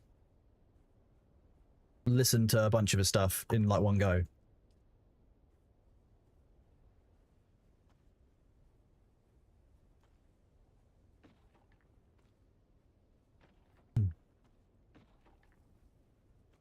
So after the last 5 sessions, it'll be 3 months of company, and then 6 once a year, then 3 years. Jeez, okay. Well, good to see you back, Mythos, first of all. Glad it went reasonably okay. And so what, it is long term and then winding down. That sounds reasonably cool. Like, winding down's nice.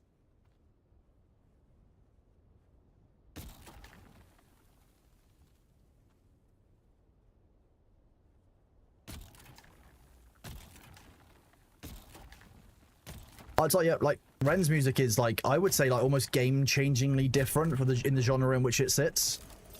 Oh, fuck. Okay. We're just gonna do this. Yeah, I've seen a couple of, I've seen the music video of him and his voice in his head having an argument. It's incredibly cool.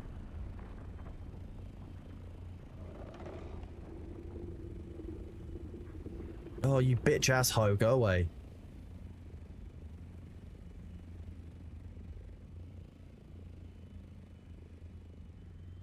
Going straight across the sand field. Okay, bud.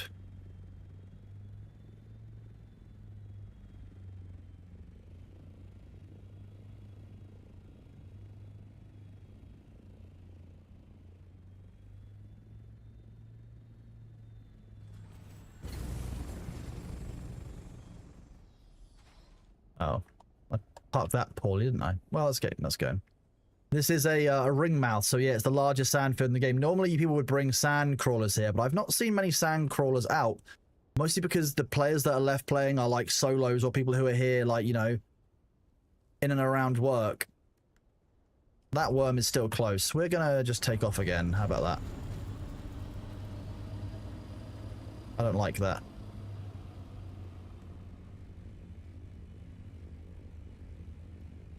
Focus here. Hide.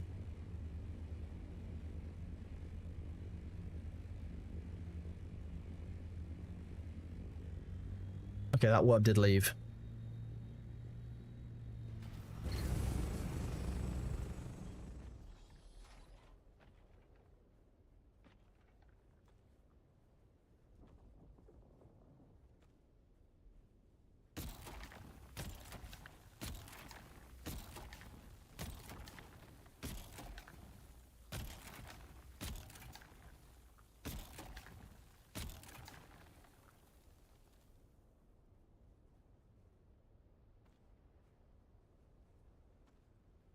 I'm sure there's gonna be a bunch more Ren suggestions now in the song suggestions list, isn't there? I'm fine with that. If I'm just listening to music and like reading, I have to be in the right mood to listen to Ren, because otherwise like I lose track of what I'm reading because I'm listening to what he's saying and doing. Come on.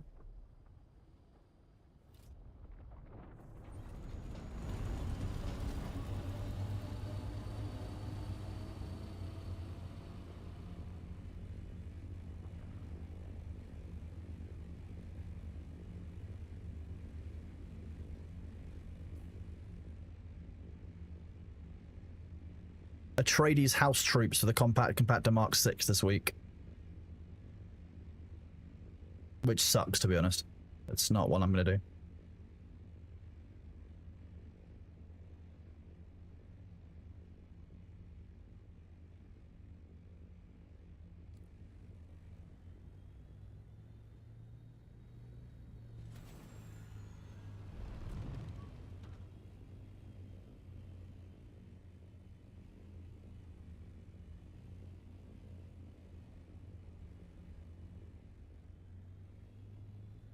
Plasma cannon. It is a excuse me, apparently it's me coughing. It's me just casually dying. It is a LMG style weapon, a bit like the miniguns that they use. Yes, they're not LMGs at all, but I think that's what they're listed as. That fires energy bolts from your power pack rather than using ammunition. As far as I understand it, I've not actually got one or used one. Mostly because I don't use heavy weapons. Apart from my las gun, which doesn't count. That's my emotional support las gun. It's not a las gun, no, it's like the machine gun. It's the minigun.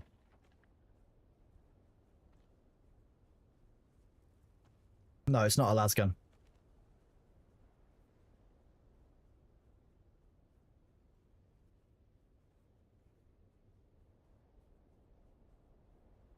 Worms will likely be back in just a second. Sector weather alert. A large sandstorm is approaching.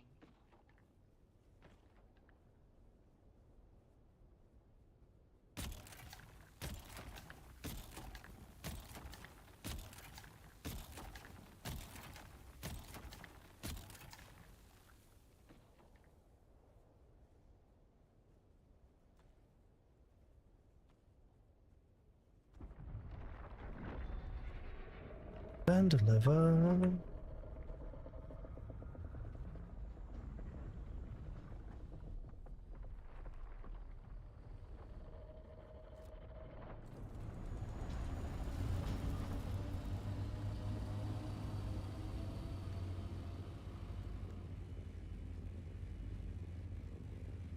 That'll be cool, Andy Finley, yeah, for sure.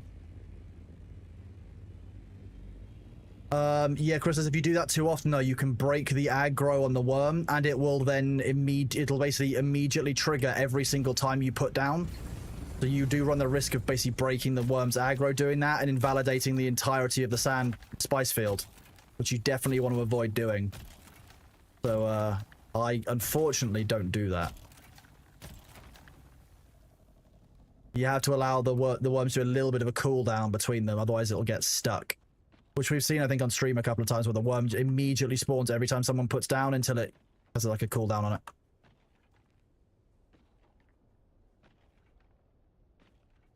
And I don't personally know exactly how to trigger that every time, because that would be a... I just know that the way I do it doesn't do that.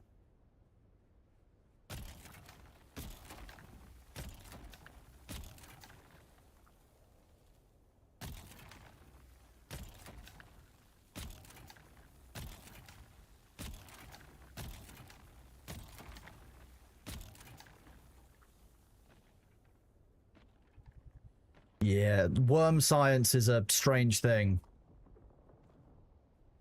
I should probably drink some water in a second, shouldn't I? And deliver.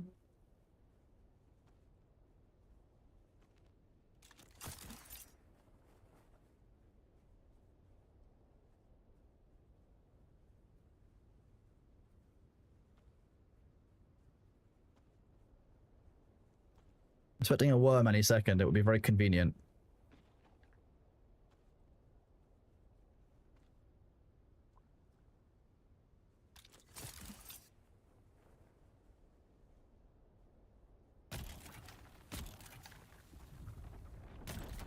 There it is. Rah, rah, rah, rah, rah, rah, rah. I'm a big worm. Rah. They are quite funny. I have to be honest. Like, I don't take them too seriously.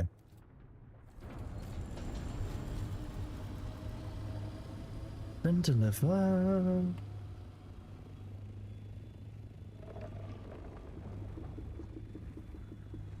I do kind of want to chuck rockets at them sometimes, just because it'd be fun. How is the bat? The bat's going well, thank you, Richie. How are you doing today, buddy? Anthony Master, I'm using a Mark 6 compact. There you go.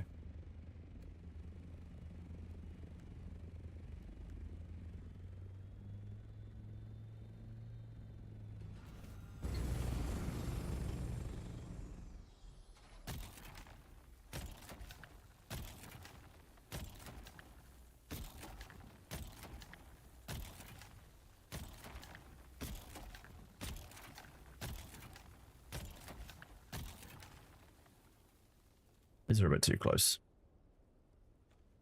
Don't pet the worm yet. I mean, petting the worm's going to get even more dangerous soon when contacting with the worm, like any kind of contact with the worm, is going to immediately kill you, which is not a good change in my opinion because of the way that the crossing worms work. You're going to be killing a lot of people who are just like standing on the edge of the island waiting for it to be safe, and the worm just comes up beneath and they're like, oh, I'm dead with no counterplay. Neat. Don't like it. There should be a way to meaningfully avoid that danger, and there currently isn't.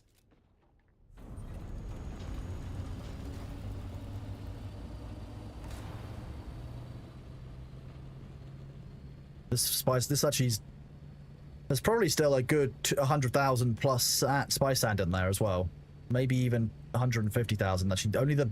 It looks more harvested than it actually is. Oops, wasn't paying attention to my heat. Oopsie.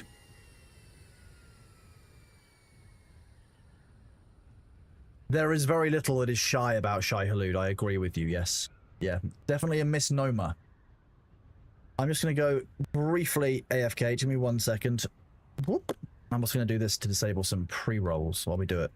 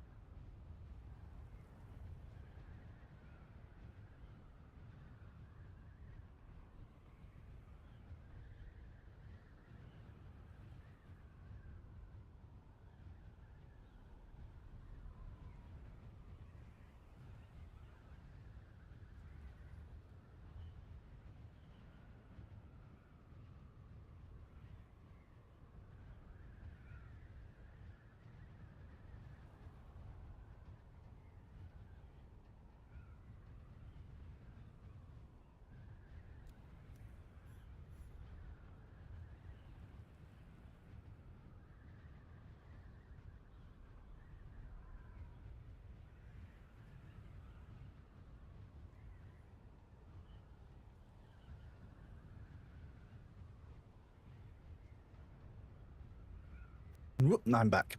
Hello, everybody. Whoop, good timing. Driving over the worm's tail is frowned upon now. Driving over the worm's tail, based on my understanding of the patch notes of the PTR, will just immediately destroy your buggy and kill you, which you don't want. Hound Dog, the drops are live here until the 7th. You can access them by going to twitch.tv/inventory if you want, buddy. What happened? That's just a little joke. Just a little joke, that one. Just a small one.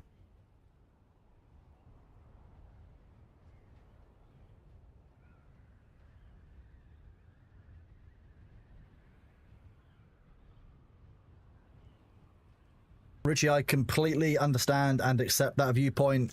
I know that the changes aren't for everyone. I'm still not sure how I feel about a number of the changes.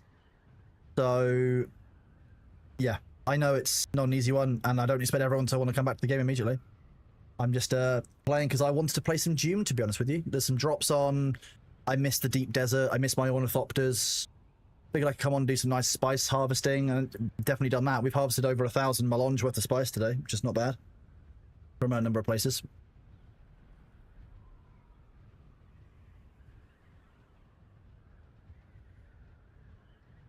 Yeah, done some flower sand. We're going pretty well so far. We've got a little bit more to do. DD changes kill the player base fast. I think they did some of them. But ultimately, I think also the way that the game is very punishing to solo players and the number of bugs that cause loss, which set those solo players back, is just as much of a contributor to people falling off the game. Those of us who are here and were committed to Deep Desert and got to endgame obviously saw that was what changed it a lot for us. But I'm going to be honest, there's lots of people that didn't get as far as the Deep Desert who were turned off of the game by losing stuff, by bugs, and by problems. There is no way to know which spice fields are active without communicating with people and finding out which ones are on your server by them telling you. You have to use your eyes or get information from other people, bud. Sadly. In some ways good, some ways bad, to be honest with you, that system. It's an interesting one.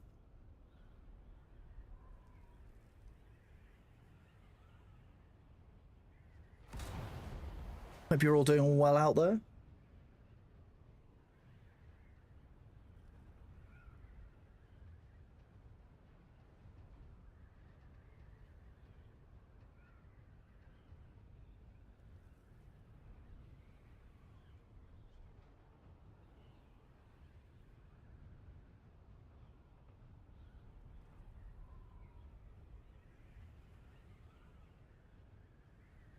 I generally think that there needs to be more of a, like, the way that the game works is funneling you right into this end game where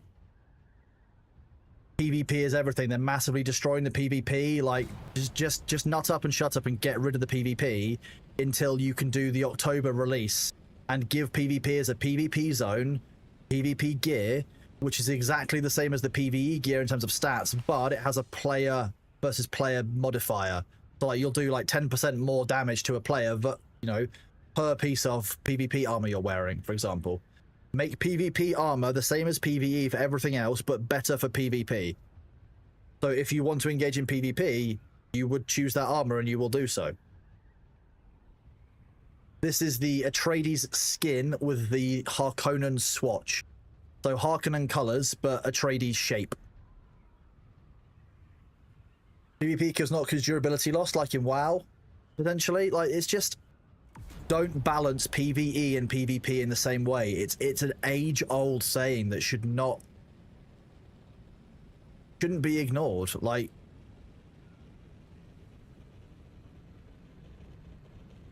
you just need to the way they delivered PvP didn't really match up with, I think, what they were expecting. I don't think they incentivized the right behaviors, and I think that's caused some issues in the deep desert, which then they overcorrected on, and caused a problem too. Dune is a survival game with zero risk of not surviving. In a way, I would agree with that, Winky. Yeah, there's very little cyclical danger that would actually make this a survival game for me anymore.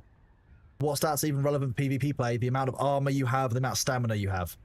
But you could just create a stat which is PvP damage, and you'll do, you know, if you've got a PvP gun that you've got from the PvP area, which is like the Dark Zone for the deep, like Dark Zone and Division almost kind of thing, you essentially have a gun that does, you know, 25% extra damage to players. It's not going to do anything in PvE, and in the deep desert area, which would become all PvE because it basically is now, you give people actual like PvP area the same size and create separate trees because people can choose to do either that way. You're having a bad day and you've got a headache and you don't want to do the full stress PvP, you can still go do end game PvE. But the way that it currently is, which is just Orny, yeah, like you say, Orny griefing, yeah. Basically, Orny spam at fields, or, you know, like, swarming carriers to force them to the ground and thumpering them, like, it's just become shitty. It's just become shit. And in that deep desert PvP area, no building, like, in a safe area, like, nah. Doesn't that, what do you mean, doesn't what take away from the world of Arrakis?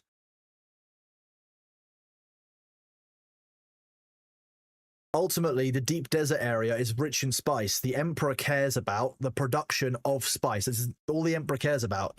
If wars and fights between groups were interrupting the spice trade, which ours are, arguably, you know,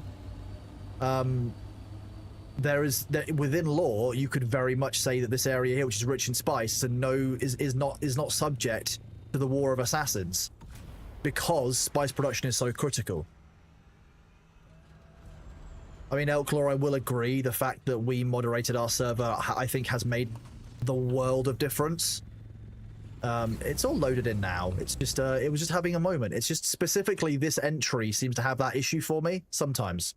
I don't know why. Yeah, the Emperor cares that the spice flows, so I think that having a PvP area which is lower in spice and therefore disincentivizes people going there only for PvE might be worth doing.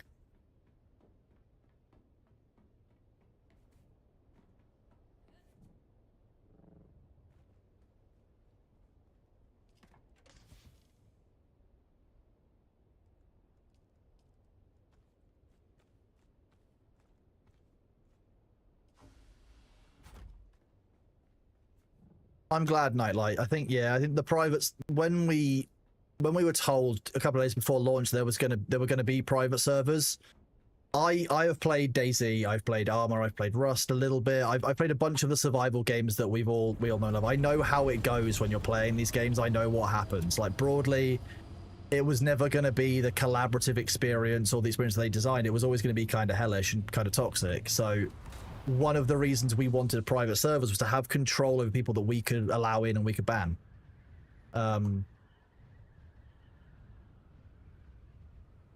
So I'm very glad that we were able to moderate our servers. It's very touching, to be honest, from all of you saying that you've enjoyed our private server, because I think that's made the effort that's gone in from me and some of the people who have helped with it worth it. So thank you very much for saying it, to be honest, guys.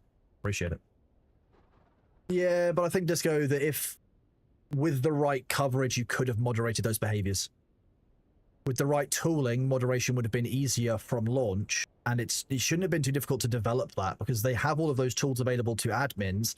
It's just about segmenting a bunch of them for a moderator role so that they can go invisible, they can follow along, they can see that their rules are being enforced, like their own terms of service. What are you considering griefing? I'm considering any use of game mechanics which is, a known issue to cause, damage to another player. For example, when there have been issues around vehicles doing damages to bases at one point, damaging someone's base with a known issue, with an intent to loot it, that's griefing. Pinning somebody down below the against the nav mesh with your vehicle so that you can just farm kill them and they can't even escape because they can't even respawn, that's griefing. So Thopters bombing farms when they're in a spy stream. When you say farms, Thopters attacking an in-progress spice harvest is PvP. That's not griefing. Unless I'm misunderstanding, what I think you're saying is that Thopters, so people in Scout and Assault Thopters attacking people who are harvesting in a carrier and in a sand crawler, that's not griefing, that's just PvP. That's fine. Karas, thank you very much for the raid of 3 viewers, buddy. Welcome on in. How you doing?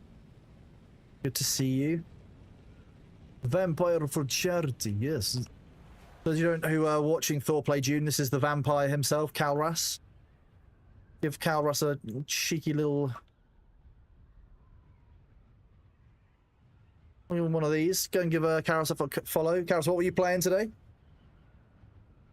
You finished an 18-hour stream, beat 3 games during it. Jeez, good job. 18-hour stream, though. That's going to be... Oh. Yeah, I don't think Thopters bombing farms when they're in a spice ring is not... No. Ultimately, that is intended PvP. If you were flying over... If you had used the Thopter speed boost bug, where you can dive your Thopter and then you were able to, with a thruster, shift it to sideways, I think it was.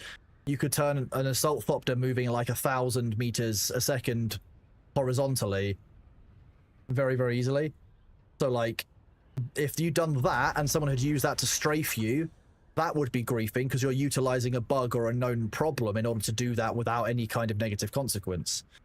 Lag switching in combat so that you can't be killed but you can still do damage when you want to, not permitted. That's griefing.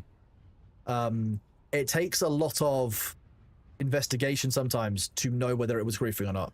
Is it griefing they have no power and been vacant for weeks to kill exposed sub with NPCs?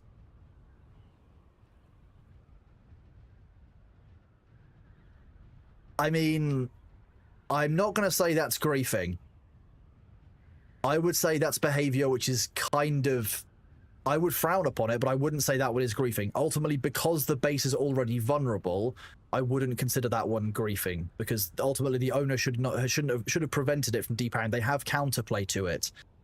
All you're doing there is speeding up the sandstorm, degrading the base. I think I would be a bit like, dude, come on, well, why? Okay, fine, whatever. But I wouldn't call it griefing. Yeah, like you say, it's a dick move, but not griefing, I think, that one. It's not the gameplay that I would want to encounter on a frequent basis and to become the culture on the server, but ultimately, that player had counterplay. They shouldn't have allowed their base to get depowered. That's how that works. Keeping your base powered is a key part of the game. And I fucked it up. I've allowed a base to become depowered before.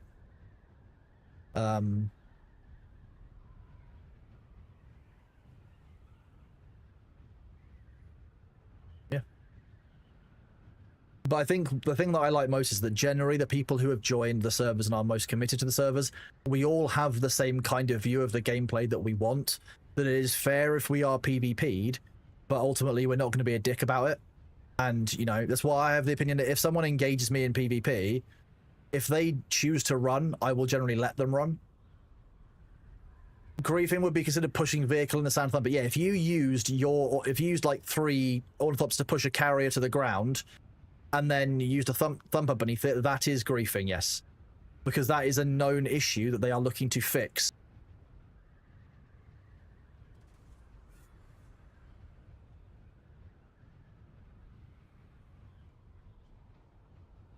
I'm glad to hear that, Nicola. Ultimately, that is the emergent way to deal with these issues. But unfortunately, I think it's easy for a number of people to forget that some people don't want to engage socially to deal with those kind of issues. That's a lot of commitment to some people who are just logging on for a few hours every day to play a game that they just want to chill away from work, or have a couple of hours, you know, before they got to take the kids and get the kids to bed, that kind of thing. So I would be honest, I can see why players won't always want to engage in that loop to deal with griefers. Yeah. So I'm really pleased to hear that you are able to do that and that people are getting together and doing that on the public servers.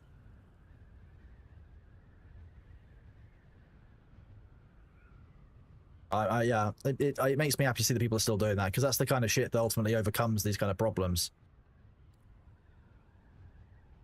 Yeah, I think most people are, like, people on our server are very much keeping the bases in life support, and I completely understand that. I think that's fair. If a lot of people, the gamers run out of content, and if you only have to log in once every 3 weeks now on our base, particularly. A downed vehicle on an island, you just killed the owner, use a scout to push it. I would say, I mean, you killed the player. All you're doing there is griefing to destroy it. They can't come back. That's probably their spawn point as well.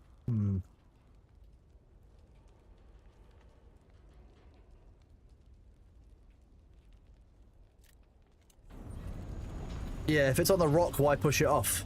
And ultimately, that's what's being fixed in the next patch. So I would probably say, yes, that one is griefing. I did that in good time, didn't I? Jesus. I would say, yeah, the pushing that one off the rocks seems like griefing. Because you shouldn't. The only reason for that is that the scouts are not going to be able to push people in the same way. Vehicle impulse is being added.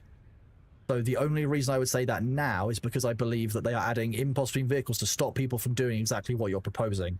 And given that Funcom want to combat that in an upcoming patch, I would now be calling that one potentially griefing. And someone would be talked to about it beforehand, though, rather than have an immediate ban put on them. That's the difference on it, because it would be a newish rule. So someone would get a warning for that, and we would basically say, ultimately, we can't make you replace the Thopter, but we would ask that you consider doing so. They might rocket it to pieces, but that's expending resources, whereas the pushing it with the scout is not intended gameplay. I think that's how I would fall it, but it would likely depend on the situation. I'm being clear. There are going to be situations within that where what I've said won't apply, because I think there's some nuance in this one. It's a good question, but it depends on the exact facts of what's happened at that time, I think. Like I say, there's nuance to it. Rocketing, absolutely fine. That's expected.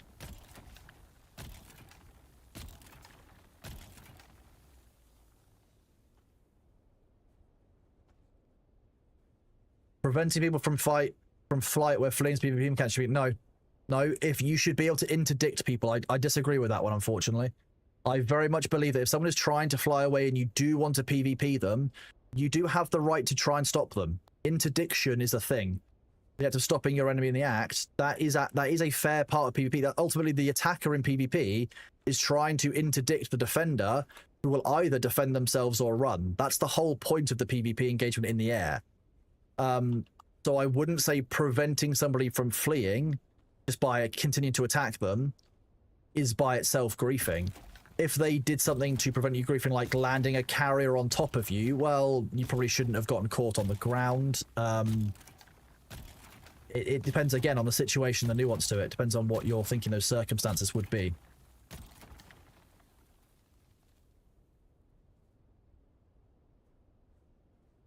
But you have to remember what we're talking about here is I will be more lenient than polite rules. So there's some sort, I'll be like, that might be a dick move, but that's still allowed, because you're talking about rules versus the behavior I would want to see.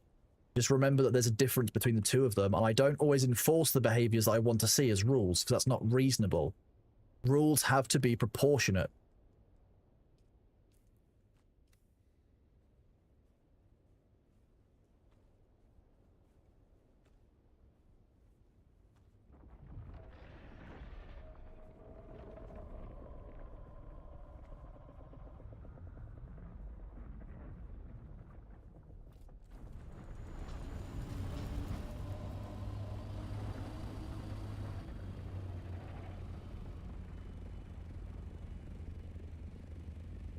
in order for it to be griefing, there has to be there would have to be certain things that take place, like, you know, there has to be like a breach of the rules or a use of a mechanic in a way which is not permissible, you know. Okay.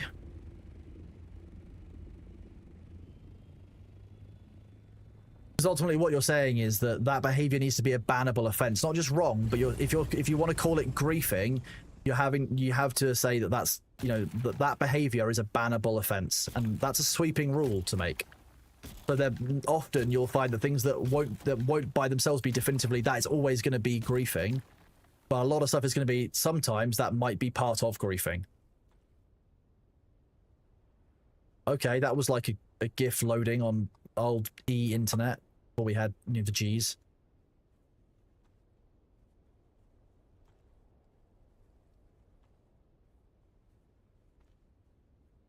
Yeah, I would agree that griefing 99.9% of the time requires a conscious choice to be a dickhead.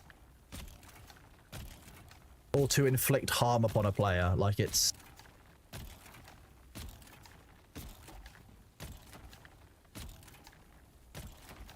I am indeed in the deep desert, yes.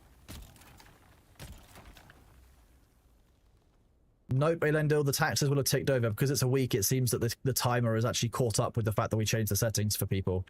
I'm hearing reports across pretty much all the servers that did have taxes showing. They're not actually working, so apparently it's just the server being silly.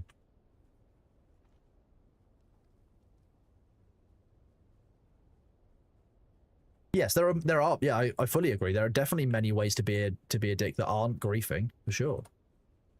How do you avoid the small storms in the deep desert? Planning, foresight, and trying to be aware of the vessel that you've got and where it fits. So, for example, this is an assault ornithopter. I can't store that, so if there's a storm, I need to get somebody either to, I need to get somewhere where I can hide this and it counts as sheltered in the rocks, for example. There's a couple of rocks over here that are suitable. Like that archway over there, you could potentially hover in and see if you can find some cover where you count as sheltered. Ganking is not griefing. I'll be very clear there. If you gank someone, that's not griefing. A lot of times we get people who'll come up and say, that's griefing, you can't do that, when it's an intended gameplay mechanic. A really good example is the game allows you, if you are in a carrier, to fly down and pick up vehicles in a PvP area, regardless of permissions. So for a long time, it was fully accepted that if you were in a buggy, for example, or you left an assault ornithopter lying around in a PvP area and someone picked up and took it away, that's theirs now, bud. Like that's just how it is.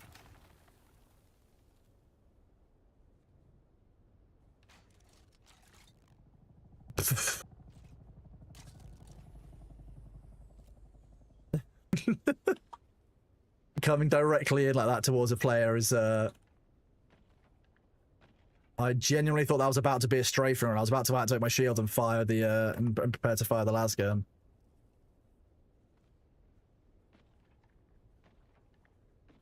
I don't trust players flying directly in like that.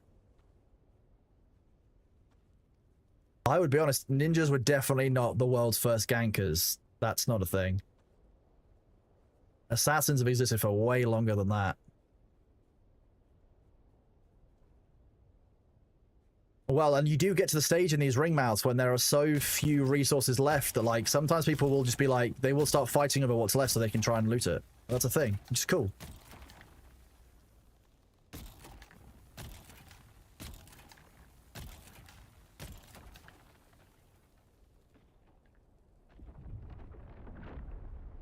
I knew there was a worm coming. 2, 3.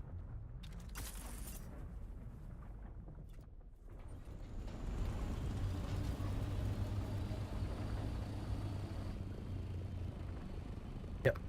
And that's ultimately what it comes down to. I think they kind of... I think the point of the deep desert that was missed was ultimately the point that's around... Oh, did that worm just... Bastard. Okay, try and do it.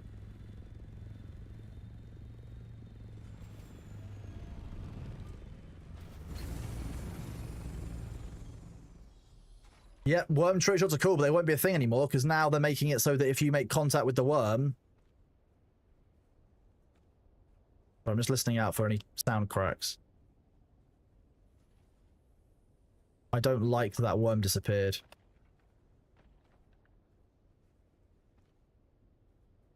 They're probably not far off the grandfather worm spawning here.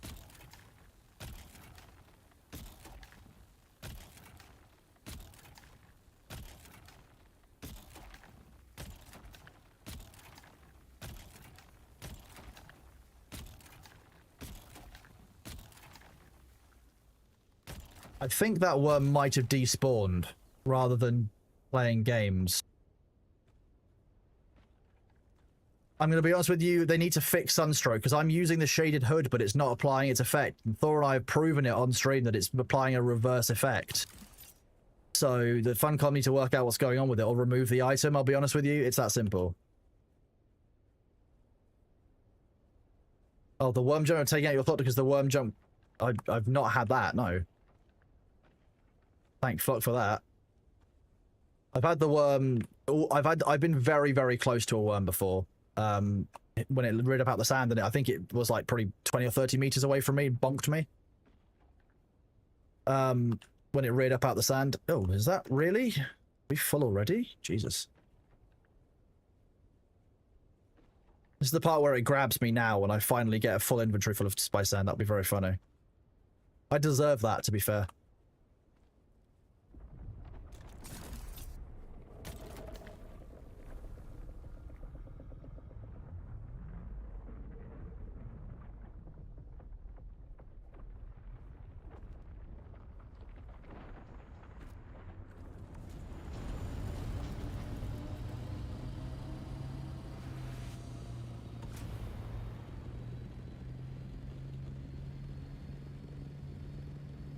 Yes, the worm behavior change will be very interesting. They're changing it so that apparently the worm does a long breach. So many of you will have heard that I listen out for the second click that the worm makes before it hits the ground again, because that's when it throws its sand.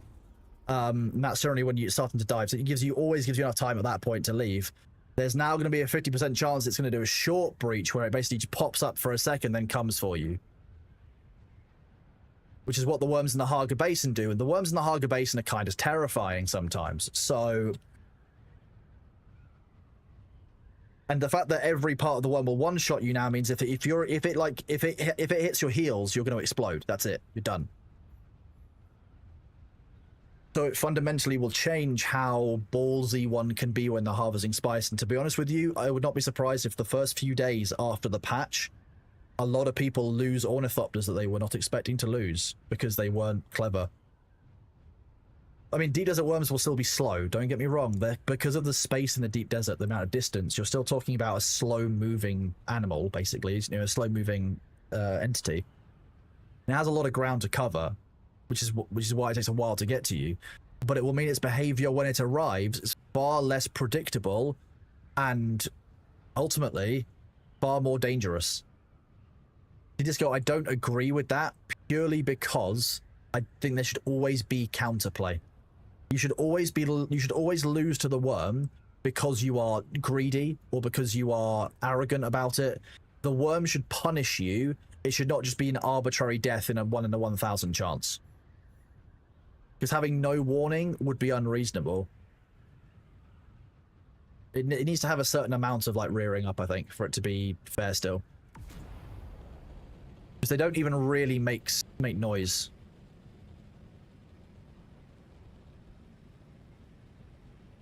Yeah. I think it would be very, very funny. I'd love to do an event where we had like we had a 1 in 1,000, but I was saying to the I was saying to a few friends that I would rather retire my character, Emily Slider, from this and step into more of like a Zeus role that you see in certain other survival games where like you organize events and you will do cool things. Like you have the server power so that you could spawn a bunch of NPCs, you could create a settlement, you could create all of the bits that you need to turn the server into like basically a sandbox in truth, where the server owner can run those things. Because I would love to run, for example, a sand biking event where there is only one sandworm on the entirety of the deep desert, everyone starts like with the sand bike, for example, and you can race across the deep desert. How much fun would that be? Whoever gets to the end wins. Whoever gets eaten last wins.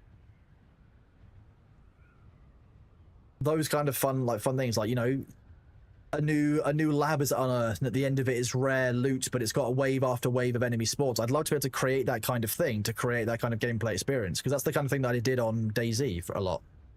That's the kind of thing I intend to do, you know, we did on Minecraft, like, you know, like, great fun.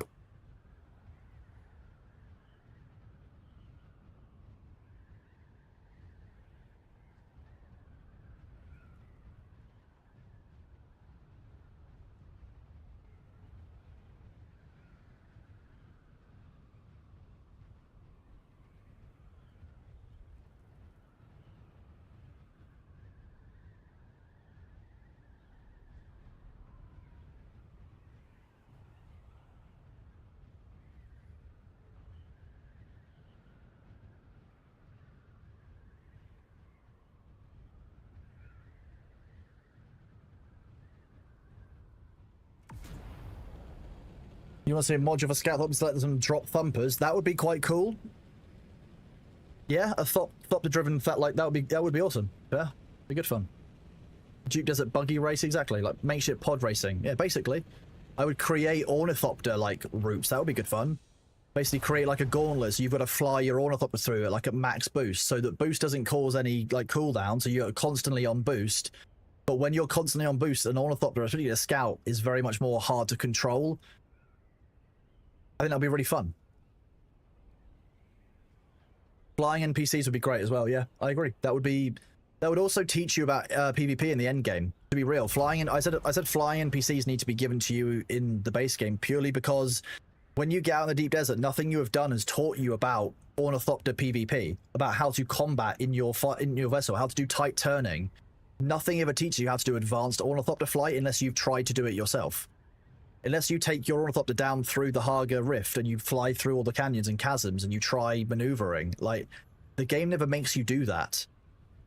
So as soon as you get to the deep desert and suddenly you've got to do ornithopter PvP and like no one's ever prepared you for it, a lot of casual players are going to be turned off by the idea of potentially losing their ornithopter, which is very difficult for them to replace as a solo player. Especially when you're told that, oh yeah, if you drop down onto the ground in the deep desert and you're killed, like, you can't get out, you know, the worms will get you, kind of thing. Like, people aren't going to want to do that, are they?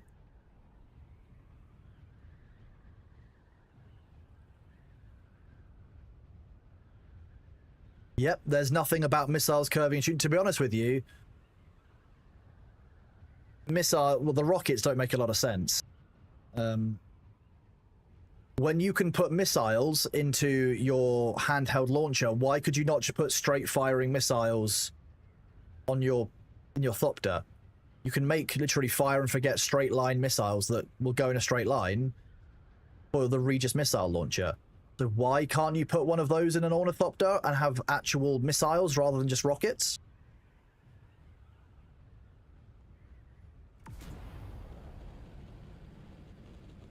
Rockets shouldn't arc down the way they do. To be honest with you, I think that rockets should have variants, and you should have a missile variant of a rocket. Like, there should be just literally it will keep itself propelled until it goes in a straight line.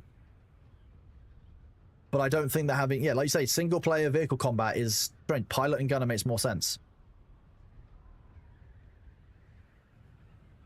Look, at the end of the day, World War II had ball turrets. Why the fuck could I not put a ball turret on the underside of this, for example, or on the top of this? On a carrier that has 6 people slots, why would I not be able to get rid of 4 slots and just have a ball turret on the top and bottom to defend my vehicle?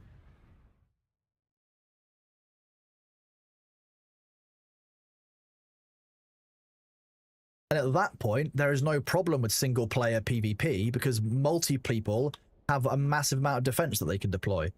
But carriers are so vulnerable that why on earth would anyone deploy them? You can't even defend one. Like, realistically, someone will just come in with a scout with a Mark 6 and they can just rocket your carrier before you can actually kill them.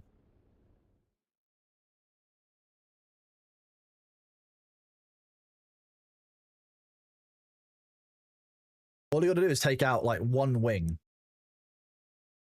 The thing crashes to the ground, and then you just land on top. Activate your Holtzman shield, and then you get eaten along with the carrier. Done. Easily done. Look at this. Don't worry about this. This is all fine.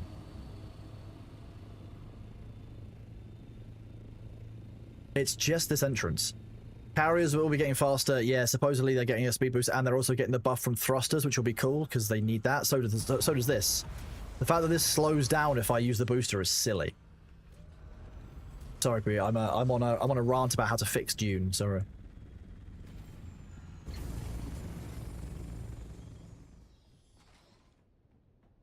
Like, if we could have ball turrets in World War II, and we could have dart guns on World War I biplanes, why can't we put a ball turret dart gun on our carrier in the 10 billionth millennium or whatever it is now?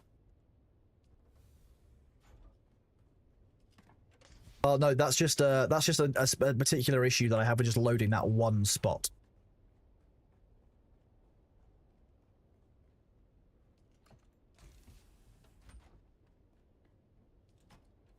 Oh, that's where all the spices are reduced. I think this goes down here on this one. How we know how long the ringmaster is going to chop? We don't know that. We don't get that info. I think Demnar's moving things around still.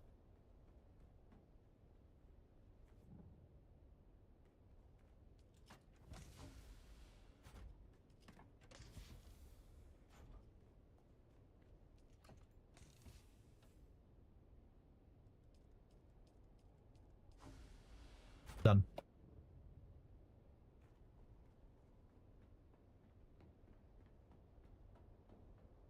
Yeah, I do believe that the carrier should have liftable storage that holds way more than the yeah, the scout. Sorry, the carrier should have storage that holds more than the sand crawler. And yeah, I think that assaults having rockets makes sense, and I think it's fine. I don't think scouts having rockets makes that much sense.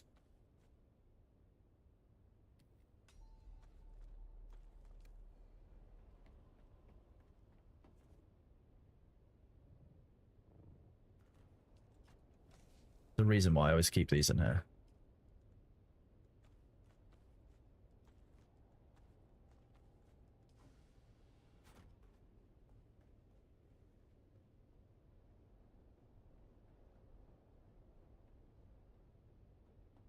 Ooh. I will just be right back. I'm just going to run an ad and go and stretch my back and do some do my physical stretch. My back is starting to hurt, so give me a moment. Press this button.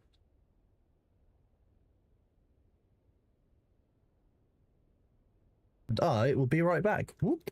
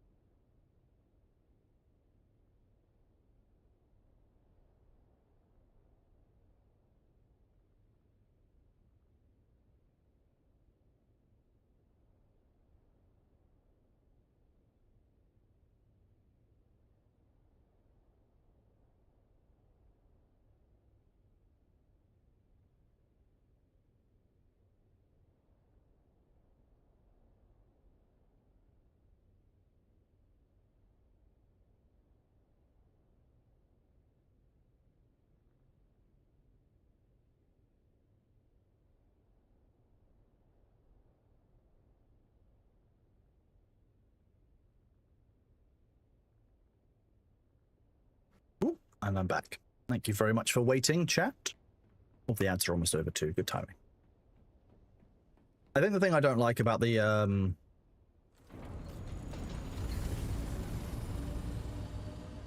Scout Ornithopter having rockets is that you can just, like, while you can't switch it to have rockets in midair, the fact that you can get it out of the Pokeball, put the rocket launcher on it, and just basically immediately go, like, with rockets on it, is kind of rough. Ultimately, you shouldn't be able to have a Scout Ornithopter with rockets in its inventory in your Pokeball, in my opinion. I've been saying that from the start. You shouldn't, like, that is in inventory. You shouldn't be able to have your Scout Ornithopter with rockets for an offensive use inside an inventory if you can't have an inventory and a Scout Thopter at the same time. Like, that just makes basic sense, right? Why on earth is it okay to keep rockets in it, but not okay to keep the basic component parts of rockets inside overstorage? That makes no sense.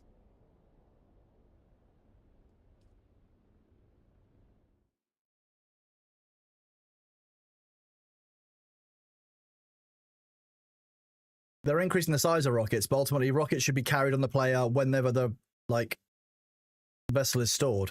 The fact that you can store the vessel with rockets feels wrong to me. I think that's wrong.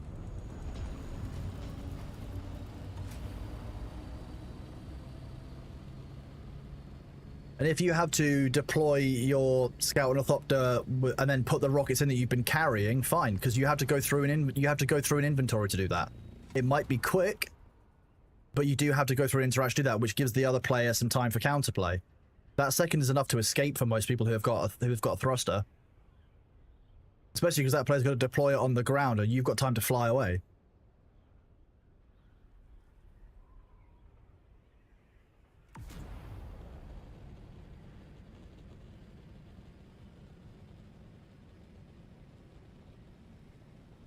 I mean, I personally love my my Scout Thopter with a thruster on it. Like, that thing is so much fun to fly that, like, if I want rockets, I would use an Assault Thopter anyway because of the overheating. Like, you can fire, like, way more from this.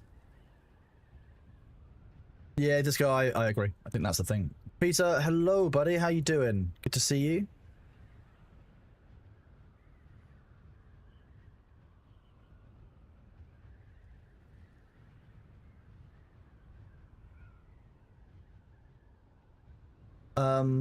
Oh yeah, sorry, Thurston, I missed your message a couple of minutes ago, so I was AFK. I think a water tank transport option for Thopter would be cool as well, yeah.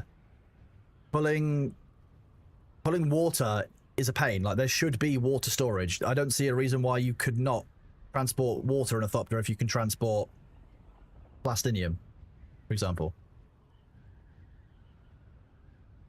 Cobalt paste.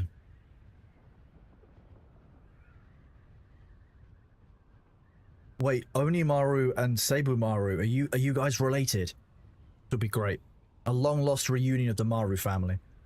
Hello, Cosmic Cobra. Things are going well, thank you, buddy. How are you doing?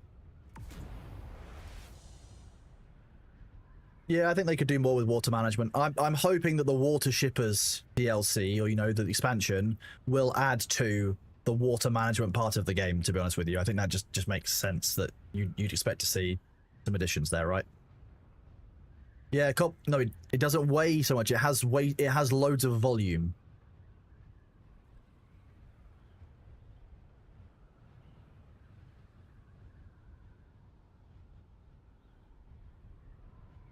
I mean, it could do. Yeah, it could have been added late in dev. Brandon said, "Do you want to hop on Dune?" I mean, look, the Coriolis Storm is building. We're about to get the Deep Desert reset. There's not a huge amount more to do this week on it. I think in June, like, people are, you know, winding up for the week and are going to go settle down in their Haga Basin bases for the Coriolis Storm, really.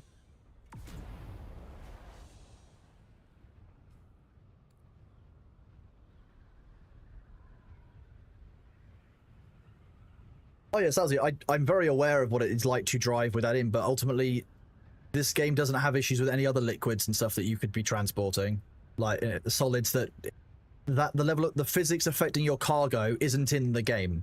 So the fact that you would want to include it for just water would be insane. Like, so that's not part of the game. Yeah, the volume of combat pace is weirdly high. I agree. Yeah, we're not simulating the physics of the internals, because at that point, if I filled it with, you know, 15 corpses, which is what I put in one of these, if you think about how much a person weighs, like, that's not a small amount. I think, Sonic Penguin, I fully agree. I think that there is no reason why, as a human, what I would have done is I would have walked into one of those underground testing facilities. I would have seen the hydroponic lights, and I would have been like, oh, cool, I could grow something with this. And I would have taken it. Nova V8, I'll be honest with you, we have a very different experience of deep desert than public servers will have. Because we're on a private server that we've moderated and we've kind of kept the behaviors reasonably in line with what isn't griefing but still encourages and enables PvP. We've not had so many problems with gangs and with griefing, but I know that on the public servers, there are dozens of people in chat here who will support that and provide their own stories far better than I will, who have had shitty experiences on the public servers. I will be honest with you. So I think it depends on ultimately what server you're on and the environment in which you are playing, unfortunately. And I don't really think that enough has been done to prevent those shitty people from taking root in the deep desert and places. We are very lucky to have, gentlemanly PvP here and to have understandings when it comes to PvE on certain days and certain times of day. Within about, I would probably say about midday PT onwards, we generally have kind of PvP in the deep desert. It's generally how that works. So probably about an hour or so. Bum, bum, bum, bum, bum.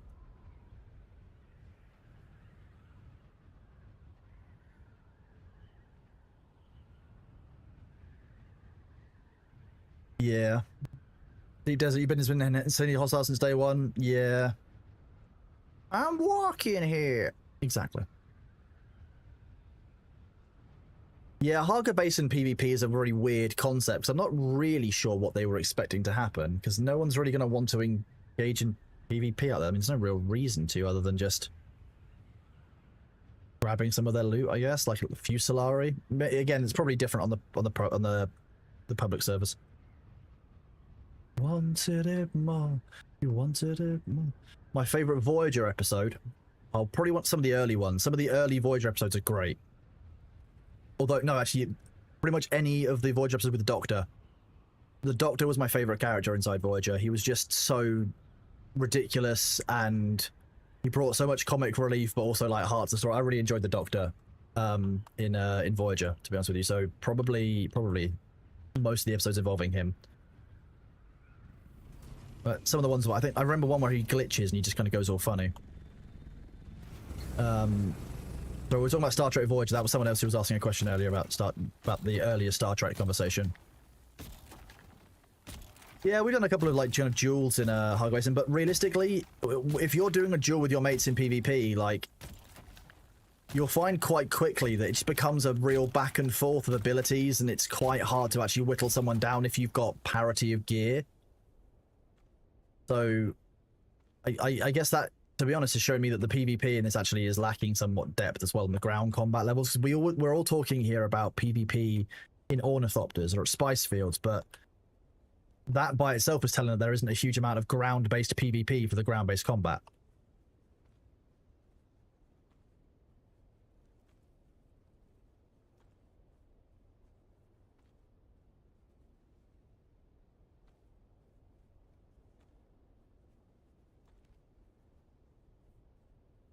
I really do feel like this drops deeper the older the spice field gets. Is that just me imagining it, Jack? Because I feel like it wasn't this deep before when we came here earlier and we started harvesting. But no, I don't think I'm imagining it.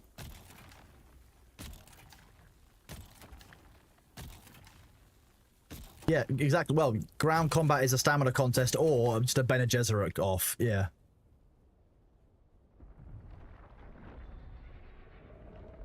You are a big stinky butthole. Look at you, just chucking some sand around. Getting all aggressive and territorial because I'm trying to nab your spicy brew sand. Rude. Very rude, honestly. Yeah, Johnny, that's what I would say.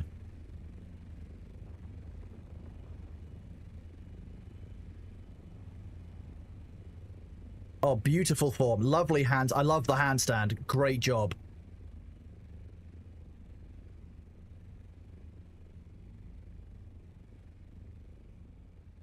Oh yeah, the spice is becoming brown. We might be near to the grandfather worm, to be honest. That would get a 9 at the Olympics, I reckon. Yeah.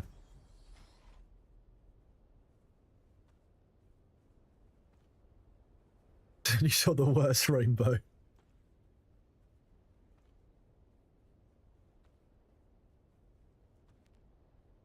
Have you ever had a cucumber that you had a cucumber that you leave in the fridge for too long inside a wrapper and it all kind of goes brown and mushy inside? That's kind of what the sandworms look like. Just saying, like. I distinctly remember going home from university at Christmas time one day, going back and realizing that somebody had left just a whole cucumber in the fridge when they'd gone home, and when I got back, it had gone off. And that's pretty much the same vibes as I get from the sandworms. I don't make the rules. Just say it how it is.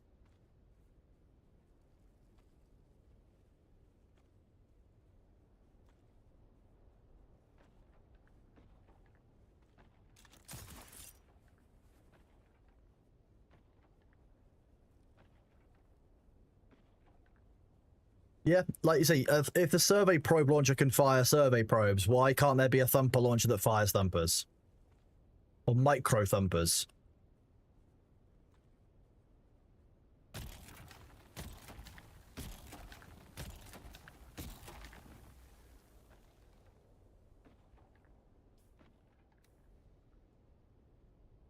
Okay, thanks.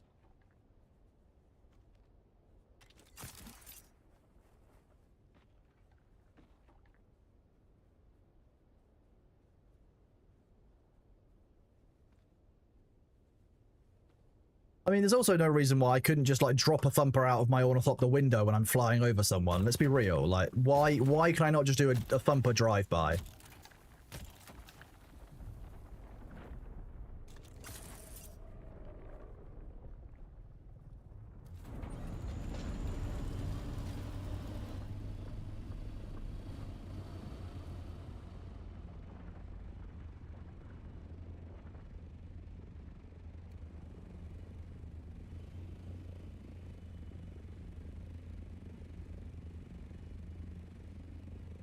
This is Olen, not Emarosa.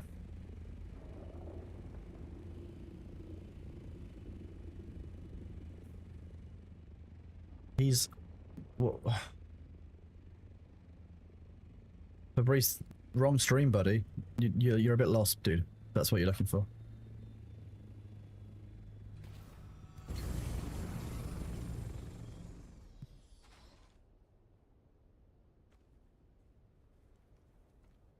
We don't do that here.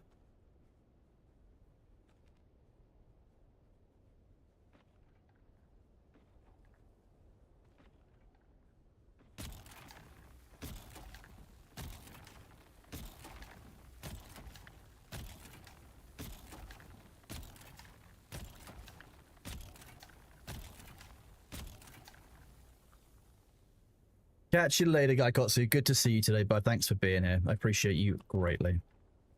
Hope work goes alright for you.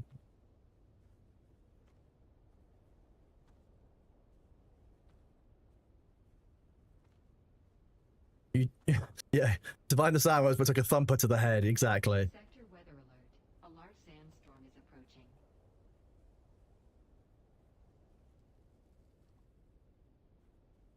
Glitch spice. No, it's oxidized, so it goes brown in the sun, which means that we're getting close to the grandfather worm eating this spice field. To be honest, I think very close. In fact, I'd be surprised if I could probably get another harvest out of this, because I feel like we're reaching the time on it. This is very much old spice, indeed.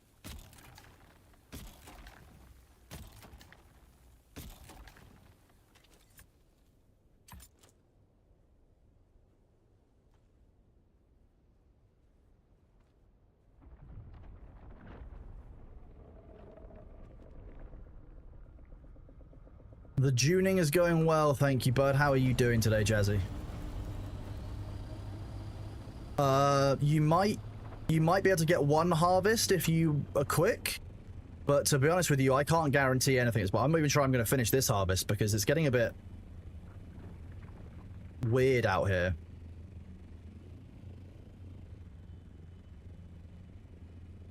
You know when you feel the heebie-jeebies?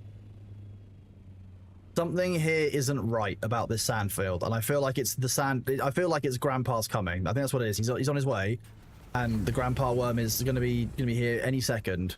What it feels like. So you could head out here and try and grab some, but just be aware that like I have no idea how long this is going to be. Bet we'll know when it's going to chomp because all of the spice will suddenly disappear, and the worm sign indicator will go mental. That's how you'll know.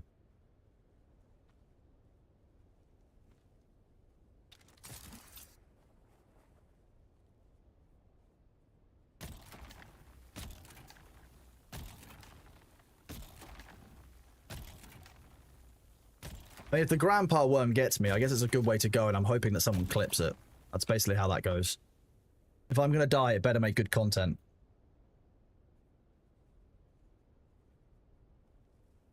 Hello. It looks like you found him, Dos Ex.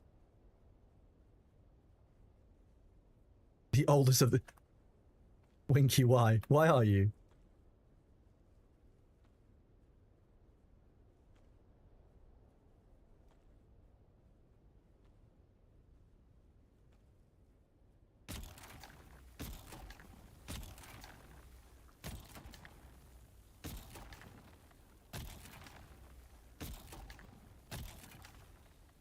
It's so I kind of wish that the piles were the I don't know. Actually, it does. I guess it deoxidizes the piles.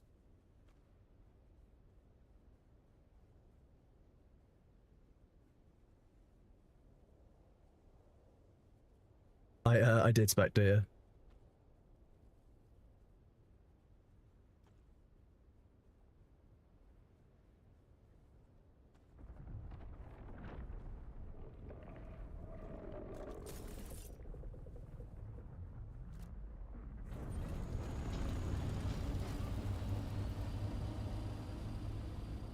One more time.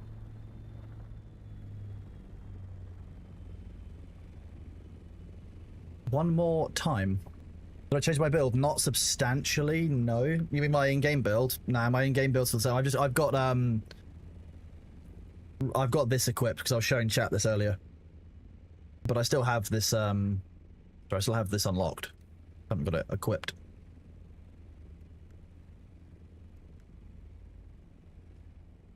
One more time.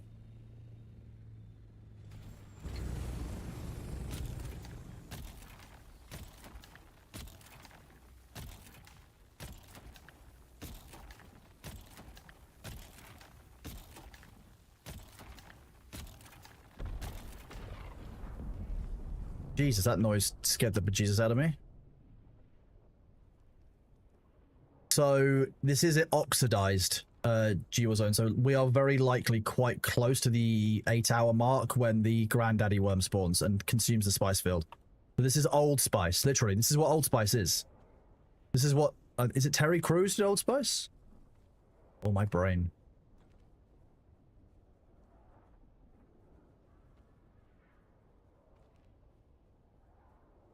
See, we are now full on spice, and we should probably get a move on.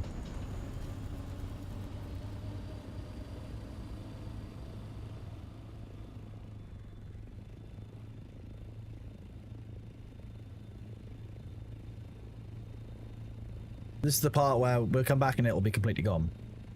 Hope you know that, chat. Yeah, soon Terry Crews is going to break through and take all of that spice. Exactly how it works.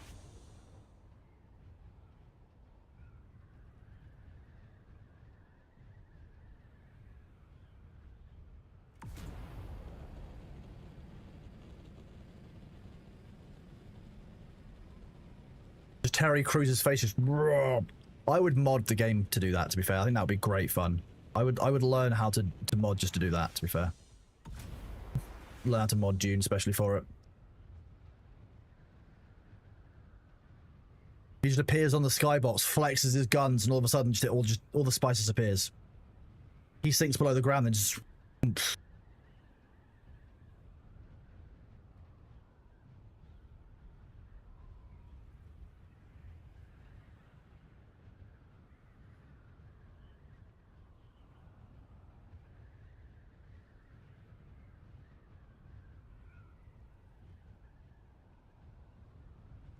It's Thork. Hide.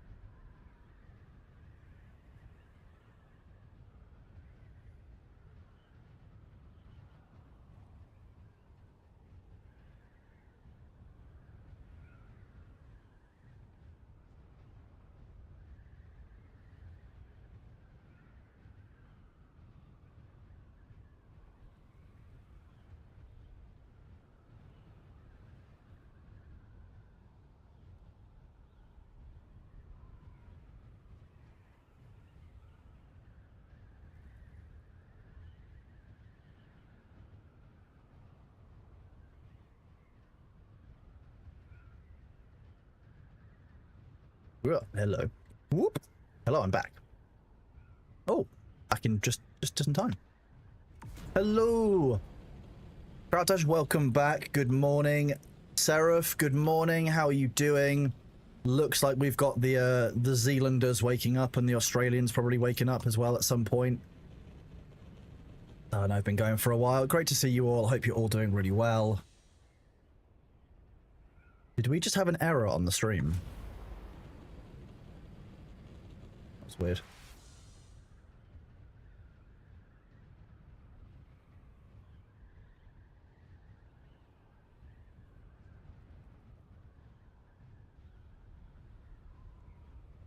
Hello, Morris Saber. How you doing, bud? You woke up an hour ago and you're Canadian? Amazing. Oh, okay, it's still a little bit early in Australia. Probably just the early morning Kiwis then. You know, they do say the early bird catches the worm, and a kiwi is a type of bird, and also a type of fruit, and also a type of person. Just saying.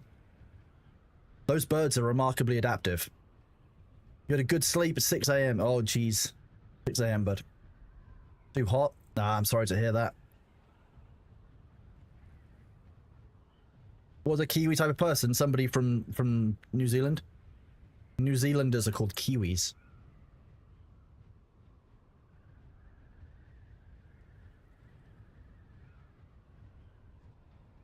Hello.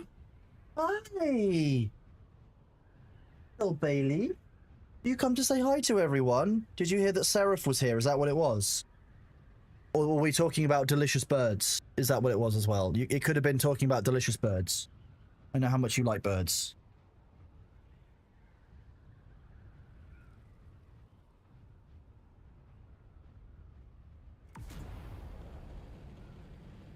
Bailey came to say hello to the New Zealanders who are waking up. And the Canadians who woke up an hour ago.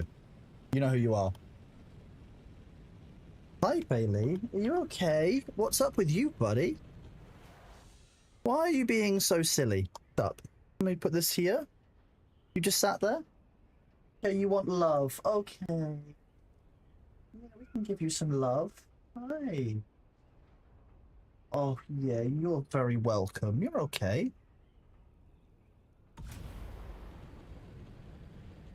Yeah? You want your spider? Okay, no, you want to do a slump. Okay, we'll move the camera again for you so that chat can see you. You can have some head rubs. How's that? Yeah? You're very welcome. This is my grumpy son, chat. He's a baby.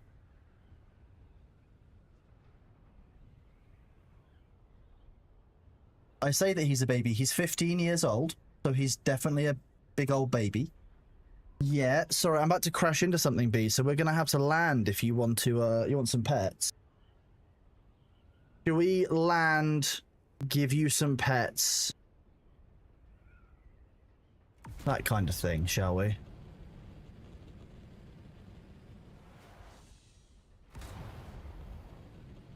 Let's just land on the edge here and give you some pets. Yeah, who's a good boy?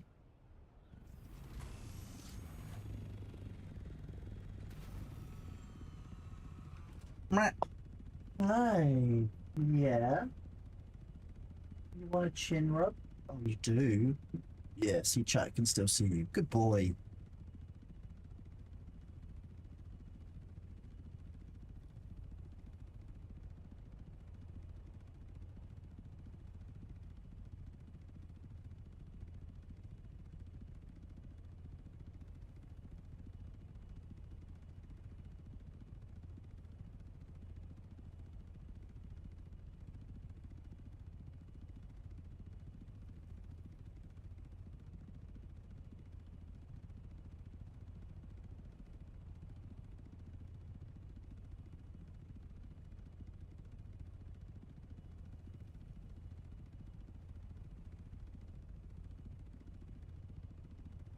Who's a nice cat, huh?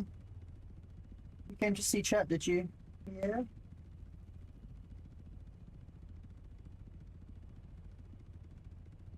You're such a lovely cat, aren't you?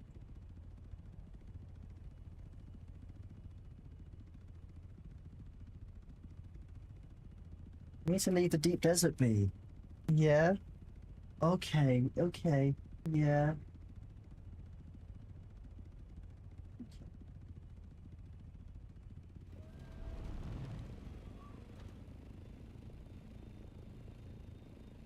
Okay.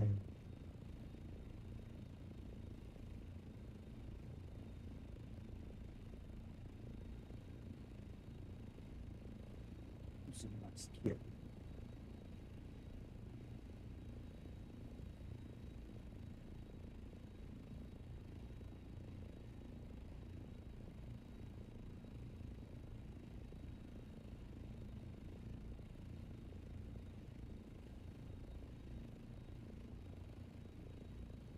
This is multi-track drifting.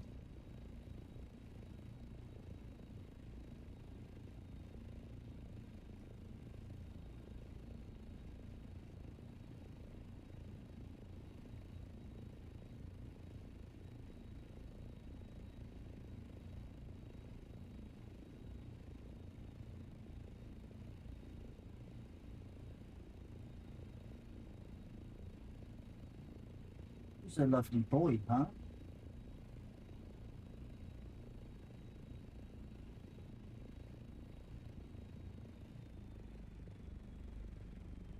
Yeah, who's a lovely boy? Yeah, you are.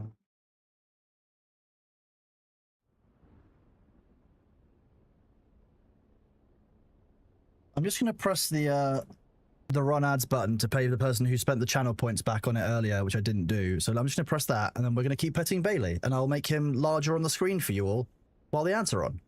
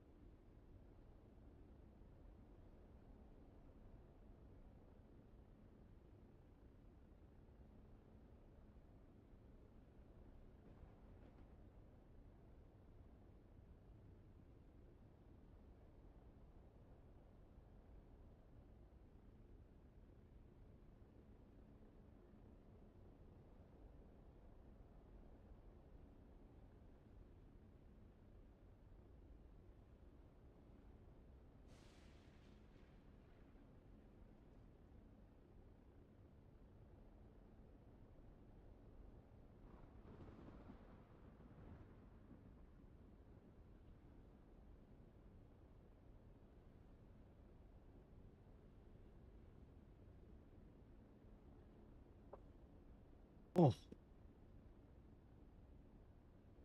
hi, baby. Yeah, I know. I love you too. Oh, yeah, you're so adorable. Look at you. Just like a little cuddle bug.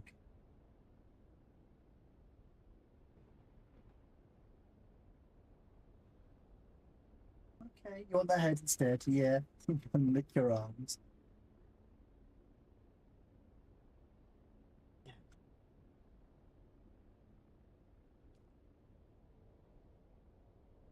I mean, this is better than adverts, right?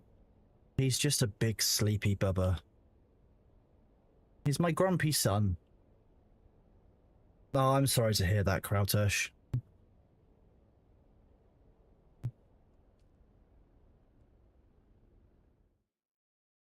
He's not even really. That's the thing I always find funny about Bailey. He's not actually mine.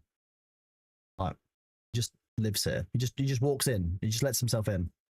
You gonna go check your food bowl? Okay, baby.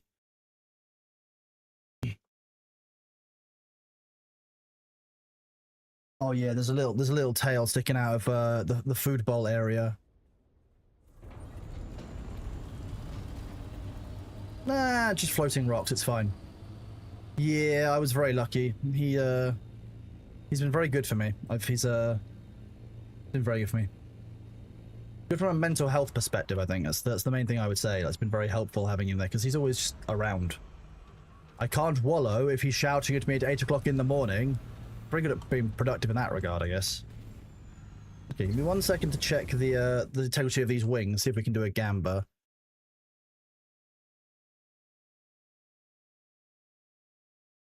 We can. We'll do... I need to end the stream in a moment because I need to go and do something and take my car to go and get his MOT sorted. Could drop that off. And I've got some meetings this evening that I need to do. So what we're going to do is we're going to run a poll.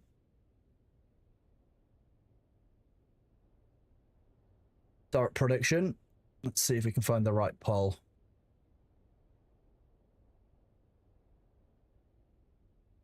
Here we go. We have a 2-minute Gamba wing. The Gamba wing is live. So for those of you who want to see the wings, here we go.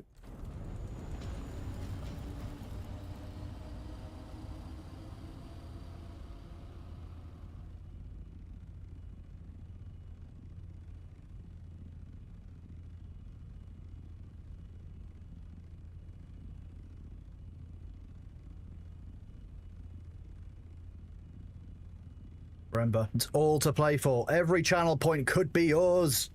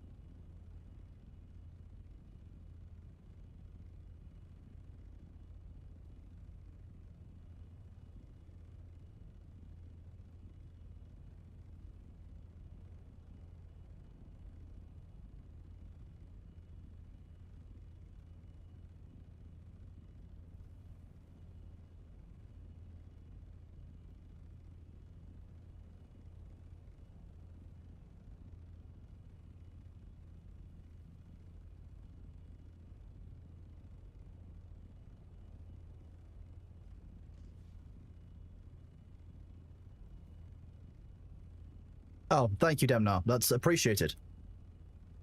Okay. We are coming to an end of the Gamba wing. Oh, you want to say goodbye to chat? Okay. You want to say goodbye. You're such a good baby cat, aren't you? He's so adorable. Right. I can reveal that the Gamba wing was 24%. Managed prediction, which 29% of you got. So for a first time, I think, for a long time, the majority was actually correct. 94,000 channel points being shared. Here is the large... Oh, you couldn't see it, but hey, you got... I could show you less Bailey, but that's such a weird thing. See, 24%. Here's a Bailey butt.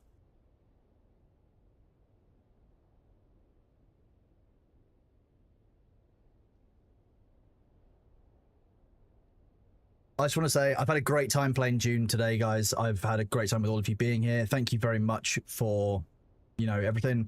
We are going to raid into the ferrets for some chill evening vibes. The seniors are likely going to be out. I haven't actually checked the channel, but I'm going to give Bailey a pet, go and get some food, and then go and do my meetings and such after I've taken my car. I need to not forget about. You guys enjoy. I'll see you all soon. I'll be back tomorrow around the same time. We'll be doing more Dune for the Deep Desert Reset. Take it easy. Thank you all for being here, and I hope you've had a great day. Catch you later. Have a good one. Catch you later, YouTube. Take it easy.